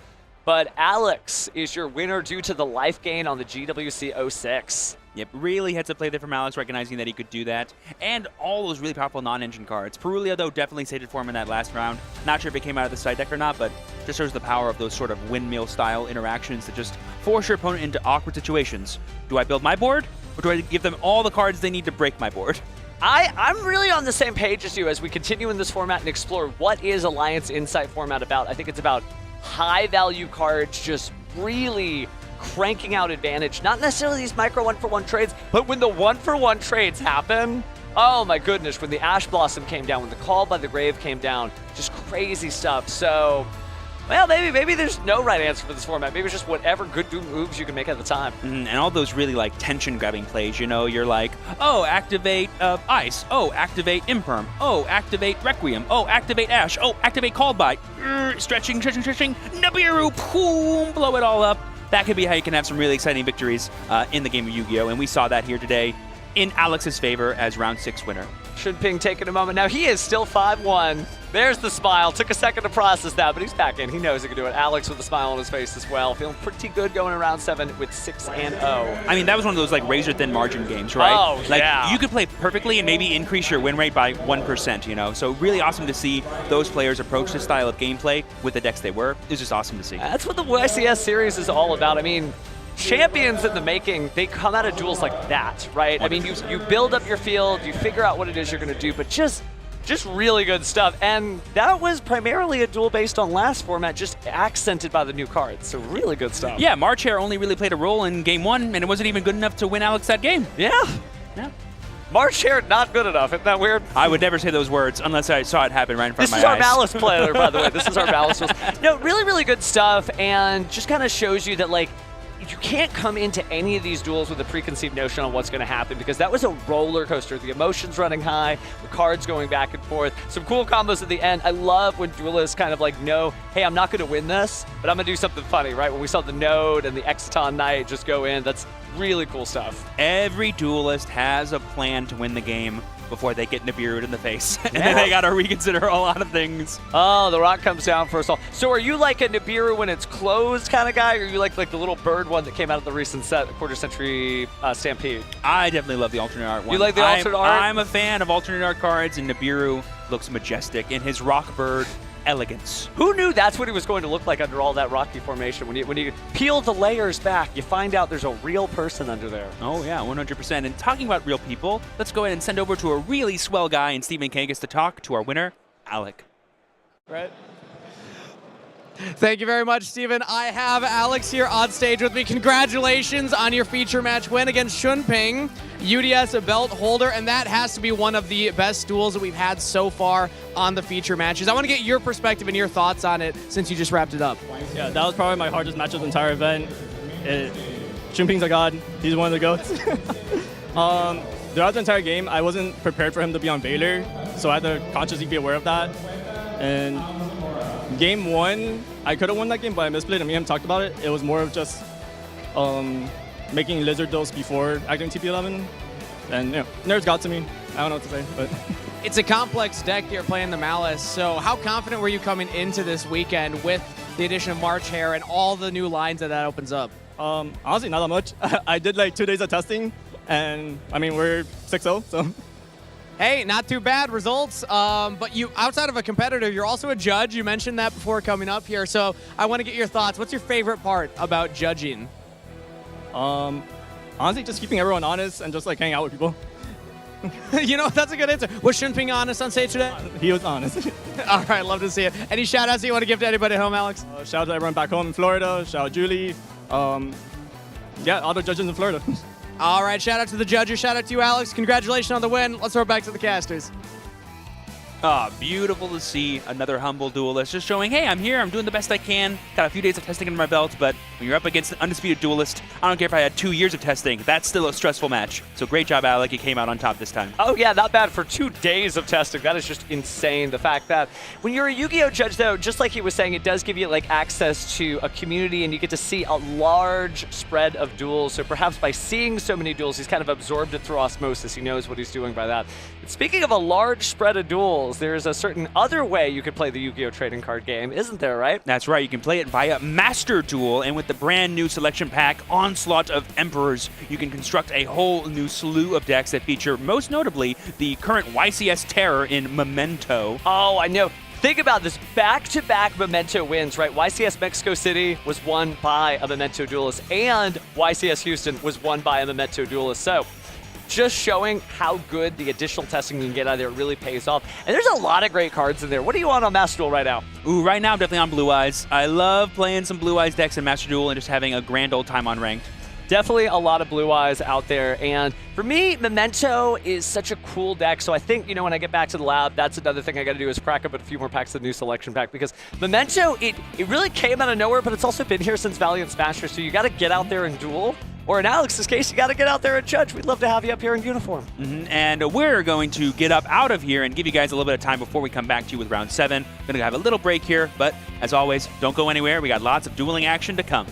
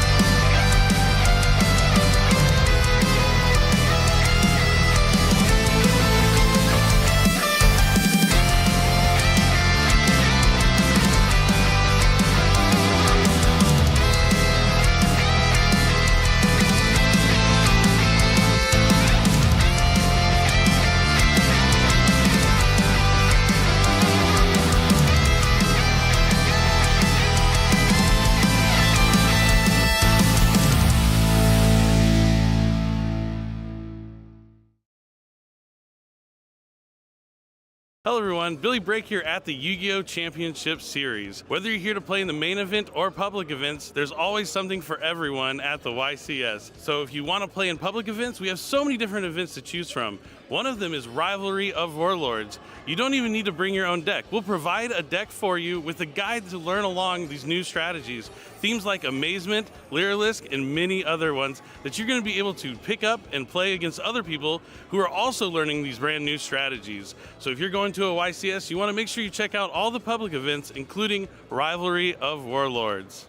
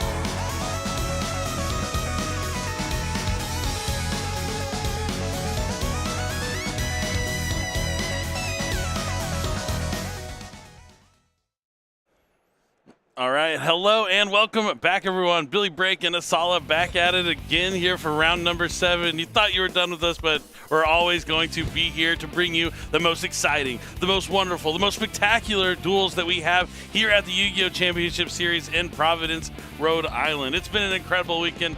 We've seen some cool decks, and last round, that was some excellent gameplay between two really good duelists. Yeah, absolutely. There's going to be a lot of that going forward, though, because I'm really looking forward to this round right here. We have two incredible duelists facing off. Definitely. We're always looking forward to the future, but this tournament has been a long one. As I mentioned, we're already in round number 7. We started with so many players in the tournament, over 1,500, and now we are just whittling down to find out who is going to make it to day 2. And you can see the duelists out there dueling as round 7 is already underway. As I mentioned, over 1,500. Actually, we had 1,572 players after all the VIPs and everybody were counted in. A big event here for Yu-Gi-Oh! And we only have 23 undefeated duelists remaining. Eventually, we'll be down to 1 after the few rounds of Swiss we have left. But we're going to take that top 128 or whichever one have 19 points or more, something like that, that are able to come back for day number 2. All the X2s, as it were. People with 2 losses will still have that opportunity to come back in the morning, play the next 2 rounds of Swiss, and maybe make that top 32 cutoff. But let's go ahead and find out who we have dueling in our round 7 feature match. Kangas, who's on the stage with you? And up first in the blue chair from Elmont, New York, wants to shout out his brother Pascal, who just won YCS Houston, Carl Menegat. And his opponent today in the red chair from Knoxville, Tennessee, your YCS Orlando champion, shout out to Goo Gaming, Tavion Crowley. Duelists are ready on stage, so let's throw it back to the casters for game number 1. All right, thank you so much, Kangas. That's right, we have 2 titans of the dueling world going at it here, both undefeated, so they definitely figured something out. It's going to be Carl with the Raziel strategy, more of a pure variant. He has some cool cards in there, like surfacing big jaws, so maybe a little bit on the shark side as well, taking on Tavion. And that's right, you don't see any Raziel cards there next to those Mitsurugis. It's a pure Mitsurugi deck. The pure Mitsurugi deck was one of the ones I thought was going to be the strongest going into this event, mainly because of how popular the Mulcharmies were. I thought the Mitsurugi deck by itself played the best, not necessarily for free into those cards, but it gave the least amount of draws across all 3 of them. Yeah, and the benefits to using like a pure Mitsurugi strategy is also with the new cards they got in Alliance Insight. They got a new ritual spell, Mitsurugi Mirror, which now enables you to be able to use one of the strongest ritual cards pre-preparation of rites. And we're going to see how that's going to play out here for Tavion Crowley. He is our YCS Orlando champion, taking on Carl Menegat. I've actually had a feature match back in the day against Carl, and he destroyed me. He is an excellent duelist. He's been around for a long time, and as he mentioned in his shout-out, his brother Pascal just won the last YCS. So even though it's not like the 2 past YCS champions like going at it, we at least got the bloodline of the past YCS champion taking on YCS Orlando's champion here in round number 7, and both these duelists are undefeated, so things have been working out well for them so far. Pascal may be the Houston champion, but prior to that, Carl was the name that you knew. He has 2 second places under his belt. The belt that he could not win because he was 2 UDS championship finals. Unfortunately, lost them both. Definitely, and he's also topped a number of other events on top of that. A veteran, one of the best to ever do it, and he's taking on Tavion, who is an up-and-comer, but already won a YCS here this year, and he is looking to win another one. And starting off 6-0, like once you get to that kind of territory, you're starting to feel really good. You're starting to realize, like, okay, I did prepare well. Things are going my way so far, but only one of these duelists will be able to move on undefeated 7-0. The other one will take a loss, but that's why we play Swiss rounds. You're able to take a loss when you face someone like maybe a champion from this year and able to continue on playing throughout the tournament. You're not eliminated just from one loss.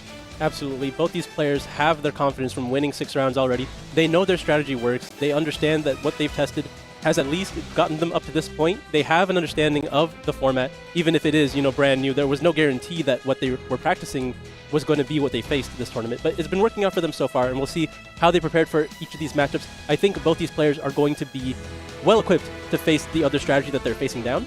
mainly because these are some of the most popular decks going into this meta. Yeah, maybe not like the most popular variants of these decks, but definitely popular strategies in general. Like, people were prepared for the Mitsurugi cards. They are prepared for the Raziel cards. Now, whether they're prepared for them just solo, basically, like this. And I don't even want to say Carl's deck is just a pure Raziel deck, because Carl, I mean, a lot of you don't know, he always has something spicy in his deck. There's always something intriguing. He doesn't just play what the norm is. There's always going to be something that can catch his opponents off guard, and we're going to see how those cards are going to come into play here. Yeah, his deck is cool. It has a lot of interesting text. There's definitely choices in Carl's deck. So many choices that I can't wait to see if he draws. But Tavion coming with the pure Mitsurugi deck. It's going to be an epic match for sure. Sounds like Carl won the die roll, so let's get right into it. Game number 1 here, round 7, YCS Providence, Rhode Island. Stand by. Nothing gets me more excited than when two titans of the game take each other on at the highest level, like a YCS, and it looks like Tavion's going to start with Fualos. Immediately, too. Very interesting here. I wonder what he's playing around at this point, because, you know, you're not... The one talent. Yeah, the one talent. Are you really respecting it that much that you didn't want to wait? Or does that just mean his hand is so good that he wants to see Carl pass? Could be the case here, but the bonfire is Carl's going to add extra zeal. Let's see where he navigates this now next. with the knowledge that he's under. I saw a lot of Molcharmies in Carl's hand. Not what you want to see when you're going first, but the extra zeal will be nice. Flip swing. Activate. Yep. I wonder if at this point both players have knowledge into the opposing matchup, because they've been in the top tables for quite some time. They've probably been able to see the other players, especially when you're known players. It's very frequent that word gets around, right? I think a decision could have been made if you have a stack of Molcharmies in your hand and you got hit with something like Fualos, you could pass the turn back knowing that you will likely survive. But if you know you're playing against Pyramid Tsurugi, they will give you minimal draws and the game will end. They can put a lot of damage out very quickly, that is for sure. But now he's going to follow up the special summon of X and Sword with a summon of Ice Raziel. That's going to special summon a monster from the deck, and this is going to give Tavion his first card to be drawn from that Molcharmy Fualos. Interesting choice to even go for it in this position. He didn't have to summon Ice to extend at this point, but we can set up the Star Raziel now. Star Raziel, brand new secret rare out of Alliance Insight. It's going to be able to set a Raziel Speller Trap onto a special summon. He's going to set Raziel Cross and activate it. Yeah, you're just going to flip it up immediately. No point setting it down here. All right, let's see where he goes next. He knows he's going to have to at least give Tavion one more draw. Let's see if he goes for Duo Drive or Detonator. Looks like it's going to be straight into the Detonator, so another draw here for Tavion. Detonator with an Eclipse Twins. With the Eclipse Twins is not live. There is no other Xyz monster that is usable, so we're going to have to give another draw here. Is that going to be Baguska? I imagine Baguska is the one if you're trying to survive the turn. Duo. Oh no, it's going to be Duo Drive here. Okay. But I do like, he is showing off what Alliance Insight did to change the Raziel strategy. A lot of times you're going to be able to access that Raziel Cross from the new Raziel, Star Raziel, with before you even go into Duo Drive, so you can almost guarantee that you're going to get to be able to resolve that effect. As long as you can avoid something like Infinite Impermanence. Yeah, but I mean at that point, at least you already have Cross and Detonator, right? True. And Impermanence on the Duo Drive there is not going to the Detonator. So yeah, it really extended the plays with that Star Raziel. I mean, this gives you a little bit more flexibility, right? If you have access to Cross outside of Duo Drive and you can still resolve Duo Drive, that means you can search some, you know, potentially win more cards, like that Raziel plugin. Plug-in and Node Raziel. We'll see how far Carl chooses to commit here. If he's already given him 2 draws, what's one more? You know, it's funny. We're looking back at YCS Houston, where Carl's brother Pascal won with Memento. He said he played that deck because it had such a good matchup against Raziel. I wonder if he got a lot of his testing from just dueling with his brother. For sure. So he knew all those key points of It's always a team effort, right? Oh, definitely. And now Node Raziel is going to be special summon. He's going to send one of those Molcharmies from the hand of the graveyard to try and special summon back level 4. But that's going to be met by Ghost Bell and Haunted Mansion. Do you opt to use your Cross here, or do you respect something like Nibiru the Primal Being? Plug-in. No, we're just going to activate plug-in, allow the Ghost Bell to resolve. Going to be able to Reborn the Sword Raziel and attach a material likely to the Duo Drive here, or maybe just put it under the Detonator, because why not? You're going to be able to get Raziel Plasma Hole underneath that Duo Drive. Yep, Plasma Hole also in the deck because you can get it for essentially free now because you have the flexibility while having just more access to Cross. Draw. That's fine. We're going to put back the plugin as well as another name to draw a card off cross. And you can tell Carl knows this deck well. Not a lot of thinking. It's kind of like he'd already probably looked at his opening hand when he got met with that flawless and decided the route he was going to take. This was already all decided by him a long time ago. Yeah, it seems like a lot of players are actually just choosing to play into the Charmies. It doesn't matter how many cards you have in hand. Hey, if it works, it works.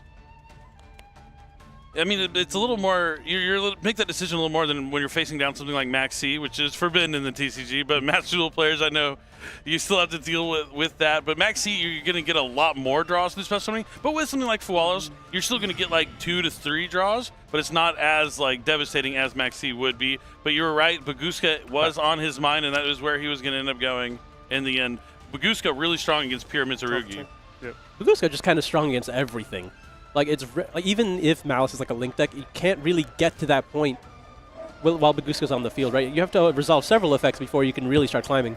Yeah, he's terribly tired, but he's hanging around. So Tavion with a lot of cards in hand, but we're going to see how he's going to navigate. He wants more cards. He's going to start with Pot of Extravagance. That's what I'm saying. These players are not playing like conventional decks. They definitely have some cool tech choices, and this is Pot of Extravagance here in the pure Mitsurugi deck. I mean, the Mitsurugi deck doesn't really need its extra deck. I imagine most of those slots are either just very specific choices to help you combo, or cards for Pot of Prosperity, Gordian Slicer, Ultimate Slayer, you know? Definitely. Tavion start. I wish how many cards are in his hand? So many.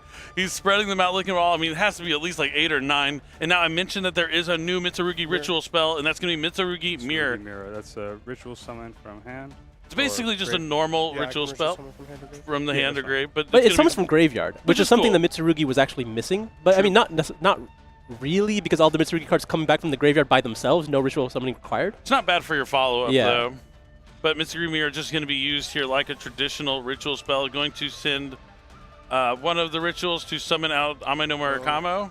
Yeah, Futsu will now trigger in the graveyard to go ahead and add any Mitsurugi card. Just Futsu.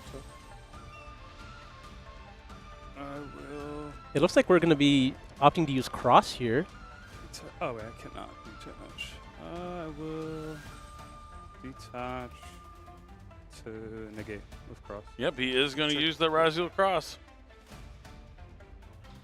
Surely he doesn't have all the cards he needs already in his hand. Activate Ame. Okay, now we can activate Habakiri. We're going to go ahead and summon a monster from deck and then tribute one of those monsters on the field off. Habakiri, part of those brand new Mitsurugi cards that came out in Alliance Insight. We talked about custom cards before. I mean, that's probably the most custom card I've ever read. It's a good one. Does a lot for you. You're able to get access to a search for summoning a Mitsurugi and tributing it. And you can also do a lot of cool things with Mitsurugis as well. As if you tribute off the field, you're going to get another additional card to your hand. I mean, I think the new Mitsurugi cards are a lot of the reasons why a lot of people are making sure to include Droll and Lockbird in their deck here this weekend.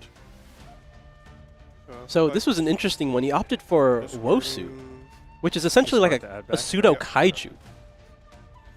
Discarding food. Yeah. Goes back there. I mean, that's a very easy out to Baguska. He gets to tribute one from his side of the field and one from your opponent's. Summoning condition, it doesn't activate? Yeah, it's summoning condition. It is a really cool card that's going to be able to help him deal with that Baguska, as you mentioned there. I mean, this is the opposite of what Carl wants to see, a searchable out to Baguska when your opponent has 13 cards in hand. Kind of rough. I mean, when you see a recent YCS champion playing a brand new deck, basically, at least in a pure form, like pure Mitsurugi wasn't really heard of before Alliance Insight, you have to know that there is something there, because he definitely tested and prepared for this event. And he's already 6-0. I played in a lot of YCSs. I didn't go 6-0 in a lot of them, so it's definitely a good feeling once you get that many wins under your belt. You don't have to live life on the edge, but yeah, here it comes. He's going to be able to tribute. Oh, no, it's going to summon at the same time. All right. Yep, going to tribute off the Baguska. Sure. And the Habakiri from his hand. Perfect. Habakiri will now be able to trigger as well. That's effect to add, right? Yep. But now the Baguska is no longer on the field, so Carl can use that Raziel detonator now. He's going to want to go after maybe the Ame no Murakamo. And, oh, both of these can be destroyed, correct?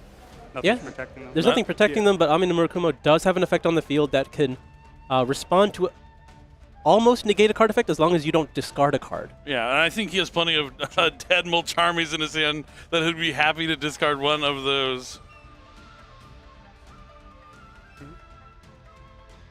Interesting. He had so many Molcharmies. He had four Molcharmies going first.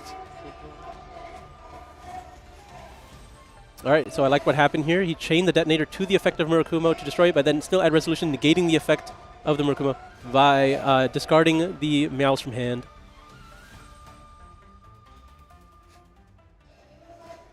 But still, only the Eclipse Twins now, so likely the detonator will have to use its own effect on itself on the next activation just to make it live again.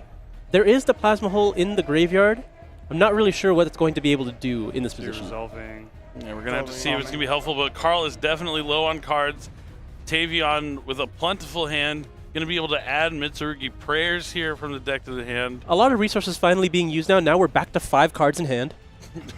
Finally, just down to 5 now. Maybe, is it 6? No, it is 5, okay. It looks like we're going to be normal summoning. Is that Kusanagi? It's not Sanji. Kusanagi hits the field, able to add back from the graveyard. Or banished. Looks like he's thinking about the Mitsurugi result. Nope, he's going to go for Fitsu. Interesting choice, going for a monster in this position. Target. Thinking on target. Yep. The detonator will be detaching Eclipse Twins, targeting itself. Because now he has the Baguska in the graveyard along with the Eclipse Twins. Yep, so the Baguska can attach to the detonator. Or he could summon Baguska. He could summon Baguska back.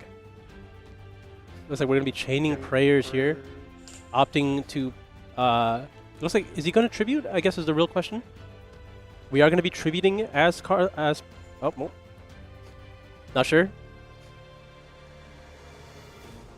This is like the first break in constant focus gameplay that we've actually had a chance to think. Yep. So he's going to tribute the Futsu from the hand. Which has already been used, so he's not going to get any additional. Yeah.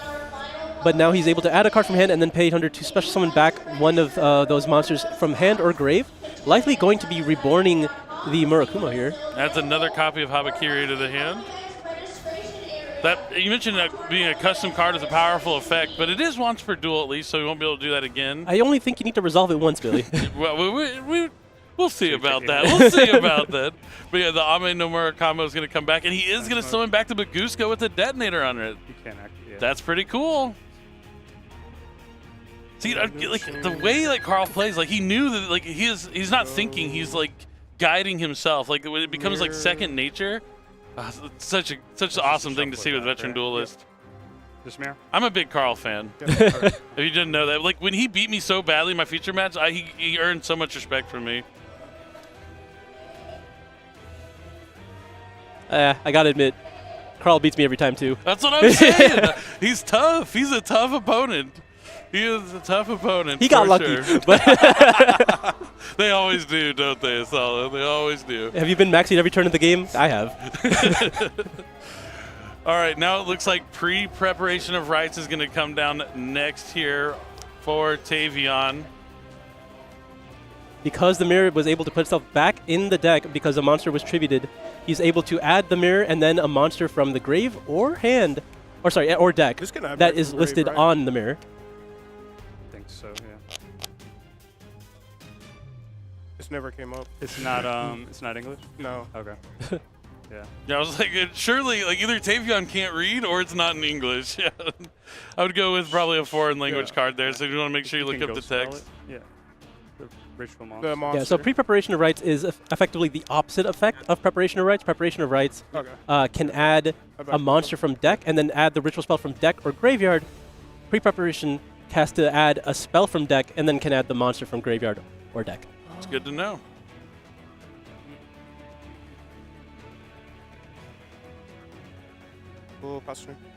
Man, see, Carl's setup gave him so many cards, but he knew he was going to have the Ryziel Cross, the double-layered Baguska. Yep. Main phase 1. Yep. Has to detach from Baguska during the standby phase. Now play is back to Carl. I mean, he gets to start the turn by drawing a card off cross if he so chooses. I will. Still has to deal with the Murakumo, which is not that much of a threat as long as he has cards in hand.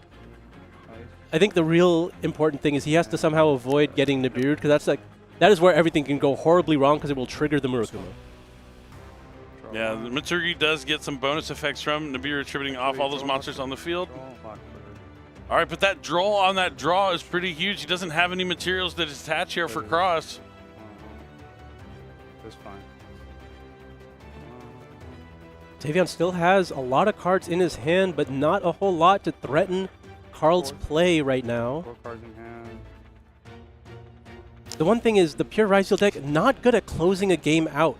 It needs multiple turns to deal damage, and the Mitsurugi cards are so good at creating follow-up and being able to reduce your opponent's resources over time. I'm just saying, if Tavion gets another turn, it would have been useful if Habakiri wasn't once per duel. Just saying. Throwing that out there. Just throwing that tidbit out there. But we'll see if he's able to get another turn. But X-Raziel is going to be able to summon from the hand, sending down. Did he send? I just want to point out, Billy, the last thing that we saw happen on Tavion's turn was add mirror, add ritual monster. I'm pretty sure. He was just going to use it as a tribute. Yeah. If he gets another turn, he's going to start ritual summoning all over the place. Right, but that's a big if, you know. If, yeah. So the Eclipse Twin is going to summon back the Detonator. Detonator on summon is going to attach another material underneath it. Good old Meowls. Thinking here. Yep. I mean, Carl's hand's pretty good. Let's see if he has anything in his extra deck to handle a situation like this. Because he has to have been in positions like this before. Almost somehow. Normal summon the Fualos, level 4. Making use of all these Molcharmies that he opened up with going first. Excellent. Get a little flash of his extra deck there. A lot of really cool cards. Some things that you don't typically see in a Ryzeal deck, but it looks like we're going to be going to the Ragna Zero. Okay. Ragna Zero is a cool card. You can destroy any monster that doesn't have the same attack as their original attack, and you get to draw a card on top of that. We're going to discard the Nibiru to special summon Ice Ryzeal. I think we're just trying to go for damage here because the Ragna Zero doesn't do anything currently. Duo Drive has no material. How much defense does Murakumo have? Is it like 18, I think? Not enough. I know it's small. Okay, so that's 25. Okay. He took 800. And he took 800 from the prayers. That is enough. No, Carl, that's just insane. Like the way he played it. The thing that impresses me most is not like the place he came to. It was how fast, like he knew what to do. Like it wasn't like, oh, I have to think about this. He was prepared. Yeah, he was prepared. That was awesome. Like that was not a choice in that moment to play into the Fualos, like, especially because. Like he's smiling. He knows he played good. He's like, oh, I know they just saw me. But he's trying to get his emotions in check. You don't want to get too sad or too happy about any game and not get too ahead of yourself for sure, even if you are up a game. But that was cool. I wonder how that feels for Tavion, having drawn that many cards, choosing to use a Fualos in the draw phase there, not allowing the Triple Tactics talents in that position. Your opponent had access to X to start and chose to play into it anyway, gave you as many cards as possible, and you couldn't find a way to close it out. I mean, I think the key moment of that was the second Baguska coming out from the Graveyard of the Eclipse, and that was always Carl's intended plan. Oh man, that was cool to watch. Yeah, I think this is something that we've been seeing. Well, not yet in the live stream, but it's something I've been seeing a lot from a lot of players is how they're choosing to use Eclipse Twins. Baguska has been really powerful in both of these strategies in front of us right now, the Mitsurugi deck as well as the Ryzeal deck, and using Eclipse Twins instead of summoning another Detonator, which doesn't get a whole lot of value usually off the second summon. Summoning another Baguska at that position usually closes out the game a lot more often, or at least guarantees that you get another turn. Yeah, it's reasonable for a lot of decks to find a way through one Baguska, but the second one's always going to get you. And I don't know if I've ever seen like that exact play before, like at least from the matches that we've had on stream, which is really cool to know that that was his game plan going into this tournament. I mean, like he went first and had like 3 to 4. I don't know if it was 3 or I think he had 3 Molcharmies and drew into another one off his Ryzeal Cross. draw as well, and just making the most of it. And the way he played with such confidence and being able to make his move swiftly, you would never have known that he drew like a less than desirable hand. I mean, I won't count having X'd ice as that bad. True. Like it was a fine hand. It would have been great going to. Though? Yeah, I mean, clearly he had a plan, so it was okay. He had a plan. He followed that plan, and came out with that Game 1 victory. But, you know, he's up against YCS Orlando champion Tavion Crowley. He's an excellent duelist. I'm sure he's lost Game 1 some point in this tournament, so he knows he needs to just shake it off. He'll be going first in this game, going to be able to use the tools that he has at his disposal. The side deck might be able to help a little bit.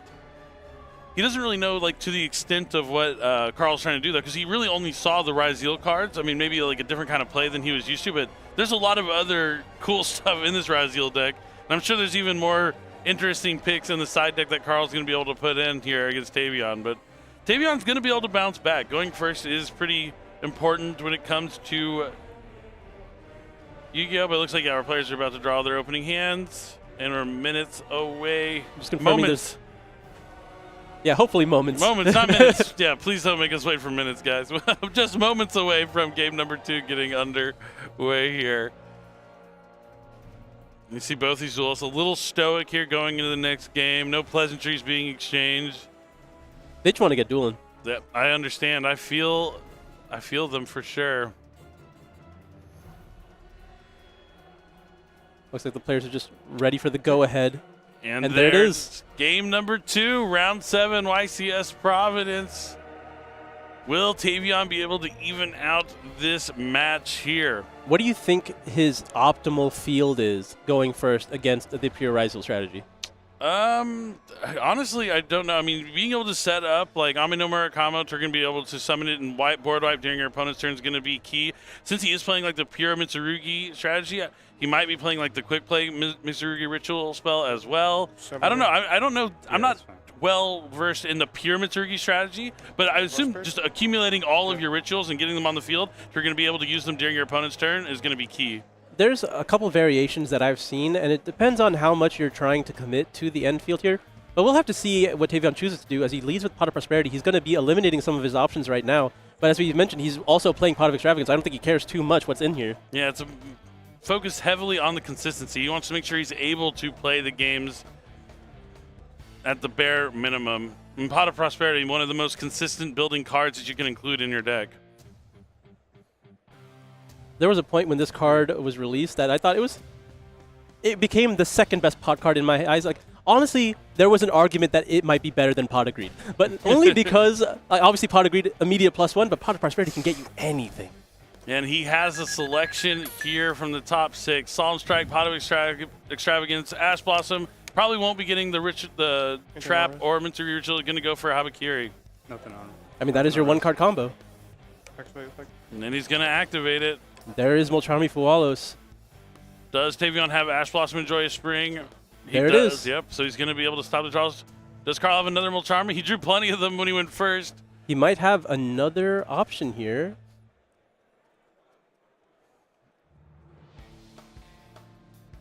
Sanji effect. All right, so he's going to summon Sanji, and then Sanji's going to tribute off the field. Now Sanji will be able to add from the deck to the hand. But Carl's going to Ash Blossom that. Not going to hold off on the Ash Blossom for something like Mitsurugi Prayers. Just going to try and cut him off, which is not a bad option when you saw the Pot of Prosperity and he grabbed the one starter card and then used it right away. That could telegraph that there's nothing else in Tavion's hands that'll allow him to continue to play. But he is moving to normal summon. Kusanagi will be able to add back the Saji, which doesn't really accomplish anything, and we'll just be setting one and passing. Yep, definitely. All right. Carl saw his moment of opportunity and took it. I mean, I kind of got a peek at Carl's hand here. I don't know if he can play. Does he have a Ryzeal card to get things going? I mean, you took away a lot of the Ryzeal cards on the Forbidden Limitless. There's not that many to work with anymore. Meow. All right, going to activate Meows just in case he does know that there is a quick play ritual spell that Mitsurugi could potentially have. I mean, yeah, just having prayers in this situation. Oh, just putting 3 in grave for the Escalos. That's why he did it. So this is some of that spicy stuff I was talking about. Arch Nemesis Ishatos is going to banish the 3 different type of monsters. And then now he can declare a type, destroy all types on the field, and won't be able to be summon those types until the end of the next turn. Pretty good against reptiles. Especially when Tavion left the reptile on the field. But you cannot expect the Ishatos coming down. Solemn strike, solemn judgment. So it's going to be a costly one to stop it. But that could be game saving here for Tavion. Like you mentioned, going first with your side deck included, there's a lot of good cards you can have. And that solemn judgment saving him here in this matchup. All right, now able to normal summon the Saji, trying to force it through here on his second turn in the game. Saji's able to resolve, going to be able to grab that Mitsurugi Ritual. I can only assume. Yep, just going to grab it. He has the Habakiri in hand, has used its once per duel effect, but can use it to tribute. But you're saying if it wasn't once per duel, he could use it again. Is it? Are we talking about need, or are we talking about like, you know, it would be nice, I guess.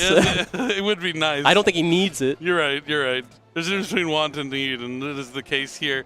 Let's see how Tavion's going to navigate this. He only has 4,000 life points thanks to Solemn Judgment, but Carl doesn't have too much in terms of defenses. One card in hand, one face down spell and trap card. Mitsurugi Ritual coming down next for Tavion. Summon from deck. He's going to use the effect to summon from deck. Is there any response? Oh! All right, so this is a card we haven't seen in a while. Ghost Sister and Spooky Dogwood. Yeah. I think the entire game plan that Carl has chosen for his deck is making your opponent give you another turn. And that is why these cards are in his deck. We're going to be tributing the Habakiri in hand to summon Murakuma from deck. Carl is going to gain 3,200 life points, and then Habakiri is going to be able to trigger. Because it was tributed to add any Mitsurugi card, we're just going to go ahead and grab prayers. Yeah, and I think we're just going straight into the battle phase here, not committing anything else. Battle phase? Yeah. 32. That evens it out, and then 16,000. makes up for some difference here. Yep. Doesn't give Carl too many life points, but the Dogwood did the job. But give him another turn. Nothing off the top there, and we're going to a game number 3. Again, even though Tavion was the one that was able to win this game, what the cards that Carl are playing, like unexpected. Yeah, like I don't know how I'm more surprised at what happened with Carl in the game that Tavion played the most cards in. Yeah, the other one looked like it was a lot more going for Tavion, but what it really came down to is that Solemn Judgment being key in stopping the Ishatos. Because if the Ishatos survived, called Reptile, the game could have been over. But it probably wasn't because Carl didn't have any of those Raziel monsters to do anything on top of the Ishatos. I believe, it's weird to think about the Nemesis cards going into your deck. I don't believe that's in his main deck. And if he's opting to use them, I think they're only for going second into a board because right now there's not a whole lot of ways to interact with it. A lot of your other cards will force away the effect negation and then it can't be destroyed. So it's very easy to stick on the field and then lock your opponent out of whatever strategy they're in because most of these strategies are pretty monotype right now, or at least there is a focus that you can pick that will really determine the game. Yeah, but I think you called it right that it's more of a go second kind of card because Ishatos is a little more focused than Protoss. Protoss is attribute wide, so you can call Dark since it's on the field, it's himself, and it's not destroyed by a card effect, so it stays out there. While Ishatos, you need to be able to call whatever monster type that they're actually playing. While you can do some cool things with maybe Reproducus and Ishatos and go way out of your way to cut them off before they have a chance, which players have tried to do in the past. That probably won't be the case here, so I imagine those cards will be going back into Carl's side deck. But I mean, we had that Dragonwood feature match round 1 where you were talking about how you get the maximum value of your Mulcharmies, and he's doing the exact same thing in his Raziel deck. It certainly is, and it's so cool, and probably why he's sitting here at 6-0. But, this is a match, once you get to that later stage in the tournament when you're undefeated, you're going to be playing against some of the best duelists around, and these are 2 of them. And they're going at it at the elite level here. I can't believe Carl said yes to the feature match when he's playing cards like this. Hey, I mean, it's good. I appreciate it. He wants to put on a show. He wants to show us how good of a duelist he is.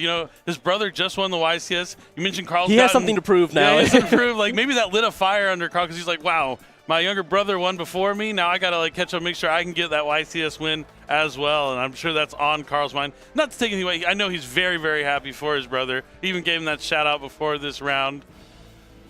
But now maybe how cool would it be if Pascal wins Houston And then here this weekend in Rhode Island, if Carl's able to take it as well. Yeah, we haven't seen anything like that happen since 2017. I was like, yeah, there were a couple brothers who did that a while ago. Shout out to the Cons, but it's been a long time since we've had back-to-back brothers win YCSs. Tavion back in the position of he has to face down whatever Carl's opening board is going to be. We'll see if his game plan has changed here as we start game number 3 of YCS Providence, round number 7. Let's do it. I'm really excited for this. The last time Carl went first, it was quite the game, so we'll see if he's going to have to play into something like Mulcharmy Fualos again. Or what if Carl just chooses second? I could see that happening. He Oh, did! He chose did! second! Oh, you could never expect the unexpected from Carl. Yeah. It makes so much sense, like from what we've seen. Incredible. So Carl choosing to go second. Tavion starting things off with pre-preparation. Yeah, it does make sense. Because, yeah, if Tavion thinks he's going first, he's going to side out the Solemn Judgments and stuff. And, like, we're talking about what is the turn 1 board that you're looking to make with Mitsurugi. No matter what you do, it's still not, like, going to be as overwhelming as something like that Adignist or Malice deck can make. Yeah, he's playing cards like Ghost Sister, Spooky Dogwood. He's playing all the Mulcharmies. He's playing Arch Nemesis Escados. He has all the cards necessary to really crack the field. There's more for him to lose going first. I think this is a great decision. All right, so he's going to use Habakiri. And then double Fualos. Oh, no. So he's going to special summon the monster from the deck. He's going to immediately tribute off. He's going to get a search, but Carl's going to get 2 cards for his trouble. Luckily, he doesn't really need to special summon from the deck anymore. Or from the extra deck if he so chooses. He could just find a way to summon Murakumo from hand and stick with that. Which effectively doesn't really mean Carl benefited at all. Like, he traded 1-for-1 with both of those cards. Going to be with a 6-card hand, which is fine. It feels like you benefited a little bit. Though. Yeah, you stopped your turn effectively. Yeah, it's not a net positive quite just yet. Yeah, I see what you're saying, but still feels great. So he's going to add prayers which with usually the Saji. means he's set up to ritual summon already. Anything on us? He's not going to want to use Mitsurugi Ritual to summon from deck, that's for sure. Silence looking hands. Oh, okay. I think that's a pretty confident way of showing that you're not going to go back in and give him any more draws. That is a lot of options. Got Star Raziel, Node Raziel, Nibiru, Ash Blossom, and X Raziel. So between the Raziel monsters, X Raziel's looking like the best one, but he's going to go for Ash Blossom. Yeah, I was going to say, if you would normally pick the X, but I think Ash is just so powerful in this position. A lot of the cards here, I think if he wants to set up under the Fualos reasonably, he's going to have to really pick and choose what cards are going to be in his hand at the end. And, especially if you're going to need prayers to resolve in this position. Looks like we're going to be activating the prayers now, tributing the Habakiri in his hand. And you can guarantee that Tavion's not going to give him any more cards because he would otherwise have saved that talents. He knew that he needed his prayers resolved, so he knew he needed to check for an Ash Blossom, which he did, which is smart stuff here from Tavion. Yep, I believe he's going to be adding the Murakumo from the effective prayers, and Habakiri will likely be adding the Mitsurugi Ritual. We'll see if he wants to summon anything else off of prayers. He will not, opting to only resolve one of the effects of prayers.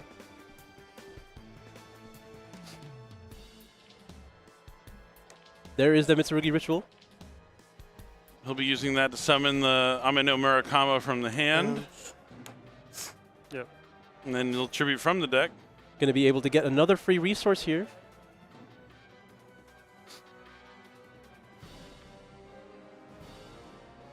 I imagine you're just going to tribute away a Futsu.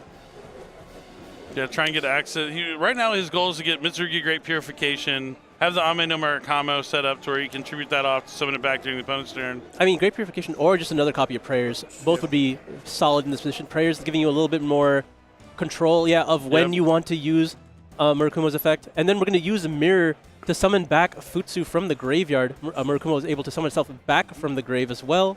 Yep. And this will get you access to Great Purification. Yep, so he has everything he needs despite that double Fualos. So there's a deck that can play through double Fualos. It is going to be this one. Yeah, this was the benefit of playing pure Mitsurugi that I mentioned earlier. You will play into the Mulcharmies a little bit, but you can play into them well. Might be the reason why Tavion decided to use this deck. So the Ame no Murakamo will bring itself back with its own effect. The Futsu will be able to special summon back reptiles from the graveyard. Yeah, I really don't think he lost much of anything from this trade. I think he's fine with how this turned out. No. We're setting a monster for insurance. Yeah, that's interesting. And he didn't summon, he summoned 1, 2, 3, 4 times to plus a set? Known in hand? This, the whole hand. Yeah. No. He's letting him know the cards that he saw off the talents before the turn's over. Yep. Yep. I imagine whenever he activates a card, Murakumo will be chained, and then the Nibiru is going straight to the graveyard. Stand by, man. Yep. Going to be starting with the X. I'm really liking the Mitsurugi Pure deck here from Tavion, the way he's playing it too. Yeah, low, not crazy combos, but low to the ground, can play into all the counter cards that people are playing.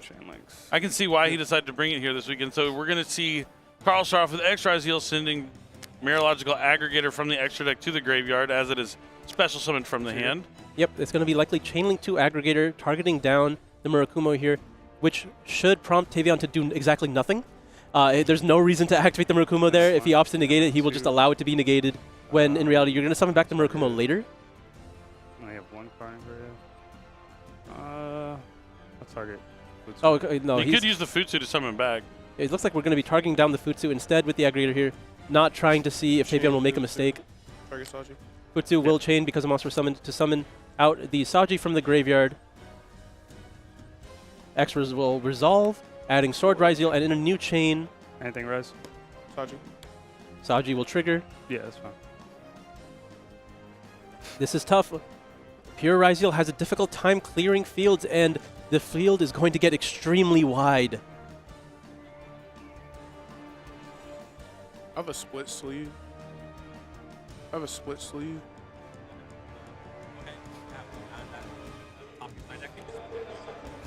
Looks like one of Tavion's sleeves split, so anytime you're like mid-match like that, you just swap it out with a sleeve from your side deck, not too bad, and then get new sleeves after the round's over.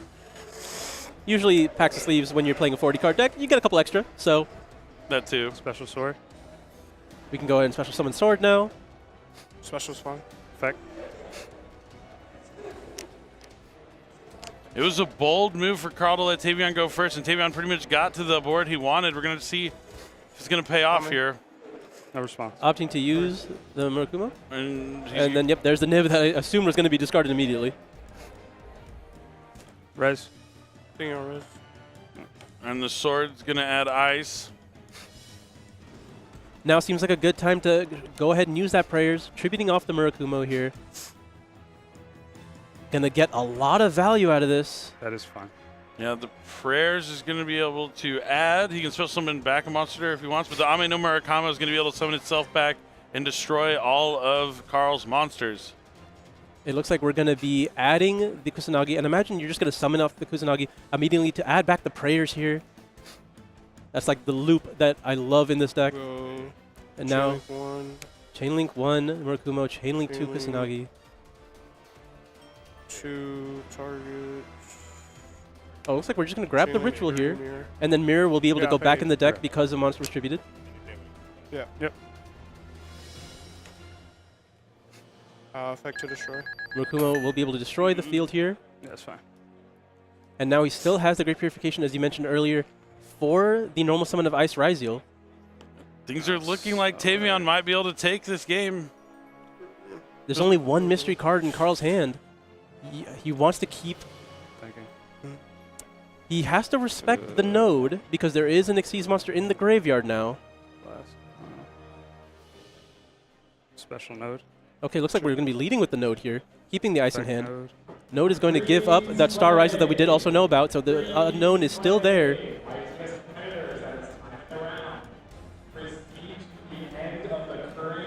Looks like he is going to use the Great Purification, trimming off the Futsu to negate the node.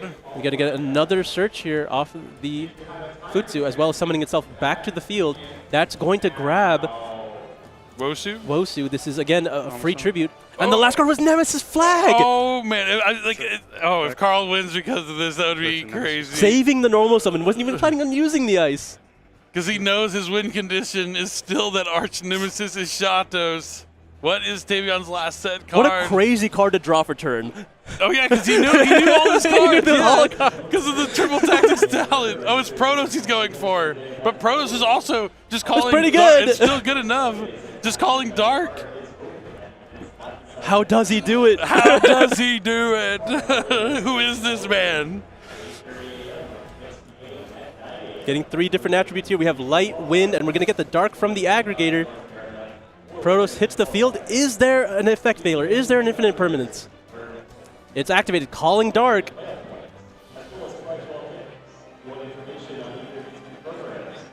Tavion considering his options. Considering his life right now. Yeah, How did we get here? He's either trying to respond or trying to just, no, it's going to resolve, and all dark monsters on the field will be destroyed. Protoss will protect itself. Attempt to enter battle. Oh, man. Right when I thought it was over here for Carl. It's every time. I always think it's like over for Carl, and somehow I mean, he made those card choices that puts him in this position. Indeed he did. Indeed he did. Clearing that massive board. 5 monsters gone. Poof, just like that. Tavion can't summon any dark monsters. I'm surprised. Oh, he could not use the effect of Saji or Kusanagi to protect in that position, right? Because they're all being destroyed? Yes, okay. yes. I needed to make sure on that real quick. I just can't special, right? I can normal. That is correct. You can still normal summon dark monsters, you just can't special summon them at all. But that's the thing, right? When you're playing an all-dark deck and Protoss on the field, you can never summon again.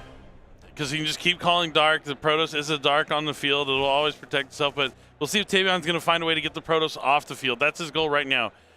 Carl low on cards, so if he can deal with Protoss, he'll be in fine position. Draw phase. Cool.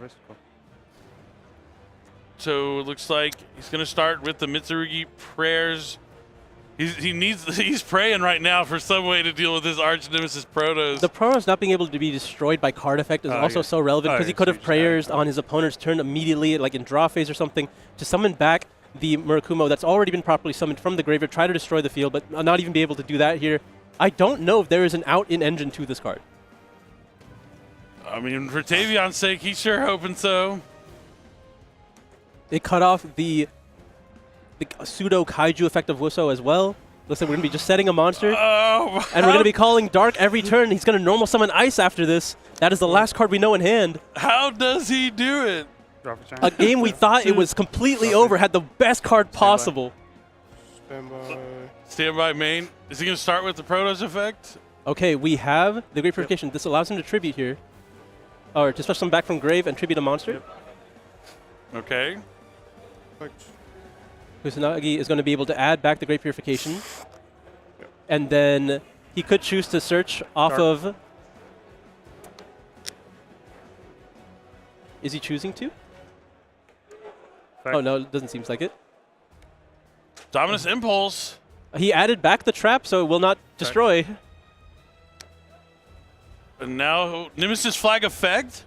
Oh, that is once per turn. That might just be game. That's game! This isn't just Raziel. This is arch nemesis Raziel. Nemesis Flag adding Protoss. His brother is Shantos. And it's going to be enough. Carl's my goat. Carl's my goat. It's insane. He's unbeatable. He's unbeatable. I don't know how he does it. But it's just, we were telling you going into this tournament, yeah, okay, it's Raziel, but there's a lot more to it. He let Tavion go first in Game 3 with the arch nemesis game plan in mind. I mean, sure, he had to believe in the heart of the cards. He needed to be able to draw into that nemesis flag. Oh, he just looks unfazed by what happened. It's light. This is all according to plan by this man. You can see the amount of thinking is so minimal. Like, I mean, he is thinking, but it's like he's been in the. He's played this game before. He legitimately has played this was the game plan. Before. This is what preparation gets you. Like, he knew going into it, like, oh, this is how I'm gonna play it. Like, down to like the game 1, the Baguska, the double Baguska play. Oh, I mean, this answers the problem that I thought pure Raziel had. What Mitsurugi Raziel allowed for Raziel to do was able to clear fields by putting Murakumo on the field. This answers that problem because you're able to access the Nemesis cards through cards like Infernal Banshee in your extract by just making a rank 4, and then you're able to grab a card that wipes out your opponent's field, which is really what you need to do against a deck like Malice, and then it still also deals with them being able to play on the next turn because it locks them out of that attribute or type in this situation. And it's just perfect. He found an answer to the meta here, and he's moving on to the tournament 7-0. 7-0, and then taking on, one of the most recent, outside of, his brother, one of the most recent YCS champions. Tavion can't be upset because, he didn't see that coming. And you kind of touched on more of the synergy that's in this deck. The Infernal Flame Banshee. He didn't even have to use that, but that is kind of you don't just have to draw these cards. They are accessible with the Rising. Yeah, it's absolutely awesome. But you can bonfire for it as well, but I don't Yeah, true. But yeah, Tavion's got to shake it off. He is 6-1. It's okay to lose one of these rounds. It is going to be Swiss. There's still 2 more rounds to play today before the last 2 rounds of Swiss in the morning, but man, we were lucky getting this one as a feature match. Yeah, Carl just doesn't disappoint. Absolutely. I mean, or his brother Pascal did like the same thing. Like watching Pascal's matches in the top 4 and the finals playing against Pure Ryzeal, like he knew what he was doing, because like when your playtest partner is just one of the best to ever do it, it sharpens the blade. I think the Manigans have really shown what practice can do. They are just constantly playing. When they have the opportunity to playtest and they practice for an event, they do so efficiently, so meticulously. It's with purpose, right? And then you end up with strategies like this where they found an answer to the problem that they thought would be present in the format. And I mean, this is what happens. You throw your Ryzeal cards. They always take these certain interruptions, right? You know that Duo Drive is going to eat up an Infinite Permanence, an Effect Veiler, maybe an Ash Blossom. All that's going to happen, and then you stick one Nemesis card, and if it resolves, the game is over. Yeah, just absolutely incredible. Yeah, you think about it like, okay, Mitsurugi is all like one attribute, so yeah, the Protoss lines up really well. Well, there happens to be another deck in the room that a lot of people are using that happens to be just one attribute that Protoss can take care of. And they all that's the biggest problem. You can deal with the interruptions on a Malice board pretty well, but there's just too many of them still on the field. They got all of them back. The follow-up is gone. You just call Protoss. Dark. Yeah, and the Shatos also for Reptile calling like the type Cybers. Like, oh, it's cool to see the Arch Nemesis cards in action and being piloted by such a great player. The brothers of legend now, Carl and Pascal, their time is now. I can't wait to see how they're going to finish out this tournament. Carl 7-0. I mean, he's in good shape to make the top 32. I'm sure we'll see him in Top Cut. This was insane. But I know Kangas is standing by with Carl right now, so we'll see him right now. So Kangas, go ahead and take it away for our winners interview. Thank you very much. I have Carl after your feature match win. Congratulations. What a final duel that was. The Arch Nemesis Protoss pulling it off. You had the Eschatos in hand also. Talk me through the deck and why you're playing some of these cards that we have not seen so far today. So the Nemesis cards, they can't be destroyed by card effects. So against Mitsurugi or Ryzeal, Eschatos, obviously it's not as good as Protoss. Protoss was the banned one, but Eschatos kind of serves a similar purpose, and being able to call like Reptile or Pyro, and then obviously Protoss calling Dark or Light, and then stopping my opponent on their following turn. So yeah, that was the theory behind it. I didn't get to test it that much. Everyone called me crazy. Now I'm just riding. Now they're the crazy ones. You're the undefeated one. Yeah, still got some stuff to prove, but yeah. Well, what about the Malice matchup? Was this specifically for, because you mentioned Mitsurugi and Ryzeal. So, oh yeah, excuse me, Malice as well. So Protoss calling Dark, there's a lot of times I just get to call Dark for free. But going into their board, I get to call Dark, and same thing with Eschatos, call Cybers. Well, hey, it worked in the sample size we saw. How much have you pulled it off so far at this event? Every match. I think I lost one game so far. Yeah. So. All right. Well, hey, I got to put you on the spot because you mentioned before coming up your brother of the last YCS winner here. So I got to ask, let everyone at home know, are you bringing it home for the family this time? We were trying. I'm not going to try and jinx it before it happens, but that's the idea. So. All right. Hey, 2 back-to-back would be pretty good for the family. Any shout-outs you want to give for anyone watching at home? Just Pascal. He's over here watching. He didn't do too well this time, but he'll make it next time, I'm sure. All right, shout out Pascal. Thank you very much. Congratulations on your win. Let's throw back to the casters. All right, thank you so much, Kangas. You can't win them all, but you definitely can support your friends, your family, as they go on in the tournaments when you aren't, always, you're not going to always go undefeated. You're not going to win every YCS, but he's definitely going to be there cheering for Carl so he can bring it home for family, because family is important. But what an excellent game, I was feeling a little tired, but Got Carl up there in the feature match doing some cool things, and he did not disappoint. But we have a lot of other cool things we want to talk about before we go to our next feature match, and that's going to be Yu-Gi-Oh! Duel Links Speed Duel, the new mini box, History of the Victor. It's going to etch a new name into the annals. Behold the Lone Victor. You're going to be able to find cool things in here like Ancient Gear, Odd Eyes, Exosister, Spirits, Sky Striker, and everyone's favorite, Sulfachord.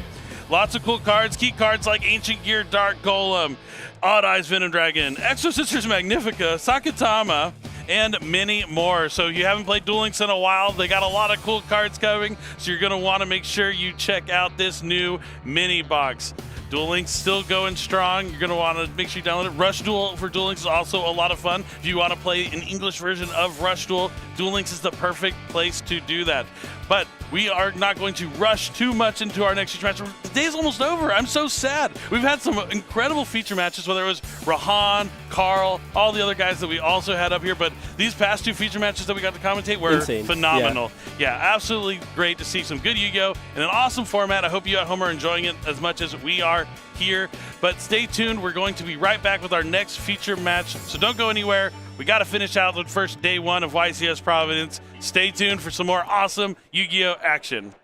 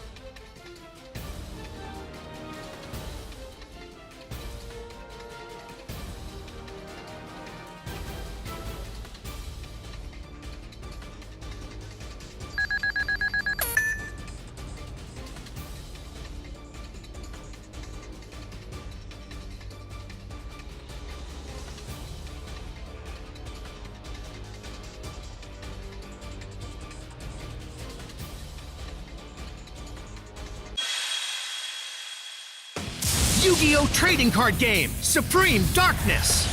Duelists, heed the words of the Supreme King and tremble. A new hero has arrived on the scene to carry out my will. All monsters shall kneel before the mighty evil hero, Neos Lord. Yu-Gi-Oh! Supreme Darkness, available now. 9 cards per pack, each pack sold separately.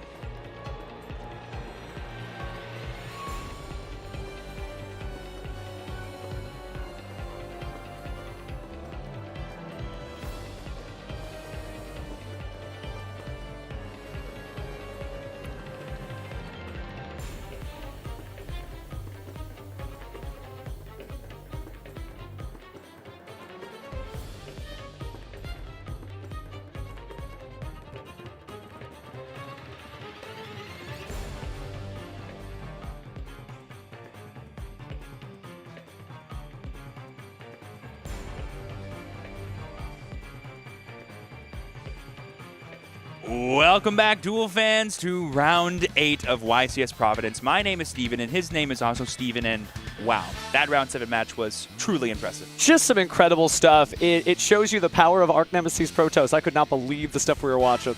Oh my gosh, it was super awesome to see. In fact, we have some Bounty Duelist updates for you guys as a result of that round. Let's go ahead and take a look at it right now. All right, so Nicholas still rocking out 18 points. Tucker has 9 points hanging in there. Jose, 18 points. Pascal, 12 points.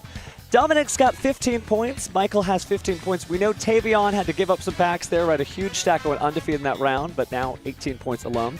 Mario has 15 points. Landon, very well-known duelist, has 9 points. And then Kenneth has 11 points. So Duelist still hanging in there. And no, why not? Because, you know, you are being able to give those packs away or keep those packs. So there's no reason to drop out of that tournament earlier. Oh yeah, 1000%. This day 1 of Providence has been so exciting. We've seen so many fun storylines introduced. Previous YCS champions, UDS champions, brothers, and the millions of other people. And of course, that overarching community story of Malice and the effect it'll have on this tournament is ever present in our minds. Really is, and there's a lot of future that we can have. Imagine if Carl happens to win this YCS, having brothers win back-to-back YCSs. Man, Kaiba and Mokuba want to watch out. Talk about having 2 awesome points of note. Being a brother YCS duo champion, plus resolving Escalos and Protoss in the same match. Oh my goodness, that was just so wild because Protoss is such this cool lock because even if they didn't have any monsters on the field, you could just call Dark and they can't do anything. It's insane. Really cool card. Glad to see it off the Forbidden List and shows that there's some real changes that are happening. And something I want to mention here, too, before we get our duelists out, is I want to talk a little bit about round 8 and sort of the significance of this round. We have 2 duelists with us that are X and 1, meaning if they win this round, they can kind of guarantee themselves a spot in day 2 and get ever closer to that YCS top cut.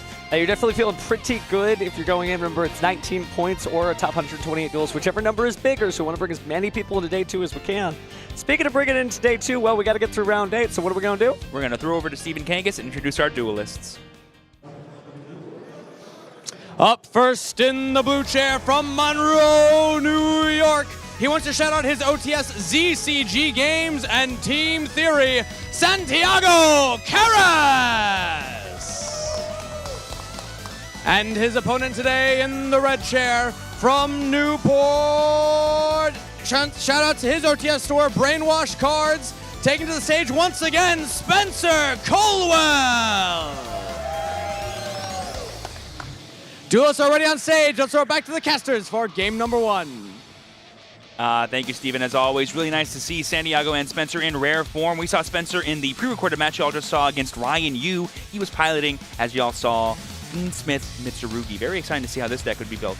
But it's also neat to see that water is still in the format, right? Santiago, obviously, after the Forbidden Limited List, no longer has access to cards like Abyss Dweller and Bahamut Shark. That has changed the format unto itself, but those cards, well, at least the Abyss Dweller was also a natural predator of Mermail, so Mermails are still doing well in the tournament so far. Yeah, it's interesting. People kind of consider Mermail both a really big winner of the last Forbidden Limited List, but kind of a really big loser too, because losing access to Bahamut Shark, like you said, that code access was super important for that deck and its turn 1 board.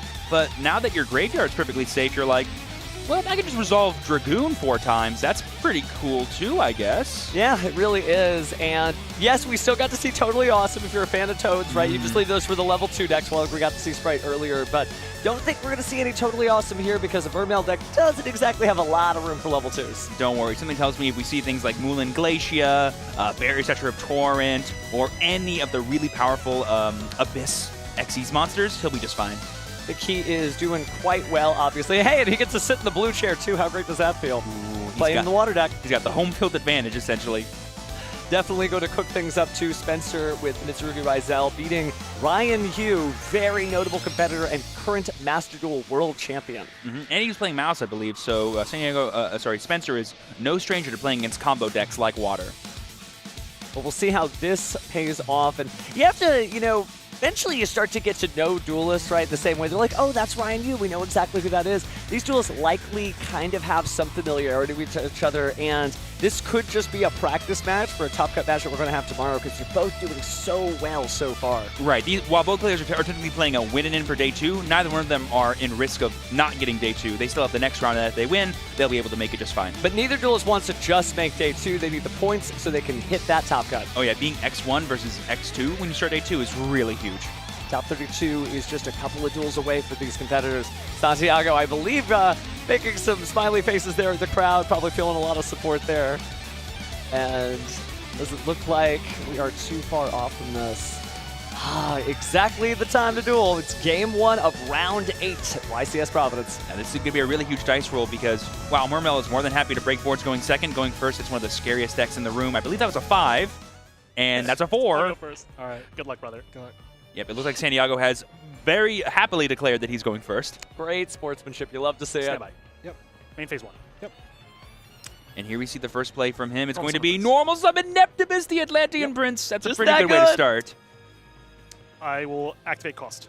I don't know if people at home heard that, but San Diego just said activate cost because the effect of Neptibus is basically, sorry, the cost of Neptibus might as well be its own effect.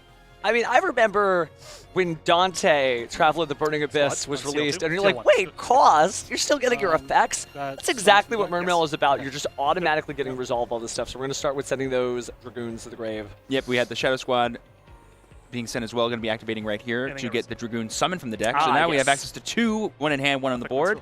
Oh, and we have Minstrel in hand. Going to go ahead and take a look at what Spencer has and say, all that non-engine you thought you were going to use, let's have you not use it. And we're just going to get an instant concede from Spencer.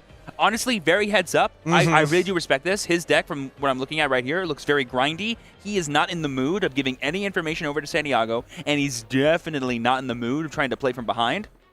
No, last time we were at the desk, we talked about how there's really no reason not to concede in certain situations if you want to conceal all information from your opponent. So maybe these two don't know each other, and Santiago getting a very quick win there, and obviously was going to pull off an amazing Mermail combo. But Spencer was just like, nah, I can't show you any of this. These are my cards for me. Oh, 100%. If I'm Santiago, I'm definitely happy about this because I have a really good game 1 win, but like you said, I'm now losing the information warfare, and from the calm collection of Spencer, I think he's more than happy to utilize all the information he has, because if you've seen One Water deck, you've probably seen all of them and all the tricks and shenanigans they're going to be up to.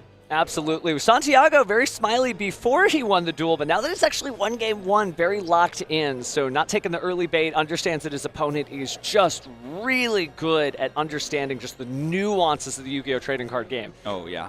Again, giving up a game means you get to go first, sort of win the die roll again, and be able to set up a board of very powerful cards. So, and no information, you know, no ability to side deck, not knowing really what to do. Unless Santiago watched the stream, he has no idea what's coming. And it's probably a world, too, where Spencer knows, oh, my main deck is not built for this type of matchup. I built it for Malice or Ryzeal or Mitsurugi. But if I want to be able to have a good, like the strongest deck possible against Mermail, I need to go into my side deck. And I'd rather have 2 games with plenty of time with the strongest version of my deck than, you know, 3 games where my deck is kind of weaker. Yeah, starting off with Neptibus felt great, and it got him to that first win, but now Santiago's going to have his work cut out for him as Spencer goes first.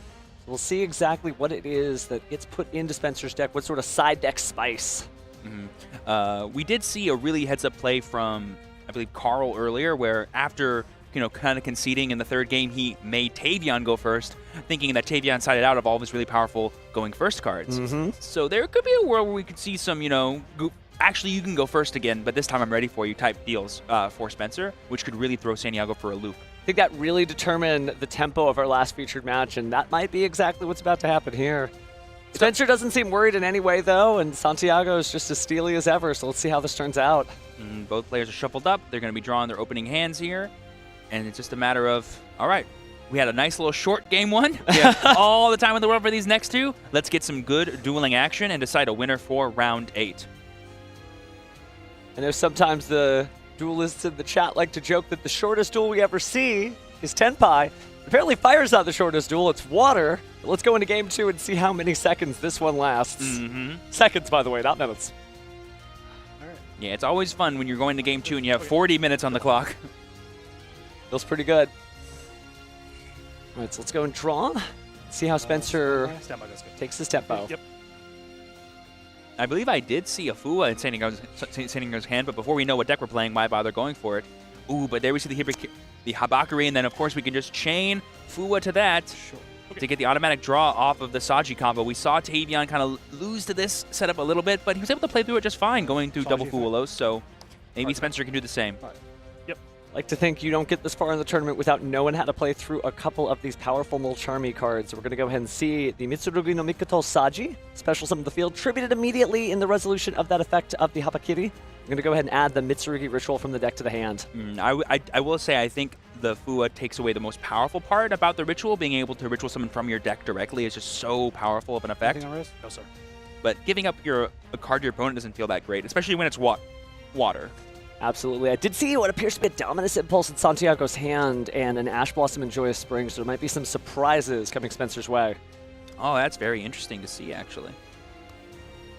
Like I said, all day, if your deck can play Dominus Impulse, it looks good for this event. Oh, it definitely does. Summon from hand? We're going to be summoning from hand with this Cards Ritual in Prayers hand. here. Five and two. I know 2 of them. After the Automasa hits the field, there's the Mitsurugi Ritual. We're going to chain Impulse on that Ritual. That is really huge. Just automatically get it to the graveyard. No effect resolve. No summoning of that Amino Habakiri no Mitsurugi, which is pretty scary. So here's the thing. If Spencer doesn't pull out of this duel, maybe he did need to hang into the first one, you know, be able to just try. Remember we talked about that with Avery earlier. Oh, but there's a triple tactic tell the Ash Blossom and Joy Spring coming down to stop it. Gonna go ahead and set a card here. And just That's pass it. the turn. Wow. Yep. I think I see a Minstrel plus an Abystius in San Diego's hand. Depending on how many other water monsters he might have, that could be more than enough. Normal summon. Ooh, we're actually going to normal summon the Pike here and going to pitch the Abystius from hand. That's pretty huge. Definitely a different tempo. Oh, and there's the Solemn Strike. 1,500 life points. That's definitely worth the trade, but you will see if there's anything more here. Obviously, the Minstrel's there, but we're going to go ahead and pitch instead. Yep, we're going to use the second Abystius that we had in hand, pitching the Minstrel here to go ahead and summon and then summon again. Can I read it? Yep. We're going to go ahead and get Abyss Shrine, it looks like, from San Diego. Spencer just clarifying how powerful this card is. Basically allowing him to summon yet another level 7 monster if he can get it into the hand. So the answer is very. Yes. And it also has an effect during Spencer's turn as well, which I'm sure he's taking note of. Yeah, so we're going to go ahead and tribute the Abyssius on field. It's second 2s. I opened 2 2s. Okay. Yeah, people are just wondering, where'd that second Abyssius come from? It was in my hand already, was his answer. So they received, they received Poseidra, the newest inclusion of the Mermaid deck. Well, I say newest, but the most recent one. I mean, Rage of the Abyss, still relatively recent. This card will allow him to bounce the Armasa, I believe, because he was able to properly summon it. Squad. Sure. And now we just use Squad to summon back out probably Abystius here, or we can go for Dragoons. Prince. Definitely got a couple of a preview there from Santiago's deck. Seems like we featured the Meows and the Nibiru, so great options there.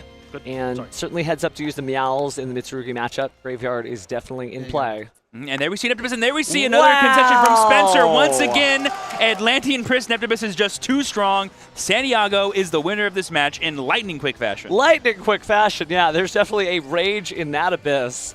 And I mentioned that before, you know, Spencer giving up a chance because he wanted to conceal that information, maybe not necessarily the right thing, but also just game recognizes game. You know Mermail well enough to be like, yeah, this isn't going my way. I need to get out of here and go take a breather. So Santiago, your match winner in maybe the fastest live streamed featured match I've seen in quite some time. And that's why decks like Mermail or like Malice are just always at the forefront of players' minds. The explosiveness and the power ceiling of these decks can just outright steal games out of nowhere from players. It's like you may as well not even try to shuffle your deck. No, it definitely was a fast match indeed, so we'll have to hear soon when we get through the winner's interview, but just some incredible stuff. It shows you that Water doesn't need the Bahamut Shark. No. Doesn't need the Abyss Dweller. Is happy without the Abyss Dweller around. All you gotta do is activate cost with Neptibus and then also resolve his effect. I love that he said that. That was a beautiful way to say it. Activate cost. Yeah, that's game. Well, here's another one. Yeah, that's game too. Wow. Okay. Woo. So, what do you think of Water in this new format? Hey, it turns out instead of needing to deal 8,000 points of damage, all I have to do is summon an 800 attack point monster, and that's essentially the same thing. Did Neptibus just get 10 times as powerful? Yes. 10 for, yeah, right, because Yes, 10 times of course. 800, ha ha ha, 1000%. But no, it does show you there's a lot of different decks out there. The other matches that we've seen, you know, Memento is still in the tournament. There are Crystron players still in the tournament, which is really cool. There's a lot of Mitsurugi Ryzel. I love that Mitsurugi is taking off. It's a really cool deck, obviously. It's got another layer of support, and obviously that Habakiri is just incredible. But it's not necessarily enough to go through the onslaught of just all those card effects. We're seeing these combo decks are kind of wiggling around Mitsurugi. And I was a little unfortunate that we weren't able to see on the main feature Spencer's Fiendsmith side of the Mitsurugi deck. You know, we've seen Ryzel, we've seen Pure, but seeing the Fiendsmith I thought was going to be a really cool thing to showcase for all of you. Hopefully I saw plenty during his pre-recorded match against Ryan Yu, and he's still currently X2 and has more than enough contention for day 2. Oh yeah. So stay tuned, he's going to do great things in the Yu-Gi-Oh community, I'm sure.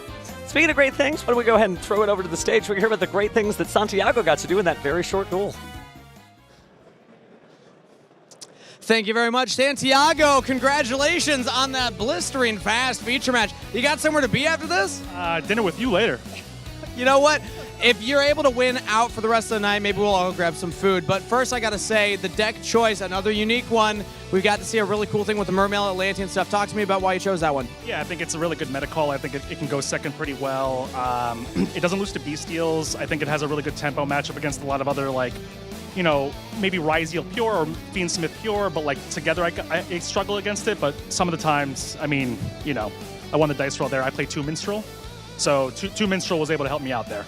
Yeah, winning the dice roll with the water deck is always super powerful. How has your experience been across the field? Because obviously we're a couple rounds into the tournament now. So 8 rounds, I won the dice roll. That was my 3rd win dice roll, and believe it or not, that was the first time all day that I won on turn 0 by hand ripping my opponent. I had to win through OTK, I had to win through like hand trap manipulation, but that was the first time. I mean, he opened like, I opened really well. He lost the dice roll. It is what it is sometimes, you know. But I respect that guy. He's a good player. Yeah, a fantastic player. Thank you for giving that shout out to him. But you also give a shout out before coming up here to your team. I want to give you another opportunity to shout out everybody that's helped you prepare for this event. Yeah, of course. Shout out ZCG Games. Shout out Team Theory. Shout out some close friends of mine. Artan. Shout out Matt Rona. Shout out Roger. Shout out the crew here in the front row. You know, they got me here. They inspire me to be my best version of myself every day. So, you know, we'll go from here. All right, congratulations, Santiago. Thank you so much. We're going to throw it back to the casters. Whew, Santiago coming on strong there to Steven. I guess that's how high you can be when you're winning, man. You can just do whatever you got to do. Love the confidence, love the humbleness, and love the shout-outs to his friends, making him better every single day. Yeah, that guy is a prince just like Neptibus. That was insanely fast, but it shows you that with like Mermail is definitely a deck that you can practice and practice and practice and figure out all these different ways, because it's not so much about pushing through your opponent, it's just resolving all those different effects. And he did a great job. He knows exactly what to do, so really good training there. And some really good past things to look forward to. Now that we have a bit more time, is we can talk about the Early Days collection that's released recently on Switch and Steam and online to celebrate just the overall video game life that Yu-Gi-Oh's had over the years. Oh, yeah, the Early Days. And I cannot sing the praises enough of the Early Days collection because, like, so hear me out. If you haven't heard of Capsule Monsters GB, forget every game you were going to play on the Early Days collection and scroll right to the game that we never got an English translation of.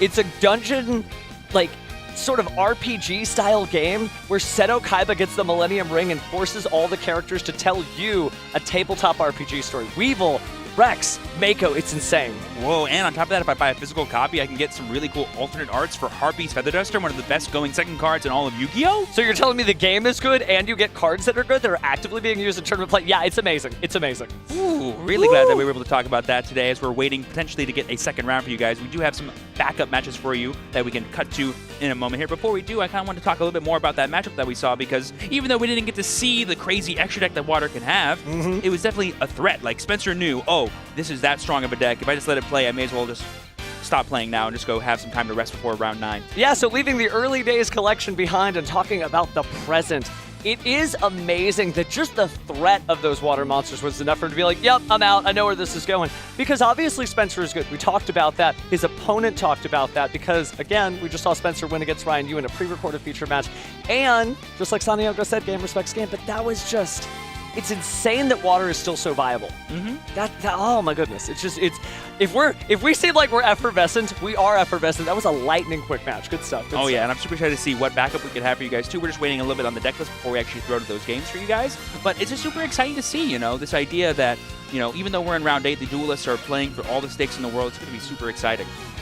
Yeah, so I think we could probably go ahead and cut over to that soon since we've got our deck list coming our way soon. But wow, it's wild that, we came into this tournament with certain expectations, right? We were really excited to see everything.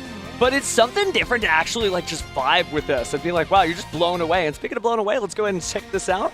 Bonus featured match is going to be featuring a Memento Duelist versus Mitsurugi Rizel. So we got to see that Mermail was still in the top cut, but Memento is still making its way there, too. Yep, we got Anthony over here on the left piloting Memento, and we have Henry G on the right piloting Mitsurugi Rizel. Love to see it. These, again, are decks that we've been talking about all day. We saw Memento win back-to-back YCSs recently, but we actually haven't seen it featured yet in this live stage, so glad we can show it off now. Let's go and break down the game. So Anthony is up 1-0 against his opponent, Henry. He's got 8,000 life points to 7,200, and it looks like we are mid-turn here as a Dynamundo seems to be slopping down, but there's Call by the Grave being sent out. So it appears to be the main phase 1 there of Anthony's turn. Yep, and we're just trying our best to play through this fully established Mitsurugi Rizel board. Henry has access to a detonator with 3 more materials, as well as an IP Masquerena from the looks of it. And a Solemn Judgment, I believe, on that Call by the Grave, was it? To just try to stop that stymie effect. So very smart there. That means that Dynamundo is definitely going to get it done. Very cool to still see Memento. I know I'm always like, hey, fam, hey, you listening to my voice, you can still play your favorite deck, but these Duelists demonstrate it even better. Memento, still here. Mermail, still here. What is it with the letter M being so good in the Yu-Gi-Oh! Trading card game? Mitsurugi, still here. Malice, definitely still here. Yes. And then we see the Moment Total Infusion coming down. Going to be trying to summon a powerful fusion monster. We're going to go ahead and return the Tatsuno Toshigo from our graveyard, and I think send another one from our hand to go into Twin Dragon. This will let him keep playing and try to break through the board here. But there we see the Imperm on the Twin Dragon. That might deny him whatever resources he needs to keep playing through. Now, this is going to sound strange. Okay. But do you recognize Anthony as the Memento Duelist that we played against at the Team YCS? As he's conceding, I can answer that question. I think so. I think you did play against him. I think he is the Memento Duelist. He's an incredible Memento Duelist, so we do have quite a treat there. But it does look like we are 1-1, so he's being a little hard on himself there as he is figuring out his side deck cards. Just an incredible Memento Duelist, so we are in for a treat when we get to Game 3 as these duelists sort of smile and laugh while they get their side deck cards ready. Yeah, if I remember correctly, during the Team YCS in Vegas, me and Stephen Kangas finished our games early. I won, he lost, so we were both just talking to you as you were playing against Anthony, and you're just sitting there going, guys, I think this guy's too good. Yeah, because Memento, it just does so much, and I think people are starting to figure out how powerful it is. Now, obviously, when Valiant Smashers came out, deck was great, but with Creation King, some of the cool stuff that we saw that was in the selection pack for Master Duel, people were jonesing for that specific Memento card to come out because they know its power. And Anthony is no stranger to that, but looks like he did concede, so we're going to go back in the side deck and figure out what the plan is to beat Henry in Game 3. But Henry, obviously no slouch either. Great winning record, 6-1, 7 rounds into a YCS with this many players. That is no slouching record either. Oh yeah, and this is going to be a really cool Game 3. We have the full knowledge that Henry needs to play against the Memento strategy, and we have Anthony being able to choose whether to go first or second, and 25 minutes on that clock. Again, Memento is one of those really powerful combo decks, similar to Water, where it's basically all engine. So if they go unfettered, the boards they can create, the disruptions they can layer, are intense. Really is, and there's kind of a choose-your-own-adventure vibe to Memento. You don't have to go any particular direction, and I love those decks that have like a non-linear game plan. Some people talk about seeing the line. In Memento, you see all lines at all times, right? You can go in any direction you choose, and I guess we'll have to see exactly where this goes. But it is nice to see the duel from the beginning. We know we dropped in the middle of it, but this is going to be a match here as we go into Game 3. Oh yeah, and like I always say, the best match of Yu-Gi-Oh, or sorry, the best game of Yu-Gi-Oh is always Game 3. Everyone knows everything they need to know, and everyone is prepared. They have the decks they want to have perfectly tailored. The only bit of surprise that might happen is when they go, actually, you're going first. And you're like, oh, my deck has useless cards now. That's great. Oh, let's get a little pile shuffle going on from Henry here.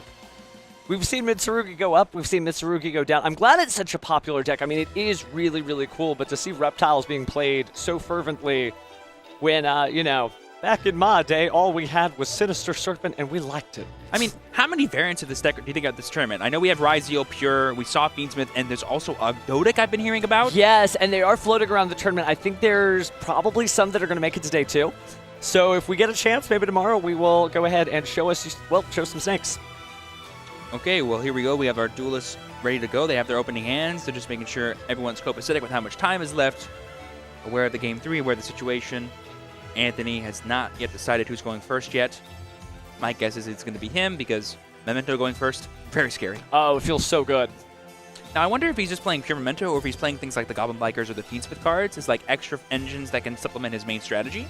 Well, the last time we dueled, I think he was just playing pure Memento, and it is a decision, right, not to run any Goblin Biker packages like Goblin Biker Grand Breakout, but let's see what he gets here.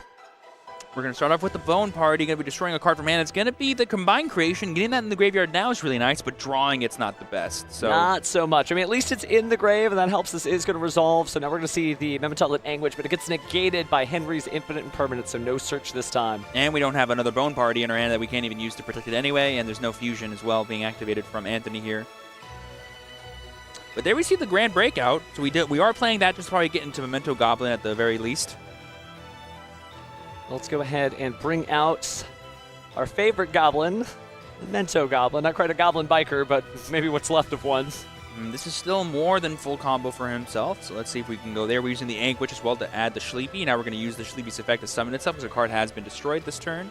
Oh, I guess maybe, yeah, okay, so we did get that. Perfect. So I think it's fusion time for another Twin Dragon. Yep, Sleepy being able to go into Twin Dragon is super huge for Anthony because he gets to conserve that Momental Infusion that's in his hand. And he used it for such great effect with things like Guardian Chimera, so we'll see if that comes up here as a way to sort of disrupt Mitsurugi Ryzeal plays. Yeah, so he might save it as an end board piece if he doesn't get access to Memento Mictlan, the field spell. So we're going to go ahead and grab the... Mementolin Horn Dragon, I believe. That's correct. That's a really cool sort of interaction as well, just a free pop too. It's pretty good. Maybe we see Dark Blade. Have we normaled? No, I don't think we have. So then we have Goblin coming back onto the board here. Trying to figure out what's next.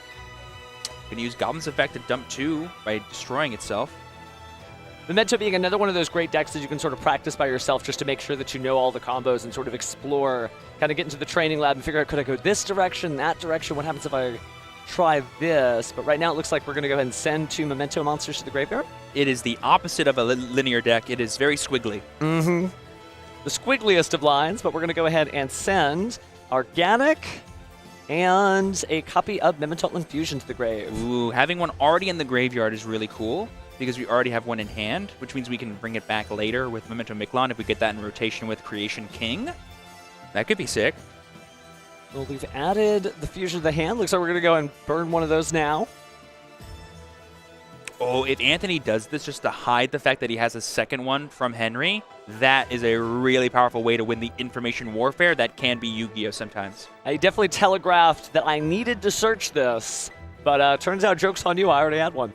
So we're going to go ahead and fuse, and now we're getting the Creation King, shuffling these cards back, and likely dumping it back into the graveyard too. And every time I see this card, I just go, wow, this is the best card ever made. I get to send 3 more names to the graveyard, including another one of itself if I wanted to. And when it's in the graveyard, I can banish it and get a field spell. Plus, I can pop during my opponent's turn if I wanted to. Yeah, the Memento is pretty insane, and I'm glad Duelists are realizing that, because for a long time, it was just missing. And I'm sure somebody in the chat is typing right now, I was playing Memento when it started. Well, hey, chat, I know that too, because I was doing the same. But it's nice when people unlock the full potential of a deck and take the time to showcase it here at such a high level of play like Anthony's doing. And if you would have told me whatever any deck needs to become like crazy strong is a triple Foolish Burial, I'd be like, oh yeah, I think that would work. And it's not just a triple Foolish Burial. You can even mix and match. Like, 2 from the extra and 1 from the deck. 3 from the deck. 2 from the... It's so customizable. If that was all I did, I feel like I'd still play it, for sure. Oh, yeah. Multiple copies. So there we see that Mictlan like I was talking about. And so now what we can do is we can go for the really cool thing at the end of turn to put back Bone Party face down. That's pretty cool. And then still have the hidden fusion that we have from Henry. Definitely gives you a lot of different options there. Gonna go ahead and banish, probably to destroy our Memento Lingatic. Gonna go ahead and grab something else from the deck here. Plays never stop. we're going to be adding Bone Party? Or another copy of Fusion? Maybe? He was looking at it. Those are both good options. This lets you use your Memento Mictlan for more things, which is cool. We're going to use the effect of Memento Mictlan to summon. Henry just asking a clarifying question here of what's happening. Always important to do. Especially when all these effects are flying everywhere like Memento can do. Wait, there's more. Again, during the end phase, Memento Mictlan is going to be able to set a Memento spell or trap from the graveyard to the field. So the hits keep on hitting. Yep, so there we have Aki Huron and Mace. Those were cards that we sent off of Creation King earlier. And this just gives us our infinite grind game plus our extra form of disruption against the opponent in the form of Mace. This looks like Mace is destroying the Aki Huron in order to search an additional Memento card from the deck to the hand. Like, if I'm Anthony, I'm trying to go for, like, you know, a Horn Dragon line plus, like, End on Creation King plus, like, double spell card face down. That is such a layered board of interaction. Taking a moment to think about what's next. We haven't seen Cranium Burst in a while, but for the most part, Memento uses every single card of the archetype, which is always a good sign. Especially in their side deck, you know, having things like Cranium Burst, or what's that trap card with Horn Dragon on the art? It's Fracture. Like Fracture Dance. Mettle and Fracture. Yeah, you could destroy a Memento card or two. One of your own cards and one of your opponents or two if they happen to have the combined creation on the field. Yeah, both are super solid ways to kind of make your deck even more powerful going first, but most of the time you don't need them, but in games 2 and 3, they're more than welcome. Oh, you're right about the no normal summon because it looks like Darkblade's about to drop down. Oh, that is just... And didn't we add Tatsuno Toshigo as well, or am I crazy? I believe we did, so let's go ahead and destroy the Darkblade in order to special summon a level 3. It's going to get back another Anguish. All their effects have been used, but it's just another name. You can't go wrong with that. And there is the Tatsuno Toshigo. The horse has hit the board. But we've gone through all of our low-level names, so we won't get that many cards. But there we see the Relinquished Anima coming down by sending the Mace to the graveyard. Now we're going to link to... For an SP Little Knight? For a Herald! Oh my god. What? Oh my goodness, okay. Herald of Mirage Lights coming down, and the SP Little Knight, like you said. Wow, so we have a spell trap interaction, I believe, is the way Mirage Light works. Plus we have an SP Little Knight, which is just a great card. And we're going to end on, I believe, double Memento spell card, less combined creation, and a known Horn Dragon in hand? And if any card effects are activated on Henry's turn, and I'm pretty sure he came to this event to activate card effects, then Combined Creation will be able to special summon a card, and it could be Anguish, and then Anguish could go ahead and bring another card to the hand, such as Mace, in order to take a monster from the opponent, or Goblin, in order to protect any targeting that turn. I just love decks like Memento, decks like Malice, decks like Mitsurugi that have such layered forms of interaction. Like, let's say Henry goes Raigeki. And it can't be negated by Mirage Lights. You just destroy everything in your board. And you're like, okay, cool. I still have all my spell cards. I still have a Horn Dragon, and I can still probably use the Creation King anyway. So you're saying you like decks that say yes many times instead of one deck that says no once? Oh, 1,000%. Yep. So there's the Horn Dragon, like I talked about. We're gonna reset a Bone Party here using the effect of Memento Mictlan during the end phase. And we're just double-checking here how Mirage Light works. To my knowledge, it'll just tribute itself and then negate whatever card you want to go for. Feels pretty good. That is a lot of interaction, dare I say it. But Anthony has established the strongest board I have ever seen in Memento. Is Mace a fairy? I think it's a spellcaster, but Anguish is definitely a fairy. Oh, I see. I was like, how did we get the fairy to summon it? I forgot. Yeah, because all the Mementos have like different types and stuff, so. They do. Works well with there could be only one. Yeah, there are some funny extra deck monsters you can go into, like Mirage Lights here. Anguish is the dark spellcaster. So Mace must be the fairy then.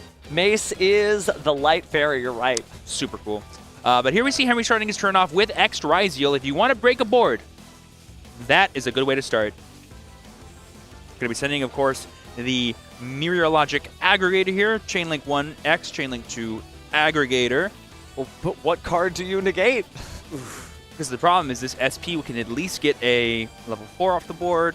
The Mirage Lights is really scary. And then Creation King just says, oh, by the way, this Creation King comes down and can pop multiple things on your board if I want it to. Oh, it's insane. All right, so it looks like we're going to try to go. Yeah, we're going to go SP Little Knight, target X Ryziel and SP Little Knight.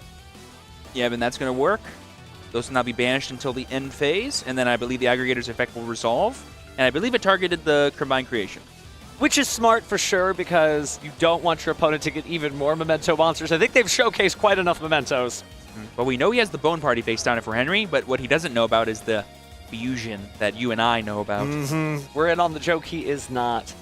And if we do see a Guardian Chimera play, like the amount of removal Anthony has access to on this turn is just, I think, like 5 pops or something, if I did my math right. That's maybe wild. more. Well, let's see the Ame no Hapakiri no Mitsurugi get activated. That once per duel effect. We've been seeing it all weekend long, and every time we just keep going, wow, wowie, wow, wow. What a great final piece to their puzzle, right? We all kind of speculated, okay, there should be a 3rd ritual monster coming, but I don't think I could have expected a card this powerful. It just gets done so much for the deck, being able to special summon immediately tribute. So Saji go into the graveyard here, and let's grab another copy of the Mitsurugi ritual from the deck. And that's going to be really huge here. Now, the one unfortunate thing about Memento is that, it's like you said, you don't stop your opponent from doing stuff, but you go, okay, that was a nice thing you did. It's now gonna, I'm just going to get rid of it now. Now it's Bone Party time. If I'm Anthony, I'm saving this Mirage Lights for that ritual. I mean, just with the advantage involved. So we are going to use the Anguish. And so Chainlink 1 and Chainlink 2, looks like we're using both Memento Mictlan to go ahead and special summon a Memento monster from the graveyard with less than the destroyed Memento monster. Which I believe is everything, because it's level 11. Like, yeah, level, yeah. Is it 12? Level 11, 12? I think it's really big. It's big. It's big. Ooh, but there we have Called by the Grave. Wow. That's pretty big, because I believe you target with Mentor. Like, oh, but there we see Crossout Designator coming down, the 1 of 1 to say no to the other 1 of 1. Now, that does give a little bit of information to Henry. His graveyard is safe. There will not be a Called by the Grave coming his way, because both of those cards are at 1 each. And that means Henry does not know what that last set face down is, but again, we do. But we are going to be able to use the Anguish effects and gets the Mace, but we don't have Come My Creation anymore. So Mace doesn't do anything in the hand. That is correct. But we did get the Creation King, which can, like I said, pop multiple cards.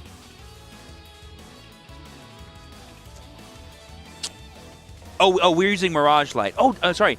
Mirage Light discards fairies. Yes. He doesn't tribute himself. That's what so it was. by using Anguish, the spellcaster, to search the fairy, now you got a fairy in your hand. You're like, cool. No to that spell card. So maybe there's at least one no in this new Memento build. Ooh, but there we see the prayers here. So we did have some still powerful Mitsurugi spell cards, but I'm not sure if this is enough for Henry to keep playing because we still have the Horn Dragon and the Creation King, plus the set face down. And here we get to see the overwhelming snowball of advantage that the Memento deck can muster. Henry considering his options, very few cards left at his disposal. 12 minutes left on the clock, but he's got to figure out how to get out of this turn, let alone the next 12 minutes. Oh, yeah. This is where the rubber meets the road in Yu-Gi-Oh! Oh, we're going to slither on down, reptile style, but Henry does need to make a move. I think we're just deciding what card we're going to try to tribute with this prayers here. We know we have the Amino Hibikiri no Mitsurugi, but that might not be enough. Ooh, he does have the Kusanagi already in hand, right? So he can just bring back prayers with that and use it again. And then he can go into Murakumo, right? And then he can board wipe. Well, let's let Henry do the talking here, but he does go ahead and tributes the Amino Habakiri no Mitsurugi. Okay. Going into the deck and getting out. Oh, no, he didn't have Kusanagi. I think it was Aramasa that I saw. Gotcha. I think that would be the Kusanagi. Yes, that one. He's one adding it from his deck to his hand. And then special summoning the Saji.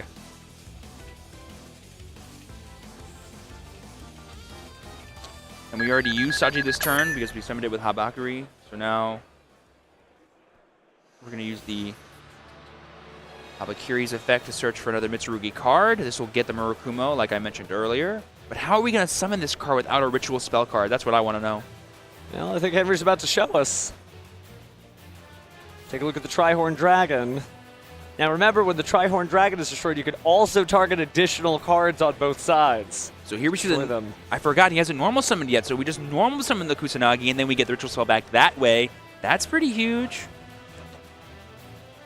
Almost forgot this was a Ryzel deck since we have only been making reptile-based plays for a while, but he does have 2 level 4s on the field. Could be a duo drive coming his way. That is very true.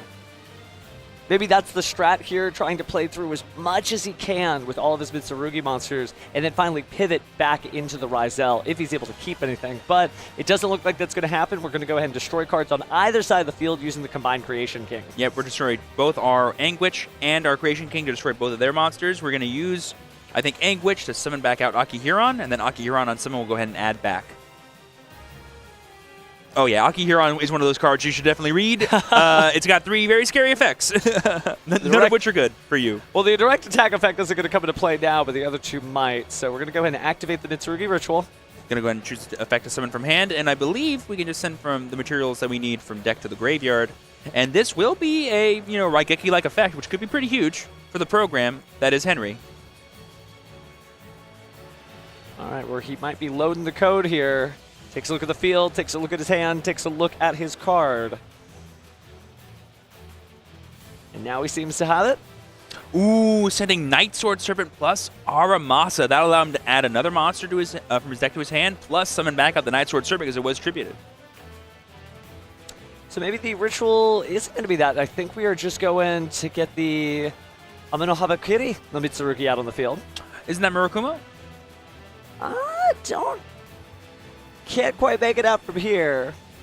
But we do have the Night Sword Serpent in defense mode. Oh, that's right, because there's the Habakiri in the hand now. Yeah, they're both large snaky boys. They are the biggest snaky boys.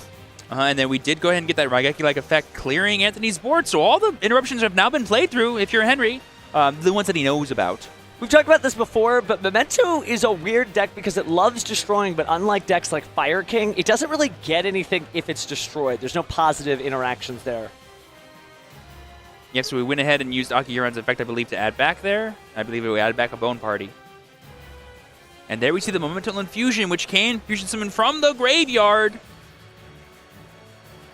All right, let's see what he returns. Going to put Mace back, as well as... Oh, he's just going for the Memetalon Twin. That's wild. But I think we've played through whatever Henry has, so he's just going to go use the Twin, search for 2 more. This can get Sleepy. Sleepy can fusion summon again. Yeah. We're going to get Gaddock as well. Twin Dragon really coming through here. Going to go ahead and special summon the Memetalon Anguich as well.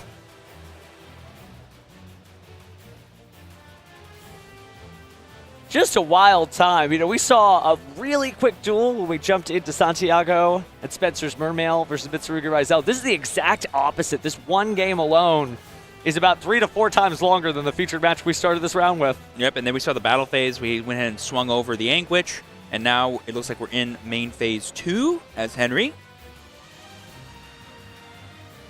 And he's like, well, I can't summon any more level 4 monsters. If you could just summon a level 4 monster right now and go for Ryzel combo after this, that would have been pretty scary. But yep, during the end phase, SP and X Ryzel come back in case y'all forgot about those boys. Here they are. It has been a long turn. I would not blame you if you did.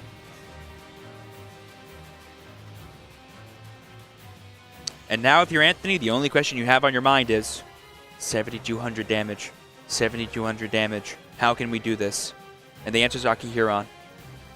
If you can attack directly with your level 9 or higher Memento-led monsters, yeah, it's pretty good. Actually, we've seen 2 Creation King out of Anthony, and most Memento decks play 2.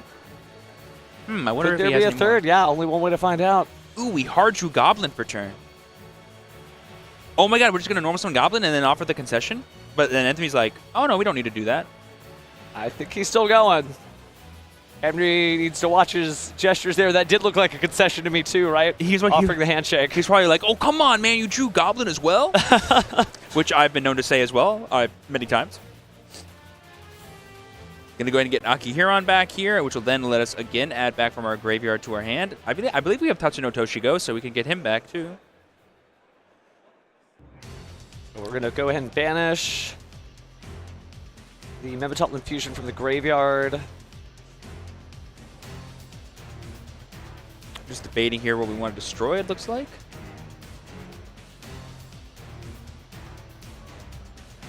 All right, 5 names. Here comes the Creation King. Sorry, Combined Creation. They're both creation-y. That's all they need to know. But 5,000 attack hits the field, and Sleepy is going to go ahead and bring itself out as well.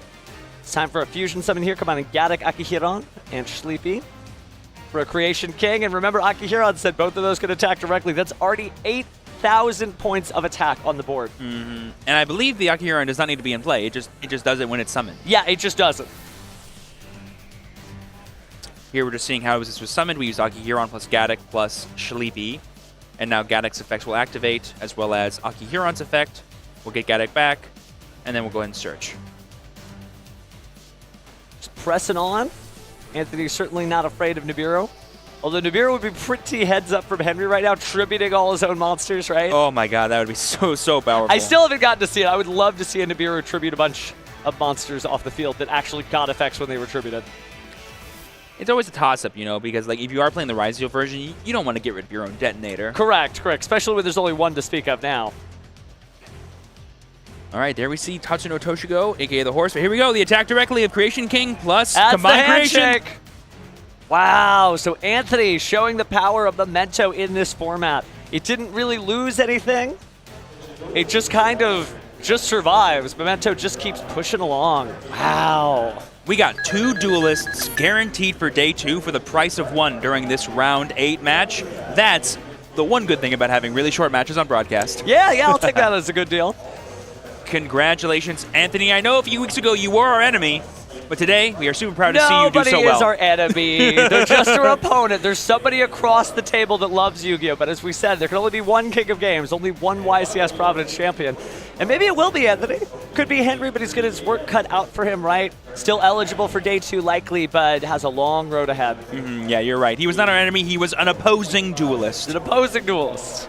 That's right. It's like Joey and Yugi against each other, right? They're not enemies. They're still going to play their heart out. Oh, I think yeah. Anthony did exactly that. Ah, good stuff. Good stuff. That Dominus Impulse, very clutch.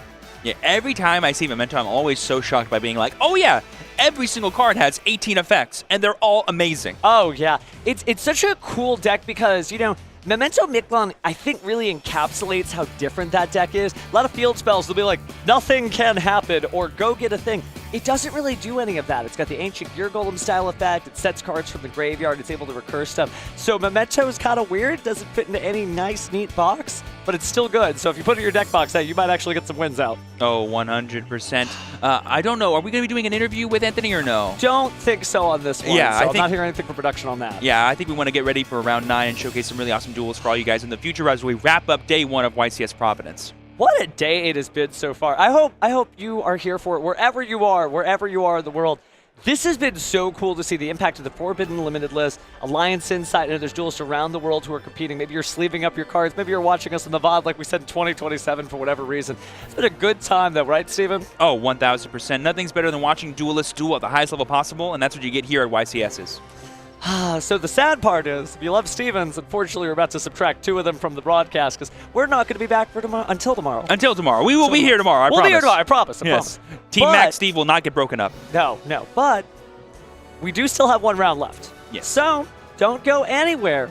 We're going to go somewhere, but you're going to be right back here. We'll be watching with you. Take care.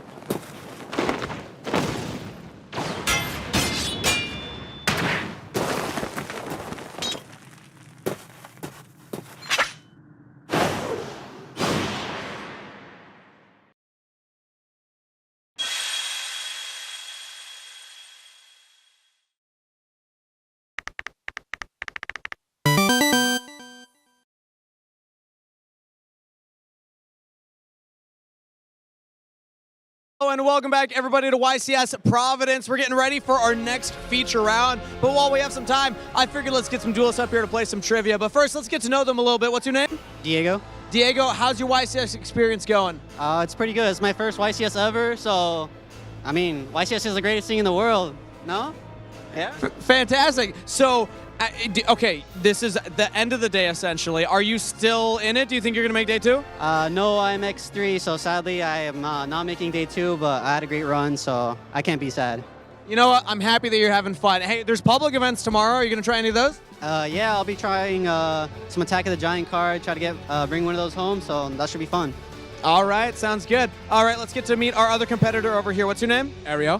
Ariel, how's your YCS experience going? Absolutely incredible. I just went X3, and I'm so happy about it. You're happy about it? Yeah. It was a great run. I was not confident with my deck, but the fact that I got this far and just became X3 is incredible feeling. So wait, what were you playing then? Mitsurugi Raizio. That's a good one. It's a good one. We've seen a lot of that in feature matches so far. But you know what? Are you going to do public events as well? Oh, absolutely. Edison all weekend going forward. Love the Time Wizard events. But you're not competing against each other then, because I caught the two of you together, so I assume you're friends. You're not competing tomorrow, but you are competing today on this stage. I got a couple of questions here that have to do with Alliance Insight. Now, the way it's going to work, we're going to play rock, paper, scissors to see who goes first.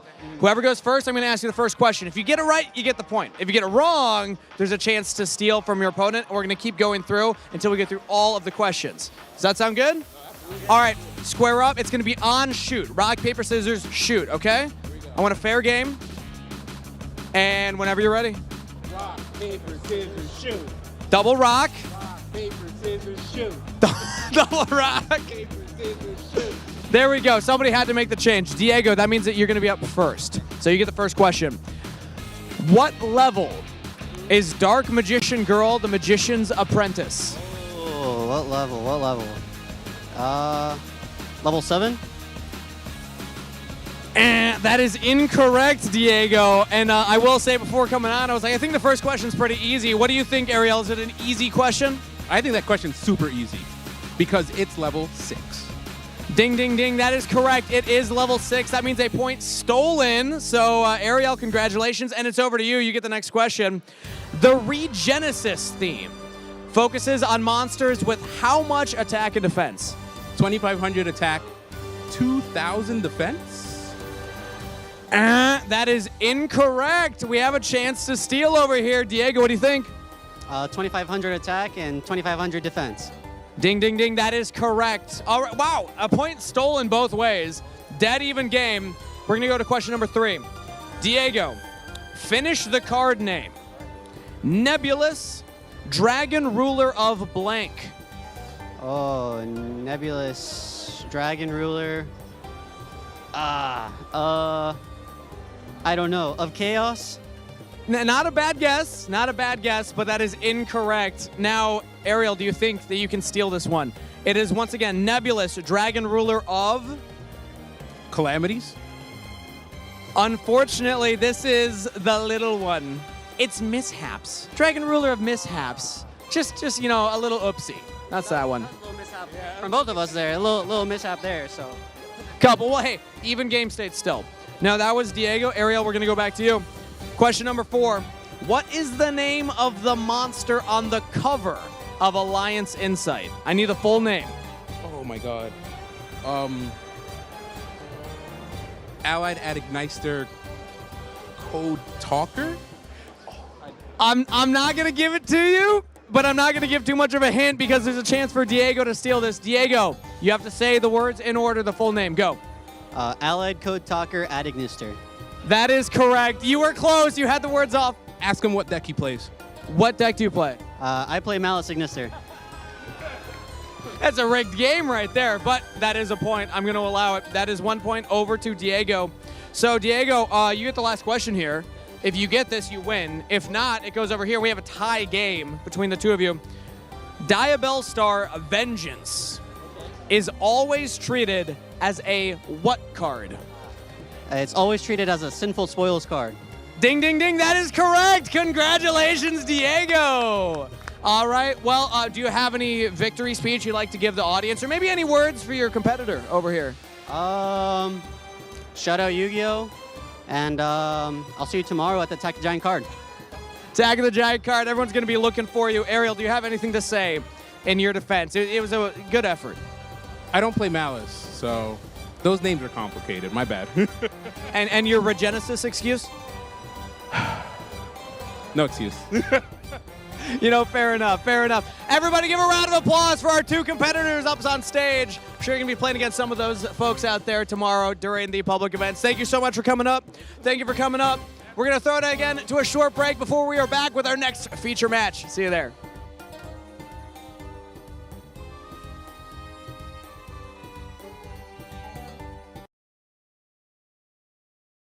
Yu-Gi-Oh! Is fun again, coming off the back of the most recent Forbidden Unlimited list, and Alliance Insight is just around the corner to shake things up. As with all core sets, there's a large variety of new cards for many different existing themes, and today we get to take a sneaky little peek at a bunch of those new cards, so let's get into it. Also, this button exists, so if you want to click it, it's right there. Alright, let's get the big boys out of the way first. Malice and Raziel, the two big stars of the competitive format, are both getting new cards this set. Malice is a little more exciting because the deck almost completely changes with all the At Ignister cards, but let's stick to the pure Malice support. They're getting a nice little low rarity quick play spell called Malice in the Mirror. It's got that really cool change of heart style artwork, and the effect is target one face-up monster your opponent controls, banish one Malice monster from your hand or face-up field, and if you do, negate that monster's effects until the end of this turn. It being a spell means Red Ransom finally gets a new search target, and it's a negate, so, you know, already pretty good. That's not all it does though, because if this card is banished, you can target one Malice card in your graveyard, banish it, and if you do, add a one Malice card of the same type, monster, spell, or trap, from your deck to your hand. You can only use each effect once per turn. That is a lot of advantage for the follow-up, or even just the grind game. Yeah, Whitebinder target this, goes hard. Next up, we have our first secret rare of the video, and that is Malice P March Hare. Yeah, we got a negate and a new main deck monster with the effect your opponent cannot target Malice Link monsters that point to this card with card effects, and you can only use each of the following effects of March Hare once per turn. During the main phase, if this card is in your hand, quick effect, you can banish one other Malice card from your hand or graveyard, and if you do, special summon this card. It's basically doing the same job that the Bestials were doing, where it's an extender that allows you to play through interruptions, but it's also a Malice name. And then if this card is banished, you can pay 300 life points, then target one of your banished Malice monsters and add it to your hand. So it's a little different from the other three main deck monsters, where it's not special summoning itself, and similar to Chessy Cat on its own, it's not necessarily a starter. So I'm not entirely sure what the optimal ratio would be, but you definitely want to pick it up for your Malice deck, and it's shiny, so have fun with it. Raziel also getting a couple of new cards to play with, one of them being a new trap card called Raziel Masked Driver. You have options between this and Raziel Plasma Hole, so I guess you would go for this if your opponent is on a very graveyard-centric strategy. Apply the following effect, then you can attach this card to a rank 4 Xyz monster you control.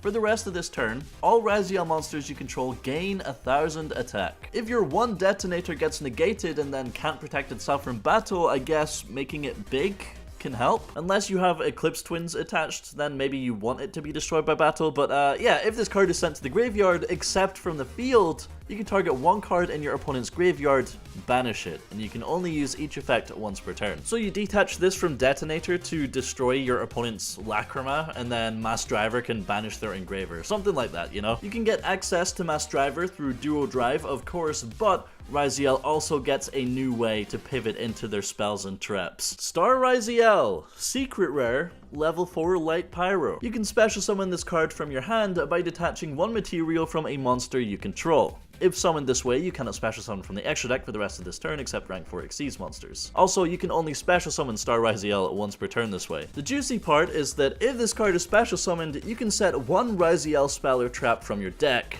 You can only use this effect once per turn. Such a simple effect, and oh no, Raziel crosses hit the board. Interrupting Raziel on the duo drive has always been one of the key places to interrupt them, but now with Star Raziel, it doesn't hurt as much. Spooky stuff, man. But moving on, let's give all the archetypes and crossover breakers a little bit of love, because Ryuge also gets some new cards. Are you tired of your field spell getting ashed? Well, say hello to Tensei Ryuge Anva. This is a level 10 Dark Dragon Pendulum with a scale 11 and a really nice scale effect as well. You cannot pendulum summon except Ryuge monsters. This effect cannot be negated, and you can negate your opponent's card or effect activated in response to the activation of your Ryuge spell card or effect, then destroy this card. You can only use this effect once per turn, of course. This makes the deck a lot more immune to things like Ash Blossom and Joyous Spring, because resolving the field spell is very, very important, and that's the reason I love Artifact Lancia against this deck, man. This card is also very easy to summon, and it's pretty decent going second as well, because you can tribute one Ryuge monster from your hand or field except Anva, special summon this card from your hand. And if this card is special summoned, you can target one card on the field, destroy it.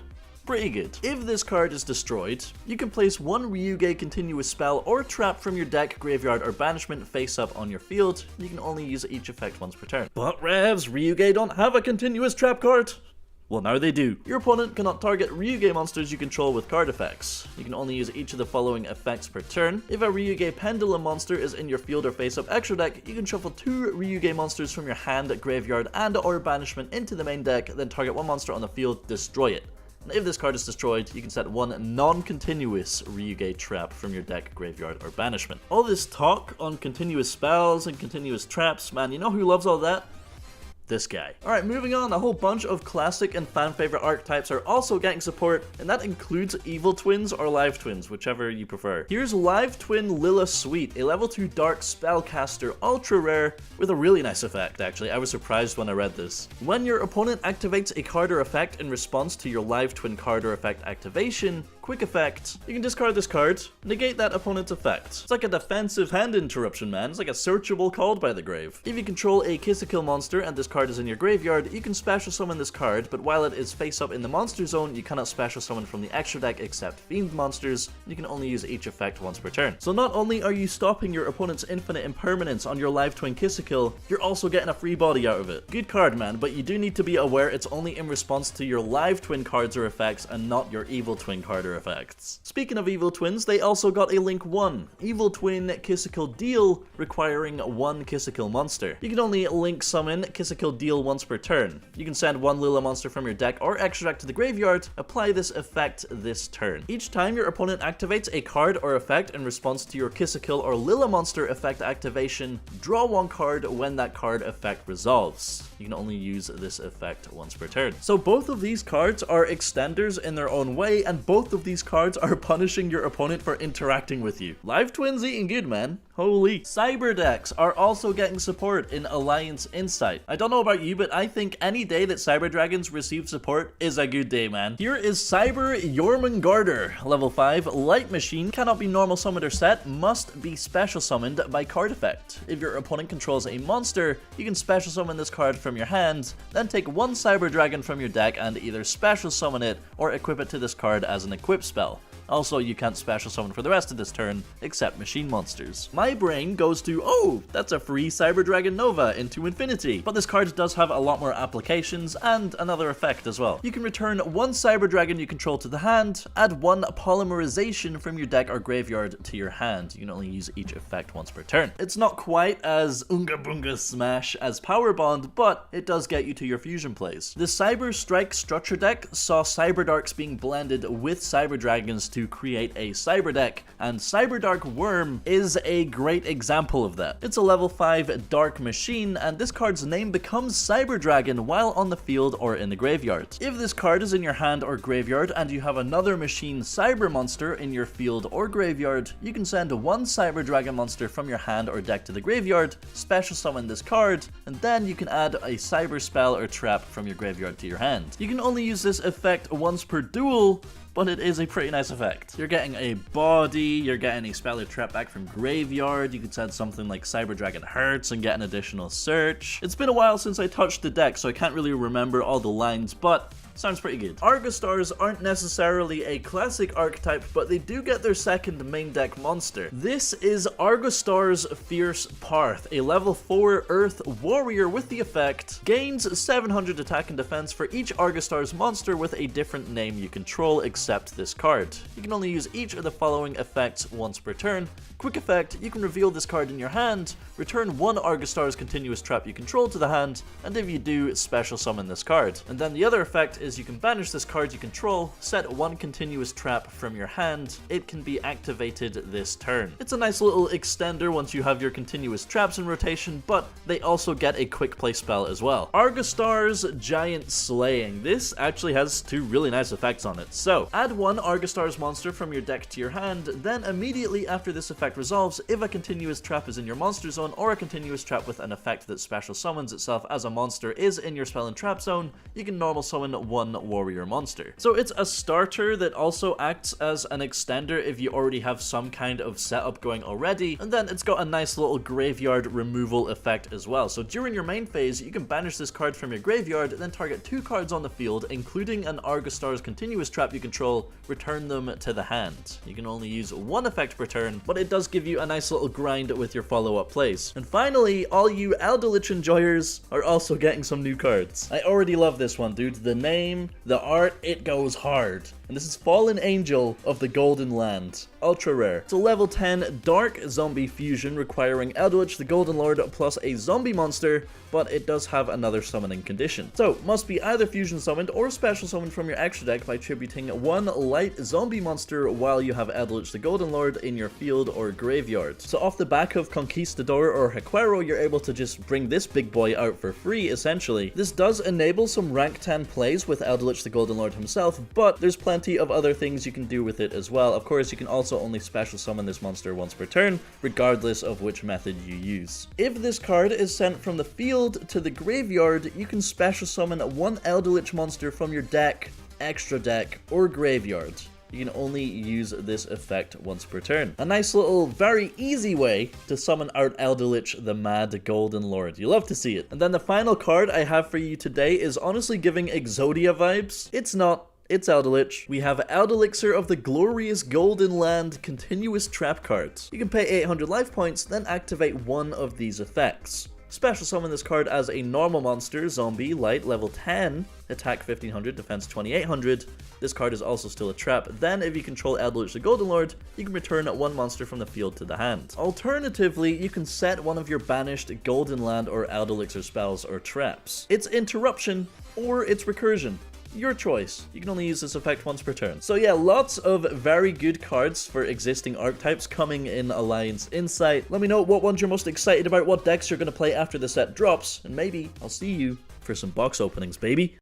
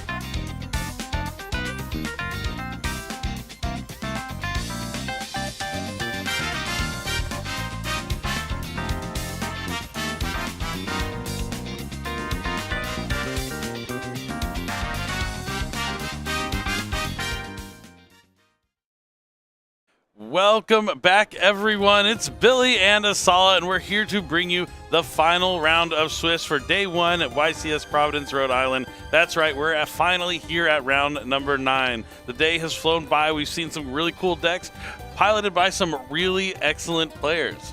Absolutely. We've seen, I think, a lot of just crazy games, a lot of upsets, I want to say. Situations that turn around even within like moments of the game that I would not have seen them coming. Normally, when you see a game play out, you kind of just know where it's going, but we've seen so many surprises here. And there's still one more round left to play here in day number 1. That's right. And when we saw a quick match in the last one, really showed you the power of Mermail Atlantean. They don't need They didn't bomb. really show you, but like it was there. It was implied. Yeah, it was definitely awesome to see that deck still in action. Sans the Bahamut Shark, since it was added to the Forbidden list on that last update we saw right after YCS Houston. But we are here a month later. YCS Providence, Rhode Island. Alliance Insight has been released this weekend. We had 1,572 players in attendance this weekend after all the VIPs and everyone were counted in after round number 2. They were all undefeated at the beginning, but now only 7 undefeated duelists remain here in round number 9. The top players will come back tomorrow to continue to play, and then eventually we might have 0 undefeated duelists, but probably we'll have one at the end of the day. But what deck is going to come out on top, who's going to be piloting it, are still going to be the questions we need to answer, and we're going to answer that here in round number 9. Kangas is standing by with our feature match players. We're going to go ahead and meet who they are. Kangas, take it away. Up first in the blue chair from Syracuse, New York. He's just a normal average guy who's never topped a YCS, Jacob Curtis. And his opponent today in the red chair from Miami, Florida, your reigning TCG World Champion, Ruben Penaranda. Duelists are already on stage, so let's throw it over to the casters for game number 1. That's right. Thank you, Kangas. We have Jacob from New York taking on Ruben. That's right, the reigning TCG World Champion. We saw him win the World Championship in Seattle this past summer with you, Bell. It's not about me, Bell. It's about you, Bell. Is that the phrase? I mean, it's a bit of a David Goliath matchup, like 0 tops versus the reigning world champion. But both these duelists are 8-0. They will be coming back tomorrow. But winning this game will pretty much guarantee their spot in top 32. So this is an important match because if they don't win it, they still are going to have to win the 2 rounds tomorrow. We saw there a bit, the bounty duelists. There are only a few remaining with that bounty, but there are still some where you can come collect. I don't think, is Ruben a bounty? I do believe Ruben was one of the bounties. And being on 8-0, that means if his opponent Jacob is able to take him down here, he will take 2 packs for every round. That means there's going to be 18 packs waiting plus 2 for the round. That'd be 20 booster packs for him if he manages to win this matchup. Ruben never trying to lose. Yeah, I mean, definitely, because he'll also be able to walk away with those bank packs if he's able to finish out the day 9-0. And this is like our first chance actually being able to see Ruben in action since the World Championship. It's been a while now. He's been going to events. He came to, I think it was Orlando, but a little injured. He had a jump. As a lot of you know, he's also a competitive jump rope player, jump roper. Oh, he isn't a bounty duelist, so no packs on the line there. He should be a bounty duelist, being a world championship. Can't always be bounty duelist. Can't always. Not every time. You're not going to get it every time, but no packs on the line here for Ruben. I guess that would make sense. We would have seen it before earlier in the day on the cast, so nothing to worry about with the booster packs. But he has a bounty on his head for every player in this room that gets an opportunity to play him because he is the world champion. It's not every day you get a chance to face off against a Yu-Gi-Oh! World Champion. I mean, yeah, when you're in this position as Jacob here, you're maybe potentially feeling the pressure already being in the feature match stage, but you're 8-0, right? You've done everything you need to get to this point. Perhaps the pressure's off, and if you're just playing another opponent now. Definitely. Just another duelist. That's the way to go into it. You don't ever want to defeat yourself mentally before you even get into the game because of the person sitting across the table from you. So Jacob, he clearly knows that he's in like maybe a little bit of a lucky position, a first-time luck, but we're going to see if it's going to pay off here in game number 1 as he takes on the reigning world champion, Ruben Penaranda. You know, it feels like I just remember, like, just the other day when Ruben got his first YCS win. We were there commentating. It was from it was a team event, I believe, in LATAM. We commentated from the office, and I remember telling you, I was like, "Wow, like this is someone who's like deserved a YCS win for a while. He's put the time in, the effort, and then now look what he's done since then." I mean, he's kept proving himself every single time. Definitely, and now he's at the top. He is going to be playing Adagnister Malice up against Mitsurugi Raziel. And it looks like Jacob is going to start things off with a Mulcharmi Fualos. It's a Perulia, actually. No, Perulia. A little easier to play into from the Malice side, especially if we're going to be starting off with Gold Sarcophagus. Might not even give him a single draw here. And then I'm going to go Chessy Cat effect, pay 300. Yeah, we're going to be leading off with Chessy Cat here. Chessy Cat able to, once it's hit the field, banish a Malice card from his hand to draw 2 cards. Playing around the Perulia, just happening to do so. Yeah, this is you don't if you have something like infinite impermanence, you usually don't want to use it here on something like Chessy Cat. Because let's say you impermit here, they don't banish the Dormouse, they don't draw 2 cards, but then they can follow it up with the normal summon of Dormouse if you do waste your imperm. But you can hold it for that Dormouse or maybe something like a White Binder, a potential more pivotal moment to imperm the Malice deck. I mean, Ruben off to an extremely strong start already. I'm going to go Dormouse effect. Dormouse is activated now. It's going to banish a Malice monster from the deck, and it does look like it resolves. No infinite impermanence here from Jacob. Then I'll go effective White Rabbit. There is the White Rabbit. White Rabbit's able to activate once banished, pay 300. This will add up. So you got to pay attention to the amount of life points you pay if you're not getting it all back with GWC. Then I'll go effect the set. Definitely already at 900 life points down. Malice White Rabbit's going to be able to set a Malice trap on summon here. He's going to set GWC 06. That's special summons from the graveyard or banishment. No, you're good. One of the only ways to get your life points back after you keep paying for all these Malice effects. That's right. It does have that bonus effect that if you have a Link 3 on the field, after you use it, you get to gain the attack to your life points. Let's see where Ruben decides to go next. Looks like we're going to be linking all 3 away here. Potentially into Red Ransom. There it is. I'm going to go effective Ransom. Now, Red Ransom has gotten a lot better since the release of Alan's Insight with the introduction of Malice in the Mirror. Not only is it another spell that you can potentially search with Red Ransom, it also makes Malice in Underground a little more viable because you can use Malice in Underground to banish that Malice in the Mirror, then banish a Malice monster from your graveyard, and you're able to access Malice March Hare. And then Dormouse. Yeah, March Hare existing already just gave you so many more levels of how to play this deck. Resolution. You're good. Yeah, I always like to look at it like kind of like the Fire King Kieran, as we're able to help you dodge things potentially, gives you some interactive play during your opponent's turn, but also has like so much more that it can give you. I mean, even that the fact that it can add back when it's banished makes Allure of Darkness free sometimes. But we do see him activate GWC 06. He has to banish the Malice monster in order to special summon back that Chessy Cat. And now the Red Ransom, since it's banished, will be able to pay 900 life points, special summon it back to the field, and then banish the Cyberse monster from his deck. So right here, he could also banish a March Hare if he wants to add it to his hand, without having to use the Malice in Underground to go after that Malice in the Mirror. I mean, he has used every other name so far, so likely that will be what happens. Paying 3. Yeah, Dotscape are not as popular in Malice decks now. They really kind of like streamline for efficiency. They don't want any dead draws, so they're trying to slim down some of those cards that they used to play in the Malice strategy. Absolutely. Now, GWC was used, and because Red Ransom was banished for cost here, it was not there at resolution, so will not be gaining any life. It's been an expensive turn so far, but we're likely going to be trying to reset that GWC with the effect of White Binder later in this turn. I'm going to go Allure of Darkness. All right, now we're going to see Allure of Darkness come down here for Ruben. Yes. Sorry. He's going to let him draw 2 cards and banish the Dark from his hand. Won't be able to get that free value since March Hare's already uses effect to add back from the banished when it's banished.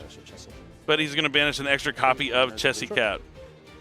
All right, large hand here. Let's see how he decides to combo further. There is a Drone Lockbird at the end. I think every single card that could be added has been added at this point.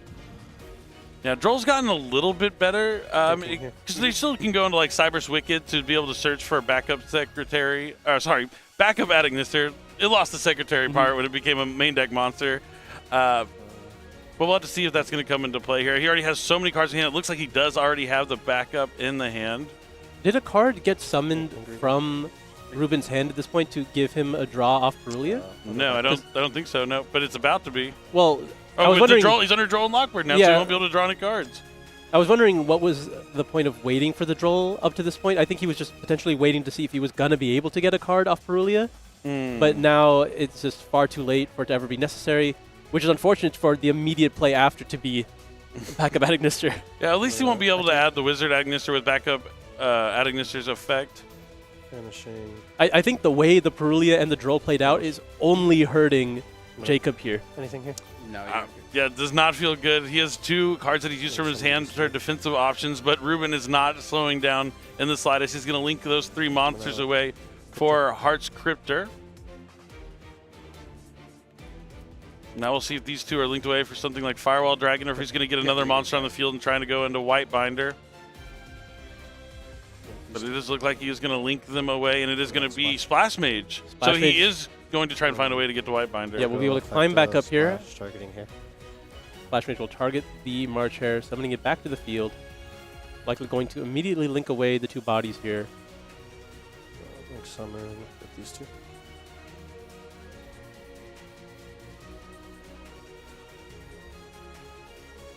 Summon out. Binder. White Binder will likely not use its effect to banish anything from graveyard here. Not really a reason to. Use its effect. Effect to reset. Yep, he's going to reset the GWC. GW6. Yeah. Okay. And now it's a question of if he has any other monster to extend past this point. We do know about the Mouse in Underground. He is the only effect that's... Oh, of course, being able to just banish the Cryptor. I'm at 5k. Yep. I paid 3,000 life points this turn. That's a lot of life points, but he's building an impressive board along the way. Now this is where the Firewall Dragon is going to come down. Nice beautiful, Ghost Rare. Yeah, beautiful Ghost Rare. Not one you see very often. All right, so he got to reset the GWC, sets another card face down. Ends with Firewall Dragon. I believe he has a March. Well, he used one of the March Hairs, but he might have another copy of March Hare in his hand, which is works like GWC 06, potentially. Being able to banish a Malice, link monster from the graveyard, and just summon right back. Yeah, the same as any Bestial, essentially. Habakiri is going to be activated first to start things off here for Jacob. Summoning Saji, tributing Saji. New chain Saji effect. I'll chain Ash Blossom. Ooh, an Ash Blossom on the Saji. Could be brutal here. Activate Ritual. Oh, no, we already have Ritual in the hand. From the hand. Wrong start. Looks like he's going to be trying to summon from his hand. Let's see if this prompts a response here from Ruben. GWC. He is going to chain the GWC 06 to special summon back a Malice monster. He's going to go after the White Binder. Now White Binder is going to be co-linked with that Firewall Dragon. Or 73. So this was a very rough chain, I think, for Jacob to go for here, because he's trying to. He said he's summoning from hand, which means he's going to be tributing the monsters from the deck here. If he's trying to go for something along the lines of the Serpent, no, he's just going for 2 tribute effects here, which is fine. But otherwise, if he was trying to summon a monster from the graveyard, the White Binder would have been able to banish that in the chain. Yep, definitely. Jacob saw that coming too, so he's going to go ahead and use thinking here. the 2 Mitsurugis to add back from the graveyard, potentially. He still has Firewall Dragon online. Malice White Binder is going to have the effect on someone to banish 3 cards from either player's graveyard. I think this potentially is a position where you have to chain the Firewall to put the Murakumo back in the hand, potentially before you can, before there's an option to grab prayers. Binder, chain link 4, targeting your Ritual spell. Interesting, going after the Ritual spell. Not really a point in doing that, because Kusanagi can add back from banished as well. Response. I mean, he's just why not kind of thing, maybe. To force me to discard. Correct. Otherwise, the effects. But he's just trying to get some more monsters. Go-link. Interesting. Okay, opting to use the Infinite Permanence instead of discarding any of those cards in hand. That gets banished. Going to banish the Heart's Cryptor, the Red Ransom. And then my board doesn't get destroyed because it got impermed. And Firewall is just a bounce, correct? Correct. I wonder how important those 2 cards in hand are that you're choosing to keep those instead of Infinite Permanence. They both have to be pretty good. I mean, it looks like we're not going to find out, but he only had 1 card in hand since he had those defensive options. I was like, you played around Perulia so well. I was like, and you hear Jacob giving the world champ his props for the way he played around Perulia. I mean, if there's a deck that can play around Perulia, it's probably going to be Malice when they draw Gold Sarcophagus. Because Gold Sarcophagus is really going to help you navigate and be able to summon all your monsters without ever having to summon from your hand. Yeah, especially when the one that you go for is, in fact, that Chessie Cat. You get so much value out of that. Yeah, Ruben is a signer. I saw that cool tattoo there on his arm. That's pretty sweet. but you see him winning game 1 swiftly, starting 8-0. He has not lost a round in this tournament, and he's trying to finish out with a clean sweep for the day of our first day 1 of YCS Providence.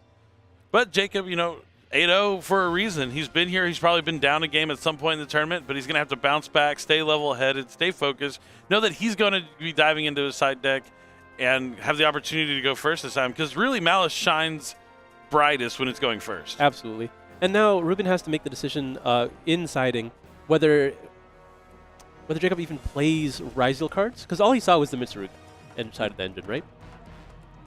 It's a bit of a gamble to assume it's pure, because I think there are more Mitsurugi Ryzel variants than there are the pure Mitsurugis running around. True. But I mean, we see people like Tavion Crowley, our YCS Orlando champion from this year, on that pure Mitsurugi strategy and doing well throughout the tournament. I mean, it's unfortunate he had to run into someone like Carl, who is still undefeated going into this last round. He's one of those 7 undefeated duelists. So after he cleaned up in the feature match, he continued to win his next round, and now maybe he'll be able to finish out undefeated. It wouldn't surprise me if at the end of the day, 2 of the 4 undefeateds were going to be Ruben and Carl. It makes a lot of sense. I mean, I feel the players that we've had in the undefeated slot have been at such a high caliber for this event. It goes to show these formats or there's brand new format events where a set just drops. A lot of players that have shown their creativity over years and have just a lot of experience, they consistently do well. That is very true. You see nothing but smiles here for Ruben. Nothing but smiles here for Jacob, too. I mean, yeah, it sucks losing game number 1. It doesn't feel good, but when you're 8-0, it doesn't feel as bad. Yeah, it's not that bad, right? It doesn't, once you're 8-0, you're kind of like being like, wait, why haven't I lost yet? Like, that's what I would be wondering. Like, it's bound to happen. Sometimes you're going to run into a tough wall, but he's only lost game number 1. The match isn't over. We've seen some comebacks throughout the day. We're going to have to see if he's going to be able to mount a big comeback with his Mitsurugi Ryzel strategy. Both of these are like, it's not a shock that both of these decks are undefeated. These are the 2 top decks going into this weekend, and this is game number 2. So let's jump into it. The duelists are ready. They all drew their hands in the exact same way, which is kind of funny to see, but Ruben, I see at least a Mulcharmy and an Ash Blossom. Draw's good. Same way. Yep. Main. Yeah. Made it all the way to main phase 1. Nothing's been activated just yet. Pass? Did you say pass? Pass? I heard pass. I guess that can happen sometimes. Oh, no, not like this. All right, so when Malice goes first, it's pretty good. Oh, but there's a Lancia. I mean, if he passed before, you're fine to just pass back now. I think that is an option, but if he has anything proactive he can use, but... I mean, you said that he has a Mulcharmy of his own. True, he could just end up passing right back. Okay. Say, like, you better draw something good. And even if you do, I might have something to stop it. Will we see 2 passes in a row? Draw, pass turn. Oh, he looks like he might commit. Normal summon? All right, he is going to normal summon back up at Ignister. Lets him add a Dark Cybers to hand.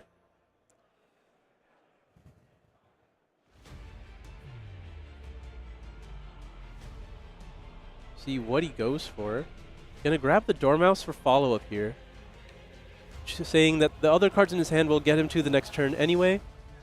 Discarding the Flawless. Backup will hit in for some small damage here. You're at 68 to my full? Yes, correct. I'm going to present the deck. Main phase 2. It actually looked like his hand was very weak and couldn't play that well anyway because his starter was back up at Ignister, so this worked out pretty well for him. Yep. I do think it did the best he could with his bad hand, but it does look like Jacob drew a card that he can summon, and that's going to be Ice Ryzel. Wallace would have been really strong into that, but because you pretty much know, I was going to say, you knew he couldn't play before. Dominance Impulse here, essentially being effect failure, but that could be good enough. Go to battle. Yeah, but it looks like we're going straight to a battle phase. We have a quick one here. Jacob's going to take down the back of Ignister with his Ice Ryzel. 75 to your 68. Correct. All right, we'll see if it's an immediate pass back here. We got an honest game on our hands. Yep. I mean, I got a peek at Jacob's hand. It is pretty abysmal. Not great, but now Ruben has made it through the Artifact Lancia turn. Malice P. Dormouse is on its way down. It's going to banish Malice White Rabbit. White Rabbit's able to activate its effect here, paying 300, summoning itself back from the banish as long as there's no interruption. Effect to White Rabbit. to Set. set. Effect on field will be setting a Malice Trap from the deck. Let's see what he goes for. There is MTP 07. You have 3 cards, 4 cards in here. Pretty telling of what his current set is for his opponent. One can guess. Thinking here. TB11 for sure, right? You would think it would be TB11, but apparently you just don't need that card in Malice anymore. I don't know if I agree with that. I do like having TB11, but a lot of Malice players have cut it, and they are really only running MTP 07 and GWC 06. And they're doing well, so you can't really complain. Yeah, I'm not always right, but we see a Link summon coming down here for Cybers Wicked. Wicked's good. The summon is good. Wicked is a cool one, so if you special summon a Cybers monster to a zone at points 2, you'll be able to add a Cybers monster from your deck to your hand. But there is a Ghost Bell chained. Do you think Ghost Bell's popularity has kind of increased this weekend? Yes, absolutely. I think it is a card that sees a lot of play right now, and it was really crucial in this moment right here. If Ruben does not have an extender here. Wow. Was not expecting that one. Yeah, so Cybers Wicked is kind of a new card they've incorporated into Malice. I mean, it's from Savage Strike. It's not a new card itself, but new to the deck. Not even new to Add Ignister, if you really think about it. So if when you're playing your Add Ignister strategy, Cybers Wicked is going to be there. So while it can pay off huge and help you access more Cybers monsters from your deck, including those brand new Add Ignister monsters out of Alliance Insight, where something like Haggard Lizard Dose here wouldn't have been stopped by Ghost Bell and been able to get to in Link 3. It did play into some of those cards that can interact from the hand here. And now we're seeing another battle phase here from Jacob. It doesn't look like he drew into another level 4 monster, so he's going to try and take down the Cybers Wicked. But it's just can't be destroyed by battle. But it's just going to do damage. But you still take the damage. You still take the damage. That's relevant against Mouse, I'll give you that. It is. It adds up. Now, does the monster have to be special summoned specifically for Cybers Wicked triggers effect? Go ahead. I would have to look. Oh, well, if we're normal summoning Dormouse anyway, I don't think it matters. It's either gonna happen one way or another. I do think it has to be special summoned. But yeah, Dormouse is going to resolve. Going to be able to banish Chessy Cat. Interesting choice. I wonder if that's actually live here, because I imagine the Dormouse was also drawn for turn. Yeah, Chessy Cat, if they're cutting down on the amount of Malice traps that are using, Chessy Cat becomes a little more valuable than White Rabbit. But yep, Cybers Wicked is going to banish White Rabbit. Now he's going to be able to add probably backup, add Ignister. Back up to my hand. On a new chain, I'll go Right Rabbit, chain link 1. White Rabbit is going to pay 300 to special summon itself to the field. All right, now it's just about efficiently going for game, because you don't really want to play into anything. You don't have to. You've only summoned 3 times here.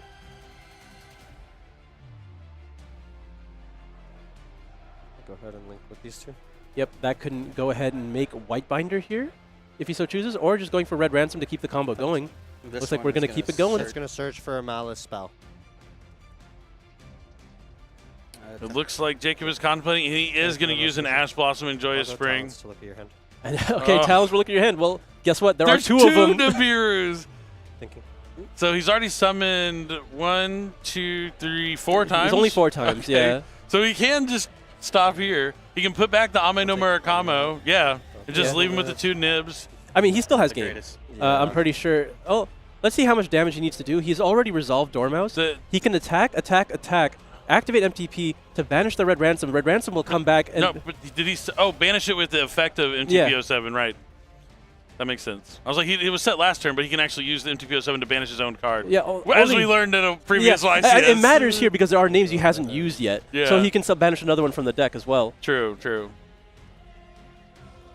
I'll enter battle phase. Yep, he sees it. He's going to go into the battle phase. Red Ransom's going to attack over Ice Trizeal. Jacob's just holding on to 2 attack with Chessy Cat for 21. Nibiru's in the hand. They're not going to do anything in the battle phase. At 35, and then attack with White Rabbit for 18. Yep. Puts him down to 17, and then the MTP07 can banish his own Red Ransom. You know which card this is. So I'm at, 18. You're at 17. 17. Correct. Yeah. He's at 1700. I'm at 5700. Main phase 2. He's not doing it. He knows both cards in his hand. I guess he didn't see the option. Yeah, I don't think it'll matter too much here as he's going to link them all away for White Binder. Anything on summon? Nope. Factory set. I might have Nibiru'd that on summon. Oh, but I guess it wouldn't matter because he would have chained the MTP07, banished the White Binder. I feel like if he remembered that he could do that to banish itself, that he would have done that in the battle phase. But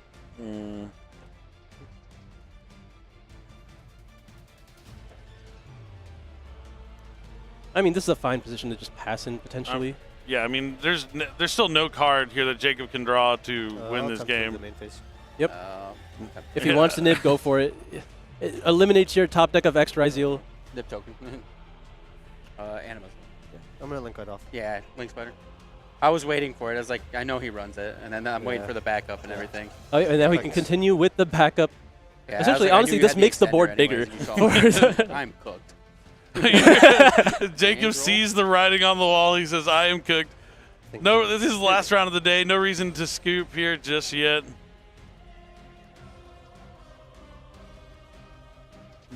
And then you are playing on a big stage against the reigning world champion.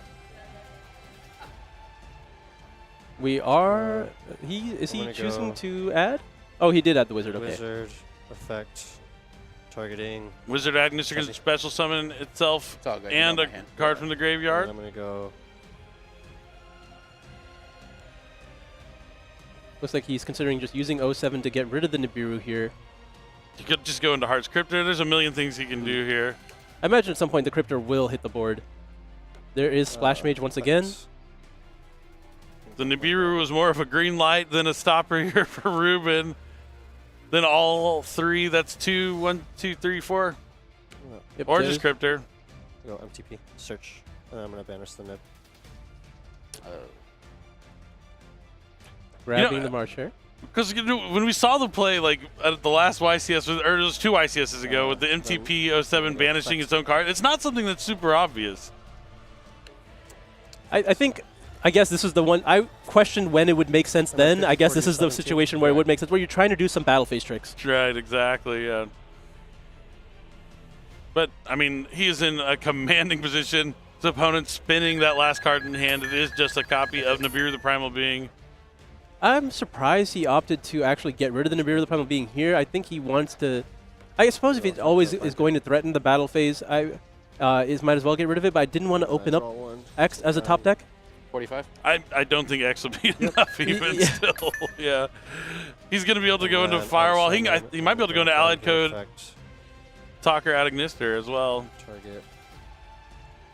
He's going to banish some Malice cards, so he'll have some fuel for the Heart's Cryptor. And I'll banish a Dormouse.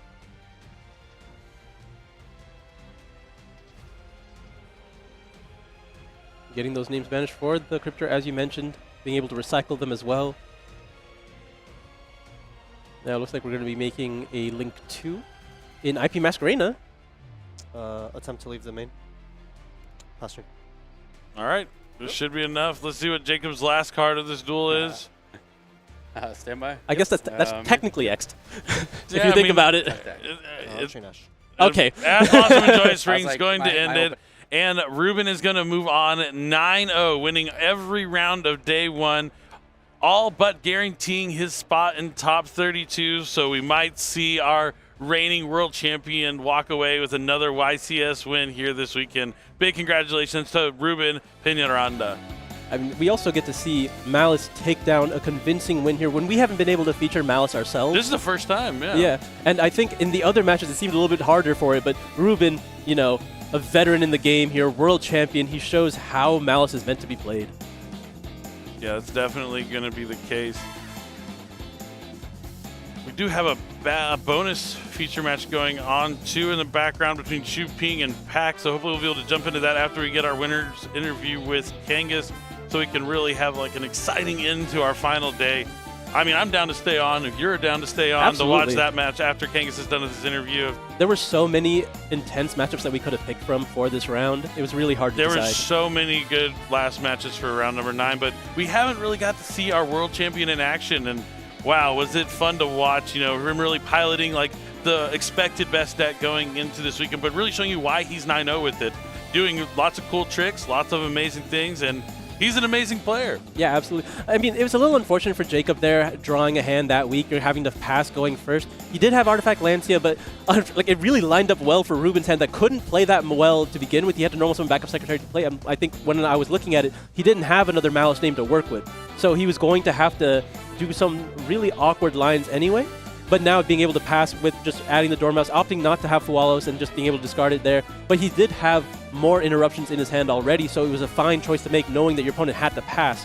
So I think things just really worked out for Ruben here. Yeah, definitely. Had that Artifact Lancia been in Jacob's hand, and he also started off with like normal summon Ice Rise heal. Yeah. That Artifact Lancia packs a little bit more of a punch, but when it's into just like pass, well, here's a Lancia, you're just hoping. And even at that point, if your opponent, as Ruben did, has any sort of other forms of disruption, interruption, that one draw off the top of your deck isn't really going to change anything. Yeah, absolutely. I think for Jacob's situation, he might have had to wait until Ruben committed more cards. He could have held the Lancia as long as he can. If he didn't have to use it, he should have kept it, right? Oh, just kind of like hold it off until like Ruben like commits something that might banish something like. Yeah, like normal summon Dormouse effect or Mouse Underground effect, and you get, like try to get a good value out of the Lancia. You just shotgunning it there, trying to play around tactics. I guess it happens, but you can get punished if your opponent just couldn't play to begin with. He did have that triple tactics talent too that we saw on the following turn, but it was, you know, an honest game there for a while. Lots of attacking back and forth, but it is what it is. It looks like, well, the bonus match might be finishing up, so we aren't going to be able to jump to that, unfortunately. But it is Shu Ping versus Pack. I know you guys would have loved to see it, but it's a good one. One of those players, I believe they're X1 right now, so the winner of that will be, or the loser will be X2, still be able to make it to day 2, but moving on to day 2 with an X1 record feels a lot better. A lot safer. Yeah, even though I've seen plenty of people that go into day 2 with one loss and then happen to lose at 2 in the morning, and then that's the weekend. But I do think Kangas is standing by with our winner's interview, so I'll go ahead and toss it to him. Kangas, take it away. Let's hear from our reigning, undisputed world champion. Thank you very much, Billy. I'm here with Ruben. Congratulations on your feature match win. And, man, you got the moves already here. Quick, swift 2-0 over your opponent. I want to get your thoughts on your opponent because that was his first time in a feature match. He's never topped an event. What was it like to go up against somebody like him? So we actually have a mutual friend. He's won the Nationals of Yu-Gi-Oh! In 2016, Eric Christensen. So it was kind of funny with both of us playing. The first thing we did was just message our friend and be like, hey, look, we're playing last round of day 1 undefeated. And then we were chosen for the stream. So it was like really fun and enjoyable. I didn't feel like a lot of pressure, and I hope my opponent didn't either, considering he hasn't topped yet, so he's probably not familiar with being on stage and the extra pressure it brings. So glad it was able to be just an enjoyable match, especially to end a long day. Well, speaking of comfort and experience on stage, you have some of the most experience on stage, being the reigning TCG World Champion. Now undefeated on day 1 here. Reflect on the day. Is this how you expected things to go based on your prep coming into the weekend? I mean, expectations are weird things to say. Like, you can say I expect to top or I expect to do well. Like, I want to win every round, and my goal has just been to not misplay. And I had one earlier in the tournament, and I learned from it. And as long as I don't misplay, I'll be happy with my result. I put in the time and effort, and sometimes the cards don't go your favor, and today they did. Fair enough. Well, I know it's been a long day. I want to let you get going, but final shout-outs for anybody watching? Yeah, the main people I test with, Hani, Kamal, Charlie. Also, a huge shout-out to my sponsors, Southside Gaming, the best locals in South Florida. You guys should check them out. But yeah, just excited to keep playing Yu-Gi-Oh! Awesome. Thank you so much, Ruben. Congratulations on the undefeated day 1. Now we're going to throw it back to the casters. Just good to see our world champion doing some great Yu-Gi-Oh, right? Oh, absolutely. It's always a pleasure to see Ruben take Yu-Gi-Oh down. And it's nice to see, too, that he's not resting on his laurels, right? Still coming down here to compete. We saw some amazing action over the course of the day. Kind of want to reflect back on it, don't you? Oh, I would love to. We've seen some amazing plays as well as players and, of course, decks showcased in the first ever Alliance Inside event, YCS Providence. So these are all going to be replays. We're going to kind of go through the course of the day. That Dragon Ruler match. Oh, just some really exciting stuff for the grass looks greener. How many cards did he mill? Like, I believe he has a 60-card deck, so probably 20 cards. Oh, it feels so great to see Dragon Rulers back in action. I know some people who are old heads, from 2013 are shuddering, but the idea that grass looks greener off the Forbidden Limited list, Dragon Rulers no longer restricted in any way, and here they come off the top, just card after card. Now, what was so funny, too, is that even though there was a couple of Mulcharmies and stuff, those are good attributes for him to be milling. Oh, yeah, being able to have winds for Tempest or waters for Tidal was just super awesome to see. And as we can see from our very first round of today, Nicholas was able to not only go into the classic Dragon Rulers that we know about, but also the new ones from Alliance Insight, like Chasma and Eclipse. It's nice to see that, being able to copy those monster effects, not the only one trick that Chasma does, and honestly get to see Disaster. Right? We used to call it Disaster Dragon back in the day, but actually having a monster that sucks up all those materials, prevents your opponent from activating those effects, really, really showcased Nicholas just doing some great Dragon Roller work. And this play that he's about to make right here was, I think, the reason why it's considered one of our coolest plays of the day, because he's about to out this Chaos Angel that Steven has that is normally unaffected by monster effects, which is going to summon Disaster, the Armageddon Dragon. It's going to be so beautiful. Yeah, what's better than a 3,500 attack big monster? A 4,600 attack big monster. And the fact that it sucks up those additional Dragon Roller things, it's cool because it has every single attribute. And by the way, it just stops your opponent from being able to actually use all those effects now. Exactly, exactly. Fun fact, the 4,600 is a reference to the cumulative attack and defense of all Dragon Roller monsters. So if you start to go look at your titles, your redoxes, etc., they all add up to 46 for some reason. Oh, that's so interesting. Even the newer ones, yeah, the more you know. Like Eclipse and Chasma do that too. Yeah, and Steven just could hardly believe his eyes there, but it really shows you that Dragon Rulers is a real deck, and we are happy that they are back here to rule the duel. Definitely a super awesome way to start off day one of YCS Providence, seeing one of the coolest sort of legacy archetypes released in Alliance Insight.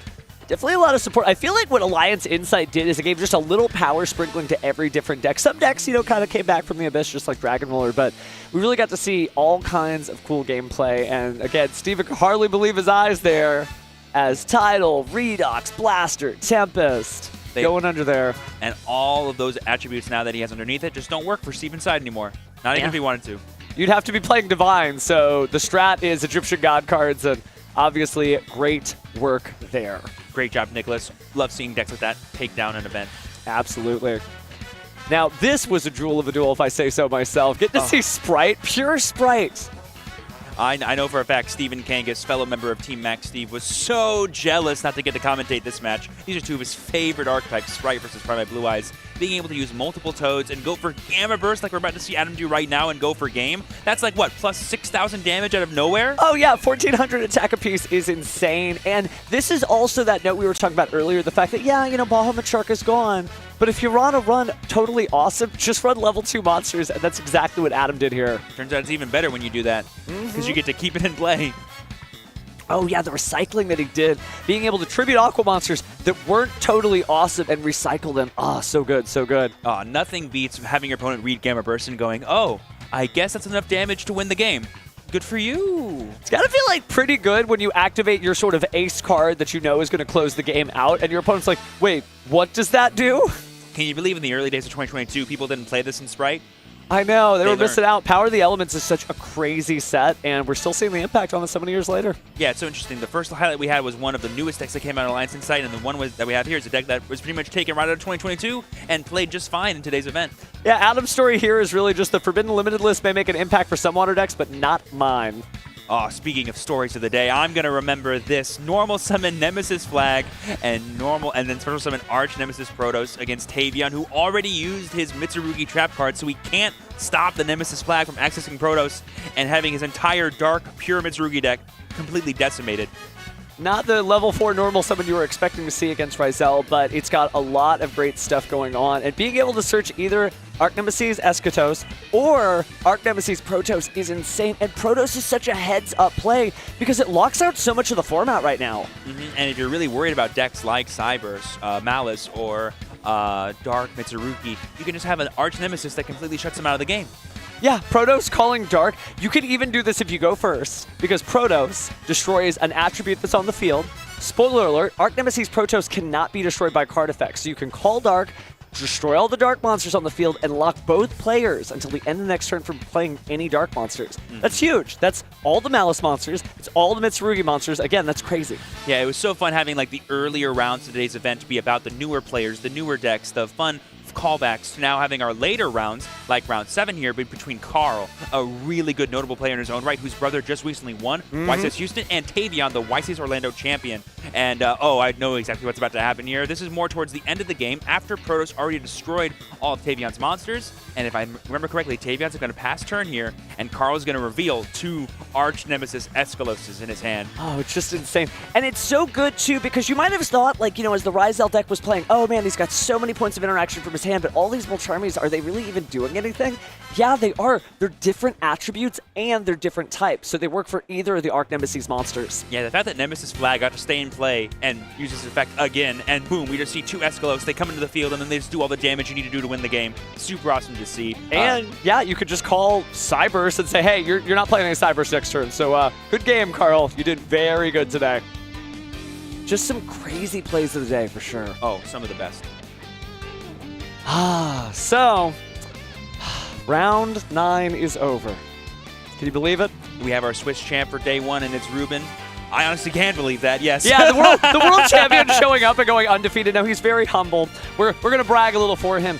I love the fact that he came here and he was just like, no, I hope my opponent was okay. A lot of people, you know, they think of it as their enemy. You're not the enemy across the table. It's just another person who loves the Yu-Gi-Oh! Trading card game just as much as you do. Yeah, and it was someone who had never seen the comp table like that before, and he did his absolute best and honestly had a pretty good fair shot there, but Ruben was just built different and played Malice and was able to just kind of stymie his opponent and just blow him out of the water eventually. Do you think there's I know it's a little too soon, right? We still got the whole day too, but what is your takeaway? What is Alliance Insight format about? It definitely is in love with its TCG exclusives like Mitsurugi, and I think the talk of the town is Malice, but as we saw, people were prepared, people were ready, and some Malice players can still maybe stumble. It's not just like the best deck because it auto-wins everything. It probably has the highest ceiling of any deck, but that doesn't mean they can't win if you are forced them to play their floor. Well, speaking of force, we'll have to find out tomorrow what exactly happens. But thank you so much for watching. We'll be back tomorrow, same time, same channel. Go ahead and take a look at the details for sure. But until then, well, you know what's going to happen. Time to pass turn.